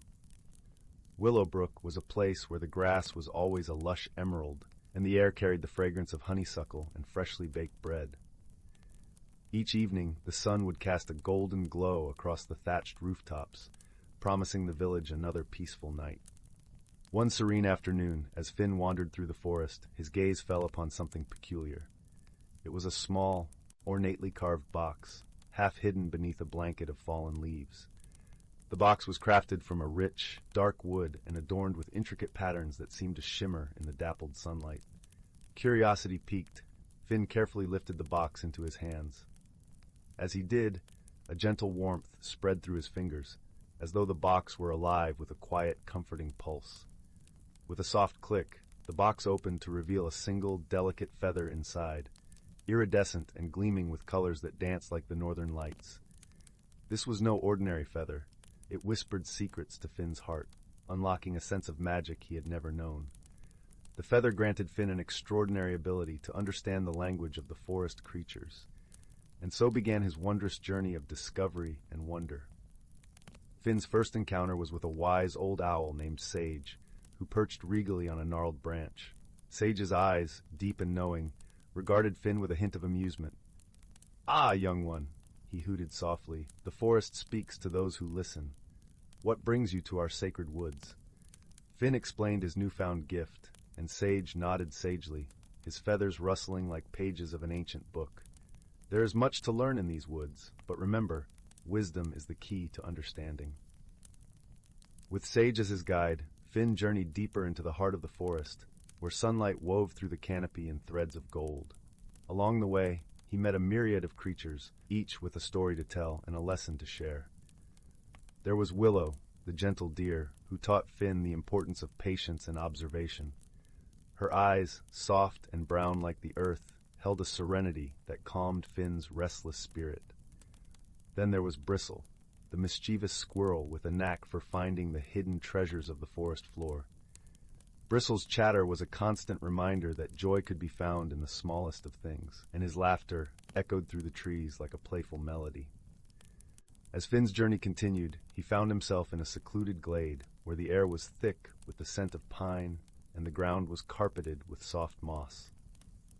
Here, he encountered a challenge, a riddle posed by the enigmatic Mist, an ethereal fox with eyes like liquid moonlight. Mist spoke in a voice that was both melody and mystery. To unlock the secret of the forest's heart, you must answer this. What is it that speaks without words, guides without force, and is felt but never seen? Finn pondered the riddle, feeling the cool breeze brush against his cheek, hearing the rustle of leaves and the distant call of a nightingale. He closed his eyes, letting the symphony of the forest fill his senses. And then, with a smile, he answered, "It is love." Mist nodded, her eyes twinkling with approval. "Indeed, young Finn, love is the language that binds us all, the unseen force that guides our hearts." With the riddle solved, the forest unveiled its deepest secret, a hidden grove where the ancient wisdom of nature was inscribed on the stones, like whispers of time. Here, Finn learned that true magic lay not in power or grand gestures, but in the kindness shared between friends, the quiet moments of understanding, and the gentle touch of love that connected all living things. As the sun dipped below the horizon, casting the forest in a soft twilight glow, Finn returned to Willowbrook, his heart forever changed. The village welcomed him home with open arms, unaware of the magical journey he had undertaken. Yet Finn carried with him the lessons of the forest, whispering them to those who would listen, weaving them into the fabric of village life. And so, under the watchful gaze of the moon and stars, Willowbrook continued to thrive, a place where ordinary objects held extraordinary secrets, and where the gentle power of love and wisdom prevailed. With a heart full of warmth and a spirit enriched by the wonders of the forest, Finn drifted into peaceful slumber, knowing that the magic of the feather and the lessons it had taught would remain with him always. And in the quiet of the night, the forest whispered its eternal lullaby, cradling Willowbrook in its timeless embrace. Story 44. Story 45. Story 46. Story 47. Story 48. In the soft twilight of a universe filled with countless stars, there existed a peculiar planet known as Lumina, a place aglow with a warm, perpetual twilight. The sky was a tapestry of swirling purples and golds, and the air carried a gentle, sweet aroma akin to blooming lilacs. Lumina was known for its luminous flora and gentle creatures, but it was also a world where paths often crossed in unexpected ways. On one such evening, when the sky shimmered with the brilliance of 1,000 tiny moons, two travelers found themselves in a serendipitous meeting. The first was a young being named Zephyr, hailing from the airy plains of Arion, a planet where the winds sang songs of old and every creature was gifted with wings. Zephyr's feathers were a soft azure, and his eyes sparkled with curiosity and wonder. His heart longed for adventure, to see beyond the horizon of his windswept home. The second was a wanderer named Mira, from the oceanic depths of Nereida, a world where the seas glowed with bioluminescent life. Mira's skin shimmered like the surface of the sea under a full moon. Her hair danced like seaweed in a gentle current, and her eyes held the depths of the ocean's mysteries. She had ventured beyond her watery domain in search of stories and the secrets of the stars. Their meeting was not a planned one. Zephyr had been gliding through the skies of Lumina, entranced by its beauty, when a sudden gust of unfamiliar wind threw him off course. He landed, rather ungracefully, in a clearing where Mira was setting up camp for the night. Startled by the sound, Mira turned, her eyes widening at the sight of the winged newcomer tangled in a thicket of luminous vines. "Oh dear," Mira exclaimed softly, her voice like the gentle lapping of waves. "Are you all right?" Zephyr, flustered and a little embarrassed, untangled himself with a sheepish grin. "I'm fine, just a bit wind-blown," he chuckled, brushing off his feathers. "I didn't mean to intrude." "Nonsense," Mira replied with a kind smile. "Any friend of the stars is welcome here." And so, under the canopy of twinkling lights, a friendship began to blossom. They spent the evening exchanging tales of their homelands, their voices mingling with the soft rustle of leaves and the distant calls of Lumina's nocturnal creatures. Zephyr spoke of the skies that carried the songs of Arion, while Mira shared the mysteries of the deep, the rhythm of the tides in her heart. Yet, as with all new friendships, misunderstandings were inevitable. Zephyr, ever the inquisitive one, was fascinated by Mira's tales of the sea, but often interrupted with a barrage of questions, eager to know more. Mira, unused to such interruptions, found herself growing frustrated, feeling that her stories were being lost in the whirlwind of Zephyr's curiosity. One evening, as they sat by a shimmering brook that wound its way through the forest, Mira's patience wore thin. "Zephyr," she said gently, but with a hint of exasperation, "sometimes it's important to listen fully before asking more." Zephyr blinked, taken aback. "I didn't mean to be rude," he replied, his voice tinged with remorse. I find your stories so fascinating that I can't help myself." "Perhaps," Mira suggested softly, "we could learn to understand each other's ways. I will try to be more patient, and you, perhaps, could pause and reflect a little longer."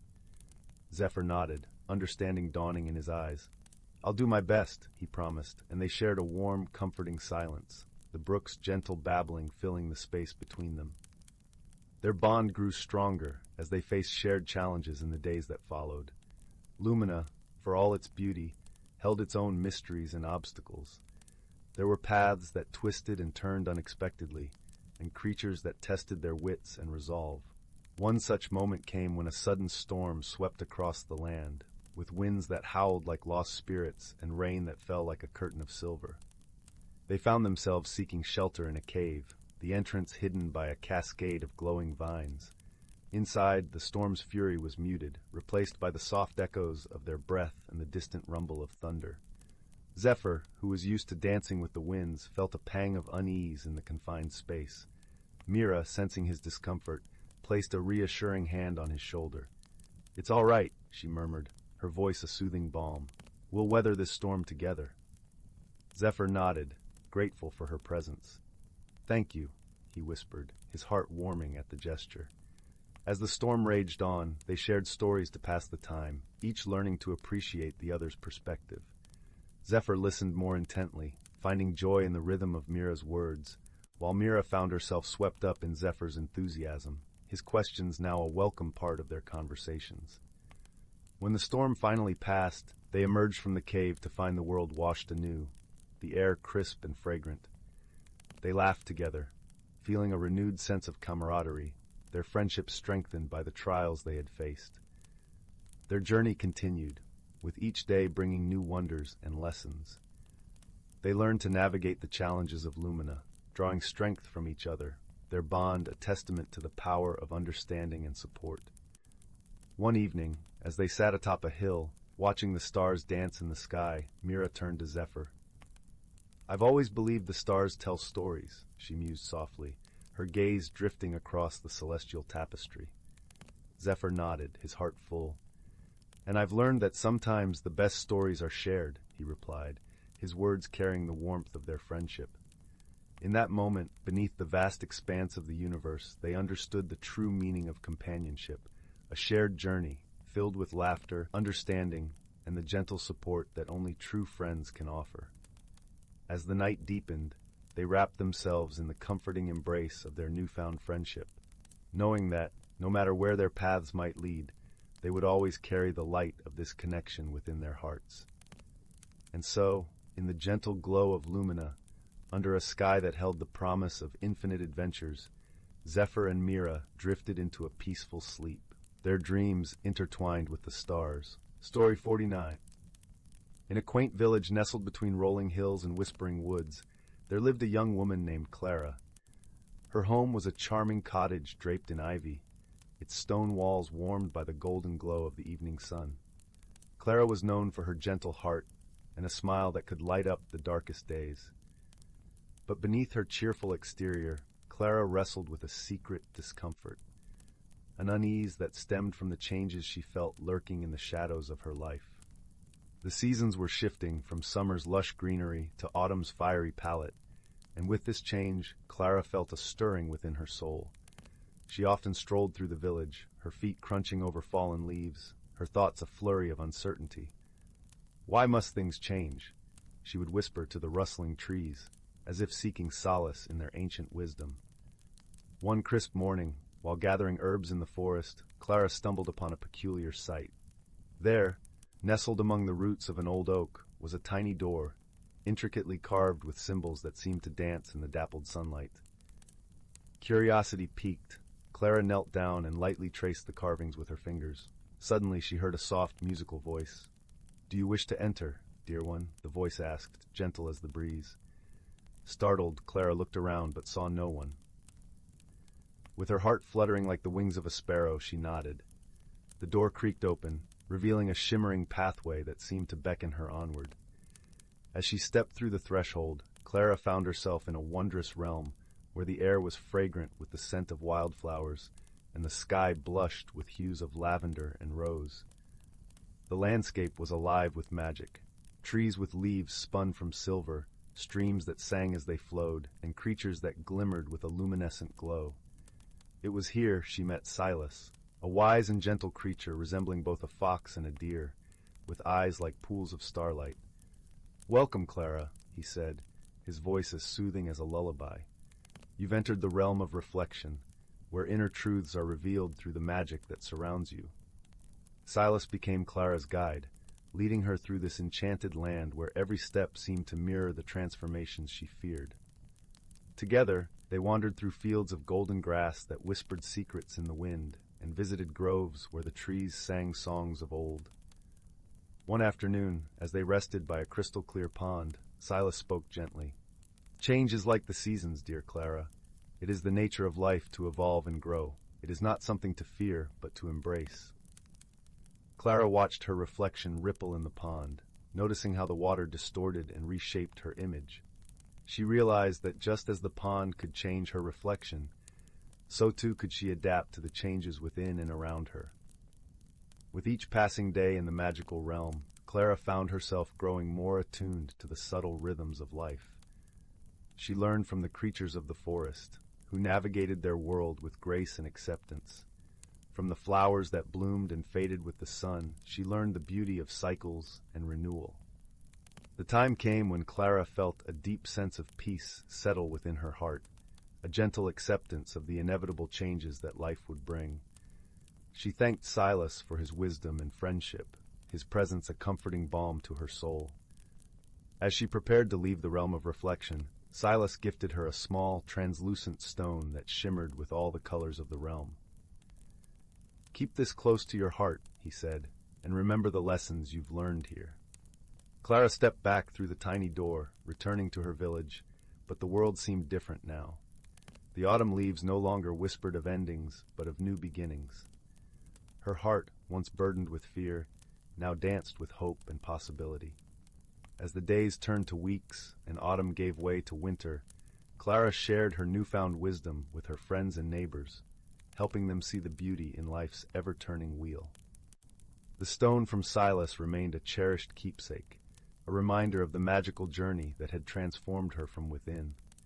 And so, in the warmth of her cottage by the crackling fireplace, Clara found comfort in the knowledge that change was not a foe to be fought, but a friend to be welcomed.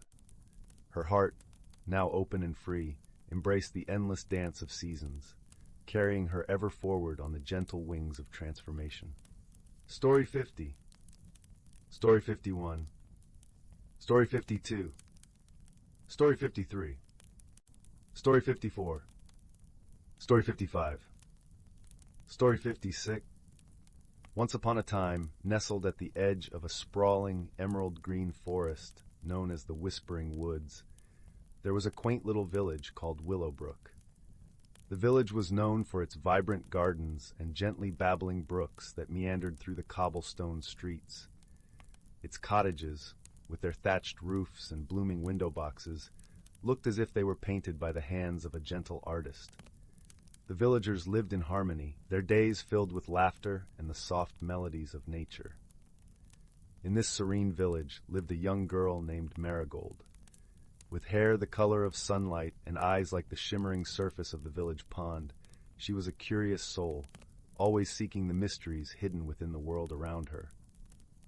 Marigold had a heart full of kindness, and she spent her days helping her neighbors and tending to the lush gardens that surrounded her home.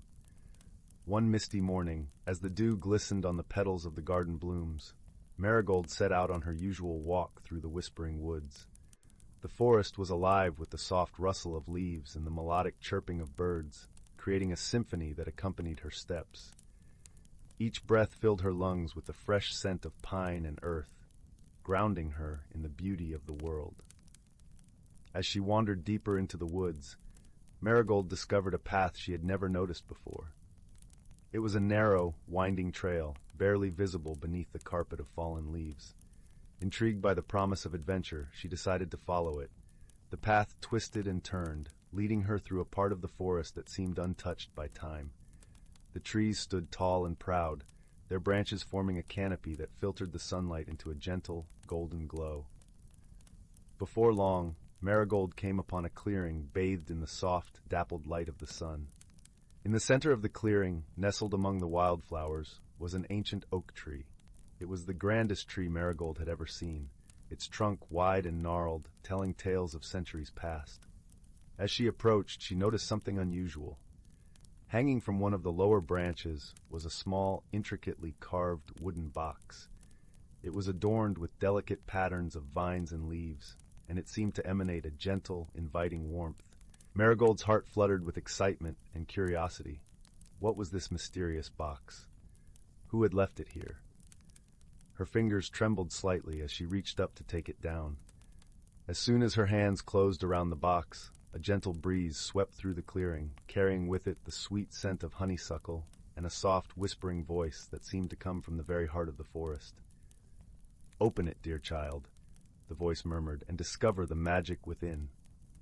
Trusting in the kindness of the whispering woods, Marigold carefully opened the box. Inside, she found a small, shimmering stone that sparkled with all the colors of the rainbow. It was warm to the touch, and as she held it, she felt a sense of peace and joy wash over her. The voice spoke again, this time with a tone of gentle wisdom. "This is the Stone of Serenity. It holds the power to reveal the hidden wonders of the world and to guide those who possess it on a journey of understanding and growth." Marigold's heart swelled with wonder and gratitude. She knew that the stone was a gift, and she vowed to use it wisely. Tucking the stone safely into her pocket, she thanked the forest and promised to return soon. Over the following days, Marigold found that the stone indeed held a special magic. When she held it close, she could hear the thoughts of the animals in the forest and understand the language of the trees. She marveled at the hidden world that had always surrounded her, now unveiled by the stone's gentle glow. One sunny afternoon, as Marigold sat by the village pond, she noticed a young fox watching her from the edge of the woods. Its eyes were filled with a mix of curiosity and caution. Marigold reached for the stone, and holding it close, she called out softly to the fox. "Hello there, little friend," she said with a gentle smile. "Do not be afraid." The fox tilted its head, surprised by the sound of her voice, which seemed to resonate with understanding. Slowly it approached, its bushy tail wagging slightly. "My name is Finn," the fox said, his voice echoing in Marigold's mind. "I have never met a human who could speak the language of the forest." Marigold laughed softly, her eyes sparkling with delight. "It's a gift from the forest itself," she explained. "Would you like to be friends?" Finn hesitated for a moment, then nodded, his eyes softening with warmth. "I would like that very much." From that day forward, Marigold and Finn became inseparable companions. Together they explored the hidden wonders of the whispering woods, guided by the magic of the Stone of Serenity. They discovered secret glades filled with rare flowers, hidden streams that sparkled like diamonds, and ancient trees that whispered stories of the past. One evening, as the sun dipped below the horizon and painted the sky in hues of pink and gold, Marigold and Finn sat together on a hill overlooking the village. The air was filled with the soothing scent of lavender, and a gentle breeze ruffled their hair and fur. "Do you ever wonder what lies beyond the woods?" Marigold asked, her voice soft and contemplative. Finn nodded, his eyes fixed on the distant mountains. "I do. There is a whole world out there, waiting to be discovered." Marigold sighed, her heart filled with a longing for adventure. "I wish to see it all," she said, "to learn and grow, and to understand the world beyond our village." Finn looked at her with admiration. "Then we shall go together," he declared, his voice firm with determination. "The Stone of Serenity will guide us on our journey." And so, with the blessing of the village and the gentle encouragement of the whispering woods, Marigold and Finn set out on a grand adventure. They traveled through lush meadows and across rolling hills, their hearts filled with excitement and wonder. As they journeyed, they encountered many challenges and made new friends along the way. In a bustling town nestled in a valley, they met a wise old owl named Sage, who shared with them stories of the world and taught them the importance of wisdom and patience. In a village by the sea, they befriended a playful dolphin named Calypso, who showed them the beauty of the ocean and taught them the value of kindness and cooperation. Through each encounter and challenge, Marigold and Finn grew stronger and wiser, their bond of friendship deepening with every step. And as they traveled, the Stone of Serenity continued to guide them, revealing the hidden wonders of the world and lighting their path with its gentle glow. One day, as they rested beneath the shade of a towering oak tree, Marigold turned to Finn with a smile. "Do you know what I have learned on this journey?" she asked, her eyes shining with the light of understanding. Finn tilted his head, his curiosity piqued. "What is that, Marigold?" "I have learned that the world is filled with beauty and wonder, and that true magic lies not in the stone itself, but in the kindness and friendship we share with others," she replied, her voice filled with warmth and gratitude. Finn nodded, his heart swelling with pride and love for his dear friend. "And I have learned that with you by my side, any challenge can be overcome," he said, his voice full of sincerity. Together, they continued their journey, their hearts light with the knowledge that they were never alone. For in the bonds of friendship and the magic of the world around them, they had found something truly special, a sense of belonging and a love that would guide them always. And so, as the sun set on the horizon, bathing the world in a soft, golden glow, Marigold and Finn walked hand in paw, their hearts filled with the gentle magic of the Stone of Serenity and the enduring power of friendship. And in that moment, they knew that no matter where their journey took them, they would always carry the warmth and wisdom of their adventures in their hearts.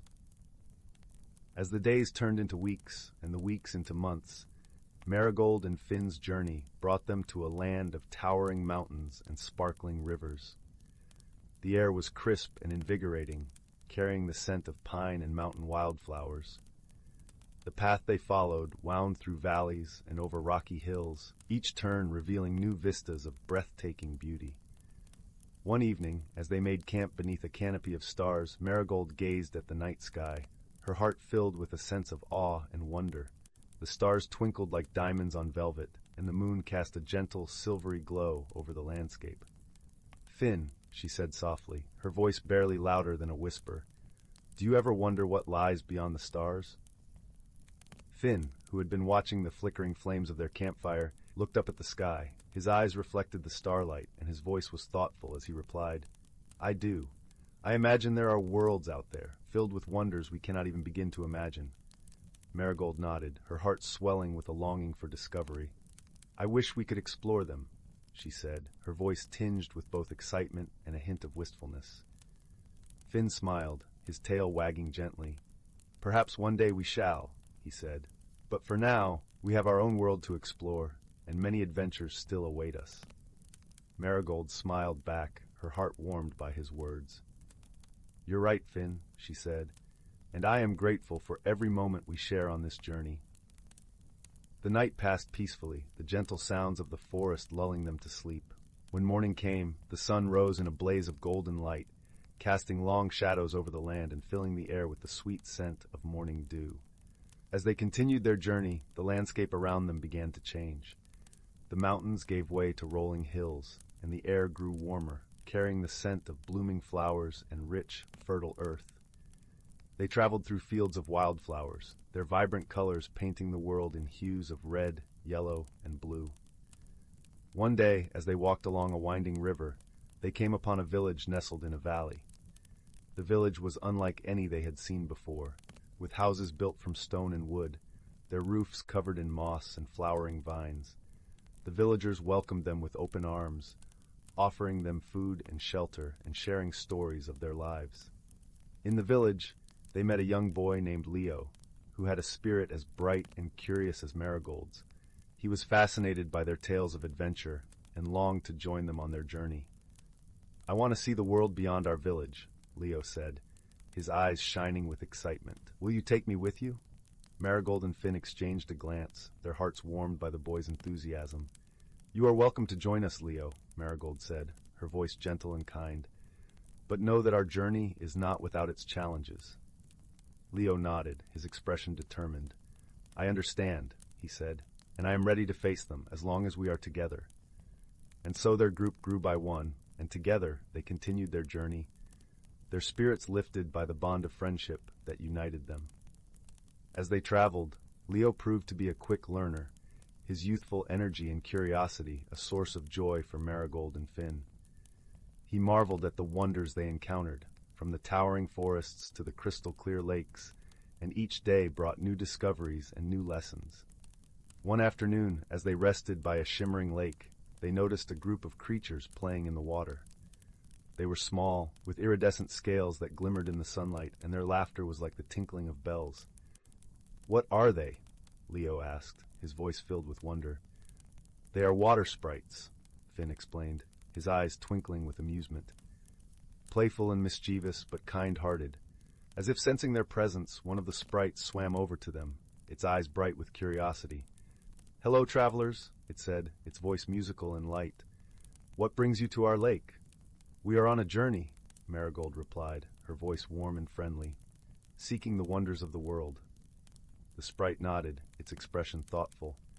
"Then you must visit the heart of the forest," it said. "It is a place of great beauty and magic, hidden deep within the woods." Intrigued by the sprite's words, Marigold, Finn, and Leo decided to seek out this mystical place. The sprite guided them to a path that led deeper into the forest, where the trees grew taller and the air was filled with the scent of ancient wood and earth. As they followed the path, the forest around them seemed to come alive with a vibrant energy. The leaves rustled gently in the breeze, and the sunlight filtered through the branches in a dance of light and shadow. Eventually they arrived at a clearing unlike any they had ever seen. In the center stood an enormous tree, its trunk wide and gnarled, its branches reaching skyward in a majestic canopy. The air was filled with a soft, golden light, and the ground was carpeted with delicate flowers that glowed with an inner radiance. "This is the heart of the forest," the sprite said, its voice reverent and filled with awe, "a place of peace and healing." Marigold, Finn, and Leo stood in silence, their hearts touched by the beauty and serenity of the place. They felt a deep sense of connection to the world around them, a reminder of the magic that existed in every corner of the earth. As they sat beneath the great tree, they reflected on their journey, the challenges they had faced, and the friendships they had forged. They realized that the true magic of their adventure lay not in the places they had seen, but in the love and understanding they had found along the way. And so, with hearts full of gratitude and joy, they continued their journey, knowing that the world was a place of endless wonder, and that together they could face any challenge that lay ahead. As the days turned into weeks and the weeks into months, Marigold, Finn, and Leo's journey took them to new lands and introduced them to new friends. Their adventure was filled with laughter and learning, and each day brought new discoveries and new lessons. One day, as they traveled through a lush valley, they came upon a village that was in the midst of a grand celebration. The air was filled with the sound of music and laughter, and the streets were lined with stalls selling all manner of goods. Curious about the festivities, Marigold, Finn, and Leo joined in the celebration, their hearts light with joy. They danced to the music, sampled the delicious food, and marveled at the colorful decorations that adorned the village. As they wandered through the village, they met a wise old woman named Era, who was known for her knowledge of the world and her gift for storytelling. Ira welcomed them warmly, her eyes twinkling with kindness and wisdom. "I have heard of your journey," Ira said, her voice gentle and melodic, "and I have a story to share with you." Marigold, Finn, and Leo gathered around, eager to hear what Era had to say. As they listened, Era wove a tale of a magical land beyond the mountains, a place of beauty and peace, where all creatures lived in harmony. The land is known as the Valley of Harmony, Era said, her voice filled with reverence. It is a place where the magic of the world is at its strongest, and where the bonds of friendship and love are cherished above all else. Marigold's heart was filled with a longing to see this mystical land, and she turned to her friends with a smile. "Shall we seek out this Valley of Harmony?" she asked, her voice filled with excitement. Finn and Leo nodded, their eyes shining with anticipation. "Yes," they said in unison, their voices filled with determination. "Let us find this land of peace and magic." And so, with Era's blessing and guidance, Marigold, Finn, and Leo set out on the final leg of their journey. They traveled through forests and across rivers, their hearts filled with hope and wonder. As they approached the mountains, the air grew cooler, and the landscape around them changed. The trees gave way to rocky cliffs and narrow paths, and the air was filled with the scent of fresh mountain air. Finally, after many days of travel, they reached the top of a ridge, and before them lay a sight that took their breath away. The Valley of Harmony stretched out below them, a land of rolling hills and sparkling lakes, bathed in a soft, golden light. The air was filled with the gentle sound of birdsong, and the scent of blooming flowers carried on the breeze. It was a place of beauty and peace, just as Ira had described. With hearts full of joy and gratitude, Marigold, Finn, and Leo descended into the valley, their spirits lifted by the magic of the land. They knew that their journey had brought them to a place where they could find rest and renewal, and where the bonds of friendship and love would be cherished forever. And so, as the sun set on the horizon, casting a warm golden glow over the valley, Marigold, Finn, and Leo knew that their journey had come to a close. But they also knew that the magic of the world and the love they shared would guide them always, lighting their path with warmth and wisdom. As they stood together hand in paw, they understood that the true magic of their adventure lay not in the places they had seen, but in the love and understanding they had found along the way. And in that moment, they knew that they were home. Story 58. In the gentle embrace of twilight, when the sun dipped below the horizon and painted the sky in hues of lavender and gold, the quaint village of Eldergrove nestled into its nightly slumber. Eldergrove was a place where time seemed to drift softly, like the down of a dandelion blown by the summer breeze. Cobblestone paths wound through the village like silver ribbons, leading to cottages that appeared to have been woven from the very heart of the earth. Each home bore thatched roofs and ivy-clad walls, and from their chimneys, tendrils of smoke curled lazily into the cooling air. In this village there was a young boy named Finn, whose heart was as open and curious as the wide sky above. Finn had hair the color of autumn leaves and eyes that sparkled like the morning dew on fresh grass. He lived with his grandmother, a gentle soul whose stories of olden magic and hidden realms had once lulled the village children to sleep. Finn adored these tales, and as he grew, so did his yearning to uncover the mysteries that lay hidden beneath the ordinary facade of Eldergrove. One evening, as the first stars began to twinkle in the velvety sky, Finn's grandmother called him to her side. Her voice, though soft, carried the weight of wisdom and love. "Finn, my dear," she began, her eyes twinkling with a secret she was about to share, "there is something you must know. In the heart of Eldergrove Forest there exists a hidden world, a place where magic dances freely, and where the old stories live and breathe." Finn's eyes widened with wonder, his heart quickening with excitement. "Is it true, grandmother? Can I find it?" His grandmother nodded, a gentle smile playing on her lips. "Yes, but remember, Finn, this world is not easily found. It reveals itself only to those who seek with a pure heart and a kind spirit. You must listen to the whispers of the trees and follow the path that your heart knows best." With these words etched in his mind and heart, Finn felt a flutter of anticipation. That night, as the village settled into the hush of sleep, Finn lay awake beneath a quilt of stars, dreaming of the journey that awaited him. The next morning, the world awoke to the soft chorus of birdsong. Finn, filled with a sense of purpose, set out towards the forest. The path wound through fields of wildflowers which swayed gently in the breeze, their petals a riot of colors. As he entered the forest, the air grew cooler, filled with the earthy scent of moss and pine needles. Sunlight filtered through the canopy, casting dappled patterns on the forest floor. Finn walked for hours, his senses alive to every rustle and whisper. He marveled at the ancient trees, their trunks gnarled and wise, as if each bore stories of the ages. Just as he began to wonder if he had lost his way, a soft melody reached his ears, a tune so sweet and elusive, it seemed to beckon him deeper into the forest. Following the music, Finn soon found himself before a small, shimmering pool. The water was as clear as glass, reflecting the sky and trees with perfect clarity. At its edge sat an old, weathered stone, etched with runes that glowed faintly with a silvery light. It was here that Finn sensed the veil between worlds was thin, where magic breathed with quiet potency. As he knelt beside the pool, his reflection gazed back at him, intertwined with that of the ancient forest. Without knowing why, Finn reached out and touched the water. Ripples spread across the surface, and a gentle voice filled the air, as soft as the murmur of the stream. "Welcome, young seeker," it said. "You have found the gateway to the hidden world, but to enter, you must first understand the magic that binds it." Finn's heart beat with a mixture of awe and determination. "Tell me how," he whispered, his voice barely more than a breath. The voice replied, "You must give something of yourself, a gift of true intent. Only then will the path reveal itself." Finn pondered this for a moment, then realized the answer lay within him.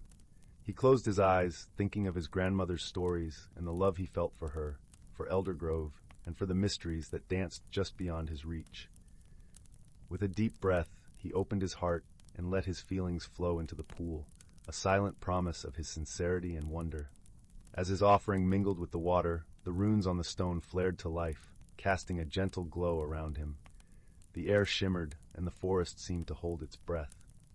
Then, as though a veil had been lifted, the hidden world unfurled before Finn's eyes. The forest transformed into a realm of vibrant colors and ethereal beauty. Flowers bloomed in impossible hues, their petals glowing with an inner light. Creatures both familiar and fantastical flitted about, their eyes glinting with intelligence and mischief. Trees that had seemed ordinary now stood tall and majestic, their branches adorned with tiny, luminescent fruits that sang softly in the breeze. Finn took in the spectacle with wide-eyed wonder. He felt as if he had stepped into one of his grandmother's stories, where magic was as real as the ground beneath his feet. As he ventured deeper, he encountered beings of all shapes and sizes. There were gentle fauns with eyes like amber, and sprites with wings that shimmered like dragonfly glass. Each greeted him with a nod or a smile, as if they had been expecting him. Among them, Finn met a creature unlike any he had ever imagined, a small, wise-looking fox with fur as white as snow and eyes that gleamed like polished obsidian. The fox approached with a graceful nod, its voice soft and melodic. "Welcome, Finn. I am called Aelwyn, and I have been chosen to guide you." Finn's heart swelled with gratitude and a sense of belonging. "Thank you, Aelwyn. I'm honored to be here." Aelwyn led Finn through the enchanted forest, showing him wonders beyond his wildest dreams. They visited a grove where the trees sang songs of old, their melodies weaving tales of the world's birth. They crossed a meadow where butterflies danced in intricate patterns, their wings brushing against Finn's cheeks like whispers. Everywhere they went, Finn felt the gentle hum of magic, a presence that filled him with warmth and joy. As the sun began its descent, painting the sky in shades of rose and gold, Aelwyn led Finn to a clearing where a circle of stones stood. In the center, a fire crackled merrily, its flames casting a comforting glow. Aelwyn motioned for Finn to sit, and together they watched the stars begin to twinkle in the indigo sky. "Finn," Aelwyn began, his voice thoughtful, "you have seen the beauty of this world, but there is more you must understand. Magic is a bond, a promise between beings and the land they cherish. It is not to be taken lightly, for it is as delicate as a spider's web." Finn nodded, absorbing the wisdom in Aelwyn's words. "I understand, Aelwyn. I want to protect this world and its magic." Aelwyn's eyes sparkled with approval. "Then you are ready for the next part of your journey. You must find your own magic, the gift that lies within you." As Finn pondered this, the fire flickered and danced, casting shadows that seemed to take on a life of their own. In the flickering light, Finn saw images of his own life, moments of joy and kindness, instances where he had helped others and brought smiles to their faces. He realized that his magic was not in spells or incantations, but in the love and compassion he carried within him. With this understanding came a deep sense of peace. Finn felt a warmth spread through his chest, as if a gentle flame had been kindled within him. It was a magic as old as the stars, born of kindness and connection, and it flowed through him like a melody. As the night deepened, Finn and Éowyn sat in companionable silence, the fire a comforting presence between them. Finn knew that his journey had only just begun, but he felt ready to embrace whatever lay ahead. He understood now that the hidden world was not a place to be discovered, but a part of himself to be cherished and nurtured. When the first light of dawn touched the sky, painting it with soft pastels, Finn rose to his feet. Éowyn stood beside him, a loyal and steadfast companion. "Thank you, Éowyn," Finn said, his voice filled with gratitude. "For everything." Éowyn nodded, a wise smile on his lips. "Go forth, Finn, and let your magic shine. The world is waiting for you." With a heart full of hope and a spirit alight with newfound magic, Finn made his way back to Elder Grove. The journey home felt different, the forest paths familiar, yet imbued with a new sense of wonder. As he emerged from the woods, the village welcomed him with open arms, the morning sun casting a golden glow over the rooftops and gardens. Finn's grandmother awaited him at the doorstep, her eyes bright with understanding. She embraced him warmly, sensing the change within him. "Welcome home, my dear Finn," she whispered, her voice a soothing balm. Finn smiled, feeling the weight of the journey lift from his shoulders. "I'm home, grandmother, and I've found my magic." Together, they sat by the hearth, where a fire crackled softly, its warmth enveloping them in a cocoon of comfort. As Finn recounted his adventures, his grandmother listened with the patience and love of 1,000 lifetimes. The tales of hidden worlds and magical beings wove a tapestry of dreams and possibilities, a legacy to be cherished and passed down through the ages. And so, in the heart of Eldergrove, where the ordinary and the extraordinary danced hand in hand, Finn's story became part of the village's lore. A tale of discovery and friendship, of magic found in the simplest of gestures, and of a boy whose heart was as boundless as the sky. As the fire crackled and the stars watched over them, Finn drifted into a peaceful sleep. His dreams were woven with the colors of the hidden world, a place where magic breathed in every leaf and laughter echoed among the trees. And in the gentle embrace of the night, Finn knew that he would always carry a piece of that world within him, a light that would guide him, and a promise that he would never forget. Story 59. Story 60. In the heart of the whispering woods, where the trees murmured secrets to the wind, stood the quaint village of Lumina Hollow. This village was known for its cozy cottages with thatched roofs, winding cobblestone pathways, and gardens that shimmered with dewdrops like tiny stars. Every evening, the villagers gathered around the great fire pit in the town square, sharing stories under the blanket of twilight, while the scent of blooming night jasmine filled the air. One such evening, as the sun melted into the horizon, a peculiar event stirred the peaceful rhythm of Lumina Hollow. A soft, tinkling sound, like that of distant chimes, echoed through the village. It was gentle yet persistent, and no one could quite pinpoint its source. The sound seemed to float on the breeze, sometimes coming from the old well, other times drifting from the boughs of the ancient oak that stood proudly in the center of the square. At first, the villagers thought it to be the playful wind, but as days turned into a week, their curiosity grew. The sound was soothing, almost like a lullaby, but its mystery beckoned for an explanation. Determined to uncover the source, the villagers called upon their resident wise woman, a gentle soul named Marin, known for her deep understanding of the magical and mundane alike. With her hair as silver as moonlight and eyes as bright as the morning sky, Marin was a beloved figure in Lumina Hollow. She listened to the villagers' concerns with a kind smile and promised to look into the matter. The very next morning, with the first light of dawn, Marin set out to investigate, accompanied by her faithful companion, Bramble, a sprightly squirrel with a bushy tail and a penchant for acorns. Together they wandered through the village, Marin humming softly to herself, while Bramble chattered excitedly, darting here and there. As they approached the old well, the sound grew clearer, a gentle tinkling that seemed to resonate from within its moss-covered stones. Marin leaned closer, her ear to the cool, damp surface, and closed her eyes, listening intently. "Ah, it's a melody," she murmured, recognizing the rhythmic pattern. "But what could be singing from the depths of this well?" Bramble tilted his head, his tiny eyes filled with curiosity. "Maybe it's the water sprites," he suggested, his voice a whisper on the wind. Marin chuckled softly, patting Bramble on the head. "Perhaps, my dear friend, but let's see if we can find more clues." They continued their exploration, following the sound as it danced through the village.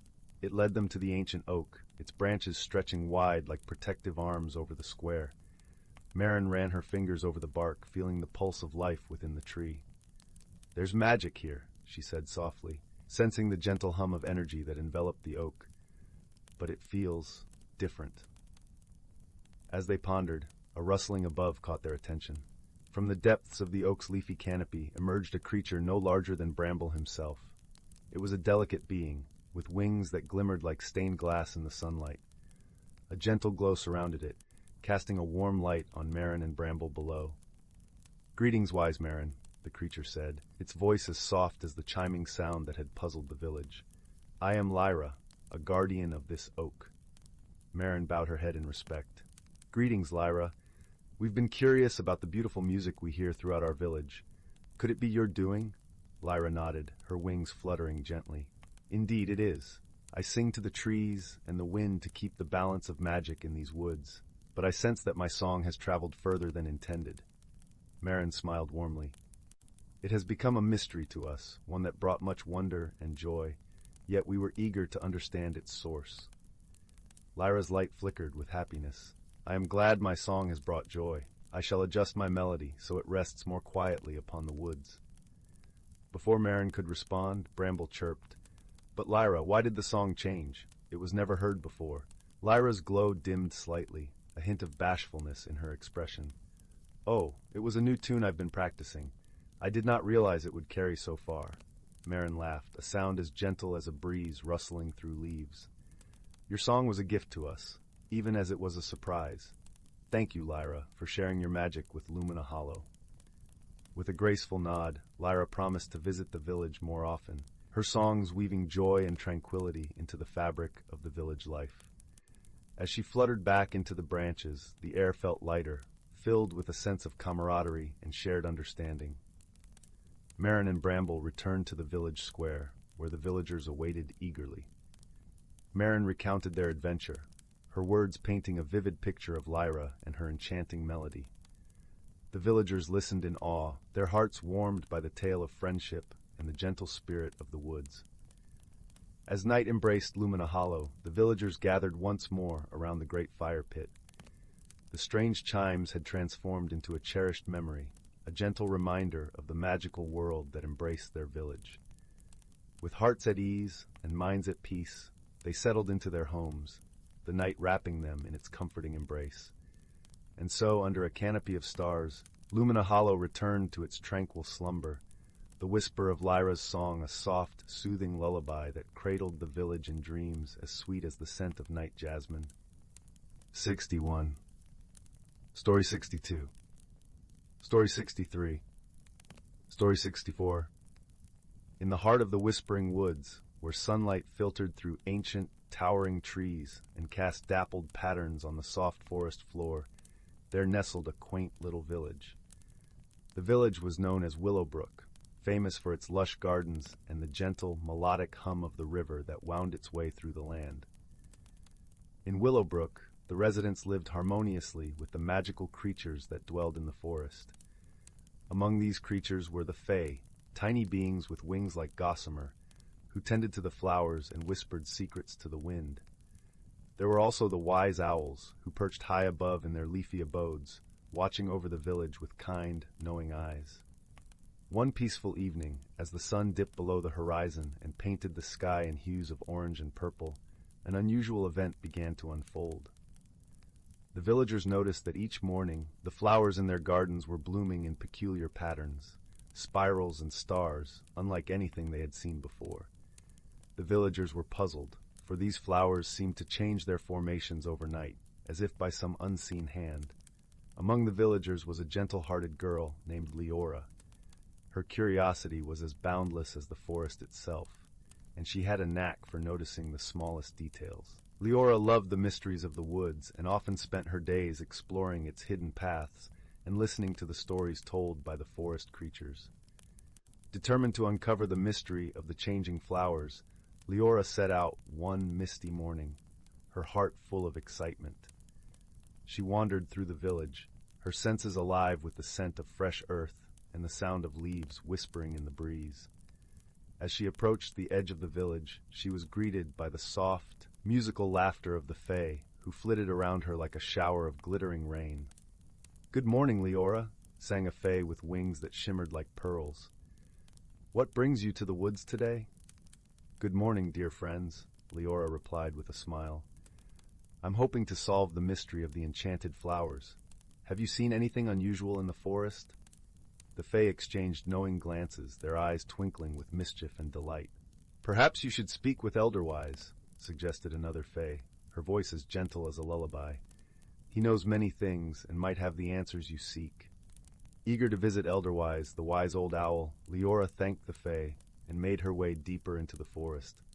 The air was cool and fragrant with the scent of pine and wildflowers, and as she walked, the ground beneath her feet felt like a soft, comforting carpet of moss.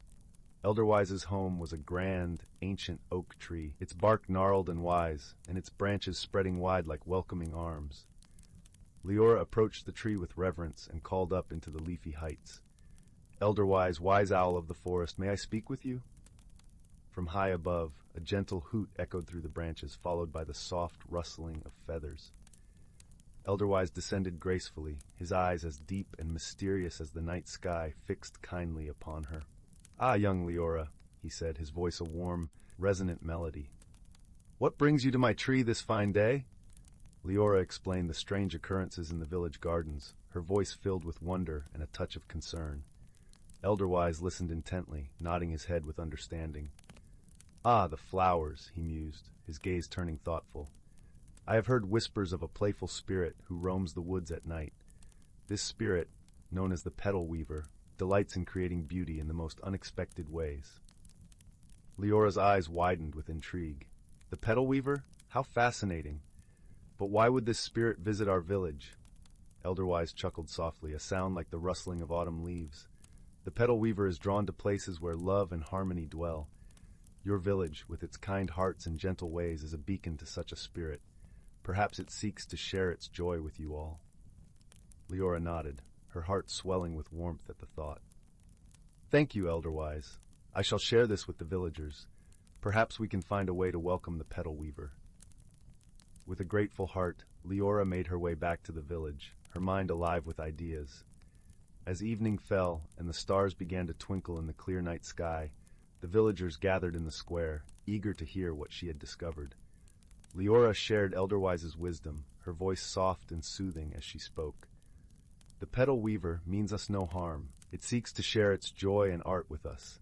I believe if we welcome it with open hearts, we might come to understand its ways." The villagers nodded, their faces alight with understanding and acceptance. That night, they decided to leave small gifts of appreciation in their gardens, tiny lanterns, delicate ribbons, and fragrant herbs, hoping to show the petal weaver their gratitude. As the moon cast its gentle glow over Willowbrook, the petal weaver appeared, unseen by human eyes, but sensed in the gentle rustling of petals and the soft shimmer of moonlight on the flowers.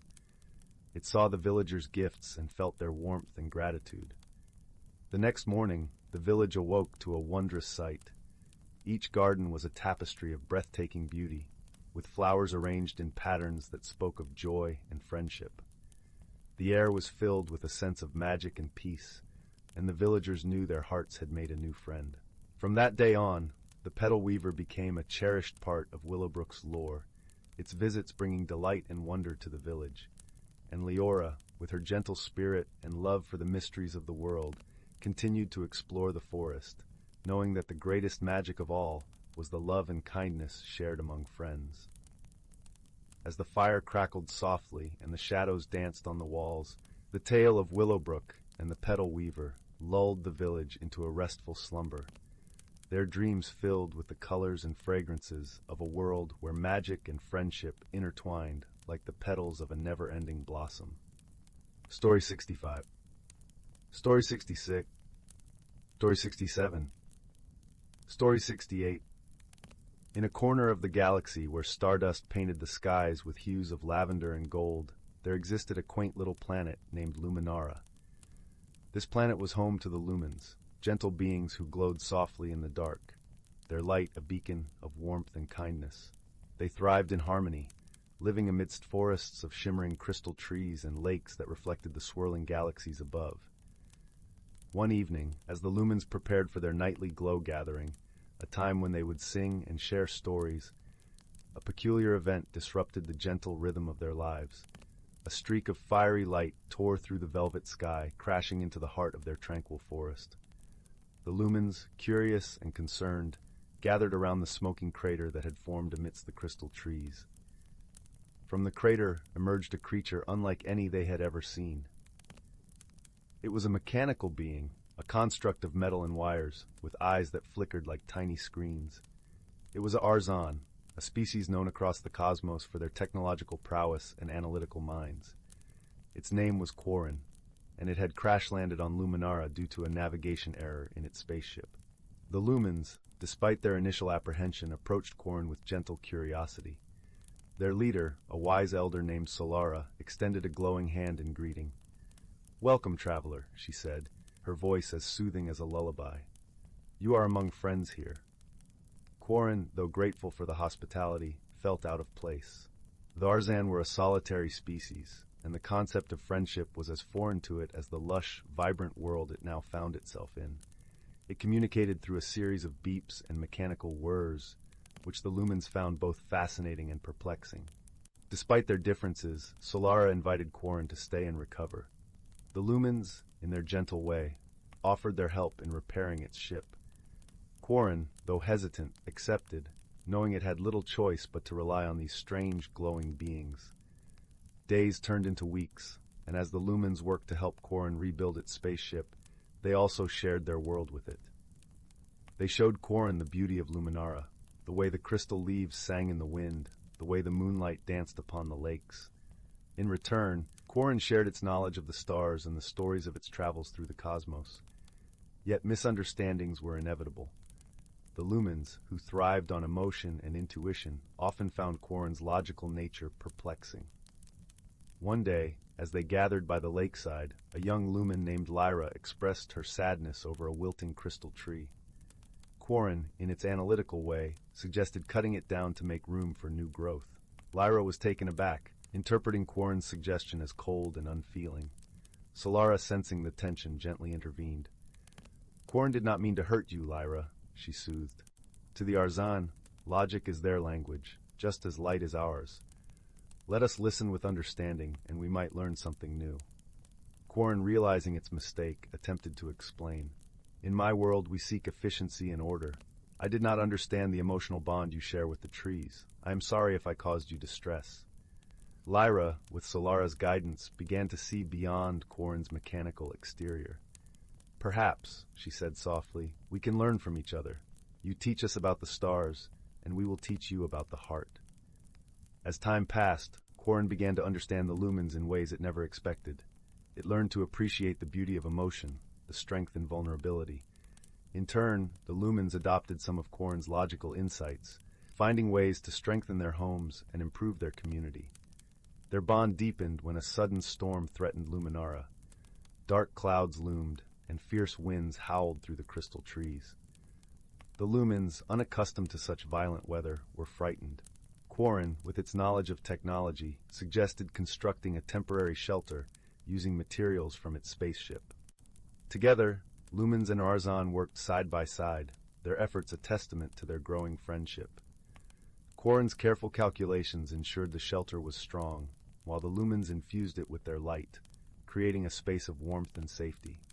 As the storm raged outside, they huddled together, sharing stories and laughter, their fears dissipating in the glow of their companionship. Quarren, feeling a strange warmth in its circuits, realized it had found something it never knew it was missing, a sense of belonging. When the storm finally passed, leaving the air crisp and clean, Quarren's ship was finally ready. The lumens gathered to bid farewell, their hearts heavy yet full of gratitude for the lessons learned and the bonds forged. Before departing, Quarren addressed the lumens, its voice filled with newfound emotion. I came to your planet as a stranger, and I leave as a friend. You have taught me the beauty of connection, the power of understanding. For that, I am eternally grateful. Solara smiled, her light brighter than ever. And you have shown us the stars, Quarren. May your journey be safe, and may you carry our light with you wherever you go. With that, Quarren's ship ascended into the azure skies, its path marked by the shimmering luminescence of its newfound friends. The lumens watched until the ship was but a speck against the vast tapestry of the universe, their hearts aglow with the knowledge that true friendship transcends all boundaries, be they of stars, species, or worlds. And so, in the gentle embrace of Luminara's nights, the lumens continued their glow gatherings with stories of a mechanical being who taught them to see the stars and themselves anew. Story 69. Story 70. Story 71. Story 72. Story 73. Story 74. Story 75. Once upon a time, in a quaint village nestled among rolling hills, there lived a young girl named Willow. She was a curious and imaginative child, but struggled with the changes that seemed to swirl all around her. As Willow grew older, she found herself feeling more and more out of place. The world seemed to be moving at a dizzying pace, leaving her feeling lost and unsure. Her friends were embracing new interests and making new connections, while Willow clung tightly to the familiar comforts of her childhood. One crisp autumn evening, as Willow sat alone in her favorite spot by the old willow tree, she noticed a peculiar sight. A tiny glowing orb, no bigger than a firefly, danced before her eyes. Willow watched in wonder as the orb pulsed and flickered, its light seeming to beckon her closer. Overcome by curiosity, Willow reached out her hand, and the orb landed gently in her palm. In an instant, a warm, tingling sensation spread through her body, and she felt a sudden rush of energy and clarity. From that moment on, Willow's world began to transform in the most extraordinary way. Whenever she felt uncertain or afraid, the orb would appear, its gentle light guiding her forward. She soon realized that the orb was a manifestation of her own inner strength and resilience, helping her navigate the challenges of growth and change. As time passed, Willow met two extraordinary friends who would become her constant companions on this journey of self-discovery. First, there was Luna, a wise old owl with eyes that shone like the moon itself. Luna's soothing hoots and gentle wisdom helped Willow understand that change was not something to fear, but rather an opportunity for growth and renewal. Then there was Zephyr, a playful and mischievous wind sprite who delighted in whisking Willow away on unexpected adventures. Zephyr taught her to embrace the unpredictable and to find joy in the present moment, no matter how turbulent the winds of change might be. Together, Willow, Luna, and Zephyr embarked on countless magical escapades, each one revealing a new lesson about the beauty and necessity of personal growth. They soared over breathtaking landscapes, explored enchanted forests, and even danced among the stars, all the while strengthening the bonds of their friendship. Through her adventures, Willow learned to let go of her fears and embrace the unknown. She discovered that true growth often comes from stepping outside of our comfort zones and embracing new experiences with an open heart and mind. As she blossomed into a confident and resilient young woman, the orb's light grew brighter and more vibrant, reflecting the radiance of her newfound inner strength. Willow realized that the magic she had sought was not something external, but rather the power within herself to navigate life's ever-changing currents with grace and wisdom. And so, with Luna's gentle guidance, Zephyr's playful spirit, and the unwavering light of her own inner strength, Willow embarked on a lifelong journey of personal growth and magical transformation, forever embracing the beauty and wonder of life's endless possibilities. Story 76. In the far reaches of the galaxy, where stardust wove through the void like strands of glistening silk, lay the planet of Luminara. It was a world bathed in perpetual twilight, where the skies shimmered with hues of lavender and gold, and gentle breezes carried the sweet scent of blooming starflowers. The Luminarans, delicate beings with skin that glowed softly like the moon, lived in harmony with their serene surroundings, tending to the gardens of light that covered their planet. On one particularly tranquil evening, as the twin moons rose to cast their gentle glow over the land, a small spacecraft streaked through the heavens, its hull glinting like a shard of silver against the deepening sky. This ship, a modest transport vessel, was piloted by a solitary traveler from the distant world of Terran. Her name was Lyra, and she was an explorer by trade, one who roamed the stars in search of knowledge and understanding. Lyra's journey had brought her to Luminara, drawn by tales of its beauty and the wisdom of its people. Her heart, though courageous, harbored a loneliness that whispered to her in the solitude of space. As she descended through the atmosphere, her ship's systems suddenly faltered, a cascade of sparks and alarms filling the cabin. With a steady hand and a calm mind, Lyra managed to guide her vessel to a gentle landing in a meadow aglow with the soft luminescence of starflowers.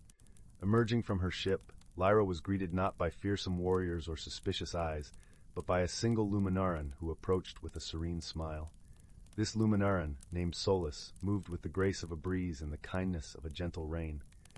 His eyes, deep pools of starlight, held curiosity and a warmth that transcended words. "Welcome, traveler," Solus said, his voice like a soothing melody. "You have come at a time of rest and reflection. How may we assist you?" Lyra, though relieved by the warm welcome, found herself struggling to understand the Luminaran's gentle ways. She had prepared for hostility, for the mistrust of an outsider, and the kindness offered so freely was both comforting and perplexing. "My ship," she began, her voice tinged with the hesitance of uncertainty, "it needs repairs. I did not mean to intrude." Solus merely nodded, his understanding as deep as the night sky. "Here on Luminara, we believe in offering aid to those in need. Your presence is no intrusion, but a chance to share in the exchange of stories and wisdom." As days turned into weeks, Lyra found herself enveloped in the rhythms of Luminaran life. Guided by Solus, she learned the ways of the starflower gardens, their petals soft and fragrant, their glow a gentle caress against the skin.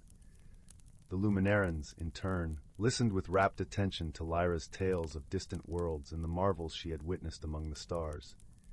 Yet, not all was smooth in this newfound companionship. Misunderstandings arose, as they often do between those of different worlds. Lyra, eager to help, had attempted to rearrange a section of the garden, believing she was improving it. The Luminarans, who cultivated their gardens with deep reverence and tradition, were taken aback by the changes, though they remained kind in their expressions. Solus, sensing the discomfort that lingered like a shadow, approached Lyra with gentle understanding. "We cherish your enthusiasm, Lyra," he said, his voice a balm to her troubled heart. "But our ways are woven with the fabric of our being. Perhaps, together, we can learn from one another." Her cheeks flushed with embarrassment. Lyra nodded, her voice a whisper of contrition. "I meant no disrespect. I wished only to contribute, to belong." In this moment of vulnerability, a bond began to form, a bridge of understanding between two souls who had once been strangers. Solus, with patience and wisdom, showed Lyra the intricate dance of their traditions, explaining the balance of light and dark, of growth and rest. As they worked side by side, a challenge arose that would test their burgeoning friendship. A rare celestial event, the eclipse of shadows, was approaching, a time when the twin moons would align and cast the land into temporary darkness. During this period, the gardens required careful tending, as the absence of light could harm the delicate starflowers. Together, Lyra and Solus faced the eclipse, their efforts a seamless blend of Terran ingenuity and Luminaran tradition. Lyra's knowledge of technology complemented Solus's deep understanding of the gardens, and their collaboration ensured the starflowers continued to thrive even in the absence of light. In the quiet hours of the eclipse, as they rested beneath the canopy of stars, Lyra spoke, her voice a gentle murmur in the darkness. "I have traveled far, seeking knowledge and adventure, yet it is here, in your gardens, that I have found something truly precious, a friend." Solus, his glow a gentle beacon in the night, nodded in agreement. "Our paths are like rivers, Lyra, flowing from different sources but meeting in the same ocean. Through understanding and friendship, we have enriched our journeys." The eclipse passed, and with it came the dawn, a warm embrace of light that painted the world in hues of gold and lavender once more. Lyra's ship, now repaired with the help of her new friends, stood ready for departure. Yet, as she prepared to leave, her heart was filled not with the ache of parting, but with the warmth of connection. Solus and the Luminarans gathered to bid her farewell, their luminescent presence a reminder of the gentle strength found in unity. "Wherever your travels take you, Lyra," Solus said, his voice carrying the promise of their friendship across the distance, "know that you are always welcome here, a part of our story." With a heart lighter than it had been in many years, Lyra embarked on her journey once more, the stars her companions, and the lessons of Luminara her guiding light. As her ship ascended into the embrace of the cosmos, she carried with her the understanding that true friendship, like the gardens of starflowers, blossomed through patience, kindness, and the shared light of two souls, meeting amidst the vastness of the universe. Story 77. Once upon a time, nestled in the heart of an ancient forest, there lay a little village named Willow Glen. The village was surrounded by trees so tall that their tops seemed to brush the clouds, and every morning the air was filled with the sweet scent of pine and the gentle rustle of leaves whispering secrets to the wind. The villagers were kind-hearted folk, living in harmony with nature and each other, in cottages that seemed to have sprouted from the earth itself. In this peaceful hamlet lived a young girl named Lila. Lila was known for her curiosity and her penchant for adventure. Her hair was like spun gold, catching the sunlight in a halo around her head, and her eyes sparkled like the clear blue lake that lay on the village's outskirts. Lila's best friend was a gentle, wise old tortoise named Thistle. Thistle had a shell that glistened like polished stone, and he carried with him the wisdom of the ages, speaking in a slow, deliberate manner that always seemed to calm the winds and hush the forest creatures. One crisp autumn morning, as the leaves turned to hues of amber and gold, Lila and Thistle set out on their usual walk along the forest path. The air was cool and invigorating, filled with the earthy scent of fallen leaves. Lila loved this time of year, when the world seemed to be painted in shades of warmth, and the forest was alive with the songs of migrating birds preparing for their long journey south. As they walked, Lila noticed something unusual. A faint glimmer caught her eye from beneath a pile of leaves. Curiosity piqued. She knelt down and brushed the leaves aside, revealing a small, intricately carved wooden box. It was adorned with patterns of swirling vines and flowers, and at its center was an emblem of a tree with deep roots and flourishing branches. "Thistle, look at this!" Lila exclaimed, her voice tinged with wonder. "What do you think it is?" Thistle regarded the box with his wise old eyes, blinking slowly. "It seems to be a very special box, Lila. Perhaps it holds a secret waiting to be discovered." With trembling fingers, Lila opened the lid, and inside she found a delicate silver key, its bow shaped like a tiny, intricate tree. The key gleamed in the dappled sunlight, and Lila felt a strange warmth spreading through her as she held it. She sensed that this key was no ordinary object. It was imbued with magic. "What do you suppose it unlocks?" Lila mused aloud, her imagination already conjuring images of hidden doors and secret worlds. "There is only one way to find out," Thistle replied, ever the voice of calm reason. "We must search and see what lies ahead." And so began their journey, a quest to uncover the mystery of the silver key. Lila and Thistle wandered through the forest, following paths both familiar and new. The trees whispered encouragement as they passed, and the forest seemed to guide them with a gentle hand. As the afternoon sun dipped lower in the sky, casting long shadows across their path, they reached a part of the forest that Lila had never seen before. It was a grove of ancient oaks, their trunks thick and gnarled, their branches twisting and reaching toward the heavens like the arms of giants. In the center of the grove stood a massive tree, larger than any Lila had ever encountered. Its bark was a deep, rich brown, and it exuded a sense of timelessness and majesty. Lila approached the tree, drawn by an invisible force. As she laid her hand on its trunk, she felt a gentle thrumming beneath her fingers, as if the tree had a heartbeat of its own. "Do you feel that, Thistle?" Lila whispered, her voice filled with awe. Thistle nodded slowly. "This tree is ancient and wise, Lila. It holds many secrets within its bark." Just then, Lila noticed something extraordinary. Set into the trunk of the tree was a small, ornate lock, crafted in the same style as the key she held. Her heart raced with excitement as she inserted the key and turned it. There was a soft click and the lock fell away, revealing a hidden door. With bated breath, Lila pushed the door open, and she and Thistle stepped inside. They found themselves in a hidden world, a place of wonder and magic. The air was filled with the scent of wildflowers and the gentle hum of bees. Sunlight filtered through the canopy above, casting patterns of light and shadow on the forest floor.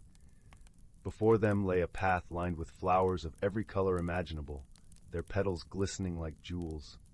The path wound its way through the trees, leading deeper into this enchanted realm. As they walked, Lila marveled at the beauty around her. She saw butterflies with wings that shimmered like rainbows, and birds whose songs were as sweet as the finest melodies. The forest creatures here were unlike any she had seen before, gentle and curious, coming close to greet her and Thistle with friendly eyes. "It's as if this place is waiting for us," Lila said, her voice filled with wonder.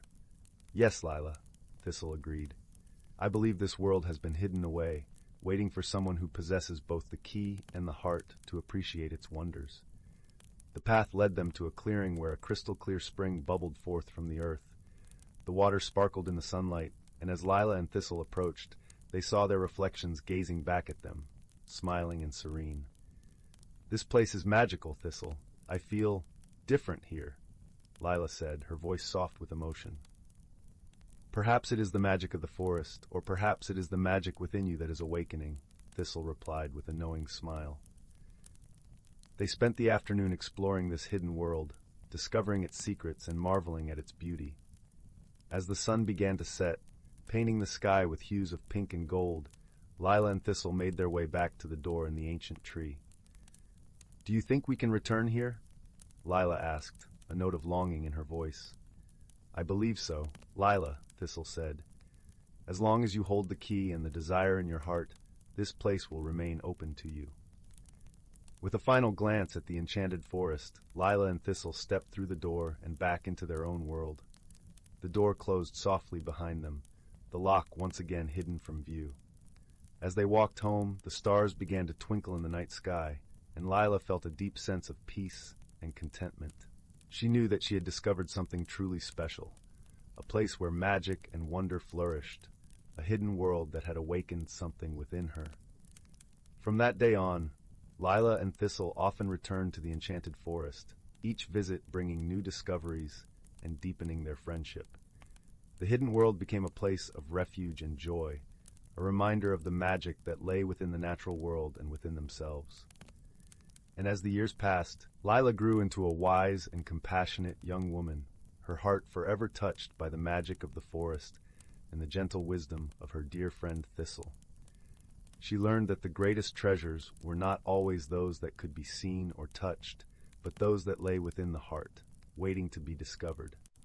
And so, in the quiet village of Willow Glen, beneath the ancient trees and the starry sky, Lila found her own kind of magic, a magic that would stay with her always, as warm and comforting as a crackling fire on a cold winter's night. Story 78. Story 79. Story 80. Story 81.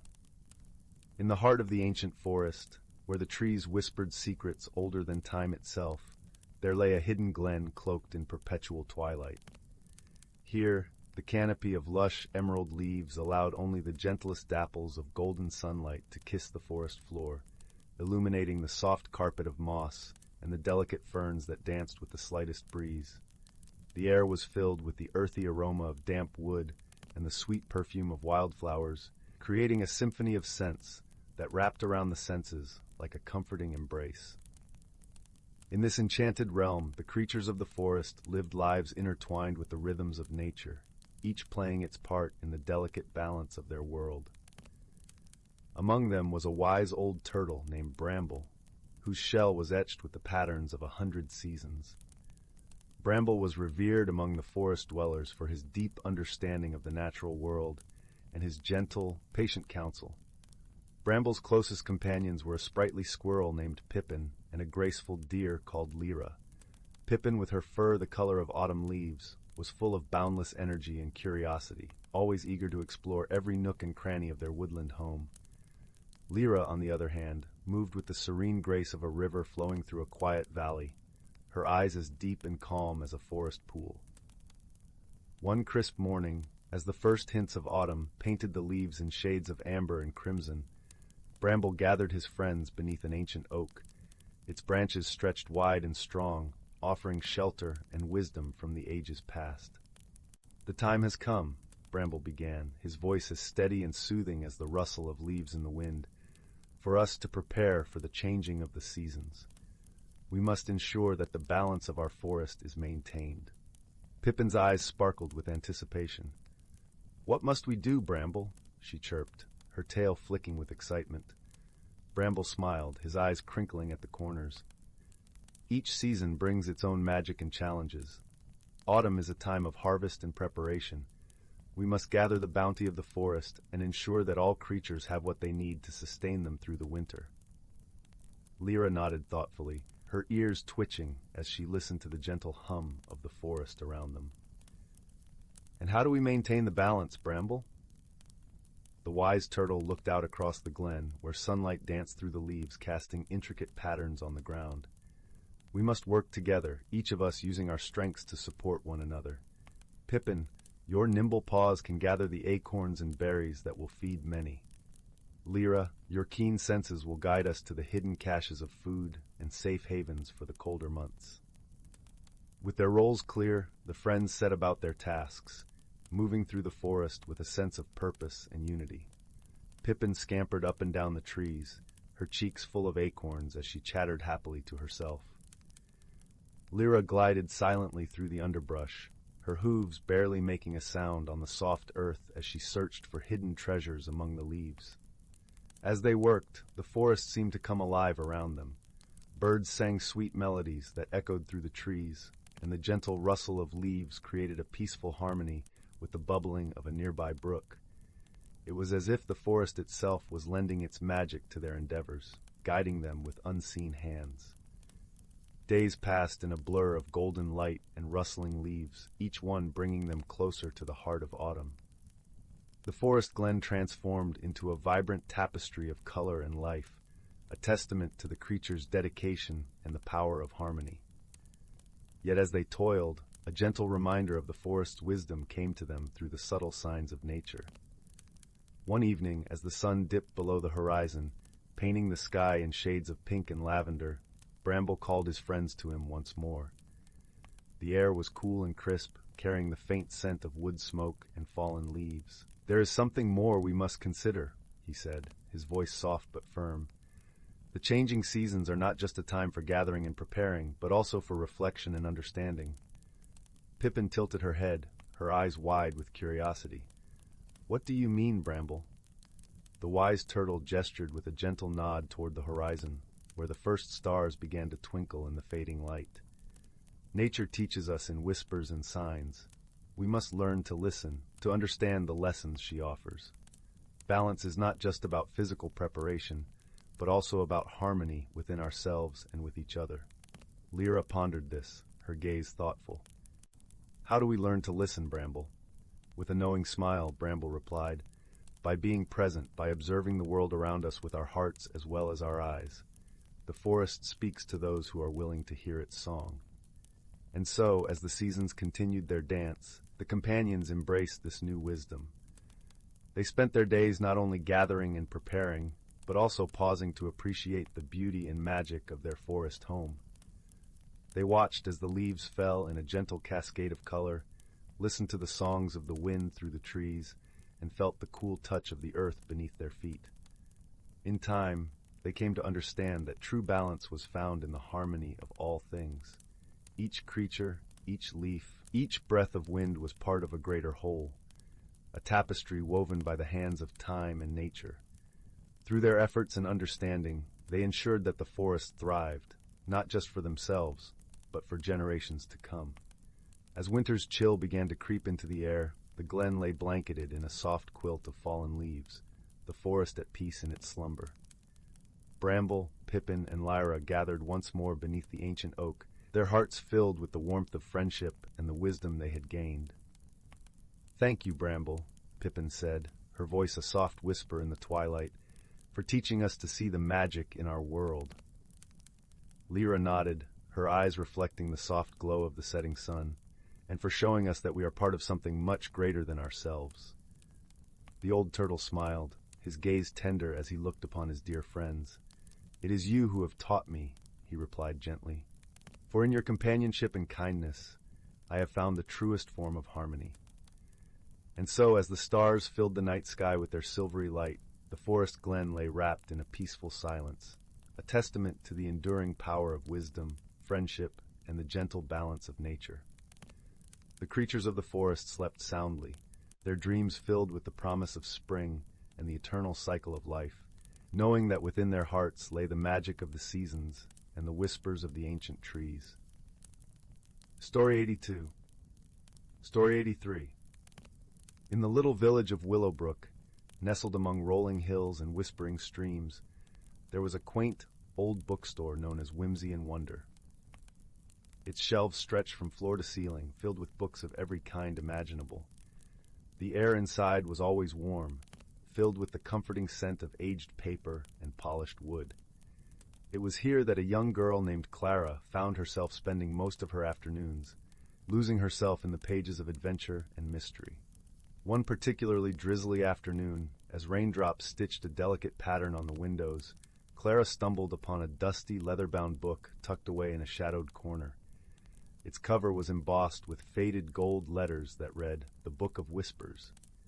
Intrigued, Clara carefully opened it, and to her surprise, the pages were blank. Disappointed but curious, she decided to take the book home, thinking it might make a perfect sketch pad for her drawings. As night fell and the village was enveloped in a cozy hush, Clara sat by her bedroom window, the gentle patter of rain a soothing lullaby. She opened the book again, and as she did, she noticed a soft glow emanating from the pages. Words began to appear in elegant script, forming a story as if written by an invisible hand. It was a tale about a hidden world where everyday objects held magical secrets, waiting to be discovered by those with kind hearts and open minds.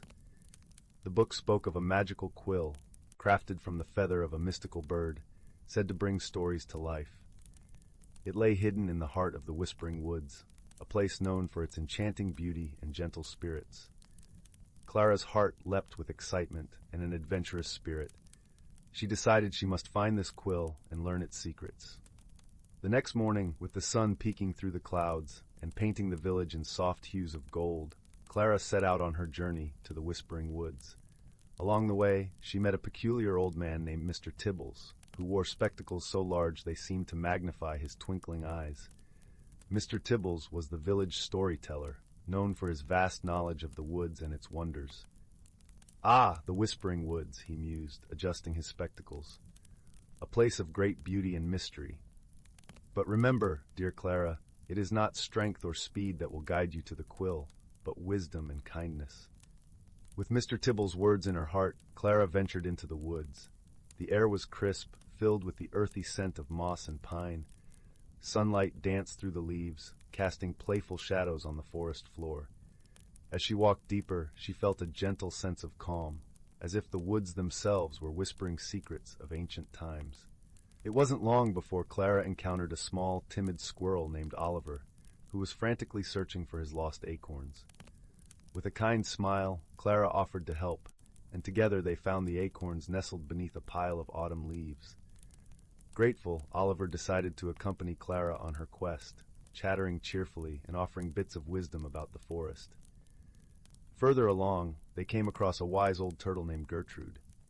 Her shell was etched with patterns that told stories of the forest's past. "To find the quill," Gertrude said in a slow, gentle voice, "you must first listen to the whispers of the forest. They will guide you." Clara closed her eyes, allowing the forest sounds to envelop her. The rustle of leaves, the chirping of birds, and the soft murmurs of the wind seemed to form a melody, leading her deeper into the woods. After what felt like hours, Clara and her newfound friends reached a clearing bathed in golden light. In the center stood an ancient oak tree, its branches stretching towards the sky. Nestled within the roots was the quill, glowing softly with a magical light. As Clara reached out to take the quill, a gentle voice filled the air. "The quill chooses those who write with their hearts," it said. Clara understood that the quill's true magic lay not in the stories it could write, but in the intentions of the storyteller. With the quill in hand, Clara returned to the village, her heart filled with gratitude and wonder. She realized that the true journey had been one of self-discovery, learning the value of kindness, friendship, and wisdom. Back at Whimsy and Wonder, Clara began writing stories with the magical quill, sharing tales of her adventures and the lessons she had learned. The bookstore became a haven of warmth and imagination, drawing people from near and far who came to listen to Clara's enchanting stories. And so, in the gentle glow of the bookstore's lanterns, with the rain softly tapping on the windows, Clara's stories lived on, whispering secrets of magic and wonder to all who would listen. And in the heart of Willowbrook, where ordinary objects held extraordinary secrets, the spirit of adventure and kindness thrived, gently guiding all who ventured into the realms of imagination. Story 84. Story 85. Once upon a time, in a cozy little village nestled among rolling hills, there lived a young girl named Willow. Her days were filled with simple joys, chasing butterflies through sun-dappled meadows, listening to the gentle babbling of the nearby stream, and curling up by the fire with her favorite storybook. One crisp autumn morning, Willow woke to find a curious object on her nightstand, a small, intricately carved wooden box. Puzzled, she turned it over in her hands, admiring the intricate patterns etched into its surface. As her fingers traced the delicate grooves, something extraordinary happened. The box began to glow with a warm, golden light. Willow gasped in wonder as the lid opened, revealing a single feather resting within. It was no ordinary feather, however. Its radiant colors seemed to shimmer and dance before her eyes. Entranced, she reached out to touch it, and in that moment, a wave of energy washed over her. Suddenly, Willow found herself transported to a world unlike anything she had ever seen before. Towering trees of vibrant hues stretched toward a sky painted in dazzling shades of amber and crimson. Strange, enchanting creatures scampered through the undergrowth, their laughter like tinkling bells carried on the breeze. As Willow marveled at her newfound surroundings, a gentle voice called out to her, "Welcome, dear child, to the realm of wonders." Turning, she found herself face to face with a kindly old oak tree, its branches stretching wide and its trunk etched with ancient runes. "I am Elderwood, guardian of this realm," the tree continued. "The feather you found is a key, unlocking the door to a world of magic and adventure, but it is also a test, for only those with pure hearts and open minds can truly embrace its wonders." Willow listened, captivated, as Elderwood explained that a dark force threatened to consume the realm of wonders, casting its beauty into shadow. "You have been chosen, young Willow, to embark on a journey of self-discovery and courage, where you will face challenges that will shape your very soul." With a wave of his branches, Elderwood summoned two companions to guide Willow on her quest. First appeared Zephyr, a mischievous breeze spirit with an infectious giggle and a penchant for playful pranks. Then came Ember, a wise and gentle salamander whose flickering flames cast a warm, comforting glow. Together, the trio set off into the heart of the realm of wonders, venturing through landscapes that seemed to shift and swirl with every passing moment. They traversed crystal-clear rivers that sang with the voices of 1,000 tiny fish, and climbed towering peaks wreathed in clouds of multicolored mist. Along the way, they encountered wondrous beings, chattering pixies who wove gossamer tapestries from moonbeams, and lumbering stone giants whose rumbling footsteps shook the very earth. Each new encounter brought with it a lesson, a whisper of wisdom imparted by the realm itself. Yet their journey was not without its trials. Dark shadows lurked in forgotten corners, jealous of the light and beauty that thrived in the realm of wonders. Time and again, Willow and her companions found themselves faced with challenges that tested their resolve and their hearts. In one particularly dire moment, they found themselves trapped in a maze of twisting, thorny vines that seemed to shift and contort with malicious intent. As Willow's fear threatened to overwhelm her, Ember's gentle flames illuminated a path forward, not by burning through the obstacles, but by coaxing the vines themselves to bloom with vibrant, fragrant flowers. It was then that Willow realized the true power of the realm of wonders, a power rooted not in brute force, but in kindness, patience, and understanding. With each challenge they faced, she grew stronger, her heart opening wider to the wonders that surrounded her. At last, after what seemed like an eternity of adventure, Willow and her companions stood before the source of the darkness that threatened the realm, a great, shadowy entity that fed on fear and doubt. But Willow was no longer the timid girl who had first stumbled into this magical world. Drawing upon all she had learned, she reached out with her heart, offering compassion and empathy to the entity.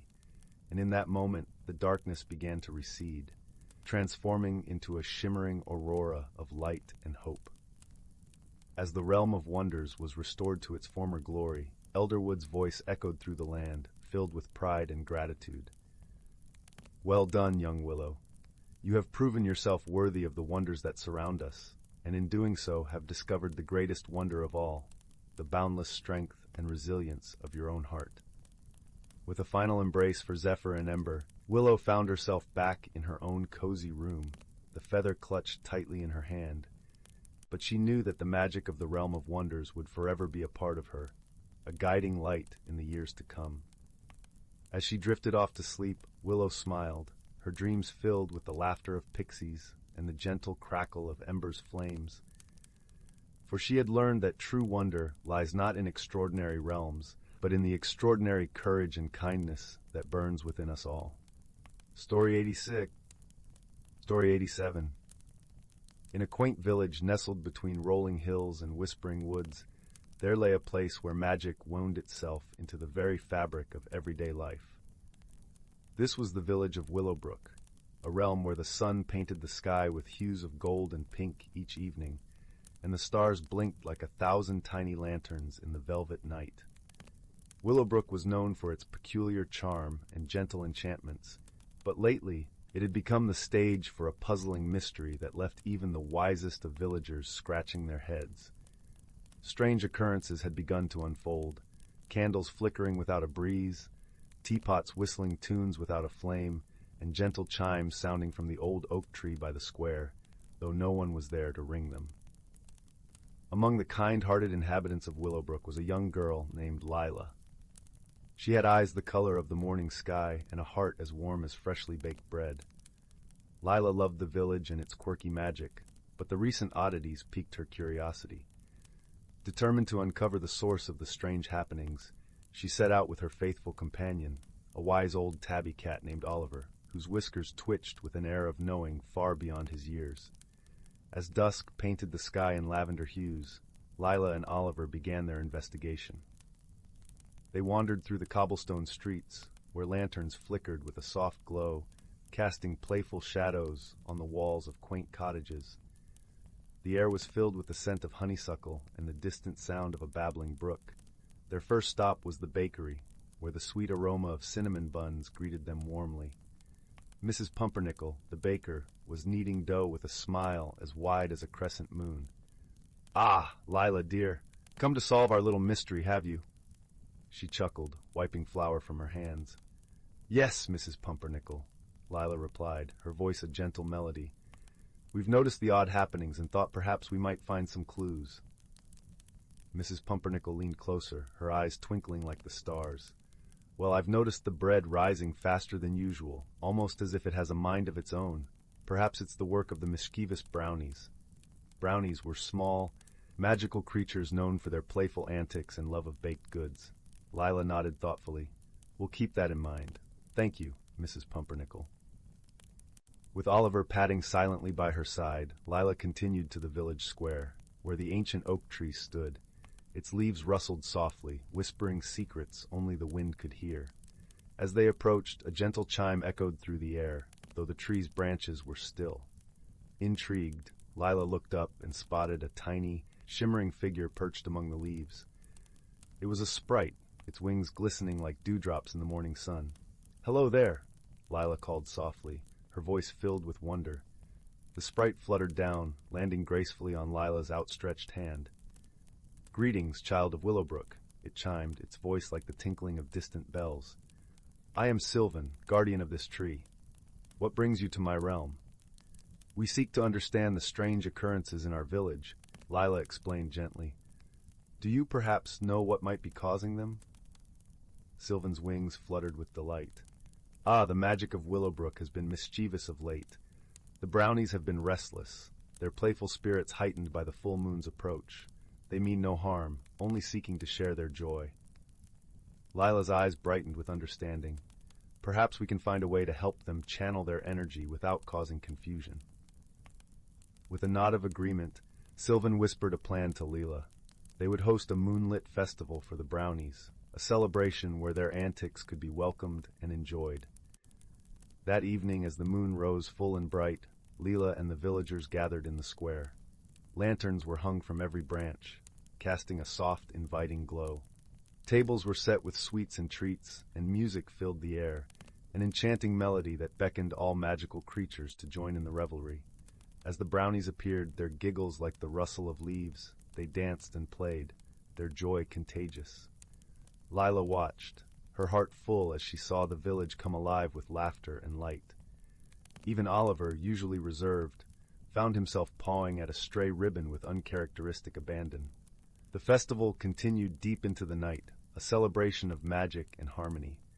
As the first light of dawn painted the horizon, the brownies thanked the villagers with a gentle breeze that wrapped them in warmth and contentment. With the mystery resolved and balance restored, Lila returned home, her heart as light as the morning mist. As she drifted into a peaceful slumber, she knew that in Willowbrook, where magic and kindness intertwined, there would always be a place for wonder and friendship. And so, beneath the gentle gaze of the moon and stars, the village of Willowbrook settled into a tranquil hush, wrapped in the comforting embrace of another enchanting day. Story 88. In a small, sleepy village nestled between rolling hills and whispering woods, where the air was always fragrant with the scent of wildflowers and the gentle hum of bees, lived a young girl named Ada. Her home, a quaint cottage with a thatched roof and weathered stone walls, stood at the edge of the village, where the forest began and secrets lingered in the shadows of ancient trees. Ada was known for her bright eyes and curious spirit, always eager to uncover the stories hidden in the rustle of leaves or the babbling of the brook that wound its way through the village. Yet, despite her love for tales of yore, Ada knew little of her own family's past. Her grandmother, the village's storyteller, had always hinted at a legacy rich with wonder, but Ada had never heard the full tale. One serene autumn afternoon, as the golden leaves danced in the crisp breeze and the sun dipped low in the sky, Ada found herself drawn towards the attic of her cottage, a place she seldom ventured. The attic was a realm of dust and shadows, filled with treasures and trinkets from generations past, each with its own story to tell. There, hidden beneath an old quilt, she discovered a wooden chest engraved with swirling patterns that seemed to shimmer in the dim light. The chest, she knew, had belonged to her grandmother's grandmother, a woman whispered to have been wise beyond her years. With a heart full of anticipation, Ada opened the chest and uncovered a collection of artifacts, a delicate amulet of silver and turquoise, a bundle of letters bound with a faded ribbon, and a small, intricately carved flute. Each item seemed to hum with a quiet magic, and Ada felt a strange warmth spreading through her fingers as she touched them. Her grandmother, hearing the gentle creak of the attic door, climbed the stairs and joined Ada, her eyes soft with memories. "Ah, you found it," she said, her voice a gentle melody. "Our family's legacy." As they sat together in the fading light, her grandmother began to weave the story of their ancestors. She spoke of a time long ago when their family had been the keepers of an ancient tradition, tasked with preserving the harmony between the village and the forest. The amulet, she explained, was a symbol of their bond with nature, its turquoise stone a gift from the river spirits. The letters written by their ancestors contained wisdom and tales of courage and kindness. The flute, with its sweet, haunting melody, was used to call upon the forest creatures in times of need. Ada listened, her heart swelling with pride and wonder. She realized that the legacy she had uncovered was not just a tale of the past, but a guiding light for her own journey. The artifacts were not merely relics. They were symbols of the values her family cherished: wisdom, harmony, and a deep connection to the natural world. With newfound understanding, Ada felt a sense of belonging she had never known before. She saw herself as part of a greater tapestry, woven with threads of love and tradition. The lessons from her ancestors resonated with her, teaching her that true strength lay in gentleness, and that the bonds we share with others and with the world around us are the greatest treasures of all. As the stars began to twinkle in the velvety night sky, casting a soft glow over the village, Ada and her grandmother descended the stairs from the attic. Together, they sat by the hearth, where the flames danced and crackled, casting a warm, comforting light. Ada took the flute in her hands and played a simple, sweet tune. The music flowed through the open window, mingling with the night breeze, and for a moment, it seemed as if the entire forest paused to listen. In that serene moment, Ada felt the presence of her ancestors, their love and wisdom enveloping her like a warm embrace. From that day forward, Ada cherished her family's legacy, not as a burden, but as a gift. She shared the stories and the music with the villagers, fostering a renewed appreciation for the bonds that connected them all. And as the seasons turned and the years passed, Ada became the village's storyteller, a gentle guardian of the tales that had shaped her life and the lives of those who came before. In the quiet of the night, as the village slumbered under a blanket of stars, Ada knew that she was exactly where she was meant to be, rooted in her heritage, enveloped in love, and forever connected to the ancient legacy that whispered through the leaves and sang in the heart of the forest. Story 89. Once upon a time, in the quaint village of Larkspur Hollow, nestled between emerald hills and the whispering woods, there lived a young girl named Alina. Alina was known for her curious spirit and a heart as warm as the summer sun. She had a special knack for finding beauty in the most unexpected places, and her days were often spent exploring the meadows and streams that surrounded her home. One golden afternoon, as the sun began its descent behind the hills, Alina sat by the edge of the creek, her toes dipped in the cool, bubbling water. The birds sang a gentle lullaby, and the breeze carried a hint of lavender from the nearby fields. Her eyes caught a glimmer of something unusual, a path she had never noticed before, veiled in a shimmering, misty light, leading into the depths of the forest. Her heart fluttered with a mixture of excitement and a touch of nervousness. But her curiosity, like a soft tug on her sleeve, urged her forward. What wonders might this path hold? She wondered aloud, her voice blending with the rustling leaves. With a deep breath, Alina stepped onto the path. The forest greeted her with a symphony of sounds, the gentle crunch of leaves beneath her feet, the distant hoot of an owl, and the whisper of the wind through the branches.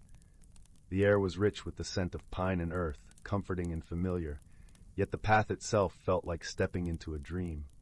As Alina ventured deeper, the forest transformed around her. The trees, tall and majestic, were draped in vines of glowing flowers, their petals softly illuminating the path.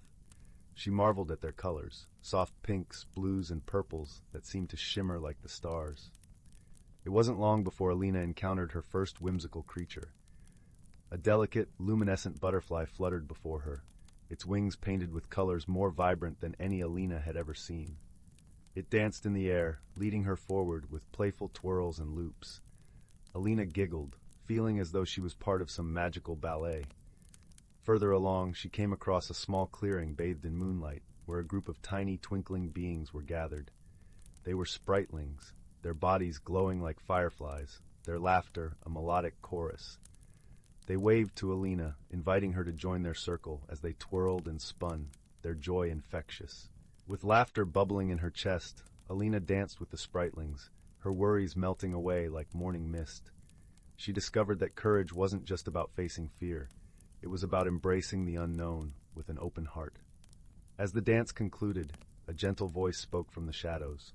It was Old Willow, a wise, ancient tree with a face carved by time and the elements. "Dear Alina," it said, its voice like the rustle of leaves, "you have shown great courage by stepping into the unknown. Remember, the world is full of wonders waiting to be discovered by those who dare to seek them." The path continued to wind through the forest, leading Alina to a serene pond. The surface was as smooth as glass, reflecting the shimmering canopy above. As she knelt by the water's edge, a gentle ripple spread across the pond, and a graceful, silvery fish emerged, its scales glinting in the moonlight. The fish spoke in a voice as soft as the water's caress.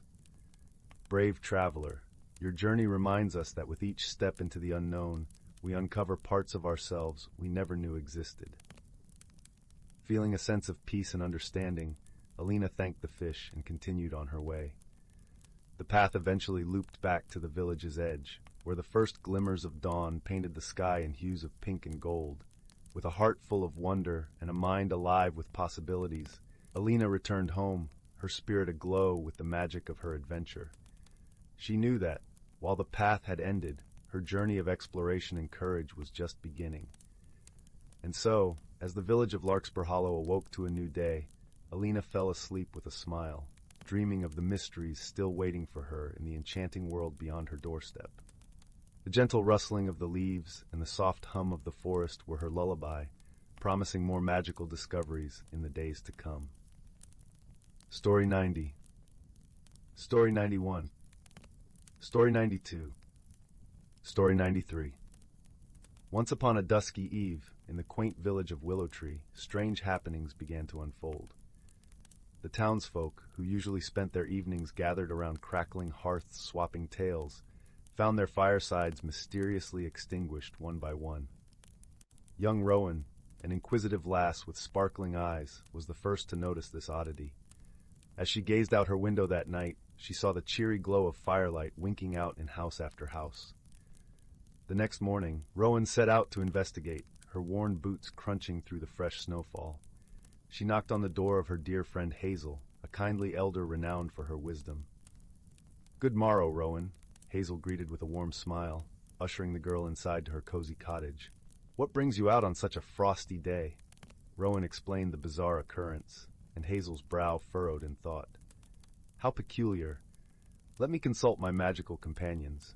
They may have insight we lack." With a wave of her gnarled oak staff, Hazel summoned her faithful friends, a sprightly pixie named Glow, a wise old gnome named Mosscap, and a radiant fairy called Lumina. "Our fires too have been snuffed," Glow lamented, her gossamer wings drooping, "and our lanterns sputter and fade." "A strange chill seems to have settled over the land," rumbled Mosscap, stroking his long beard, "almost as if the very light itself is being drained away." Lumina floated closer, her golden tresses shimmering. "I sense a dark presence lurking in the shadows of the bird oak grove. Perhaps the answer lies there." Hazel nodded solemnly. "Then to the grove we must venture. Stay close, my friends, and keep your wits about you." With Rowan in tow, the unlikely band made their way through the silent, snow-hushed forest. An unnatural gloom hung in the air, the shadows seeming to pool and writhe. Rowan shivered, drawing her cloak tighter. At last, they reached the twisted boughs of the ancient bird oak. A faint, sickly miasma seeped from a crevice in the trunk. Mosscap inspected it closely, his wise eyes narrowing. "Aha! I've found the source of the darkness," he proclaimed. "A penumbra sprite, a mischievous creature that feeds on light itself. It must have taken root within this oak." "But how do we banish it?" Rowan asked anxiously. "Surely such a being of shadow will not yield easily." Lumina's radiant form brightened with determination. "Leave that to me, young one. We fairies may be delicate, but our light burns ever brilliant and true." With those words, she drifted forward and hovered before the crevice. Drawing a deep breath, Lumina began to glow with a warm, golden aura. The radiance intensified until it shone like a tiny sun, banishing every wisp of darkness from the ancient oak's hollows. A piercing shriek rent the air as the penumbra sprite was driven out, recoiling from the purifying light. It writhed and contorted, finally dissipating like a puff of oily smoke on the winter breeze. As the last of the shadows melted away, Rowan felt warmth and cheer return to the forest. In windows all across Willowtree, flickering firelight began to glow once more. That night, the village square bustled with joyous celebration. Townsfolk gathered around great bonfires, singing songs of gratitude for the return of light, and sharing tales of Rowan's bravery long into the wee hours.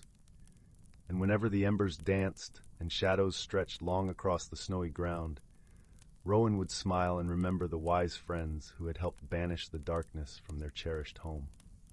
Story 94. Story 95. Story 96. Story 97. Story 98. Story 99. Once upon a time, in a cozy village nestled among rolling hills, there lived a young sapling named Willow. Willow was a sprightly little tree, her slender trunk stretching eagerly towards the sun, her vibrant green leaves shimmering in the gentle breeze. Yet despite her outward beauty, Willow often felt restless and uncertain within. As the seasons changed and the world around her transformed, Willow couldn't help but envy the graceful oaks and stately pines that seemed so self-assured in their growth. She longed to blossom into her truest self, but the path forward remained a mystery, hidden beneath the rich soil. One crisp autumn evening, as Willow's leaves turned to hues of amber and crimson, she was visited by a wise old oak named Narla. Narla's bark was weathered and her branches gnarled, but her eyes shone with a kindly warmth. "Little sapling," Narla said softly, "I sense your yearning for growth, yet you resist the very changes that will guide you there." Willow felt a tremor run through her roots. "But how can I embrace change when I'm so uncertain of what I'll become?" she asked, her leaves quivering. Narla chuckled, a sound like rustling leaves. "That is the beauty of growth, dear one. We cannot know our destined forms until we surrender to the journey." As if summoned by Narla's words, a shimmering light began to coalesce among the fallen leaves at their roots. From this radiant glow emerged a tiny fairy, her gossamer wings beating rapidly as she hovered before them. "I am Lyra, keeper of the woodland magic," the fairy announced in a tinkling voice. "I have been sent to aid you, Willow, in your transformation." Willow's eyes widened, and she felt a fluttering of hope within her slender trunk. "You'll help me grow?" she asked breathlessly. Lyra nodded, and with a wave of her delicate hand, a shower of glittering dust rained down upon Willow. "This enchanted pollen will nurture your growth from within," the fairy explained. "But you must open yourself to the magic and trust in the wisdom of change." As the pollen settled upon her leaves and sank into her bark, Willow felt a warmth blossoming deep within her core. Tendrils of energy unfurled through her branches, and she could sense the stirrings of something wondrous taking shape. Over the coming moons, Willow underwent a remarkable transformation. Her trunk thickened and grew sturdy, her branches reaching higher and stronger with each passing day. Vibrant blossoms burst forth in a riot of color, their delicate petals releasing a sweet, intoxicating fragrance. Yet the most profound change occurred within Willow's spirit. As she embraced the magic of growth, she found herself shedding her former insecurities, her roots drinking deep of the earth's ancient wisdom. She learned to trust in the eternal cycle of life, to revel in the beauty of each fleeting moment, and to honor the unique path that nature had set before her. Narla and Lyra remained by Willow's side throughout her journey, offering guidance and encouragement when her faith wavered. The wise old oak shared tales of her own growth, reminding Willow that even the mightiest trees had once been but tender saplings. And Lyra's magical presence was a constant reminder of the wonders that awaited those who dared to bloom. As the seasons turned once more, Willow stood tall and resplendent, her blossoms giving way to a bountiful harvest of fruit. She had blossomed into a magnificent tree, her branches providing shelter and sustenance to all who sought refuge in her welcoming embrace. And though the path of growth had been challenging, Willow now understood that true transformation came not from emulating others, but from embracing one's truest essence. For within each seed lay the potential for boundless beauty, waiting to unfurl beneath the nurturing light of faith and acceptance. From that day forth, Willow resolved to share her hard-won wisdom with all who crossed her path, inspiring others to embark upon their own journeys of growth and self-discovery. And as the woodland magic danced upon the breeze, she knew that she had finally found her place in the eternal rhythm of nature's grand embrace. In the heart of an ancient forest, where the canopy of towering oaks whispered secrets in the language of rustling leaves, there lay a world unseen by hurried eyes.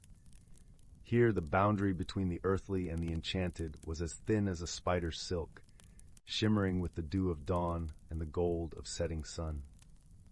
This was a realm where the natural creatures lived hidden lives, weaving tales of harmony and balance in concert with the rhythm of the seasons. As the first blush of spring unfurled across the forest, a gentle awakening stirred among its denizens. The air was laced with the sweet scent of blooming wildflowers, and the babble of brooks was a lullaby for all who dwelled within. Among them was a wise old tortoise named Berwin, whose shell was etched with the stories of centuries. Berwin moved slowly, but his mind was sharp as the breeze that danced through the budding branches. Berwin had a special bond with a young squirrel named Leora. Her fur was the color of autumn leaves, and her eyes sparkled with curiosity. Leora loved to scamper through the treetops, her heart beating in time with the flutter of new leaves. She was always eager to learn, and Berwin, with his ancient wisdom, was her favorite teacher. One bright morning, as the sun cast dappled patterns on the forest floor, Leora found Berwin near a gnarled oak, basking in the warmth. "Berwin," she chattered, her voice as lively as the songbirds, "why do the seasons change? And what makes the weather dance between sun and rain?" Berwin opened his eyes slowly, a smile creasing his leathery face. "Ah, Leora, that's a tale old as the forest itself," he began, his voice deep and soothing, like the murmur of distant thunder. "The seasons are the breath of the earth. Each one has its time and purpose, a harmony that holds the world together." He gestured with a slow movement of his head towards the sky, where clouds drifted lazily. It is said that the winds carry whispers from the ancients, and with them the magic that changes leaf to bloom, bloom to fruit, and fruit to rest. This magic, dear Leora, is the balance we all must keep. Leora listened, her eyes wide with wonder. "But how do we keep this balance, Berwin?" "Through respect and care, my dear," Berwin replied.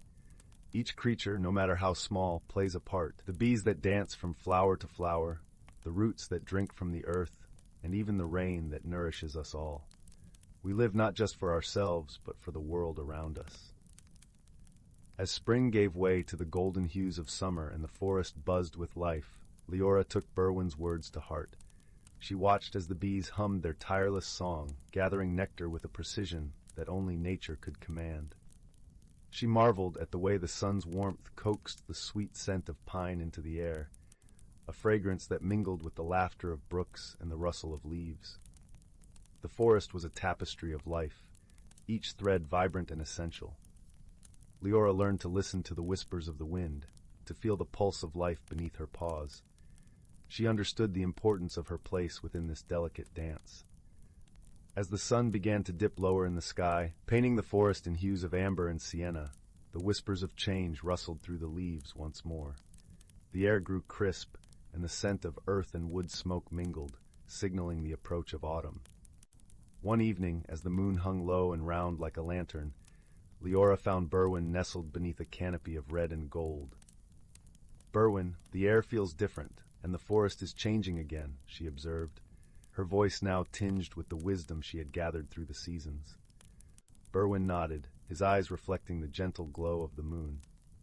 "Yes, Leora, the earth is preparing to rest, and soon the world will be blanketed in the quiet of winter. It is a time for reflection and renewal." Leora settled beside him, the crisp leaves crunching softly beneath her. "And when will spring return, bringing its magic and life?" "In time, dear Leora," Berwin said softly. "The world turns in its gentle rhythm, a cycle that teaches us patience and trust. We must honor the gifts of each season, for they are the heartbeats of the earth."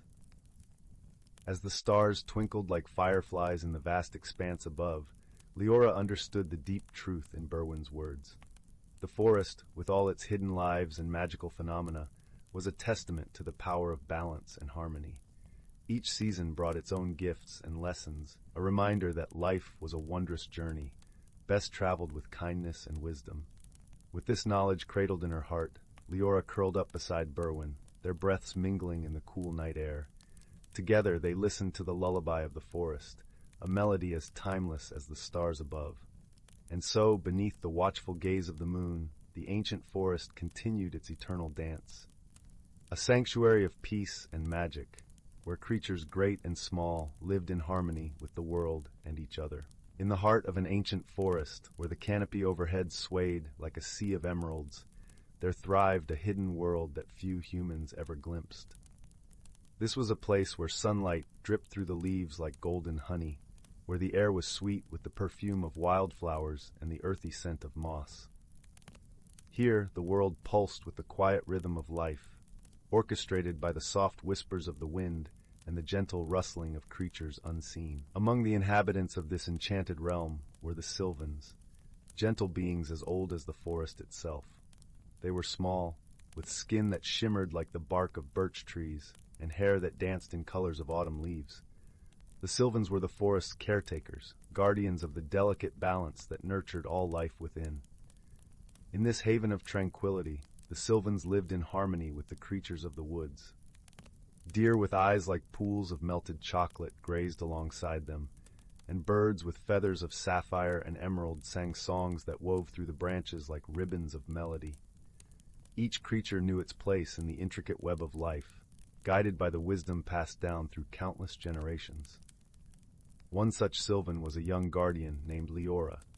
Her eyes reflected the deep greens of the forest, and her heart beat in tune with the ancient trees. Leora had always been fascinated by the changing seasons, each one a story written in the language of nature. Her favorite time was the gentle transition from summer to autumn, when the forest donned its cloak of fiery hues and the air was crisp with the promise of change. It was during this time of transition that a peculiar phenomenon began to occur. The wind, usually a playful presence that danced through the trees, began to carry a murmur of distress. The leaves whispered of an imbalance, a disruption in the harmony that sustained their world. The forest, once vibrant and thriving, seemed to hold its breath, waiting for something to set it right. Leora, with her deep connection to the forest, felt a stirring in her heart. She knew that the answer lay somewhere within the whispers of the wind and the rustle of the leaves. Gathering her courage, she set out to seek the wisdom of the elder oak, the oldest and wisest tree in the forest, whose roots delved deep into the earth and whose branches reached for the sky. The journey to the elder oak took Leora through paths carpeted with fallen leaves, their colors a tapestry of gold and crimson. The air was filled with the sound of crunching beneath her feet and the occasional scurry of woodland creatures. As she walked, a gentle rain began to fall, each drop a crystal note in the symphony of the forest. When Leora finally stood before the elder oak, she felt a sense of awe and reverence. The tree towered above her, its bark etched with the stories of ages past, its branches stretching wide as if to embrace the entire forest. Leora placed her hand against the rough bark, feeling the life that thrummed beneath her fingertips. "O wise elder," she whispered, "the forest is troubled. The balance has shifted, and I seek your counsel." The elder oak's response was a soft rustling, a language that Leora had learned to understand through years of listening. "The seasons are the breath of the forest," the tree seemed to say. "When one breathes too deeply, the others must adjust. The balance is delicate, like the web of a spider after rain." Leora pondered these words, letting them settle in her heart. She realized that the forest's harmony was not just a matter of nature's rhythms, but of understanding and cooperation among all its inhabitants. With newfound clarity, Leora returned to the Sylvan village. She gathered the creatures of the forest, the deer, the birds, the squirrels with their bright eyes and bushy tails. Together, they listened as Leora shared the elder oak's wisdom. "We must work together," she said, her voice as gentle as the breeze. "Each of us plays a part in maintaining the balance. The wind, the rain, the sun, and the soil, each has a role, and so do we." The creatures nodded, understanding that they were part of a greater whole. They set about their tasks, guided by Leora's gentle leadership. The birds carried seeds to new places, ensuring the forest's renewal. The deer pruned the undergrowth, allowing light to reach the forest floor. The Sylvans tended to the trees, nurturing the saplings that would one day stand as tall as the elder oak. As the days passed, the forest began to breathe easier. The murmur of distress faded, replaced by the harmonious song of life. The balance had been restored, not by force but by understanding and cooperation. And so the seasons continued their dance, each one a chapter in the forest's story. Leora, now wiser and filled with a deeper connection to her home, knew that the lessons of the elder oak would guide her and the generations to come. under the canopy of stars, as the forest settled into the embrace of night, Leora sat beneath the elder oak, feeling the warmth of the earth and the cool kiss of the breeze. She closed her eyes, letting the peace of the forest fill her soul, knowing that she was part of something beautiful and eternal. In this ancient forest, where magic and reality intertwined, the hidden lives of natural creatures thrived in harmony, their stories woven into the fabric of the world.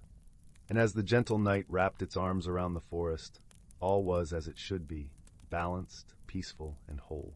In the heart of a lush, whispering forest, where the trees seemed to hum gentle lullabies with the wind, lay a quaint village known as Willowbrook. It was a place where magic danced lightly on the air, mingling with the scent of wildflowers and warm, earthy moss. The cottages, with their thatched roofs and colorful gardens, nestled snugly against the hillside, each one surrounded by a low stone wall that seemed to hug the homes gently. In this serene village lived a thoughtful young girl named Clara. She had a keen eye and a curious heart, always noticing the little things others might miss. Her days were filled with adventures and discoveries, but lately something peculiar had been happening. Each morning the villagers awoke to find their garden gates mysteriously open, tools scattered about, and sometimes even small trinkets missing. The villagers were puzzled but not alarmed, for they knew their village was a safe and gentle place. Still, they were curious, and so they turned to Clara, hoping she might unravel the mystery. With a nod and a determined glint in her eyes, Clara promised to investigate. She started her quest by visiting the gardens at dusk, just as the sun dipped below the horizon, leaving streaks of coral and lavender in the sky. The air was cool and sweet, carrying the scent of honeysuckle. Clara crouched by the hedges, her notebook in hand, and waited patiently. As the moon rose, casting silver beams across the village, Clara noticed something unusual. From the corner of her eye, she saw a soft glow weaving through the gardens.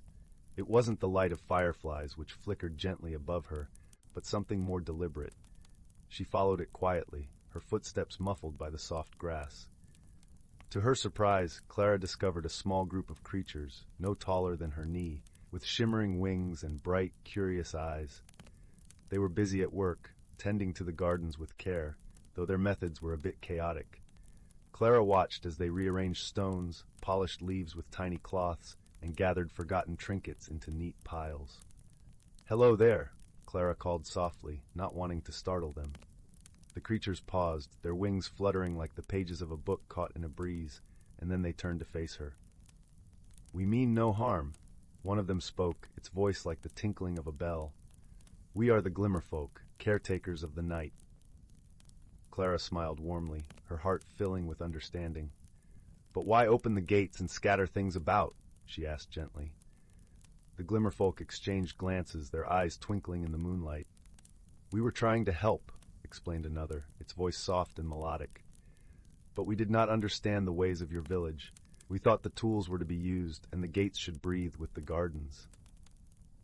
Clara chuckled softly, touched by their sincerity. "Your intentions are kind," she assured them, "but perhaps we can learn from each other. I could show you how we tend our gardens, and you can teach me the ways of the night." And so began a delightful exchange of knowledge. Each evening, as the stars blossomed in the sky, Clara and the Glimmerfolk worked together. The creatures taught Clara about the secret language of plants and the songs of the earth, while Clara explained the villagers' ways, showing them how to care for the gardens in harmony with the day. As the days passed, the mystery of the open gates was resolved, and the village thrived with newfound magic.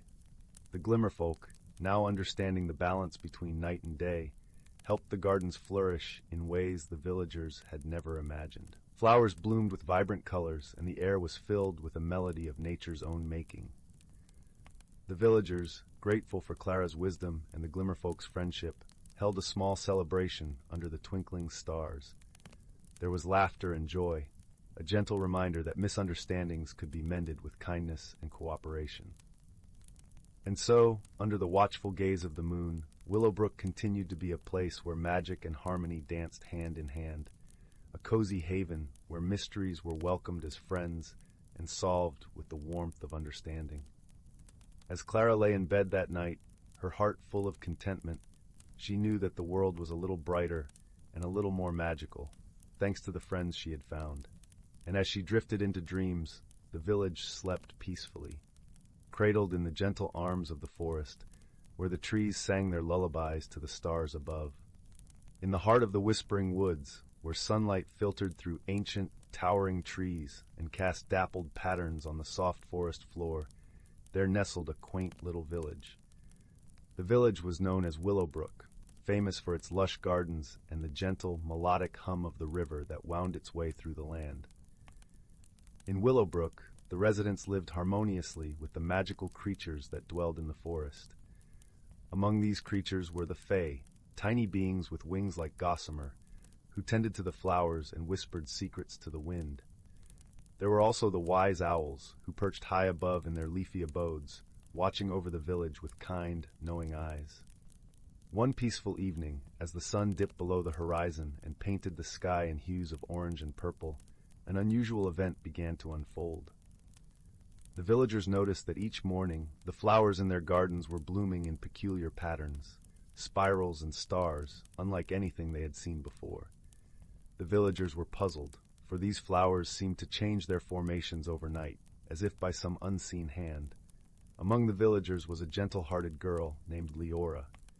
Her curiosity was as boundless as the forest itself, and she had a knack for noticing the smallest details. Leora loved the mysteries of the woods and often spent her days exploring its hidden paths and listening to the stories told by the forest creatures. Determined to uncover the mystery of the changing flowers, Leora set out one misty morning, her heart full of excitement. She wandered through the village, her senses alive with the scent of fresh earth and the sound of leaves whispering in the breeze. As she approached the edge of the village, she was greeted by the soft, musical laughter of the Fae, who flitted around her like a shower of glittering rain. "Good morning, Leora," sang a Fae with wings that shimmered like pearls. "What brings you to the woods today?" "Good morning, dear friends," Leora replied with a smile. "I'm hoping to solve the mystery of the enchanted flowers. Have you seen anything unusual in the forest?" The Fae exchanged knowing glances, their eyes twinkling with mischief and delight. "Perhaps you should speak with Elderwise," suggested another Fae, her voice as gentle as a lullaby. "He knows many things and might have the answers you seek." Eager to visit Elderwise, the wise old owl, Leora thanked the Fae and made her way deeper into the forest. The air was cool and fragrant with the scent of pine and wildflowers, and as she walked, the ground beneath her feet felt like a soft, comforting carpet of moss. Elderwise's home was a grand, ancient oak tree, its bark gnarled and wise, and its branches spreading wide like welcoming arms. Leora approached the tree with reverence and called up into the leafy heights. "Elderwise, wise owl of the forest, may I speak with you?" From high above, a gentle hoot echoed through the branches, followed by the soft rustling of feathers. Elderwise descended gracefully, his eyes as deep and mysterious as the night sky fixed kindly upon her. "Ah, young Leora," he said, his voice a warm, resonant melody. "What brings you to my tree this fine day?" Leora explained the strange occurrences in the village gardens, her voice filled with wonder and a touch of concern. Elderwise listened intently, nodding his head with understanding. "Ah, the flowers," he mused, his gaze turning thoughtful. "I have heard whispers of a playful spirit who roams the woods at night. This spirit, known as the petal weaver, delights in creating beauty in the most unexpected ways." Leora's eyes widened with intrigue. "The petal weaver? How fascinating! But why would this spirit visit our village?" Elderwise chuckled softly, a sound like the rustling of autumn leaves. "The petal weaver is drawn to places where love and harmony dwell. Your village, with its kind hearts and gentle ways, is a beacon to such a spirit. Perhaps it seeks to share its joy with you all." Leora nodded, her heart swelling with warmth at the thought. "Thank you, Elderwise. I shall share this with the villagers. Perhaps we can find a way to welcome the petal weaver." With a grateful heart, Leora made her way back to the village, her mind alive with ideas. As evening fell and the stars began to twinkle in the clear night sky, the villagers gathered in the square, eager to hear what she had discovered. Leora shared Elderwise's wisdom, her voice soft and soothing as she spoke. "The petal weaver means us no harm. It seeks to share its joy and art with us. I believe if we welcome it with open hearts, we might come to understand its ways." The villagers nodded, their faces alight with understanding and acceptance. That night, they decided to leave small gifts of appreciation in their gardens, tiny lanterns, delicate ribbons, and fragrant herbs, hoping to show the petal weaver their gratitude. As the moon cast its gentle glow over Willowbrook, the petal weaver appeared, unseen by human eyes, but sensed in the gentle rustling of petals and the soft shimmer of moonlight on the flowers. It saw the villagers' gifts and felt their warmth and gratitude. The next morning, the village awoke to a wondrous sight. Each garden was a tapestry of breathtaking beauty, with flowers arranged in patterns that spoke of joy and friendship. The air was filled with a sense of magic and peace, and the villagers knew their hearts had made a new friend. From that day on, the petal weaver became a cherished part of Willowbrook's lore, its visits bringing delight and wonder to the village. And Leora, with her gentle spirit and love for the mysteries of the world, continued to explore the forest, knowing that the greatest magic of all was the love and kindness shared among friends. As the fire crackled softly and the shadows danced on the walls, the tale of Willowbrook and the petal weaver lulled the village into a restful slumber, their dreams filled with the colors and fragrances of a world where magic and friendship intertwined like the petals of a never-ending blossom. In the heart of the ancient forest, where the air was perpetually sweet with the scent of pine and earth, and sunlight filtered gently through a canopy of ancient oaks, there existed a world untouched by time. This was a land where the whispers of the wind carried secrets from one generation to the next, and every creature, from the smallest ant to the mightiest stag, played a role in the grand tapestry of life. The forest was alive with colors and sounds that danced through the senses, leaves rustling in a gentle breeze, streams murmuring over smooth stones, and the distant calls of birds that painted the sky with their graceful arcs. Here, nature was both the stage and the storyteller, weaving tales of harmony and balance that had been passed down through countless seasons. At the heart of this forest stood a great oak, its branches stretching wide as if to embrace the sky. It was known as the elder tree, the guardian of the forest, and beneath its boughs, creatures of all kinds gathered to share their stories and learn from its ancient wisdom. The elder tree had seen the birth of stars and the passing of ages, and its deep, resonant voice was a soothing balm to all who listened.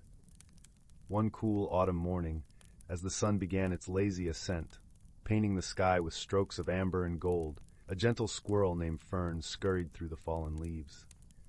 Her fur was the color of warm chestnuts, and her eyes sparkled with curiosity.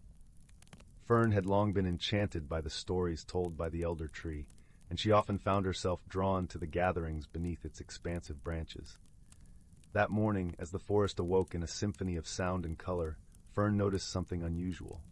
The leaves, usually vibrant in their autumnal hues, seemed to be shimmering with a soft, golden light. It was as if the forest itself was glowing, breathing with a life more vivid than ever before. Intrigued, Fern quickened her pace, eager to reach the elder tree and uncover the mystery of this magical dawn. As she arrived, she found a small assembly of forest creatures already gathered. Wise old badgers, graceful deer, and a family of rabbits huddled close together. They all gazed up at the elder tree with a mix of awe and anticipation. The air was filled with a gentle hum, a melody that seemed to emanate from the tree itself, resonating with the heartbeat of the forest. The elder tree, sensing the presence of its attentive audience, began to speak in its deep, melodious voice, rich with the wisdom of ages. "Dear friends," it intoned, "today you witness a rare and wondrous phenomenon, the dance of the seasons. It is a time when the essence of the forest shifts, a sign of balance and renewal, as one season makes way for another." The creatures listened with rapt attention, their hearts swelling with a sense of unity and purpose. Fern, perched on a low branch, felt a warmth spread through her, as if she were part of something far greater than herself. The elder tree continued, "Each season brings its own gifts and challenges, teaching us lessons of patience, resilience, and harmony. We must cherish these gifts and learn from them, for they are the threads that weave the fabric of our world." As the elder tree spoke, the shimmering light intensified, enveloping the forest in a gentle glow. It was as if the very soul of the forest was singing, a melody of life and light that filled every corner of the ancient woods. Fern closed her eyes, letting the music wash over her, feeling a deep connection to the earth and sky, to every leaf and creature that called this place home.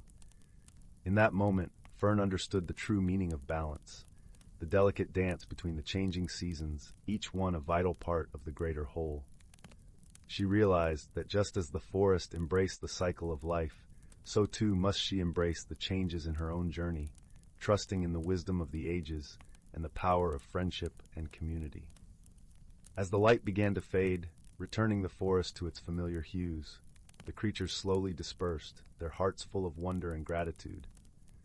Fern lingered a moment longer, her eyes turned skyward, silently thanking the elder tree for sharing its wisdom and the beauty of the dance of the seasons. With a newfound sense of purpose, Fern bounded back through the forest, her heart light and her spirit renewed. She knew that whatever challenges lay ahead, she would meet them with courage and grace, drawing strength from the lessons of the forest and the enduring bonds of friendship. As the day turned to dusk and the moon rose high above the treetops, casting a silver glow over the sleeping forest, the ancient woods remained a sanctuary of peace and harmony. And beneath the watchful gaze of the elder tree, the creatures of the forest dreamt of the endless cycle of seasons, each one a testament to the beauty and balance of nature. In the quiet of the night, the wind carried the promise of a new dawn, whispering tales of hope and renewal to all who listened. And so the forest lived on, a timeless realm where magic and reality danced hand in hand, a gentle reminder of the enduring power of nature and the wisdom found in every leaf and stone. The whispering woods and the lantern of truth. Once upon a time, nestled in the heart of the lush and rolling hills of Oakshire, lay a small, quaint village known as Willowbrook. This village was surrounded by an ancient forest, known to all as the Whispering Woods. The woods were a place of mystery and enchantment, where the trees seemed to murmur secrets to the wind, and the leaves danced in the gentle breeze like 1,000 tiny fairies. In Willowbrook, there lived a young girl named Anwen. With her auburn hair and bright green eyes, she resembled the very woods she loved to wander. Anwen was known for her kind heart and boundless curiosity. She often spent her days exploring the edges of the forest, collecting wildflowers and listening to the gentle symphony of nature. One crisp autumn morning, as the sun painted the sky with strokes of gold and crimson, Anwen set out on a journey deeper into the Whispering Woods than she had ever ventured before. She had heard tales of a hidden world within the forest, a place where magic thrived and the ordinary transformed into the extraordinary. As Anwen walked, the soft crunch of fallen leaves under her feet echoed through the woods. The air was cool and fresh, carrying the earthy scent of moss and the sweetness of ripened berries. Sunlight filtered through the canopy, casting playful shadows that danced around her like old friends. After wandering for what seemed like hours, Anwen stumbled upon a clearing she had never seen. In the center stood a magnificent tree, its trunk wide and gnarled, its branches stretching towards the heavens like the arms of a gentle giant. This tree was unlike any other. Its bark shimmered with a silvery hue, and its leaves glowed with an emerald light.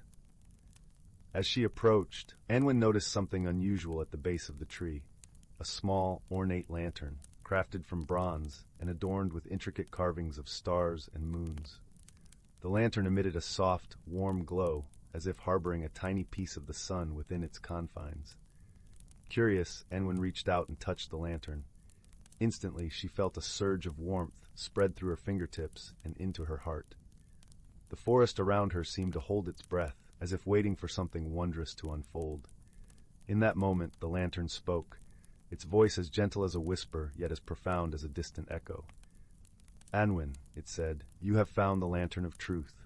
With it comes the power to see into the hearts of others and unveil the truths hidden within their souls. But tread carefully, for truth can be both a blessing and a burden." Anwen, though taken aback, was not afraid. She felt a sense of purpose and a quiet determination growing within her. She knew that with great power came great responsibility, and she vowed to use the lantern's gift wisely. As Anwen journeyed back to Willowbrook, the woods seemed to come alive with a newfound energy. Birds sang with greater fervor, and the wind rustled the leaves in a melodious chorus. Anwen felt as if she were part of a grander story, one that was just beginning to unfold. In the days that followed, Anwen learned to wield the lantern of truth with care and compassion. She discovered that truth had the power to heal, to mend broken relationships, and to bring understanding where there was once confusion. With each revelation, Anwen's heart swelled with empathy and wisdom. But as time went on, Anwen also learned that truth could be painful. It could reveal hidden wounds and unearth memories long buried. She realized that not everyone was ready to embrace the truths the lantern unveiled, and she had to learn the delicate art of patience and timing. One evening, as the sun dipped below the horizon and the village was bathed in the soft glow of twilight, Anwen found herself by the village pond. The water was as smooth as glass, reflecting the myriad stars that began to pepper the sky. As she sat there, the lantern of truth by her side, Anwen noticed a figure approaching. It was Rowan, a boy from the village who was known for his quiet demeanor and gentle nature. Rowan and Anwen often shared stories by the pond, their friendship blossoming like the wildflowers that grew along its banks. Tonight, however, Rowan seemed troubled. His brow was furrowed, and his usually bright eyes were clouded with worry. Anwen sensed that something weighed heavily on his heart. "Rowan," she said softly, "what troubles you so?" Rowan hesitated, his gaze fixed on the rippling water. "Anwen," he began, his voice barely a whisper, "there are things I have kept hidden, things I fear might change the way you see me." Anwen reached for the lantern, its comforting glow casting a gentle light between them. "Rowan, the truth is like the stars in the night sky. It is always there, even when hidden behind clouds. Trust that it will guide us, just as it guides the travelers who follow its light." With a deep breath, Rowan spoke of his fears and insecurities, the burdens he had carried in silence. As he spoke, the lantern's light seemed to envelop them both, wrapping them in a cocoon of warmth and understanding. In that moment, Anwen realized that the lantern's true power lay not in revealing truth, but in creating a space where truth could be shared without fear. It was a power that fostered connection, empathy, and healing. As the night wore on, Anwen and Rowan talked until the stars began to fade and the first light of dawn kissed the horizon. They spoke of dreams and fears, of hopes and past regrets, their hearts growing lighter with each word shared. From that day forward, Anwen used the lantern of truth not as a tool, but as a bridge, connecting hearts, mending rifts, and fostering friendships that transcended the boundaries of expectation. The villagers came to see the lantern not as a relic of power, but as a beacon of hope and understanding. As the seasons turned and the years passed, Anwen's story became legend in Willowbrook. The whispering woods continued to hold their secrets, the leaves dancing to the wind's eternal song.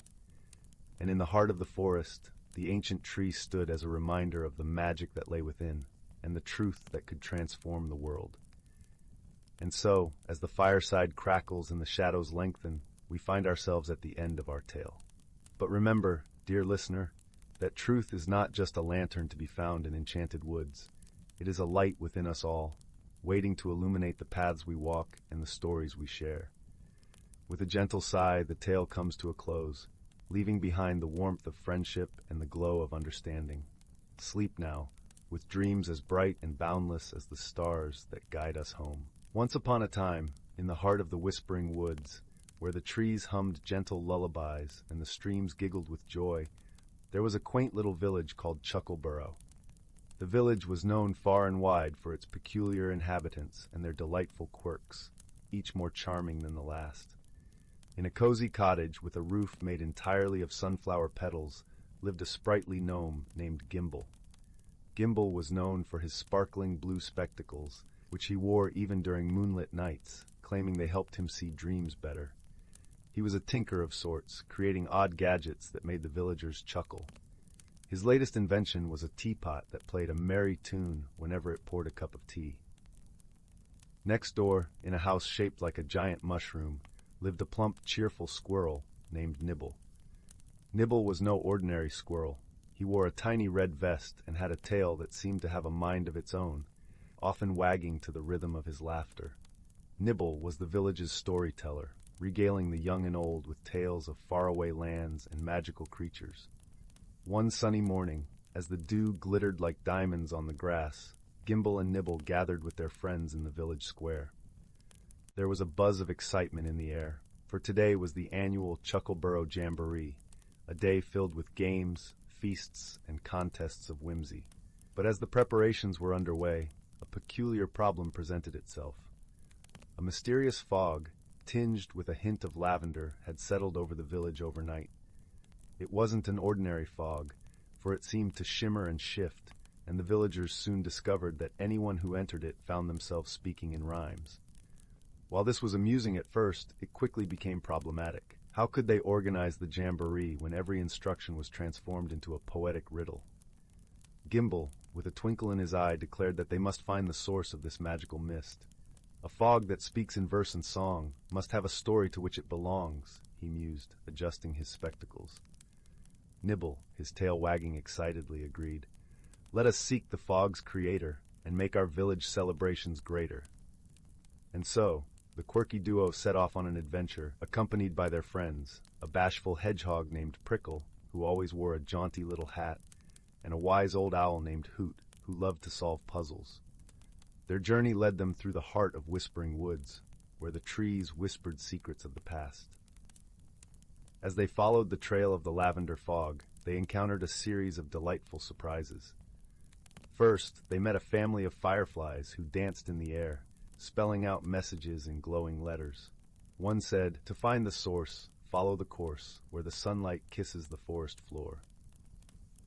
Guided by this luminous clue, the friends arrived at a glade where the sunlight streamed through the canopy in golden beams.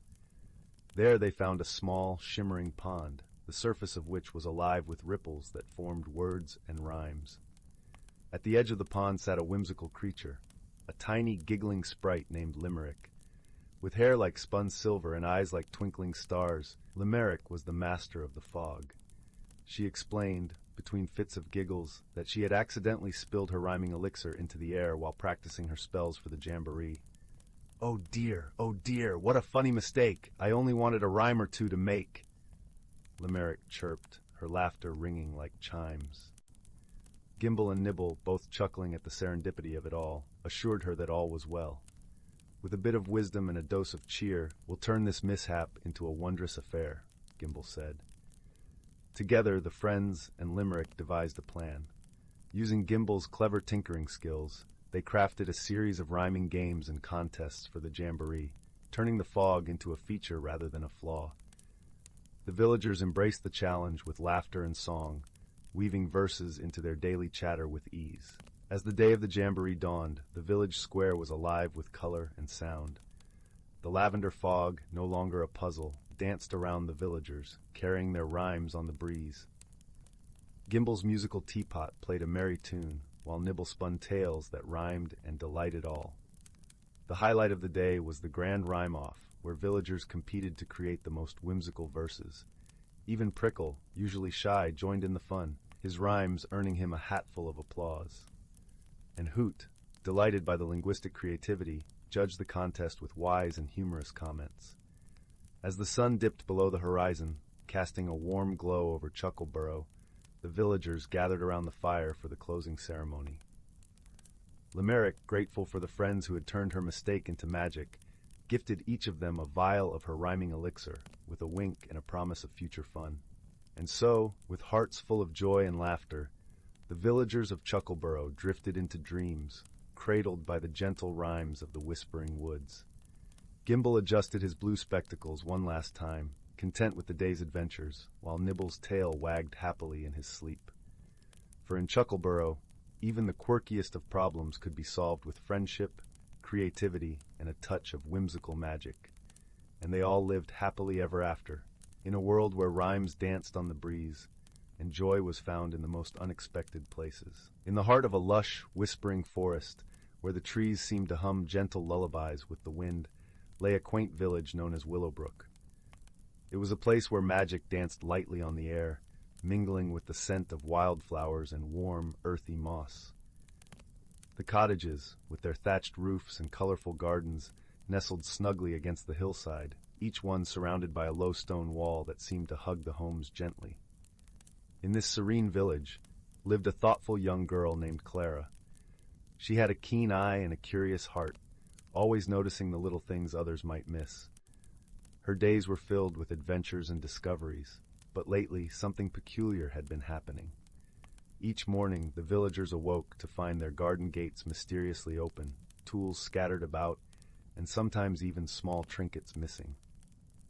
The villagers were puzzled but not alarmed, for they knew their village was a safe and gentle place. Still, they were curious, and so they turned to Clara, hoping she might unravel the mystery. With a nod and a determined glint in her eyes, Clara promised to investigate.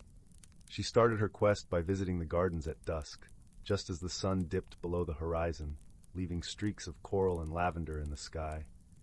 The air was cool and sweet, carrying the scent of honeysuckle. Clara crouched by the hedges, her notebook in hand, and waited patiently. As the moon rose, casting silver beams across the village, Clara noticed something unusual. From the corner of her eye, she saw a soft glow weaving through the gardens. It wasn't the light of fireflies which flickered gently above her, but something more deliberate. She followed it quietly, her footsteps muffled by the soft grass. To her surprise, Clara discovered a small group of creatures, no taller than her knee, with shimmering wings and bright, curious eyes. They were busy at work, tending to the gardens with care, though their methods were a bit chaotic. Clara watched as they rearranged stones, polished leaves with tiny cloths, and gathered forgotten trinkets into neat piles. "Hello there," Clara called softly, not wanting to startle them.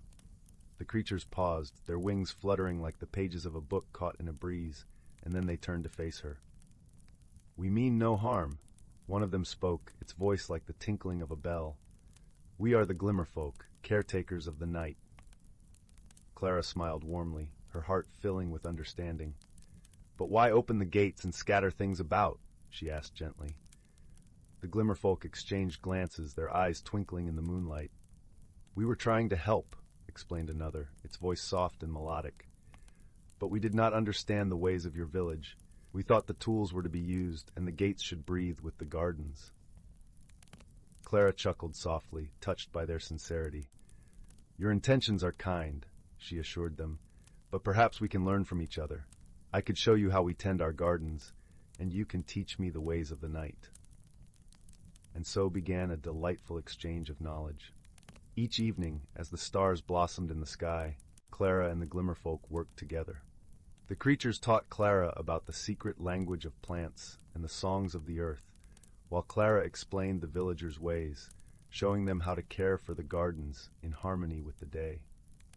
As the days passed, the mystery of the open gates was resolved, and the village thrived with newfound magic. The Glimmerfolk, now understanding the balance between night and day, helped the gardens flourish in ways the villagers had never imagined. Flowers bloomed with vibrant colors, and the air was filled with a melody of nature's own making. The villagers, grateful for Clara's wisdom and the Glimmerfolk's friendship, held a small celebration under the twinkling stars. There was laughter and joy, a gentle reminder that misunderstandings could be mended with kindness and cooperation. And so, under the watchful gaze of the moon, Willowbrook continued to be a place where magic and harmony danced hand in hand, a cozy haven where mysteries were welcomed as friends and solved with the warmth of understanding. As Clara lay in bed that night, her heart full of contentment, she knew that the world was a little brighter and a little more magical, thanks to the friends she had found. And as she drifted into dreams, the village slept peacefully, cradled in the gentle arms of the forest, where the trees sang their lullabies to the stars above. In the distant reaches of the cosmos, where stars twinkled like scattered diamonds against the velvet backdrop of space, there existed a small, vibrant planet known as Luminara. Its skies shimmered in hues of lavender and gold, and its lush landscapes teemed with life. Among its gentle inhabitants was Lyra, a creature of light and song, whose translucent wings caught the sun's rays and scattered rainbows across the fields as she fluttered from one blossom to the next. On a nearby planet shrouded in twilight and mystery lived Corin, a towering being of earth and stone. His world, Teros was a place of deep valleys and echoing caverns, where the ground whispered ancient secrets. Corin's strength was matched by his gentle heart, and he wandered his land with a quiet reverence for the beauty of the stones and the life they cradled. One fateful day, as the stars aligned in a cosmic dance, a curious portal opened between these two worlds. Lyra, drawn by its shimmering allure, darted through the portal, her heart filled with wonder and a touch of trepidation. She found herself in the shadowed realm of Teros, where the air was cool and the scent of earth was rich and comforting. Corin, who had been exploring near the portal's edge, watched in awe as the delicate creature emerged. Her light was a stark contrast to the muted tones of his world, and for a moment they simply stared at one another, two beings from different worlds, brought together by the whims of the universe. Their initial attempts at communication were fraught with misunderstandings. Lyra's melodious trills and chirps seemed like mere music to Corin's ears, while his deep rumbling tones were too low for her to comprehend fully. Yet there was a spark of curiosity in both their hearts, a desire to bridge the gap between them. Over time, they learned to communicate through gestures and shared experiences. Lyra would guide Corin to the hidden nooks where flowers bloomed in the shadows, their colors vibrant even in the dim light, while Corin showed Lyra the secret paths within the caverns, where crystals glowed with an inner fire. Their bond deepened as they faced challenges together. One day, a fierce storm swept across Teros, its winds howling through the valleys, and its rains turning paths into torrents. Lyra, unused to such weather, found herself struggling against the gale. Corin, with his sturdy form, shielded her with his broad back, guiding her to the safety of a cavern where they waited for the storm to pass. In that quiet refuge, they shared warmth and stories, their differences fading as they found comfort in each other's presence. As the days turned into weeks, Lyra and Corin discovered the true meaning of friendship. They learned to appreciate each other's strengths and to lend support in times of need. Lyra taught Corin the joy of laughter, her tinkling giggles echoing through the caverns, while Corin showed Lyra the beauty of silence, the way it allowed the heart to listen more deeply. One day the portal shimmered once more, signaling that it was time for Lyra to return to Luminara. The thought of parting was bittersweet, yet both knew that their friendship had transcended the boundaries of their worlds. As Lyra prepared to leave, she touched her wings lightly to Corin's forehead, a gesture of gratitude and affection. Corin, in turn, placed a small crystal in her hands, its glow a reminder of the light they had found in each other. With a final, shared glance of understanding and warmth, Lyra stepped through the portal, her heart full of memories and a newfound wisdom about the strength of friendship. Back on Luminara, Lyra often gazed up at the stars, her thoughts drifting to her friend on Teros. And on Teros, Corin would sit in the quiet of a cavern, feeling the gentle hum of the crystal Lyra had touched, knowing that their bond was as enduring as the stones of his world. In the vastness of the universe, Lyra and Corin had discovered the simple truth that true friendship knows no bounds, and that even the most unlikely companions can find understanding and joy in one another. And so, beneath the watchful gaze of the stars, their friendship endured, a testament to the harmony that could be found in diversity and the strength that could be born from shared hearts. In the heart of a gentle valley, cradled by rolling hills and whispering woods, there lay a quaint little village known as Willowbrook. Its cobblestone paths wound through fields of wildflowers and past homes with thatched roofs that seemed to smile warmly at the sun. The air was always sweet with the scent of lavender and honey, and the breeze carried the soft, melodic hum of the brook that gave the village its name. In this charming village lived a young woman named Marin. She was known for her kindness and gentle spirit, her presence as soothing as the brook itself. Yet Marin carried within her a quiet turmoil. Life in Willowbrook, though beautiful, felt too predictable for her restless heart. She longed for change, for something beyond the familiar patterns of her days. But the thought of stepping beyond the comfort of her village made her anxious, like a bird hesitant to leave its nest. Marin often found solace in the whispering woods at the edge of the village.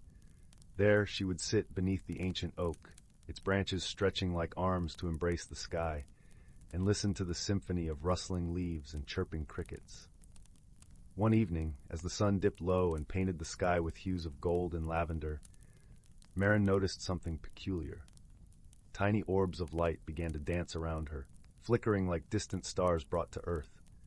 These were the will-o'-the-wisps, mischievous yet wise spirits that flitted through the woods on gentle wings. They had watched Marin many times, sensing her inner conflict. As the wisps swirled around her, they whispered in voices like the tinkling of wind chimes, "Follow us, Marin, and discover the magic within." Curiosity, mixed with a sprinkle of courage, tugged at Marin's heart. She rose to her feet and followed the wisps deeper into the woods, where the air grew cooler and the shadows danced with an ethereal glow. The path was narrow, and the canopy of leaves above was thick, but the light of the wisps guided her safely through. As they journeyed deeper, the forest began to change. The trees shimmered with a silvery sheen, and the flowers glowed with an inner light. It was as if Marin had stepped into a realm where magic wove through the very fabric of nature. Finally, they arrived at a clearing where a crystal-clear lake lay cradled in the arms of the forest, its surface reflecting the twinkling stars above. The wisps circled over the lake, creating gentle ripples that danced across the water. Marin approached the edge and gazed into the depths, her reflection mingling with the starlit sky. As she watched, her reflection began to shift, revealing not only her outward form, but the vibrant essence of who she truly was, a tapestry of dreams, fears, and untapped strength. "Change is not to be feared, dear Marin," the wisps chimed softly. "It is the very essence of growth. Just as the seasons transform the world around us, so too must we evolve to discover our true selves." Marin listened, the words sinking into her heart like seeds into fertile soil. In that moment, she understood that change, though daunting, was a part of life's natural rhythm. It was the key to unlocking her potential and embracing the wonders beyond the horizon of her familiarity. With newfound clarity, Marin thanked the wisps, her voice a gentle breeze through the trees. "I see now that change is not my enemy, but my guide. I will embrace it with an open heart." The wisps twinkled with joy, their light brighter than ever. "Remember, Marin, you are never alone. We, and all of Willowbrook, are here to support you." With that, the wisps began to drift away, their light fading softly into the night. Marin lingered by the lake, breathing in the cool, fragrant air, her heart beating with the rhythm of the world around her. She felt a sense of peace, as if the forest itself had enveloped her in a loving embrace. When she returned to Willowbrook, the village seemed to glow with a new light, as if seen through eyes that had awakened to its hidden beauty. The cobblestones beneath her feet felt familiar yet inviting, like an old friend encouraging her onward. In the days that followed, Marin began to explore new paths within her life. She took up painting, capturing the vibrant colors of the valley and the magic of the woods on her canvas. She joined the village's evening gatherings more often, sharing stories and laughter beneath the stars. And with each new experience, she felt herself blossoming, like a flower opening to the morning sun. The villagers noticed the change in Marin, and they welcomed it with open arms. Her journey of self-discovery inspired others to embrace their own transformations, creating a ripple of growth throughout Willowbrook.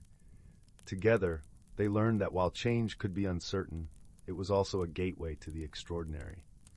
As the seasons turned and the valley transformed with the passage of time, Marin's heart remained steadfast and open. She knew that life's journey was a tapestry of moments, each thread woven with love, courage, and the magic of embracing one's true self. And so, with the woods whispering their timeless song and the brook humming its gentle lullaby, Marin found her place in the world, a place of wonder, growth, and endless possibility. In the heart of Willowbrook, she learned to dance with change, her spirit alight with the magic of a life fully lived. In the heart of an ancient forest, where towering trees whispered secrets to the skies and streams danced over smooth stones, lay a world hidden from the hurried eyes of humankind. Here, in the gentle embrace of nature, the creatures of the forest lived in harmonious balance, guided by the rhythms of the earth and the wisdom passed down through countless generations. The forest was alive with the gentle symphony of life. The air was rich with the scent of pine needles and moss, while the ground was cushioned by soft layers of fallen leaves that crunched lightly underfoot. Sunlight filtered through the thick canopy, casting dappled patterns on the forest floor and lending a golden glow to the world beneath. It was spring, the season of renewal, when the earth awakened from its winter slumber. The forest creatures were busy with the tasks of the season. Birds flitted from branch to branch, their songs weaving a melodious tapestry through the air. Squirrels chattered merrily as they gathered nuts, their bushy tails flicking with excitement. And in the sheltered glades, the deer moved gracefully, their eyes soft and watchful. Among these creatures lived an old, wise tortoise named Elder Mossback. His shell was a tapestry of lichen and moss, and his eyes held the depth of centuries. Elder Mossback was known far and wide for his stories, which he shared beneath the ancient oak that stood at the heart of the forest. Creatures of all kinds would gather there, drawn by his gentle voice and the warmth of his tales. One particular spring morning, as the mist lifted from the forest floor and the first rays of sun kissed the dew-laden leaves, Elder Mossback began to speak. The animals gathered around, their eyes wide with anticipation. Once, in a time long forgotten, the forest was threatened by a great imbalance. He began, his voice a soothing rumble that seemed to resonate with the very earth itself. The seasons had forgotten their dance, and winter lingered too long, casting a chill over the land. A shiver ran through the assembled creatures, for they knew the importance of the season's dance, each one flowing into the next, bringing with it the changes that nurtured life. In those days, continued Elder Mossback, there lived a young fox named Fern. She was clever and kind-hearted, with a coat as red as the autumn leaves and eyes that sparkled like the stars. Fern had always been a curious soul, eager to learn the secrets of the forest and her inhabitants. The animals leaned in closer, captivated by the tale of Fern, who was known to them as a figure of legend. Fern was troubled by the endless winter, Elder Mossback said, his voice dropping to a conspiratorial whisper. She saw the hardship it brought to her friends, the struggle for food and warmth. Determined to help, she sought the wisdom of the ancient beings who dwelled in the forest's hidden places. The forest seemed to hold its breath as Elder Mossback spoke of Fern's journey. She traveled to the heart of the forest, where the trees grew so tall and thick that they whispered only to the sky. There, in a grove untouched by time, lived the season's circle, ancient spirits who watched over the world. As Fern approached, the spirits appeared before her, he said, describing their forms, spirits of mist and shadow, of light and wind, each one embodying the essence of a season. Fern bowed her head respectfully, her heart full of hope and courage. The spirits listened as Fern spoke of the forest's plight, her voice steady and sincere. Winter, represented by a figure draped in frost and snow, stepped forward. "We did not realize our dance had faltered," Winter said, his voice like the soft crunch of snow underfoot.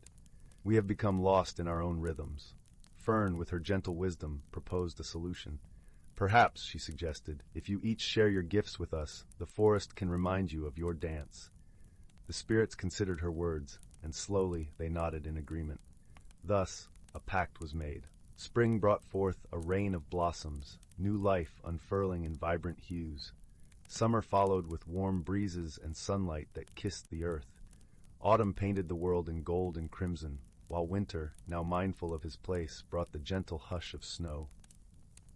Through Fern's courage and kindness, Elder Mossback concluded, the seasons found their balance once more, and the forest thrived in harmony. The creatures around Elder Mossback nodded, their hearts warmed by the tale.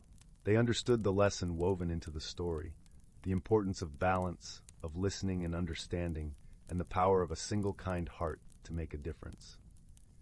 As the sun dipped below the horizon, casting a soft twilight over the forest, the animals slowly dispersed, each carrying a piece of the story with them. Elder Mossback watched them go, a gentle smile on his ancient face. In the heart of the forest, beneath the watchful eyes of the stars, life continued its timeless dance, guided by the wisdom of the past and the promise of the future. And so, the forest remained a sanctuary of harmony and peace, where the whispers of old stories lingered like a gentle breeze, reminding all who listened of the beauty of balance and the magic of the natural world. In the gentle glow of a distant star, beneath the shimmering auroras of the planet Zephyra, there lay a small, unassuming village known for its quiet harmony and lush, iridescent forests. The air was filled with the soft hum of bioluminescent insects dancing around the vibrant flora, their lights creating a canopy of stars on the forest floor. It was here that two paths unexpectedly converged, setting the stage for an extraordinary friendship that would transcend the vastness of space. One of the travelers was Quilon, a wanderer from the crystalline planet of Etherion, known for its ethereal floating cities and shimmering seas of liquid light. Quilon's people, the Etherians, were beings of pure energy, their forms shifting and pulsating with the hues of their emotions. Though Quilon was accustomed to the brilliance of Etherion, he found himself drawn to the soft, earthy warmth of Zephyra, where the stars seemed to whisper ancient secrets. His companion was Lyra, a native of the verdant Zephyra, whose people, the Zephyrites, lived in harmony with the land, their lives intertwined with the rhythms of the forests and the pulse of the planet itself. Lyra's skin was the color of the forest leaves, her eyes reflecting the deep, tranquil pools found in the heart of the woods. Her laughter was like the breeze rustling through the trees, and her spirit was as boundless as the horizon. They met by chance, as many friendships do, when Quilon's wandering path led him to the village, seeking rest and solace. Lyra, curious and ever welcoming, approached the stranger with a warmth that could melt the coldest of hearts. "Welcome, traveler," she said, her voice as gentle as the evening wind. "What brings you to our corner of the universe?" Quilon, his form flickering with shades of intrigue and caution, replied, "I seek understanding and perhaps a sense of belonging in this vast cosmos." Their initial encounters were marked by curious misunderstandings. Quilon, unfamiliar with the tactile customs of the Zephyrites, often misinterpreted Lyra's gestures. A simple offer of a hand in Etherian culture signified a deep, unspoken bond, while for Lyra it was a gesture of greeting. They navigated these differences with patience, their conversations filled with laughter and learning. One evening, as the twin moons rose high in the sky, casting a silvery glow over the village, a challenge presented itself. A mysterious blight had begun to spread through the forest, threatening the delicate balance of Zephyra's ecosystem. The villagers, concerned and bewildered, gathered in the clearing, their faces etched with worry. Quilon, feeling the urgency of the situation, offered his help. "On Etherion, we have faced similar challenges. Perhaps my knowledge can aid in finding a solution." Lyra, moved by his willingness to assist a world not his own, nodded. "Together, we can find a way to heal the forest." As they worked side by side, their differences became strengths, complementing each other's perspectives. Quilon's analytical mind, honed by the crystalline logic of his world, combined with Lyra's intuitive understanding of the living forest, formed a powerful alliance. They discovered that the blight was caused by an imbalance in the soil, a problem that could be remedied with a mixture of Etherian minerals and Zephyrite herbs. Throughout their efforts, moments of mutual support and understanding deepened their bond. One afternoon, as they rested beneath the sheltering boughs of an ancient tree, Lyra shared stories of her childhood adventures in the forest, her voice weaving a tapestry of memories. Quilon, in turn, spoke of the breathtaking vistas of Etherion, painting vivid pictures with his words.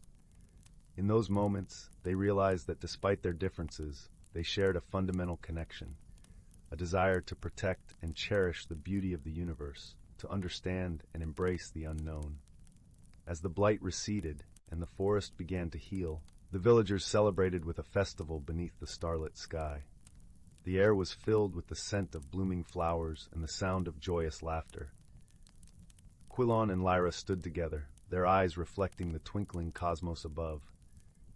"Thank you," Lyra said, her voice filled with warmth, "for being a part of our world and for showing me the beauty of yours."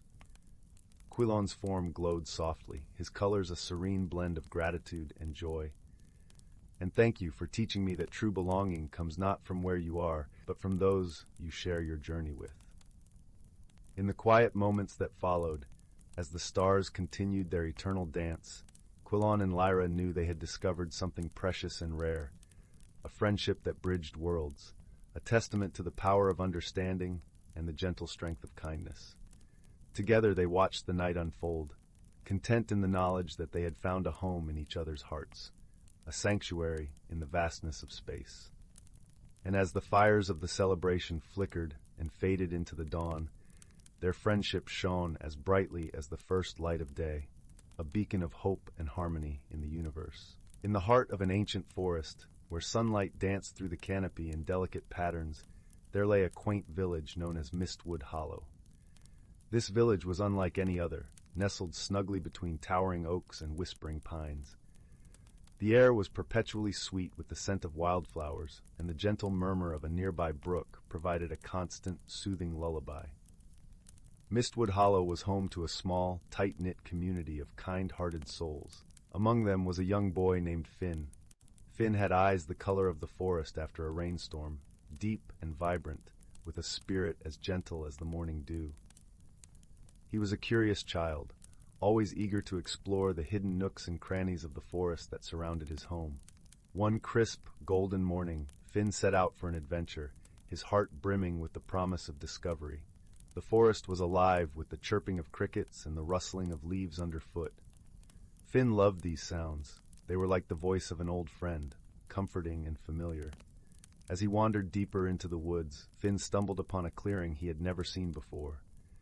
In the center of this clearing stood a magnificent tree, its trunk wide and gnarled, with branches that stretched towards the sky like welcoming arms. It was unlike any tree Finn had ever seen, its bark shimmering with an otherworldly glow. Intrigued, Finn approached the tree, his footsteps light and respectful. As he drew nearer, he noticed something peculiar nestled among the roots, a small, intricately carved box. It was made of polished wood, with delicate engravings that seemed to shift and change in the dappled sunlight. Finn's heart raced with excitement and a hint of trepidation. He knelt beside the box and gently lifted the lid. Inside, he found a beautiful iridescent stone that pulsed with a soft, warm light. As Finn held the stone in his hands, a gentle breeze swirled around him, carrying with it a whisper that seemed to speak directly to his heart. "Guardianship," the voice murmured. "With this stone you shall unlock the secrets of the forest. It will guide you, reveal the unseen, and teach you the true meaning of friendship and courage." Finn's eyes widened with wonder and a sense of responsibility. He slipped the stone into his pocket, feeling its comforting warmth against his skin. Little did he know that this discovery would set him on a journey that would change him forever. As days turned into weeks, Finn found himself returning to the ancient tree and its clearing. With the stone in his possession, the forest seemed to come alive in new and wondrous ways. He could hear the whispered conversations of the trees, feel the heartbeat of the earth beneath his feet, and see the hidden world that thrived within the natural environment. One misty afternoon, as Finn sat beneath the old tree, he met a peculiar creature. It was a small, sprightly being with eyes that gleamed like polished amber and wings as delicate as a butterfly's. The creature introduced itself as Lyra, a guardian of the forest. Finn and Lyra quickly became friends, united by their shared love for the woods and its mysteries. Lyra was wise beyond her years, her knowledge of the forest's secrets vast and profound. She taught Finn about the delicate balance of nature and the importance of protecting it. Together, they embarked on countless adventures, exploring hidden groves and babbling brooks, uncovering the stories etched into the bark of ancient trees. Finn learned to listen to the whispers of the wind and the songs of the birds, each note a piece of the forest's intricate symphony. But not all was harmonious in Mistwood Hollow.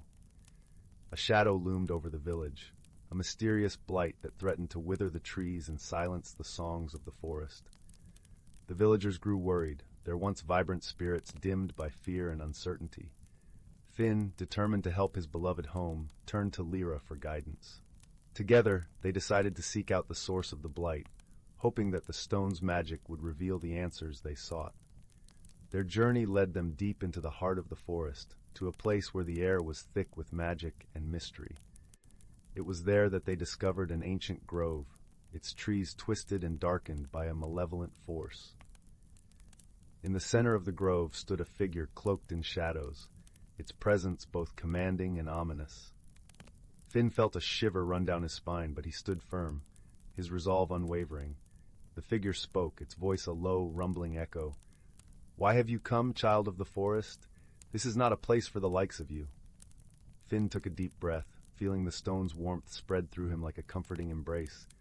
"I have come to protect my home," he replied, his voice steady, "to heal the forest and restore its harmony." The shadowy figure chuckled, a sound like dry leaves rustling in the wind. "And what makes you think you can do that? The forest is dying, and there is nothing you can do to stop it." But Finn, with Lyra by his side, refused to give in to despair. He closed his eyes and focused on the stone, feeling its magic pulse in rhythm with his heartbeat. He thought of the forest's beauty, its resilience, and the love he held for its every creature and leaf. As his thoughts flowed through him, the stone began to glow brighter, casting a warm light that banished the shadows and revealed the grove's true form. The twisted trees began to straighten, their leaves unfurling with renewed life. The shadowy figure recoiled, its power waning in the face of Finn's unwavering spirit. "You may have won this time," it hissed, "but remember, the forest's fate is ever in your hands." With those parting words, the figure vanished, leaving Finn and Lyra standing in a grove now filled with light and hope. The blight was lifted, the forest's harmony restored. As they made their way back to Mistwood Hollow, Finn felt a profound sense of peace and accomplishment. He had learned that true strength came not from power or magic alone, but from love, friendship, and the courage to stand up for what he believed in. The villagers welcomed Finn and Lyra with open arms, their joy and gratitude boundless. The forest thrived once more, its songs echoing through the trees like a promise of brighter days to come. And so Finn's journey came to an end, but his heart was forever changed. He had discovered the magic that lay within him, the power of friendship, and the beauty of the world around him. And in the heart of Mistwood Hollow, beneath the ancient tree that had started it all, Finn found his place, a guardian of the forest, a keeper of its secrets, and a friend to all who called it home. As the sun dipped below the horizon, casting the forest in a soft golden glow, Finn sat beneath the ancient tree, the iridescent stone in his hand. He watched as the stars began to twinkle in the sky, each one a reminder of the vast, wondrous world he was a part of. Beside him, Lyra perched on a low-hanging branch, her wings shimmering in the moonlight. "You did well, Finn," she said, her voice a gentle melody. "The forest is alive and thriving because of you." Finn smiled, a warmth spreading through his heart. "I couldn't have done it without you, Lyra. Thank you for being my friend and guide." Lyra fluttered down to sit beside him, her eyes sparkling with affection. "We make a good team, don't we?" Finn nodded, feeling a deep sense of contentment. The forest was safe, its harmony restored, and he had found a friend in Lyra, someone who understood and shared his love for the natural world. As they sat together beneath the stars, Finn realized that his journey was far from over. There were still countless mysteries to uncover, lessons to learn, and adventures to embark upon. But he knew that with Lyra by his side and the magic of the forest in his heart, there was nothing he couldn't face. And so, in the heart of Mistwood Hollow, surrounded by the beauty and magic of the forest, Finn found his place in the world, a place where he belonged, where he was loved, and where he could make a difference. With a deep sense of peace and gratitude, Finn closed his eyes, the soft murmur of the forest lulling him into a gentle slumber. And as he drifted off to sleep, he knew that he was home, in the heart of the forest, in the company of friends, where dreams and reality intertwined in a tapestry of magic and wonder. The end. In the heart of an ancient forest, where the canopy of towering oaks whispered secrets in the language of rustling leaves, there lay a world unseen by hurried eyes. Here the boundary between the earthly and the enchanted was as thin as a spider's silk, shimmering with the dew of dawn and the gold of setting sun. This was a realm where the natural creatures lived hidden lives, weaving tales of harmony and balance in concert with the rhythm of the seasons. As the first blush of spring unfurled across the forest, a gentle awakening stirred among its denizens. The air was laced with the sweet scent of blooming wildflowers, and the babble of brooks was a lullaby for all who dwelled within. Among them was a wise old tortoise named Berwin, whose shell was etched with the stories of centuries. Berwin moved slowly, but his mind was sharp as the breeze that danced through the budding branches. Berwin had a special bond with a young squirrel named Leora. Her fur was the color of autumn leaves, and her eyes sparkled with curiosity. Leora loved to scamper through the treetops, her heart beating in time with the flutter of new leaves. She was always eager to learn, and Berwin, with his ancient wisdom, was her favorite teacher. One bright morning, as the sun cast dappled patterns on the forest floor, Leora found Berwin near a gnarled oak, basking in the warmth. "Berwin," she chattered, her voice as lively as the songbirds, "why do the seasons change? And what makes the weather dance between sun and rain?"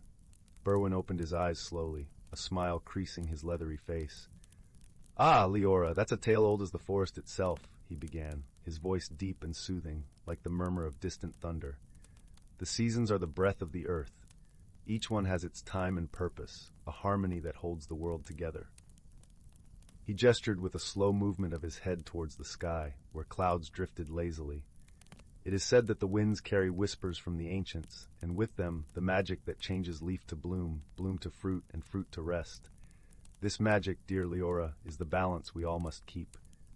Leora listened, her eyes wide with wonder. "But how do we keep this balance, Berwin?" "Through respect and care, my dear," Berwin replied. "Each creature, no matter how small, plays a part. The bees that dance from flower to flower, the roots that drink from the earth, and even the rain that nourishes us all. We live not just for ourselves, but for the world around us." As spring gave way to the golden hues of summer and the forest buzzed with life, Leora took Berwin's words to heart. She watched as the bees hummed their tireless song, gathering nectar with a precision that only nature could command. She marveled at the way the sun's warmth coaxed the sweet scent of pine into the air, a fragrance that mingled with the laughter of brooks and the rustle of leaves. The forest was a tapestry of life, each thread vibrant and essential. Leora learned to listen to the whispers of the wind, to feel the pulse of life beneath her paws. She understood the importance of her place within this delicate dance. As the sun began to dip lower in the sky, painting the forest in hues of amber and sienna, the whispers of change rustled through the leaves once more. The air grew crisp, and the scent of earth and wood smoke mingled, signaling the approach of autumn. One evening, as the moon hung low and round like a lantern, Leora found Berwin nestled beneath a canopy of red and gold. "Berwin, the air feels different, and the forest is changing again," she observed, her voice now tinged with the wisdom she had gathered through the seasons. Berwin nodded, his eyes reflecting the gentle glow of the moon. "Yes, Leora, the earth is preparing to rest, and soon the world will be blanketed in the quiet of winter. It is a time for reflection and renewal." Leora settled beside him, the crisp leaves crunching softly beneath her. "And when will spring return, bringing its magic and life?" "In time, dear Leora," Berwin said softly. "The world turns in its gentle rhythm, a cycle that teaches us patience and trust. We must honor the gifts of each season, for they are the heartbeats of the earth." As the stars twinkled like fireflies in the vast expanse above, Leora understood the deep truth in Berwin's words. The forest, with all its hidden lives and magical phenomena, was a testament to the power of balance and harmony. Each season brought its own gifts and lessons, a reminder that life was a wondrous journey, best traveled with kindness and wisdom. With this knowledge cradled in her heart, Leora curled up beside Berwin, their breaths mingling in the cool night air. Together they listened to the lullaby of the forest, a melody as timeless as the stars above. And so, beneath the watchful gaze of the moon, the ancient forest continued its eternal dance. A sanctuary of peace and magic, where creatures great and small lived in harmony with the world and each other. Once upon a starlit night, a young girl named Lily stood by her bedroom window, gazing wistfully at the velvety sky. Though only 9 years old, she felt a yearning for something more, a pull towards the great unknown that echoed in her restless heart. In the small village where Lily lived, changes came rarely, and life followed the steady rhythm of the seasons. But Lily's curious spirit longed to spread its wings and explore the vast world that lay beyond the rolling hills and ancient forests surrounding her home. Little did she know, a magical journey awaited her, one that would teach her the true meaning of growth and transformation. One evening, as Lily wandered through the woods, she stumbled upon an enchanting sight, a glittering pool nestled among the towering oaks. Mesmerized by its ethereal beauty, she knelt beside the water's edge, and that's when she saw it, a tiny glowing speck dancing upon the surface. With a delicate touch, Lily cupped the speck in her hands, and it unfurled into a dazzling sprite, no bigger than her thumb. The sprite's gossamer wings shimmered like crystal, and its eyes twinkled with ancient wisdom. "Greetings, young one," spoke the sprite in a voice as soft as moonbeams. "I am Zephyr, a guardian of these woods, and I sense the yearning in your heart." Lily gasped, her eyes wide with wonder. "How is this possible? Are you magic?" Zephyr chuckled, a sound like tinkling bells. "Magic exists all around us, dear child, if only we open our eyes to its wonders." From that moment on, Zephyr became Lily's guide, introducing her to the hidden magical realms that coexisted with the world she knew. Together they explored enchanted glades where pixies danced among the wildflowers, and ancient trees whispered secrets of bygone eras. Yet as wondrous as these experiences were, Lily's true transformation unfolded within her heart and mind. Zephyr's gentle teachings helped Lily understand that growth was not merely a physical change, but a journey of the spirit. With each new adventure, Lily learned valuable lessons: patience from the steady trickle of a stream, resilience from the oak that weathered storms, and courage from the brave little sparrow that took flight. And just as the natural world around her shifted with the seasons, so too did Lily's perspectives and dreams evolve. Lily's dearest friend, a kind-hearted boy named Ethan, bore witness to her remarkable journey. Though he could not see the magical beings, he supported Lily's explorations, offering a listening ear and a shoulder to lean on when the path grew challenging. One autumn day, as the leaves turned to fire and the air grew crisp, Zephyr appeared with a somber expression. "My time in these woods is nearing its end," the sprite said, her voice tinged with melancholy. "But fear not, little one, for the true magic lies within you now." Lily's eyes shimmered with unshed tears, but she nodded, understanding that all things must change and grow. With a tender smile, Zephyr continued, "The seeds of wisdom I have planted in your heart will blossom into something extraordinary.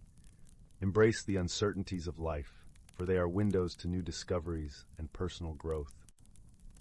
As the sprite faded into the dappled sunlight, Lily felt a warmth blossoming in her chest, a newfound confidence and appreciation for the journey that lay ahead. In the years that followed, Lily's thirst for knowledge and experience only deepened.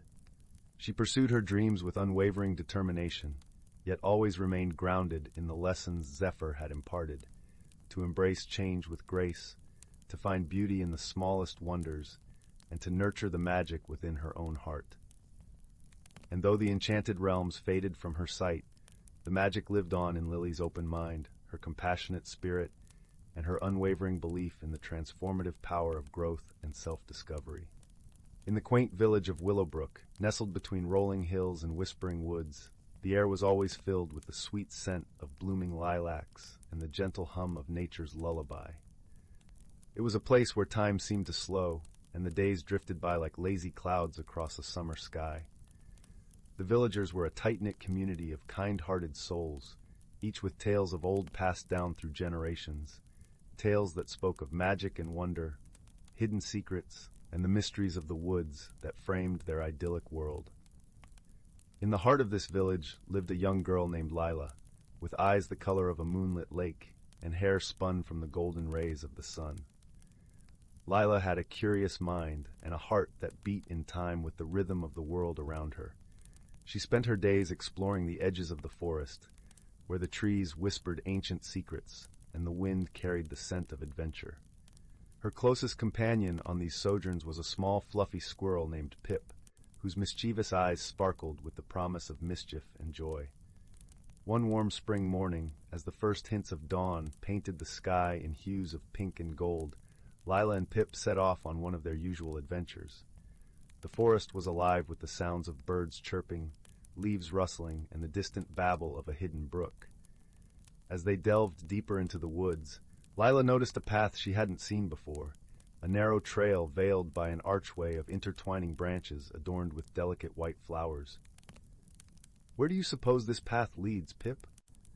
Lila mused aloud, her voice a gentle whisper in the quiet of the morning. Pip twitched his nose and flicked his tail, as if urging her to follow the mysterious trail.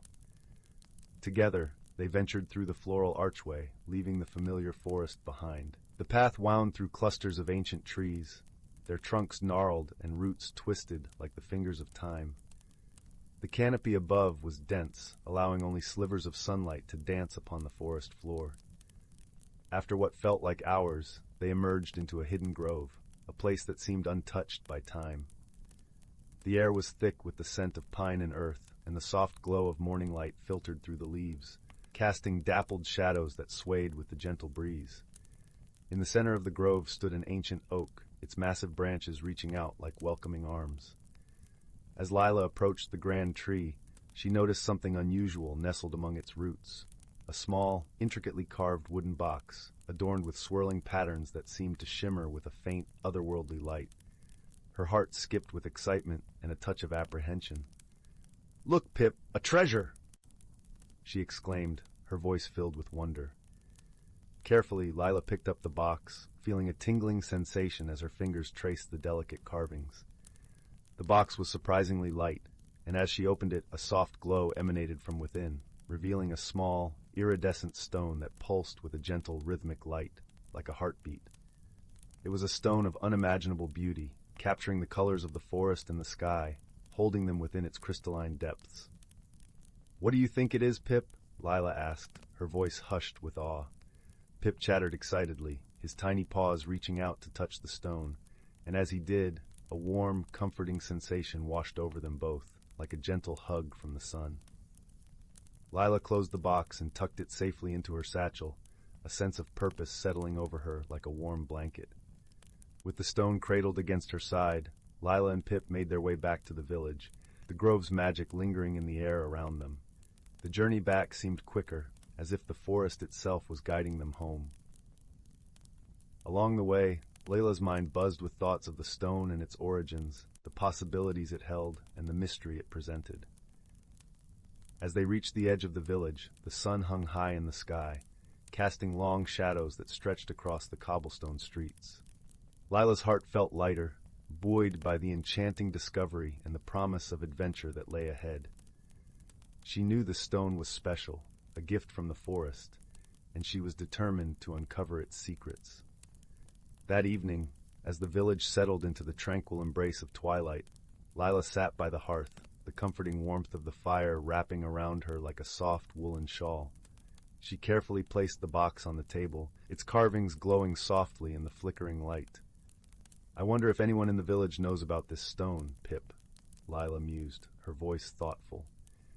Pip nodded, his eyes wide with curiosity, and together they devised a plan to seek the counsel of the village elder, a wise and gentle soul named Eldrick, who was known for his vast knowledge and stories of the world beyond the village. The next morning, the village was alive with the vibrant energy of a new day. The sun's rays kissed the rooftops, and the air was filled with the cheerful sounds of villagers going about their daily routines. Lila and Pip made their way to Eldrick's cottage, nestled at the edge of the village, where the forest began to reclaim the land. Eldrick's home was a quaint, ivy-covered abode, with a garden overflowing with herbs and wildflowers. The scent of lavender and rosemary greeted them as they approached the door, and a sense of calm washed over Lila, as if the very air was steeped in wisdom.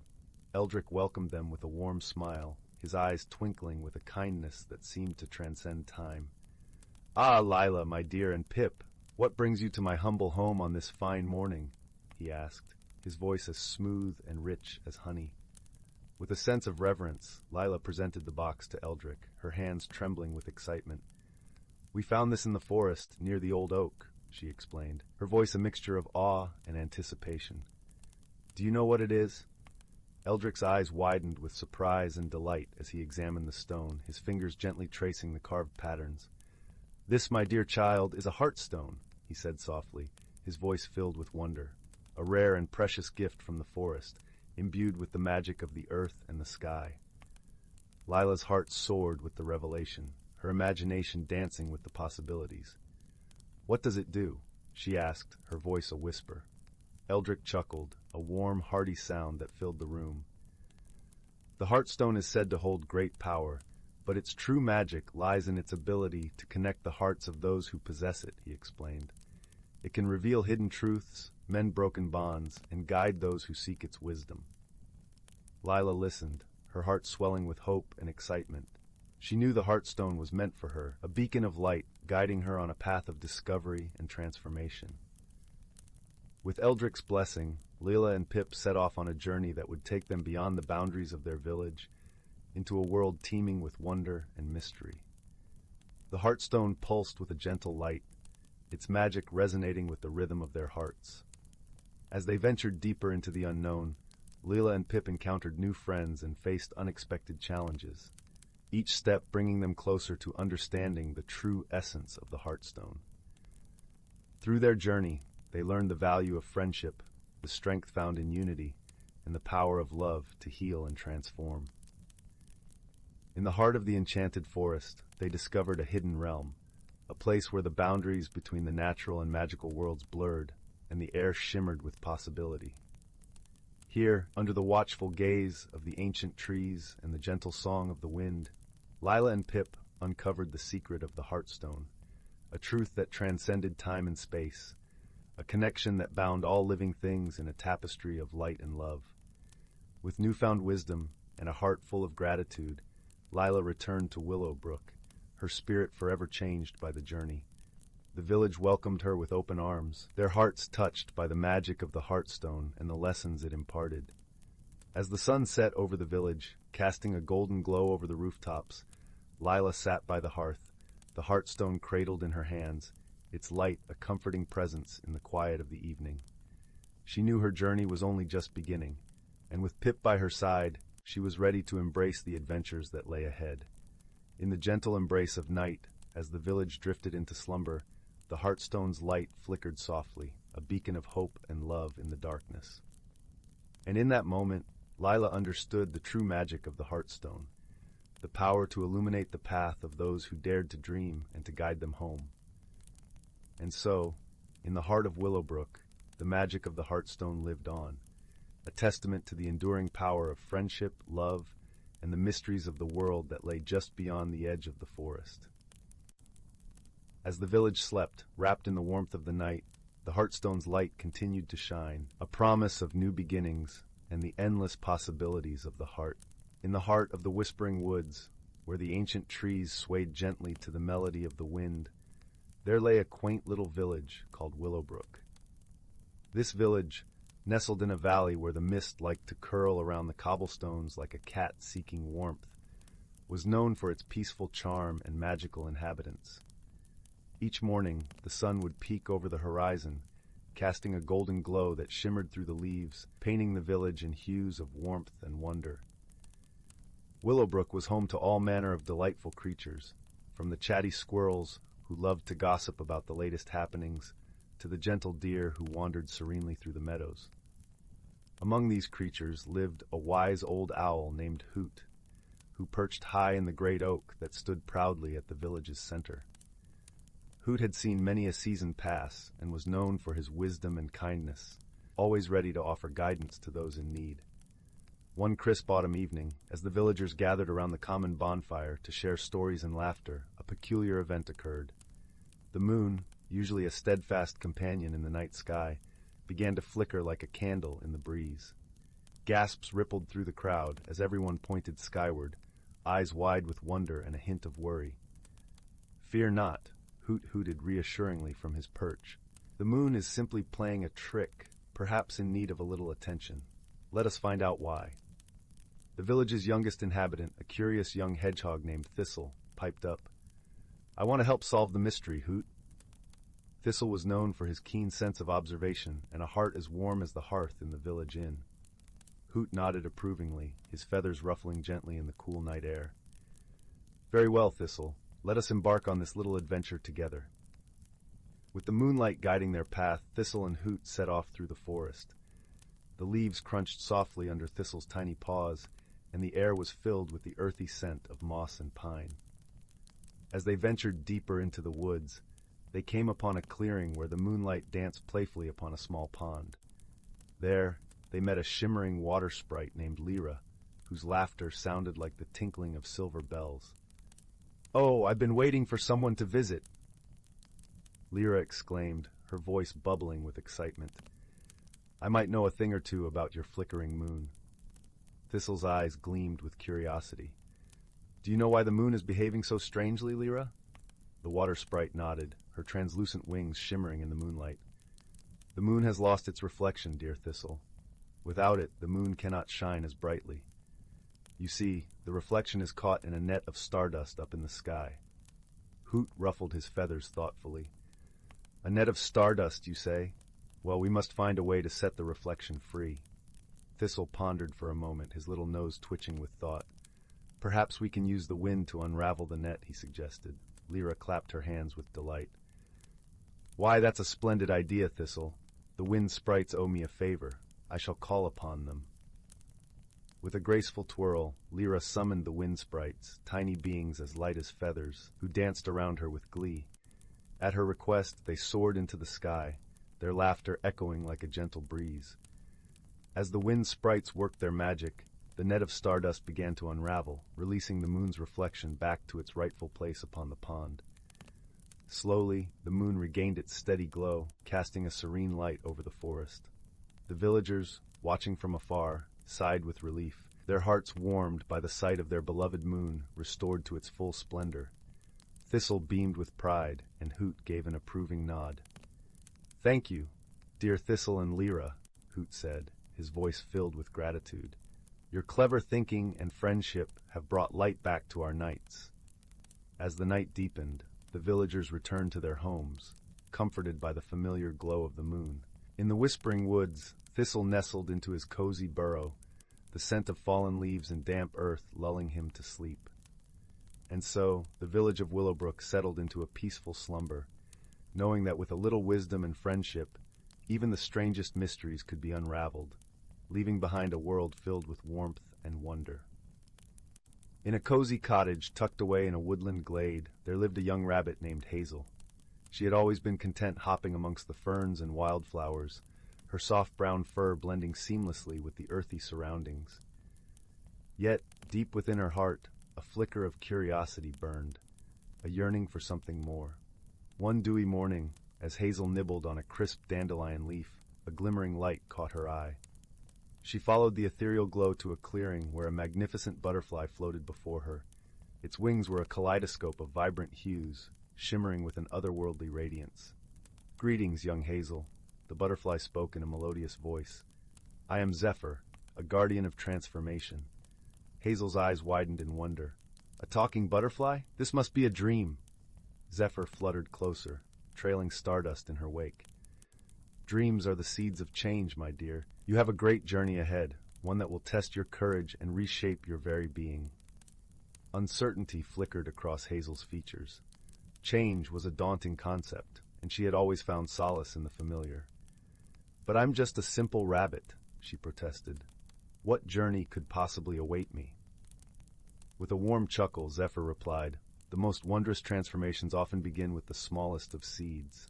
Look within, and you will find a spark waiting to be fanned into a brilliant flame." Before Hazel could respond, a rustling came from the undergrowth, and two of her dearest friends emerged, Oakley the wise old oak tree, and Flutter the hummingbird. "Do not fear, little one," Oakley rumbled, his bark rough yet comforting. "We will be with you every step of the way." Flutter zipped excitedly around Hazel's head. "Oh, this is going to be such an adventure. You'll see. It will be simply dazzling." Reassured by her friend's presence, Hazel turned to Zephyr. "What must I do?" The butterfly's wings shimmered with magic. "Seek the enchanted grove, where the veil between worlds grows thin. There, you will undergo a transformation that will reveal your true self." With a deep breath, Hazel nodded. Though apprehensive, she knew this was a journey she must embark upon. And so, with Oakley and Flutter by her side, Hazel set off into the unknown, her paws treading paths she had never dared explore before. The forest seemed to come alive with each step, whispering secrets in the gentle whispers of the wind. After many twists and turns, they arrived at the enchanted grove, a vibrant meadow where moonbeams danced across a shimmering stream. Hazel gazed in awe at the ethereal beauty surrounding her. Suddenly, a warm glow emanated from within her, and she felt her body beginning to shift and change. Her fur transformed into downy feathers of the richest brown, and her paws melded into delicate wings. Oakley and Flutter watched in wonderment as their friend emerged from her cocoon, reborn as a magnificent owl. Hazel stretched her wings, reveling in her newfound form, and took to the skies with a joyous hoot. As she soared above the treetops, bathed in the soft moonlight, Hazel realized that the spark Zephyr had spoken of was her own inner strength and resilience. The journey had been one of self-discovery, revealing the beauty and grace that had been within her all along. With a grateful heart, Hazel descended to her friends, her eyes shining with wisdom. "Thank you," she said, her voice now a gentle coo. "Without your guidance and unwavering support, I may never have found the courage to spread my wings." Oakley and Flutter beamed with pride, for they knew that their friend had blossomed into her truest, most radiant self. From that day forth, Hazel took to the night skies, her keen eyes ever watchful for those in need of guidance. And whenever a fellow creature felt lost or uncertain, she would share the lessons she had learned. That change, though daunting, can be an opportunity for growth and transformation, and that true beauty lies not in physical form, but in the courage to embrace one's authentic self. In the heart of the ancient whispering woods, where the trees were as old as time itself, a gentle symphony of life played out among the rustling leaves and whispering winds.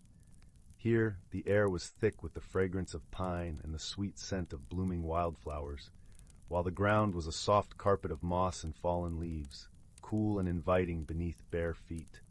This enchanted forest was a realm where reality and magic intertwined seamlessly.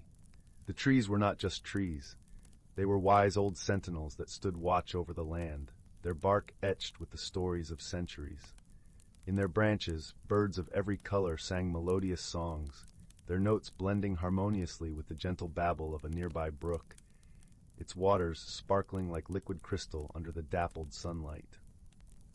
In this hidden world, creatures of all shapes and sizes lived in a delicate balance, each playing a role in the grand tapestry of life.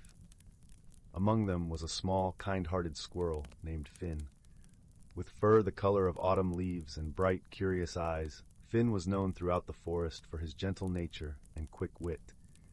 Finn lived in a cozy nest high in the branches of an old oak tree, its gnarled limbs reaching out like welcoming arms. His home was filled with the comforting scents of acorns and dried herbs, a testament to his careful preparation for the colder months.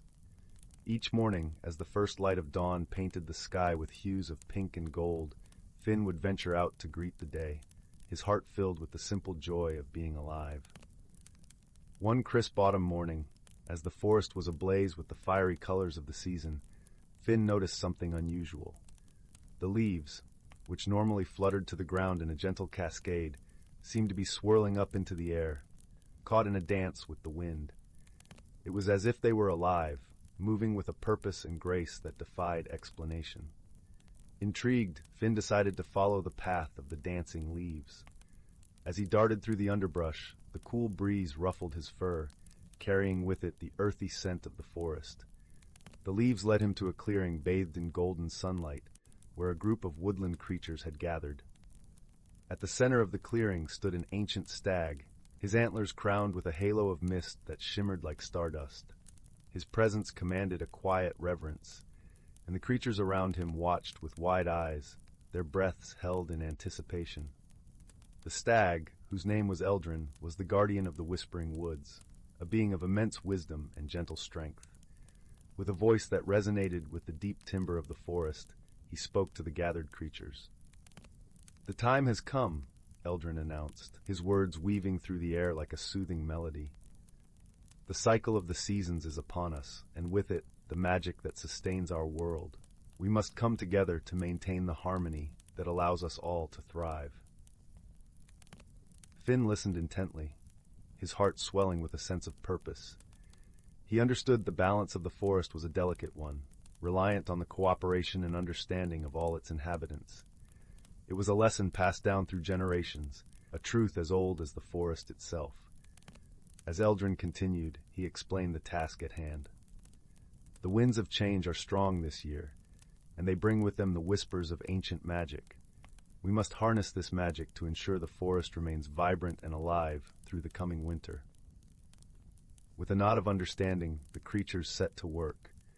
The birds took to the skies, their wings cutting through the crisp air as they spread seeds across the forest floor, ensuring new life would spring forth when the seasons turned.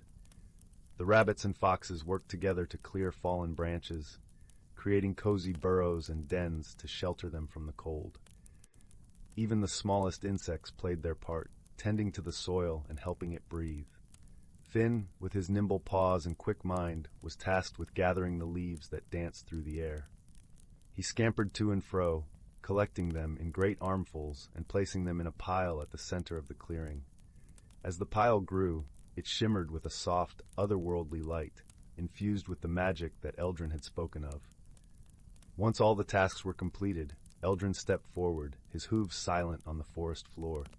With a graceful dip of his head, he touched the pile of leaves with his antlers. A brilliant light erupted from the center, spreading outwards in a wave of warmth and energy that enveloped the entire forest. Finn watched in awe as the light danced through the trees, illuminating every leaf and branch with a golden glow. It was a sight of breathtaking beauty, a testament to the power of unity and the magic that flowed through the natural world. As the light faded, a deep sense of peace settled over the forest. The creatures, their hearts filled with contentment, returned to their homes, knowing that they had played a part in maintaining the balance of their world. Finn, too, made his way back to his nest, his feet crunching softly on the carpet of leaves.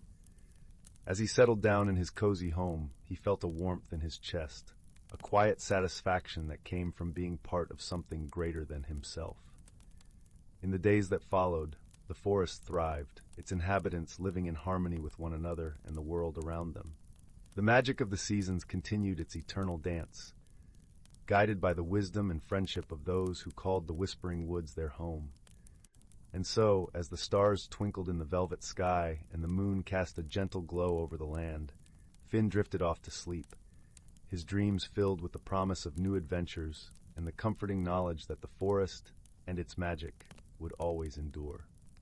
In the heart of the Whispering Woods, where the trees sang softly to the rhythm of the wind, nestled a quaint village named Willowbrook. It was a place where the sky stretched in hues of lavender and gold at dusk, and mornings were greeted with the gentle caress of mist. The villagers were warm-hearted, and each day was filled with the comforting hum of a community in harmony with nature. In this village lived a young woman named Anwen. Anwen was known for her gentle spirit and thoughtful nature, but she carried a burden within her heart, a fear of change. She found solace in routines, like the familiar path through the woods she walked each morning, the comforting scent of her grandmother's lavender-scented shawl, and the melodic chimes of the village clock tower marking the hours. However, the winds of change were blowing gently but persistently through Willowbrook, whispering secrets of transformation that Anwen could not ignore. A new season was approaching, one that promised new beginnings, and Anwen found herself standing at the edge of this change, anxious and uncertain. One crisp autumn morning, while Anwen was wandering through the woods, she stumbled upon a peculiar sight, a ring of mushrooms glowing with a soft, ethereal light. It was a fairy ring, a rare and magical phenomenon that was said to appear only to those with open hearts and yearning souls. Drawn to its quiet luminescence, Anwen stepped closer, feeling a strange yet comforting warmth enveloping her. The ground beneath the fairy ring shimmered like stardust, and from it rose a gentle, wise spirit named Era. With eyes like sparkling dew and a voice as soft as the rustle of leaves, Era greeted Anwen warmly. "Fear not, dear Anwen," said Era, her presence as soothing as a lullaby. "For every change holds a promise of growth. The path of transformation is woven with threads of magic and wisdom, and you are not alone on this journey." Anwen, though hesitant, felt a flicker of hope kindling within her. She had heard tales of spirits guiding those in need, but never did she imagine experiencing such an encounter herself. Ira extended a hand, inviting Anwen to join her on a walk through the woods, a journey that would mirror the transformations she feared. As they walked together, Ira shared stories of the trees, each one unique, bending and stretching towards the sun, their colors shifting with the seasons, a reflection of the beauty and change. Just as the trees embrace the changing winds, Era explained, so too can you find strength in adapting to life's gentle turns. Along their path, they encountered an array of woodland creatures, an industrious squirrel gathering acorns, a family of deer moving gracefully through the underbrush, and a chorus of birds harmonizing with the breeze. Each creature, Ira pointed out, had its own way of adapting to the shifting seasons, finding joy and purpose in the process. Anwen began to see the world around her with new eyes, noticing the subtle transformations in the forest, and in herself, with a sense of wonder rather than apprehension. The magic of the woods mirrored the magic within her, a quiet strength lying dormant, waiting to awaken. As twilight descended, painting the sky in soft shades of indigo, Anwen and Era returned to the fairy ring. There, Era offered a parting gift, a pendant shaped like a leaf, its surface shimmering with the colors of the forest. "This pendant will remind you of the magic that dwells within and around you," Era said, her voice a gentle breeze. "Remember, dear Anwen, that change is but a dance in the rhythm of life, and you are more than capable of moving to its tune." With gratitude in her heart, Anwen accepted the gift, feeling a newfound courage blooming within her. She knew that the path ahead would not always be easy, but she was ready to embrace the changes that life would bring, trusting in the wisdom she had gained. As Anwen made her way back to Willowbrook, the village lights twinkling like stars in the distance, she felt a comforting sense of peace. The change she once feared now seemed like a gentle unfolding, revealing layers of her own strength and potential. In the days that followed, Anwen shared her experience with the villagers, who were both enchanted and inspired by her tale. Her story became a beacon of hope, a reminder that within each of them lay the power to embrace change with grace and courage. And so, under the watchful eyes of the whispering woods and the gentle guidance of the spirit Ira, Anwen and her village flourished, their hearts open to the beauty of transformation, forever connected by the magic of personal growth and discovery. Through the seasons and years, the village of Willowbrook continued to thrive, a testament to the enduring strength found in embracing the dance of life. Once upon a time, in a cozy little village nestled between rolling hills, there lived a young girl named Lily. Her days were filled with the simple joys of exploring the meadows and befriending the woodland creatures that called the forest home. One crisp autumn morning, Lily ventured into the woods as she often did, her curious eyes scanning the fallen leaves for any signs of adventure. As she rounded a bend in the well-trodden path, something caught her eye. A glimmer of golden light peeking out from beneath a carpet of rust-colored foliage. Brushing aside the leaves, Lily gasped in delight as she uncovered a small, intricately carved wooden box. Its surface was adorned with intricate patterns that seemed to shimmer and dance in the dappled sunlight. Lily's fingers traced the intricate markings, and as she did, the lid of the box sprang open with a soft click. Inside, nestled on a bed of velvet, lay a single acorn. But this was no ordinary acorn. It shimmered with an otherworldly glow, its surface smooth and polished like a precious gemstone. Lily reached out to touch it, and as her fingertips made contact, a warm tingle spread through her body, filling her with a sense of wonder unlike anything she had ever experienced. From that moment on, Lily's world was forever changed. The acorn, she soon discovered, possessed an extraordinary power, the ability to bring inanimate objects to life with the mere touch of her hand. A stick became a loyal walking companion, a pebble transformed into a playful puppy, and the fallen leaves danced and swirled at her command. At first, Lily reveled in her newfound magic, her days filled with endless delight and discovery. But as time passed, she began to realize that with great power came great responsibility. The forest creatures, once her friends, now looked to her for guidance and protection. It was then that Lily embarked on a journey, not a physical one, but a journey of the heart and mind. She sought out the wisdom of the ancient oak trees, the whispering streams, and the gentle meadow flowers, learning the ways of nature and the importance of balance and harmony. Along the way, she found unexpected allies in the form of a quirky squirrel named Nutkin, whose mischievous antics often concealed surprising insights, and a wise old owl named Hooty, whose soft hoots offered sage advice. Together, they faced challenges that tested their courage and compassion. When a greedy logger threatened to destroy the forest, it was not through force but through wisdom and diplomacy that Lily and her friends were able to sway his heart and protect their beloved home. And when a terrible drought struck the land, Lily used her magic to coax the rain clouds to open, quenching the thirsty earth and ensuring that the delicate balance of nature was restored. As the seasons turned and the years passed, Lily grew into a young woman whose kindness and understanding touched all who knew her.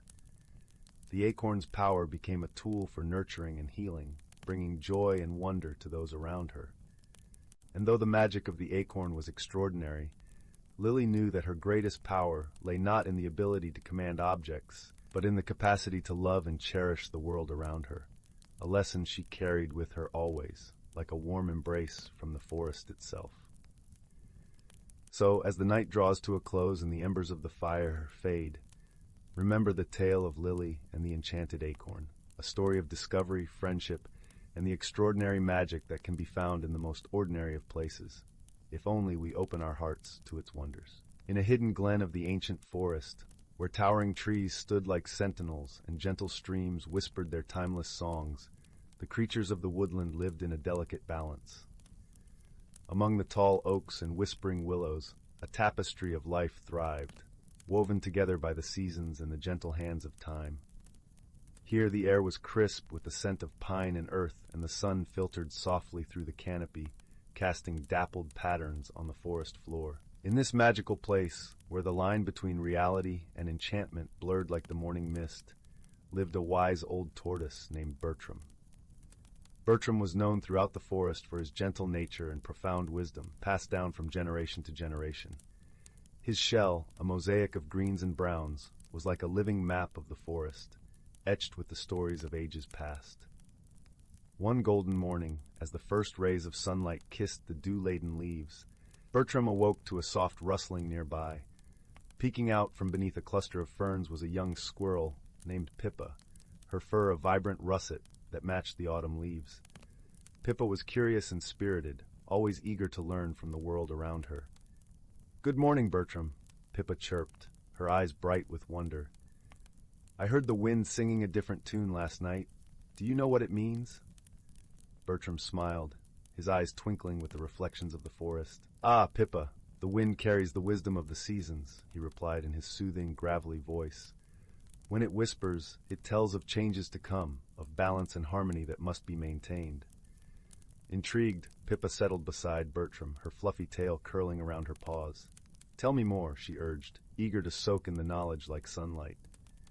"The forest is a living tapestry," Bertram began, "and each creature, each leaf, and each breeze plays its part. The wind you heard is the herald of winter, reminding us of the time to prepare, to gather, and to reflect." As Bertram spoke, the forest around them seemed to come alive with the essence of his words. The leaves rustled softly, adding their own gentle chorus to his tale. Pippa listened intently, her heart beating in rhythm with the world around her. "Long ago," Bertram continued, "there was a time when the balance of the forest was threatened. The river ran dry, and the trees wilted under an unrelenting sun. It was through the wisdom of the elders and the unity of the creatures that harmony was restored." Pippa's eyes widened in awe. "How did they do it?" she asked, her voice barely a whisper. "They listened to the forest," Bertram replied, his voice like a warm embrace. "They learned to understand its needs and to care for it as it cared for them. The secret lies in the harmony of give and take, in nurturing the land that nurtures us." As the morning sun climbed higher, casting a gentle warmth over the glen, Pippa felt a deep sense of peace settling within her. She looked around, seeing the forest with new eyes, each tree and creature a vital part of the whole. Bertram watched her with a gentle smile, knowing that the seeds of wisdom had taken root. "Remember, little one," he said, "the forest is our home, and we are its guardians. With wisdom and kindness, we can preserve its magic for generations to come." With that, Pippa scampered up a nearby tree, her heart full of the promise of a new day. She would share Bertram's wisdom with her friends, ensuring the harmony of the forest would continue to thrive. As the sun dipped below the horizon, Painting the sky in hues of pink and gold, the forest settled into a tranquil hush. The creatures nestled into their homes, wrapped in the comfort of Bertram's timeless tales. And so, in the quiet heart of the ancient forest, a gentle balance was maintained, woven together by the wisdom of the past and the promise of the future. The trees stood tall, the streams sang softly, and the wind carried with it the enduring harmony of a world at peace. In a quiet village nestled between rolling hills and whispering woods, where the air was sweet with the scent of wildflowers and the distant call of a nightingale, lived a gentle young woman named Mira. Her auburn hair danced with the breeze as she walked through fields ablaze with color. Mira had always been curious about her family's past, for her grandmother often spoke of a time when their ancestors were keepers of an ancient tradition. The tales were like lullabies, filling Mira's dreams with images of glowing lanterns and whispering trees, a connection to a time before the world had become more complex and hurried. The village was a place where time seemed to slow, and the seasons moved like a gentle waltz.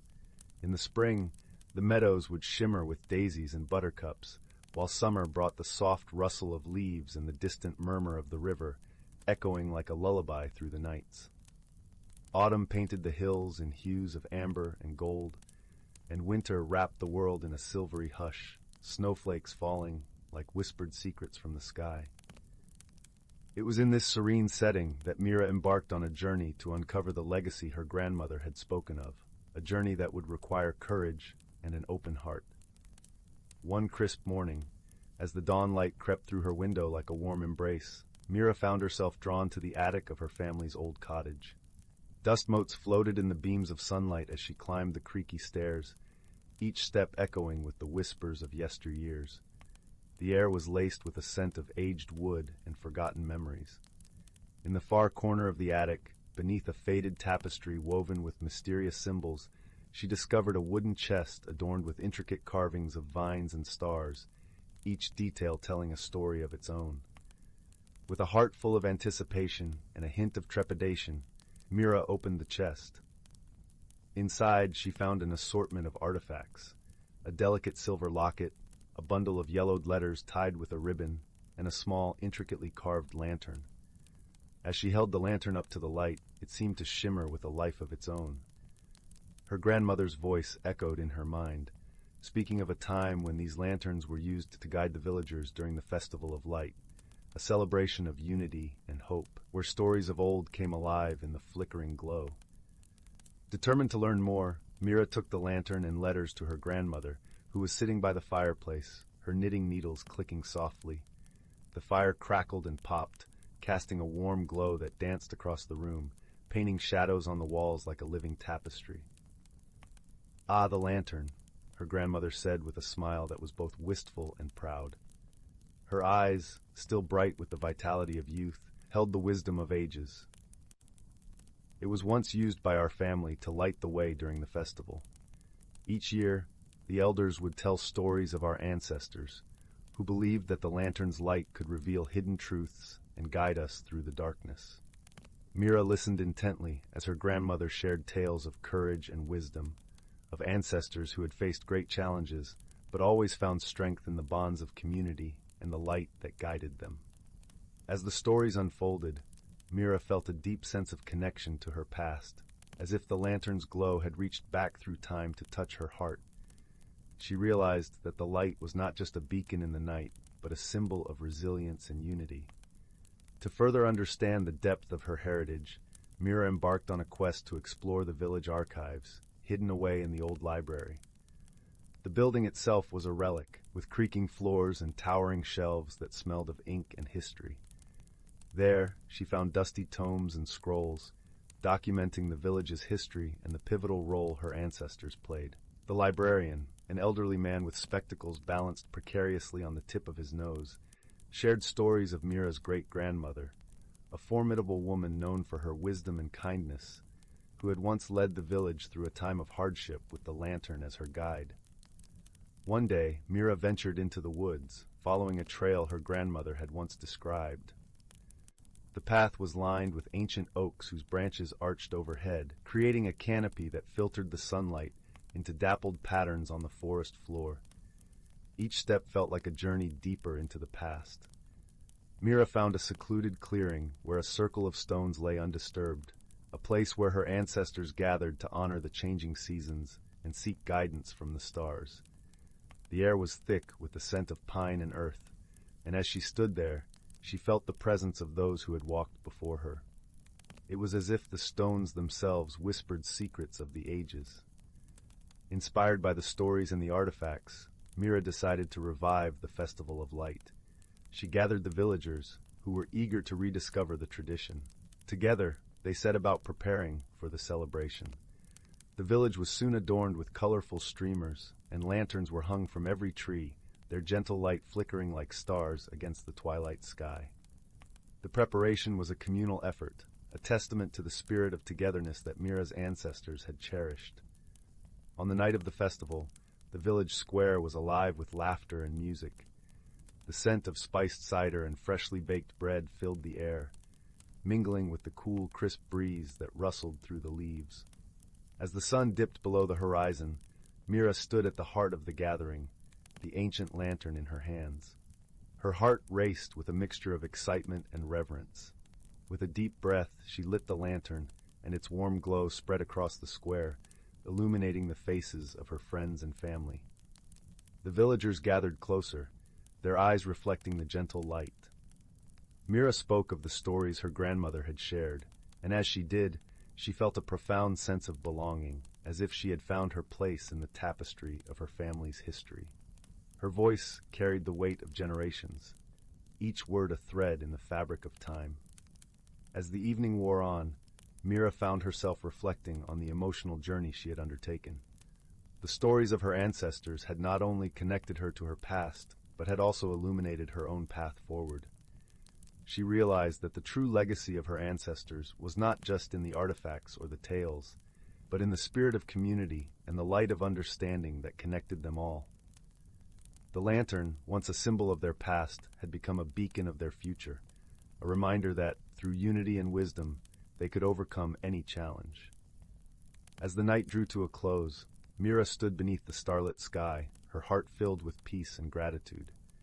The lessons of the past had illuminated her present, and she knew she would carry them with her always, like the gentle glow of the lantern lighting her path. The festival had not only rekindled an ancient tradition, but had also forged new bonds among the villagers, ensuring the legacy of light would continue for generations to come. In the weeks following the festival, Mira began to notice subtle changes within herself. She had always been gentle and kind, but now there was a quiet strength within her, a newfound confidence that flowed from embracing her heritage. Her dreams were no longer filled merely with images of the past, but also with visions of the future, of children playing in the fields, of lanterns lighting the way for generations yet unborn. She could see herself passing down the stories and the lantern to her own children, continuing the legacy of light.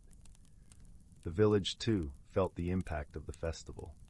The bonds between the villagers had strengthened, and there was a renewed sense of purpose and community. People spoke more openly about their hopes and dreams, and the spirit of togetherness that Mira's ancestors had cherished seemed to infuse every aspect of village life. The Festival of Light became an annual tradition once more, a beacon of unity and hope in an ever-changing world. And so, in that quiet village, surrounded by the beauty of nature and the warmth of friendship, Mira found not only her heritage, but also her home, a place where the ancient legacy of light would continue to shine, guiding generations to come. The whispers of the woods and the echoes of the hills sang with the promise of tomorrow, echoing the eternal dance of light and hope.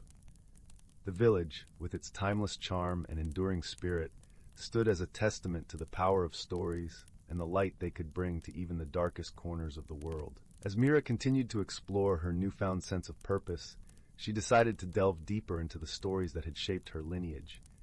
She began visiting the elderly villagers, many of whom held memories of past festivals and the tales their ancestors had passed down. Each visit was like opening a new chapter, revealing layers of history and wisdom that had been woven into the fabric of the village. One afternoon, Mira visited old Alara, a woman whose eyes sparkled with the mischief of a child despite her years.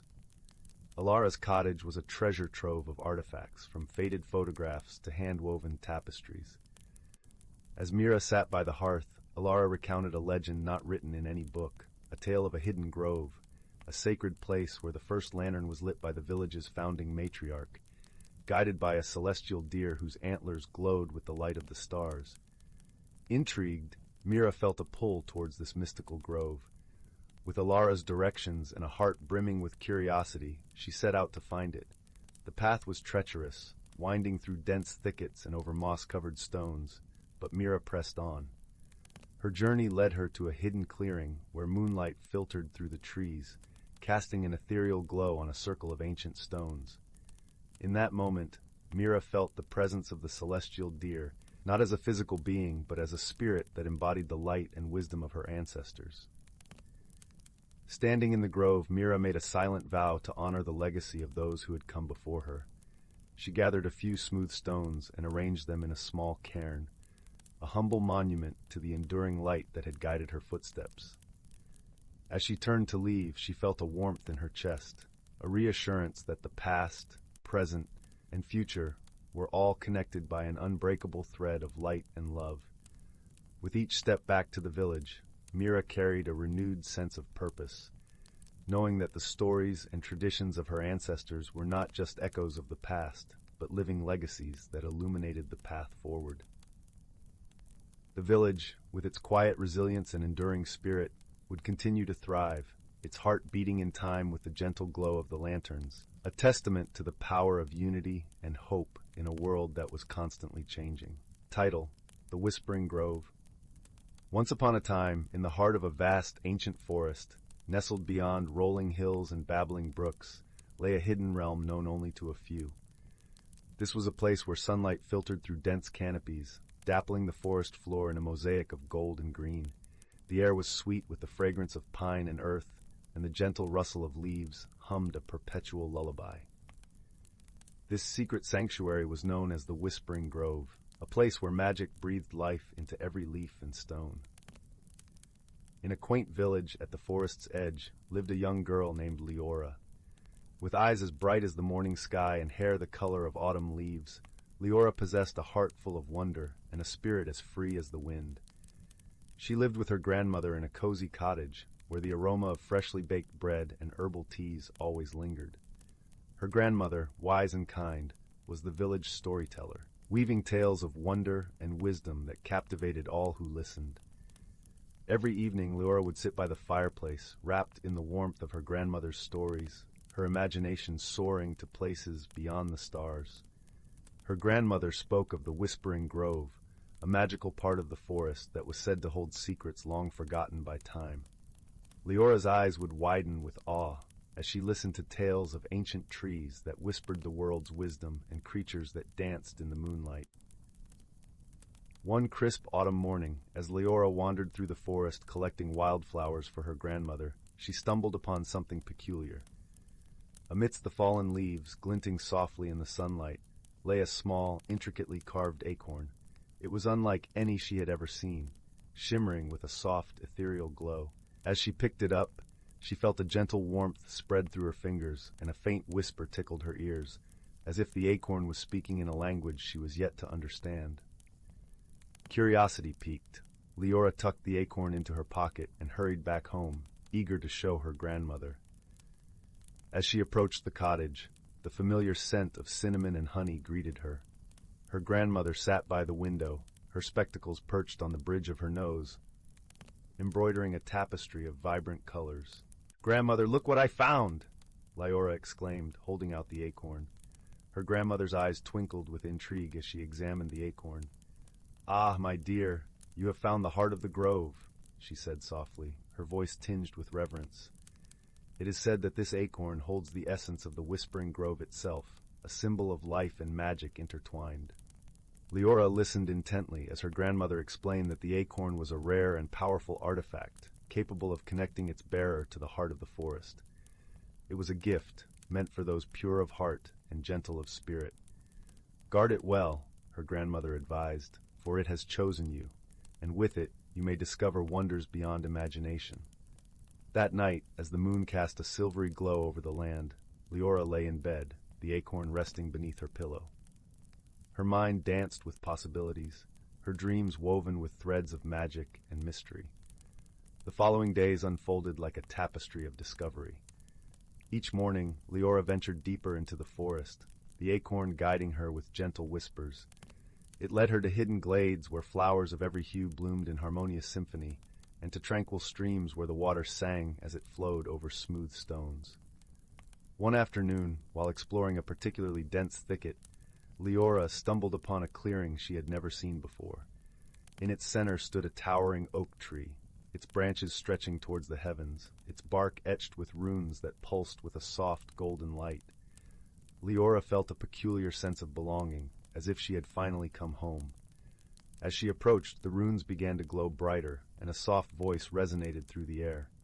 "Welcome, Keeper of the Heart," the voice intoned, gentle and wise. "You have found the Whispering Grove." Leora's heart swelled with wonder. "Who speaks?" she asked, her voice barely above a whisper. "I am the guardian of the grove," the voice replied. "For centuries I have watched over this sanctuary, waiting for one worthy to bear the heart. You, dear child, have been chosen." Leora's mind raced with questions, but one stood out above the rest. "Why me?" she asked earnestly. "Because you possess the purity of heart and strength of spirit needed to understand and protect the magic within," the guardian explained. "The heart has recognized your kindness and curiosity, and in return, it will reveal the secrets of this hidden world." With each visit to the grove, Leora learned more about the forest and its inhabitants. She met creatures of all kinds, gentle deer with antlers adorned in moss, mischievous sprites that flickered like fireflies, and wise old owls with eyes that held the knowledge of ages. Each encounter enriched her understanding and deepened her love for the forest. One day, as Leora sat beneath the great oak, she noticed a shadow flitting through the trees. It was a fox, its fur a blazing russet, eyes sharp and curious. The fox approached cautiously, its nose twitching as it sniffed the air. "Hello there," Leora greeted gently, extending her hand. The fox hesitated, then slowly approached, its eyes meeting hers with an intensity that spoke of intelligence and life untold. "I am Phelan," the fox introduced itself, its voice smooth and melodic. "I have watched you for some time now, Keeper." Leora smiled, feeling an instant kinship with the fox. "It's a pleasure to meet you, Phelan," she replied. "What brings you to the grove?" "I am one of its protectors, as you are now," Phelan explained. "The forest speaks to those who listen, and I have heard tales of your kindness. I wish to be your friend and guide." Thus began a friendship that would transcend time and expectation. Together, Leora and Phelan explored the farthest reaches of the forest, uncovering its mysteries and forging bonds with its denizens. They shared stories and laughter, and with each passing day, Leora's connection to the grove deepened. As the seasons turned, Leora grew not only in knowledge but in wisdom. She learned to listen to the whispers of the wind, to understand the language of the leaves, and to see through the eyes of the creatures she befriended. The forest became a part of her, and she a part of it. But as with all tales, challenges arose. One winter's eve, a harsh storm descended upon the land, its winds howling like a pack of wolves. Trees bent and swayed, their branches groaning under the strain. The forest shivered in the icy embrace, and the grove's magic flickered with unease. Leora, sensing the distress, ventured into the storm, the acorn clutched tightly in her hand. Phelan, ever loyal, stayed by her side, his sharp eyes scanning the shadows. "We must protect the grove," Leora declared, her voice resolute despite the storm's fury. Together they journeyed to the heart of the grove, where the great oak stood steadfast against the tempest. As they approached, the runes glowed with renewed vigor, casting a warm light that fought against the storm's chill. "Fear not, Keeper," the guardian's voice echoed, calm and steady. "The heart will guide you." Leora closed her eyes, focusing on the acorn's warmth. She felt its magic flow through her, a gentle current of strength and life.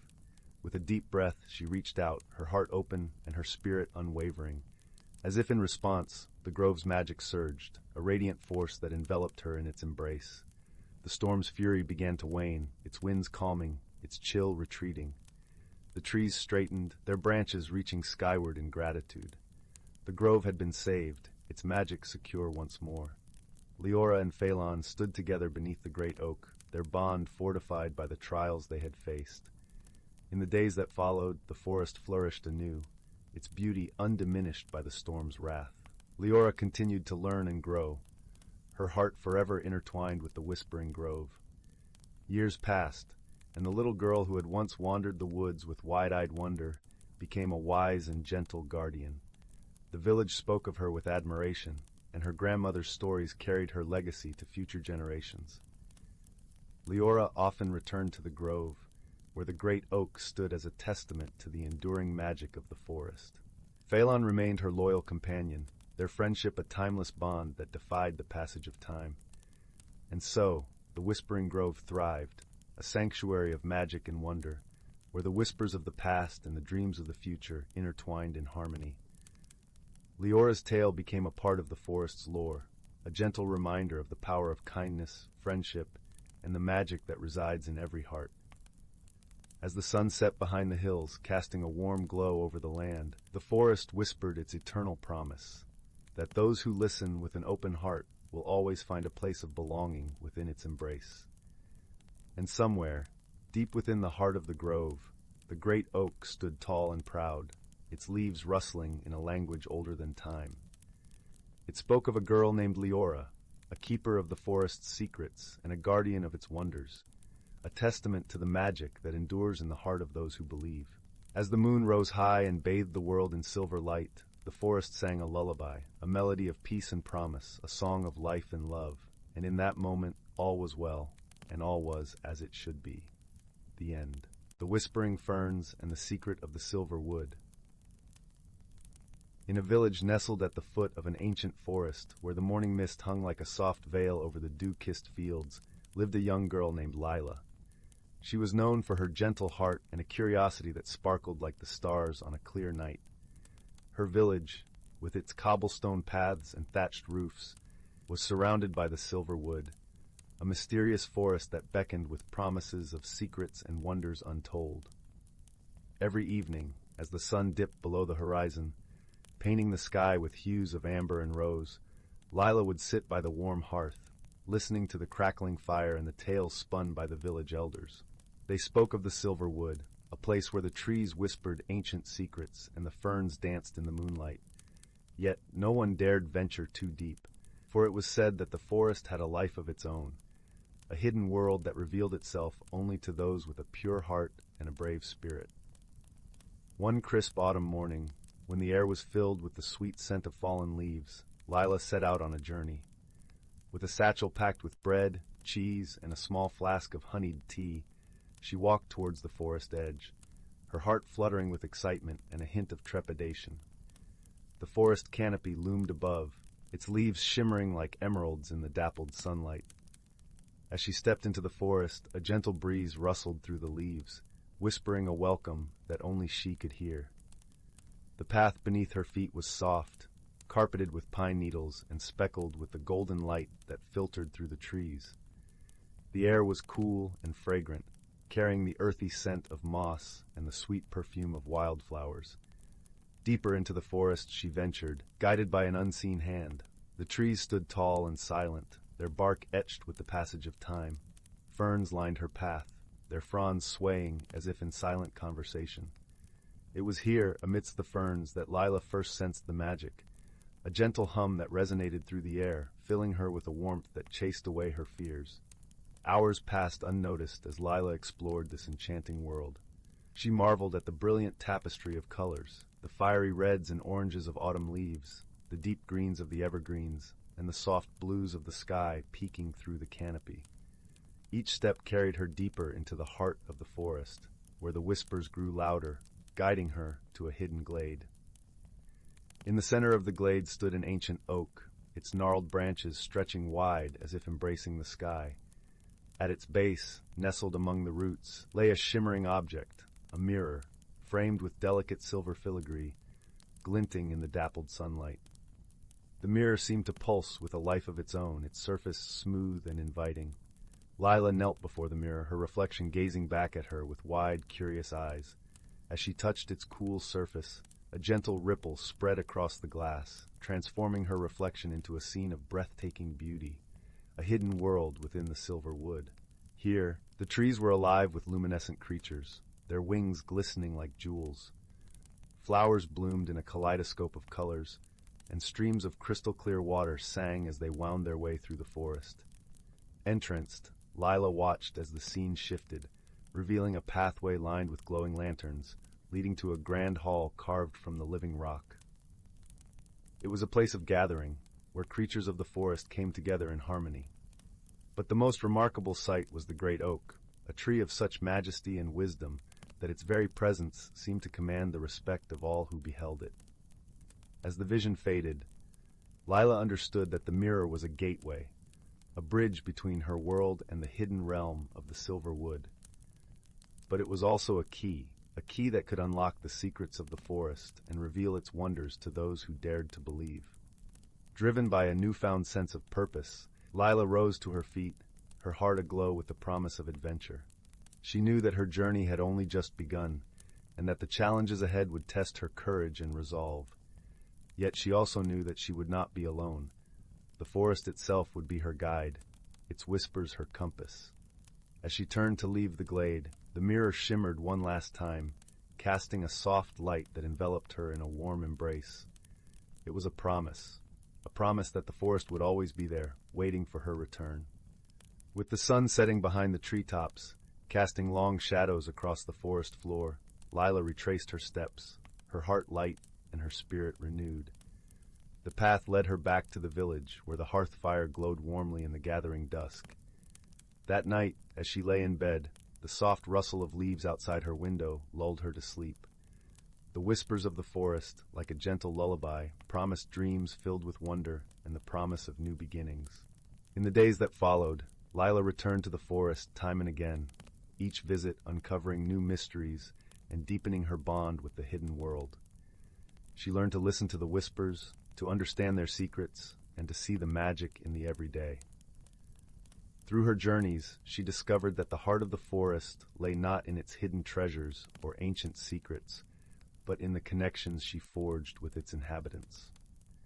She befriended the creatures of the forest, learning their stories and sharing her own. Together, they wove a tapestry of friendship and understanding that transcended the boundaries of their worlds.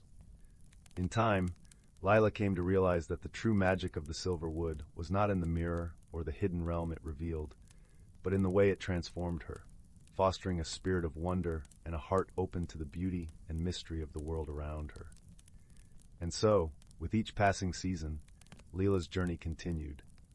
A journey of discovery and growth, guided by the gentle whispers of the forest and the enduring light of friendship. As the years went by, the village at the foot of the silver wood became a place of wonder and inspiration, where the stories of the forest were passed down from generation to generation, a testament to the enduring magic of the natural world. And Lila, her hair now silvered with age, would often sit by the hearth, sharing her tales with the children gathered around her.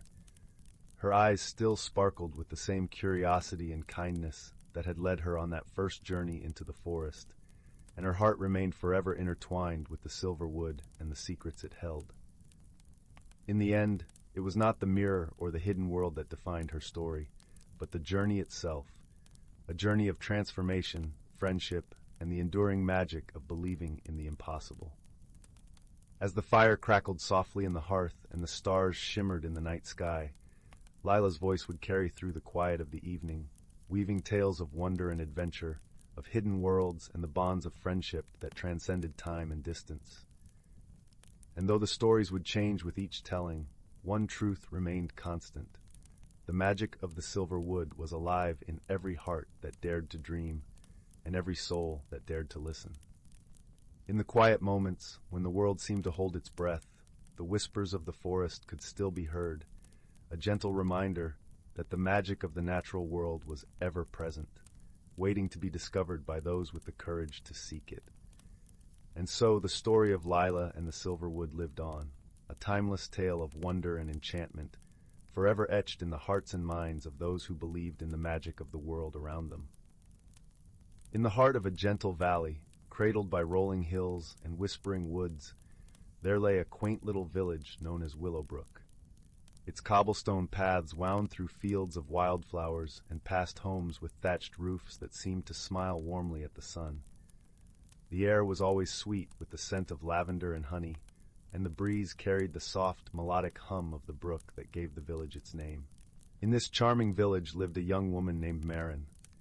She was known for her kindness and gentle spirit, her presence as soothing as the brook itself. Yet Marin carried within her a quiet turmoil. Life in Willowbrook, though beautiful, felt too predictable for her restless heart. She longed for change, for something beyond the familiar patterns of her days. But the thought of stepping beyond the comfort of her village made her anxious, like a bird hesitant to leave its nest. Marin often found solace in the whispering woods at the edge of the village.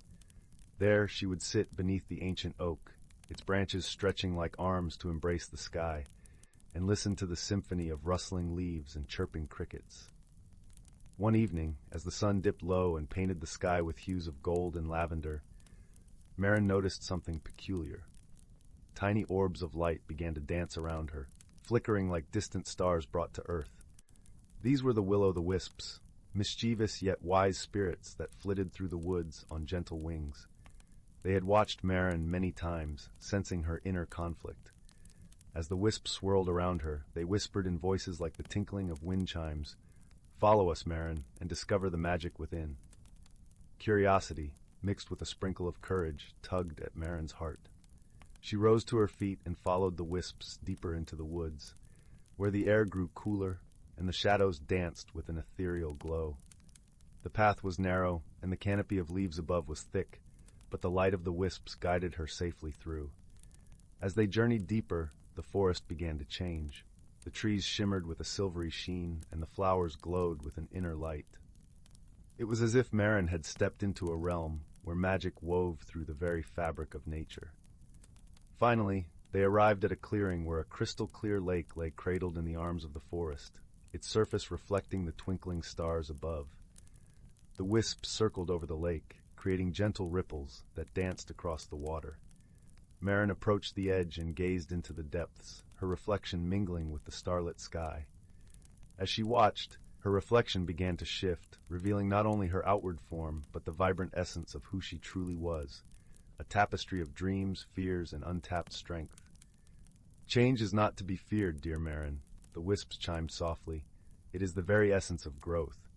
Just as the seasons transform the world around us, so too must we evolve to discover our true selves." Marin listened, the words sinking into her heart like seeds into fertile soil. In that moment, she understood that change, though daunting, was a part of life's natural rhythm. It was the key to unlocking her potential and embracing the wonders beyond the horizon of her familiarity. With newfound clarity, Marin thanked the wisps, her voice a gentle breeze through the trees. "I see now that change is not my enemy, but my guide. I will embrace it with an open heart."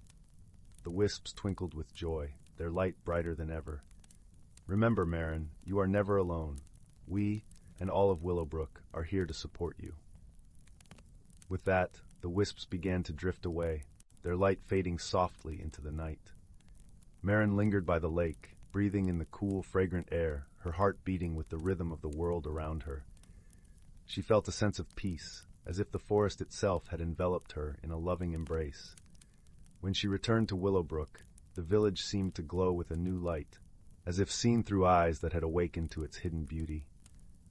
The cobblestones beneath her feet felt familiar yet inviting, like an old friend encouraging her onward.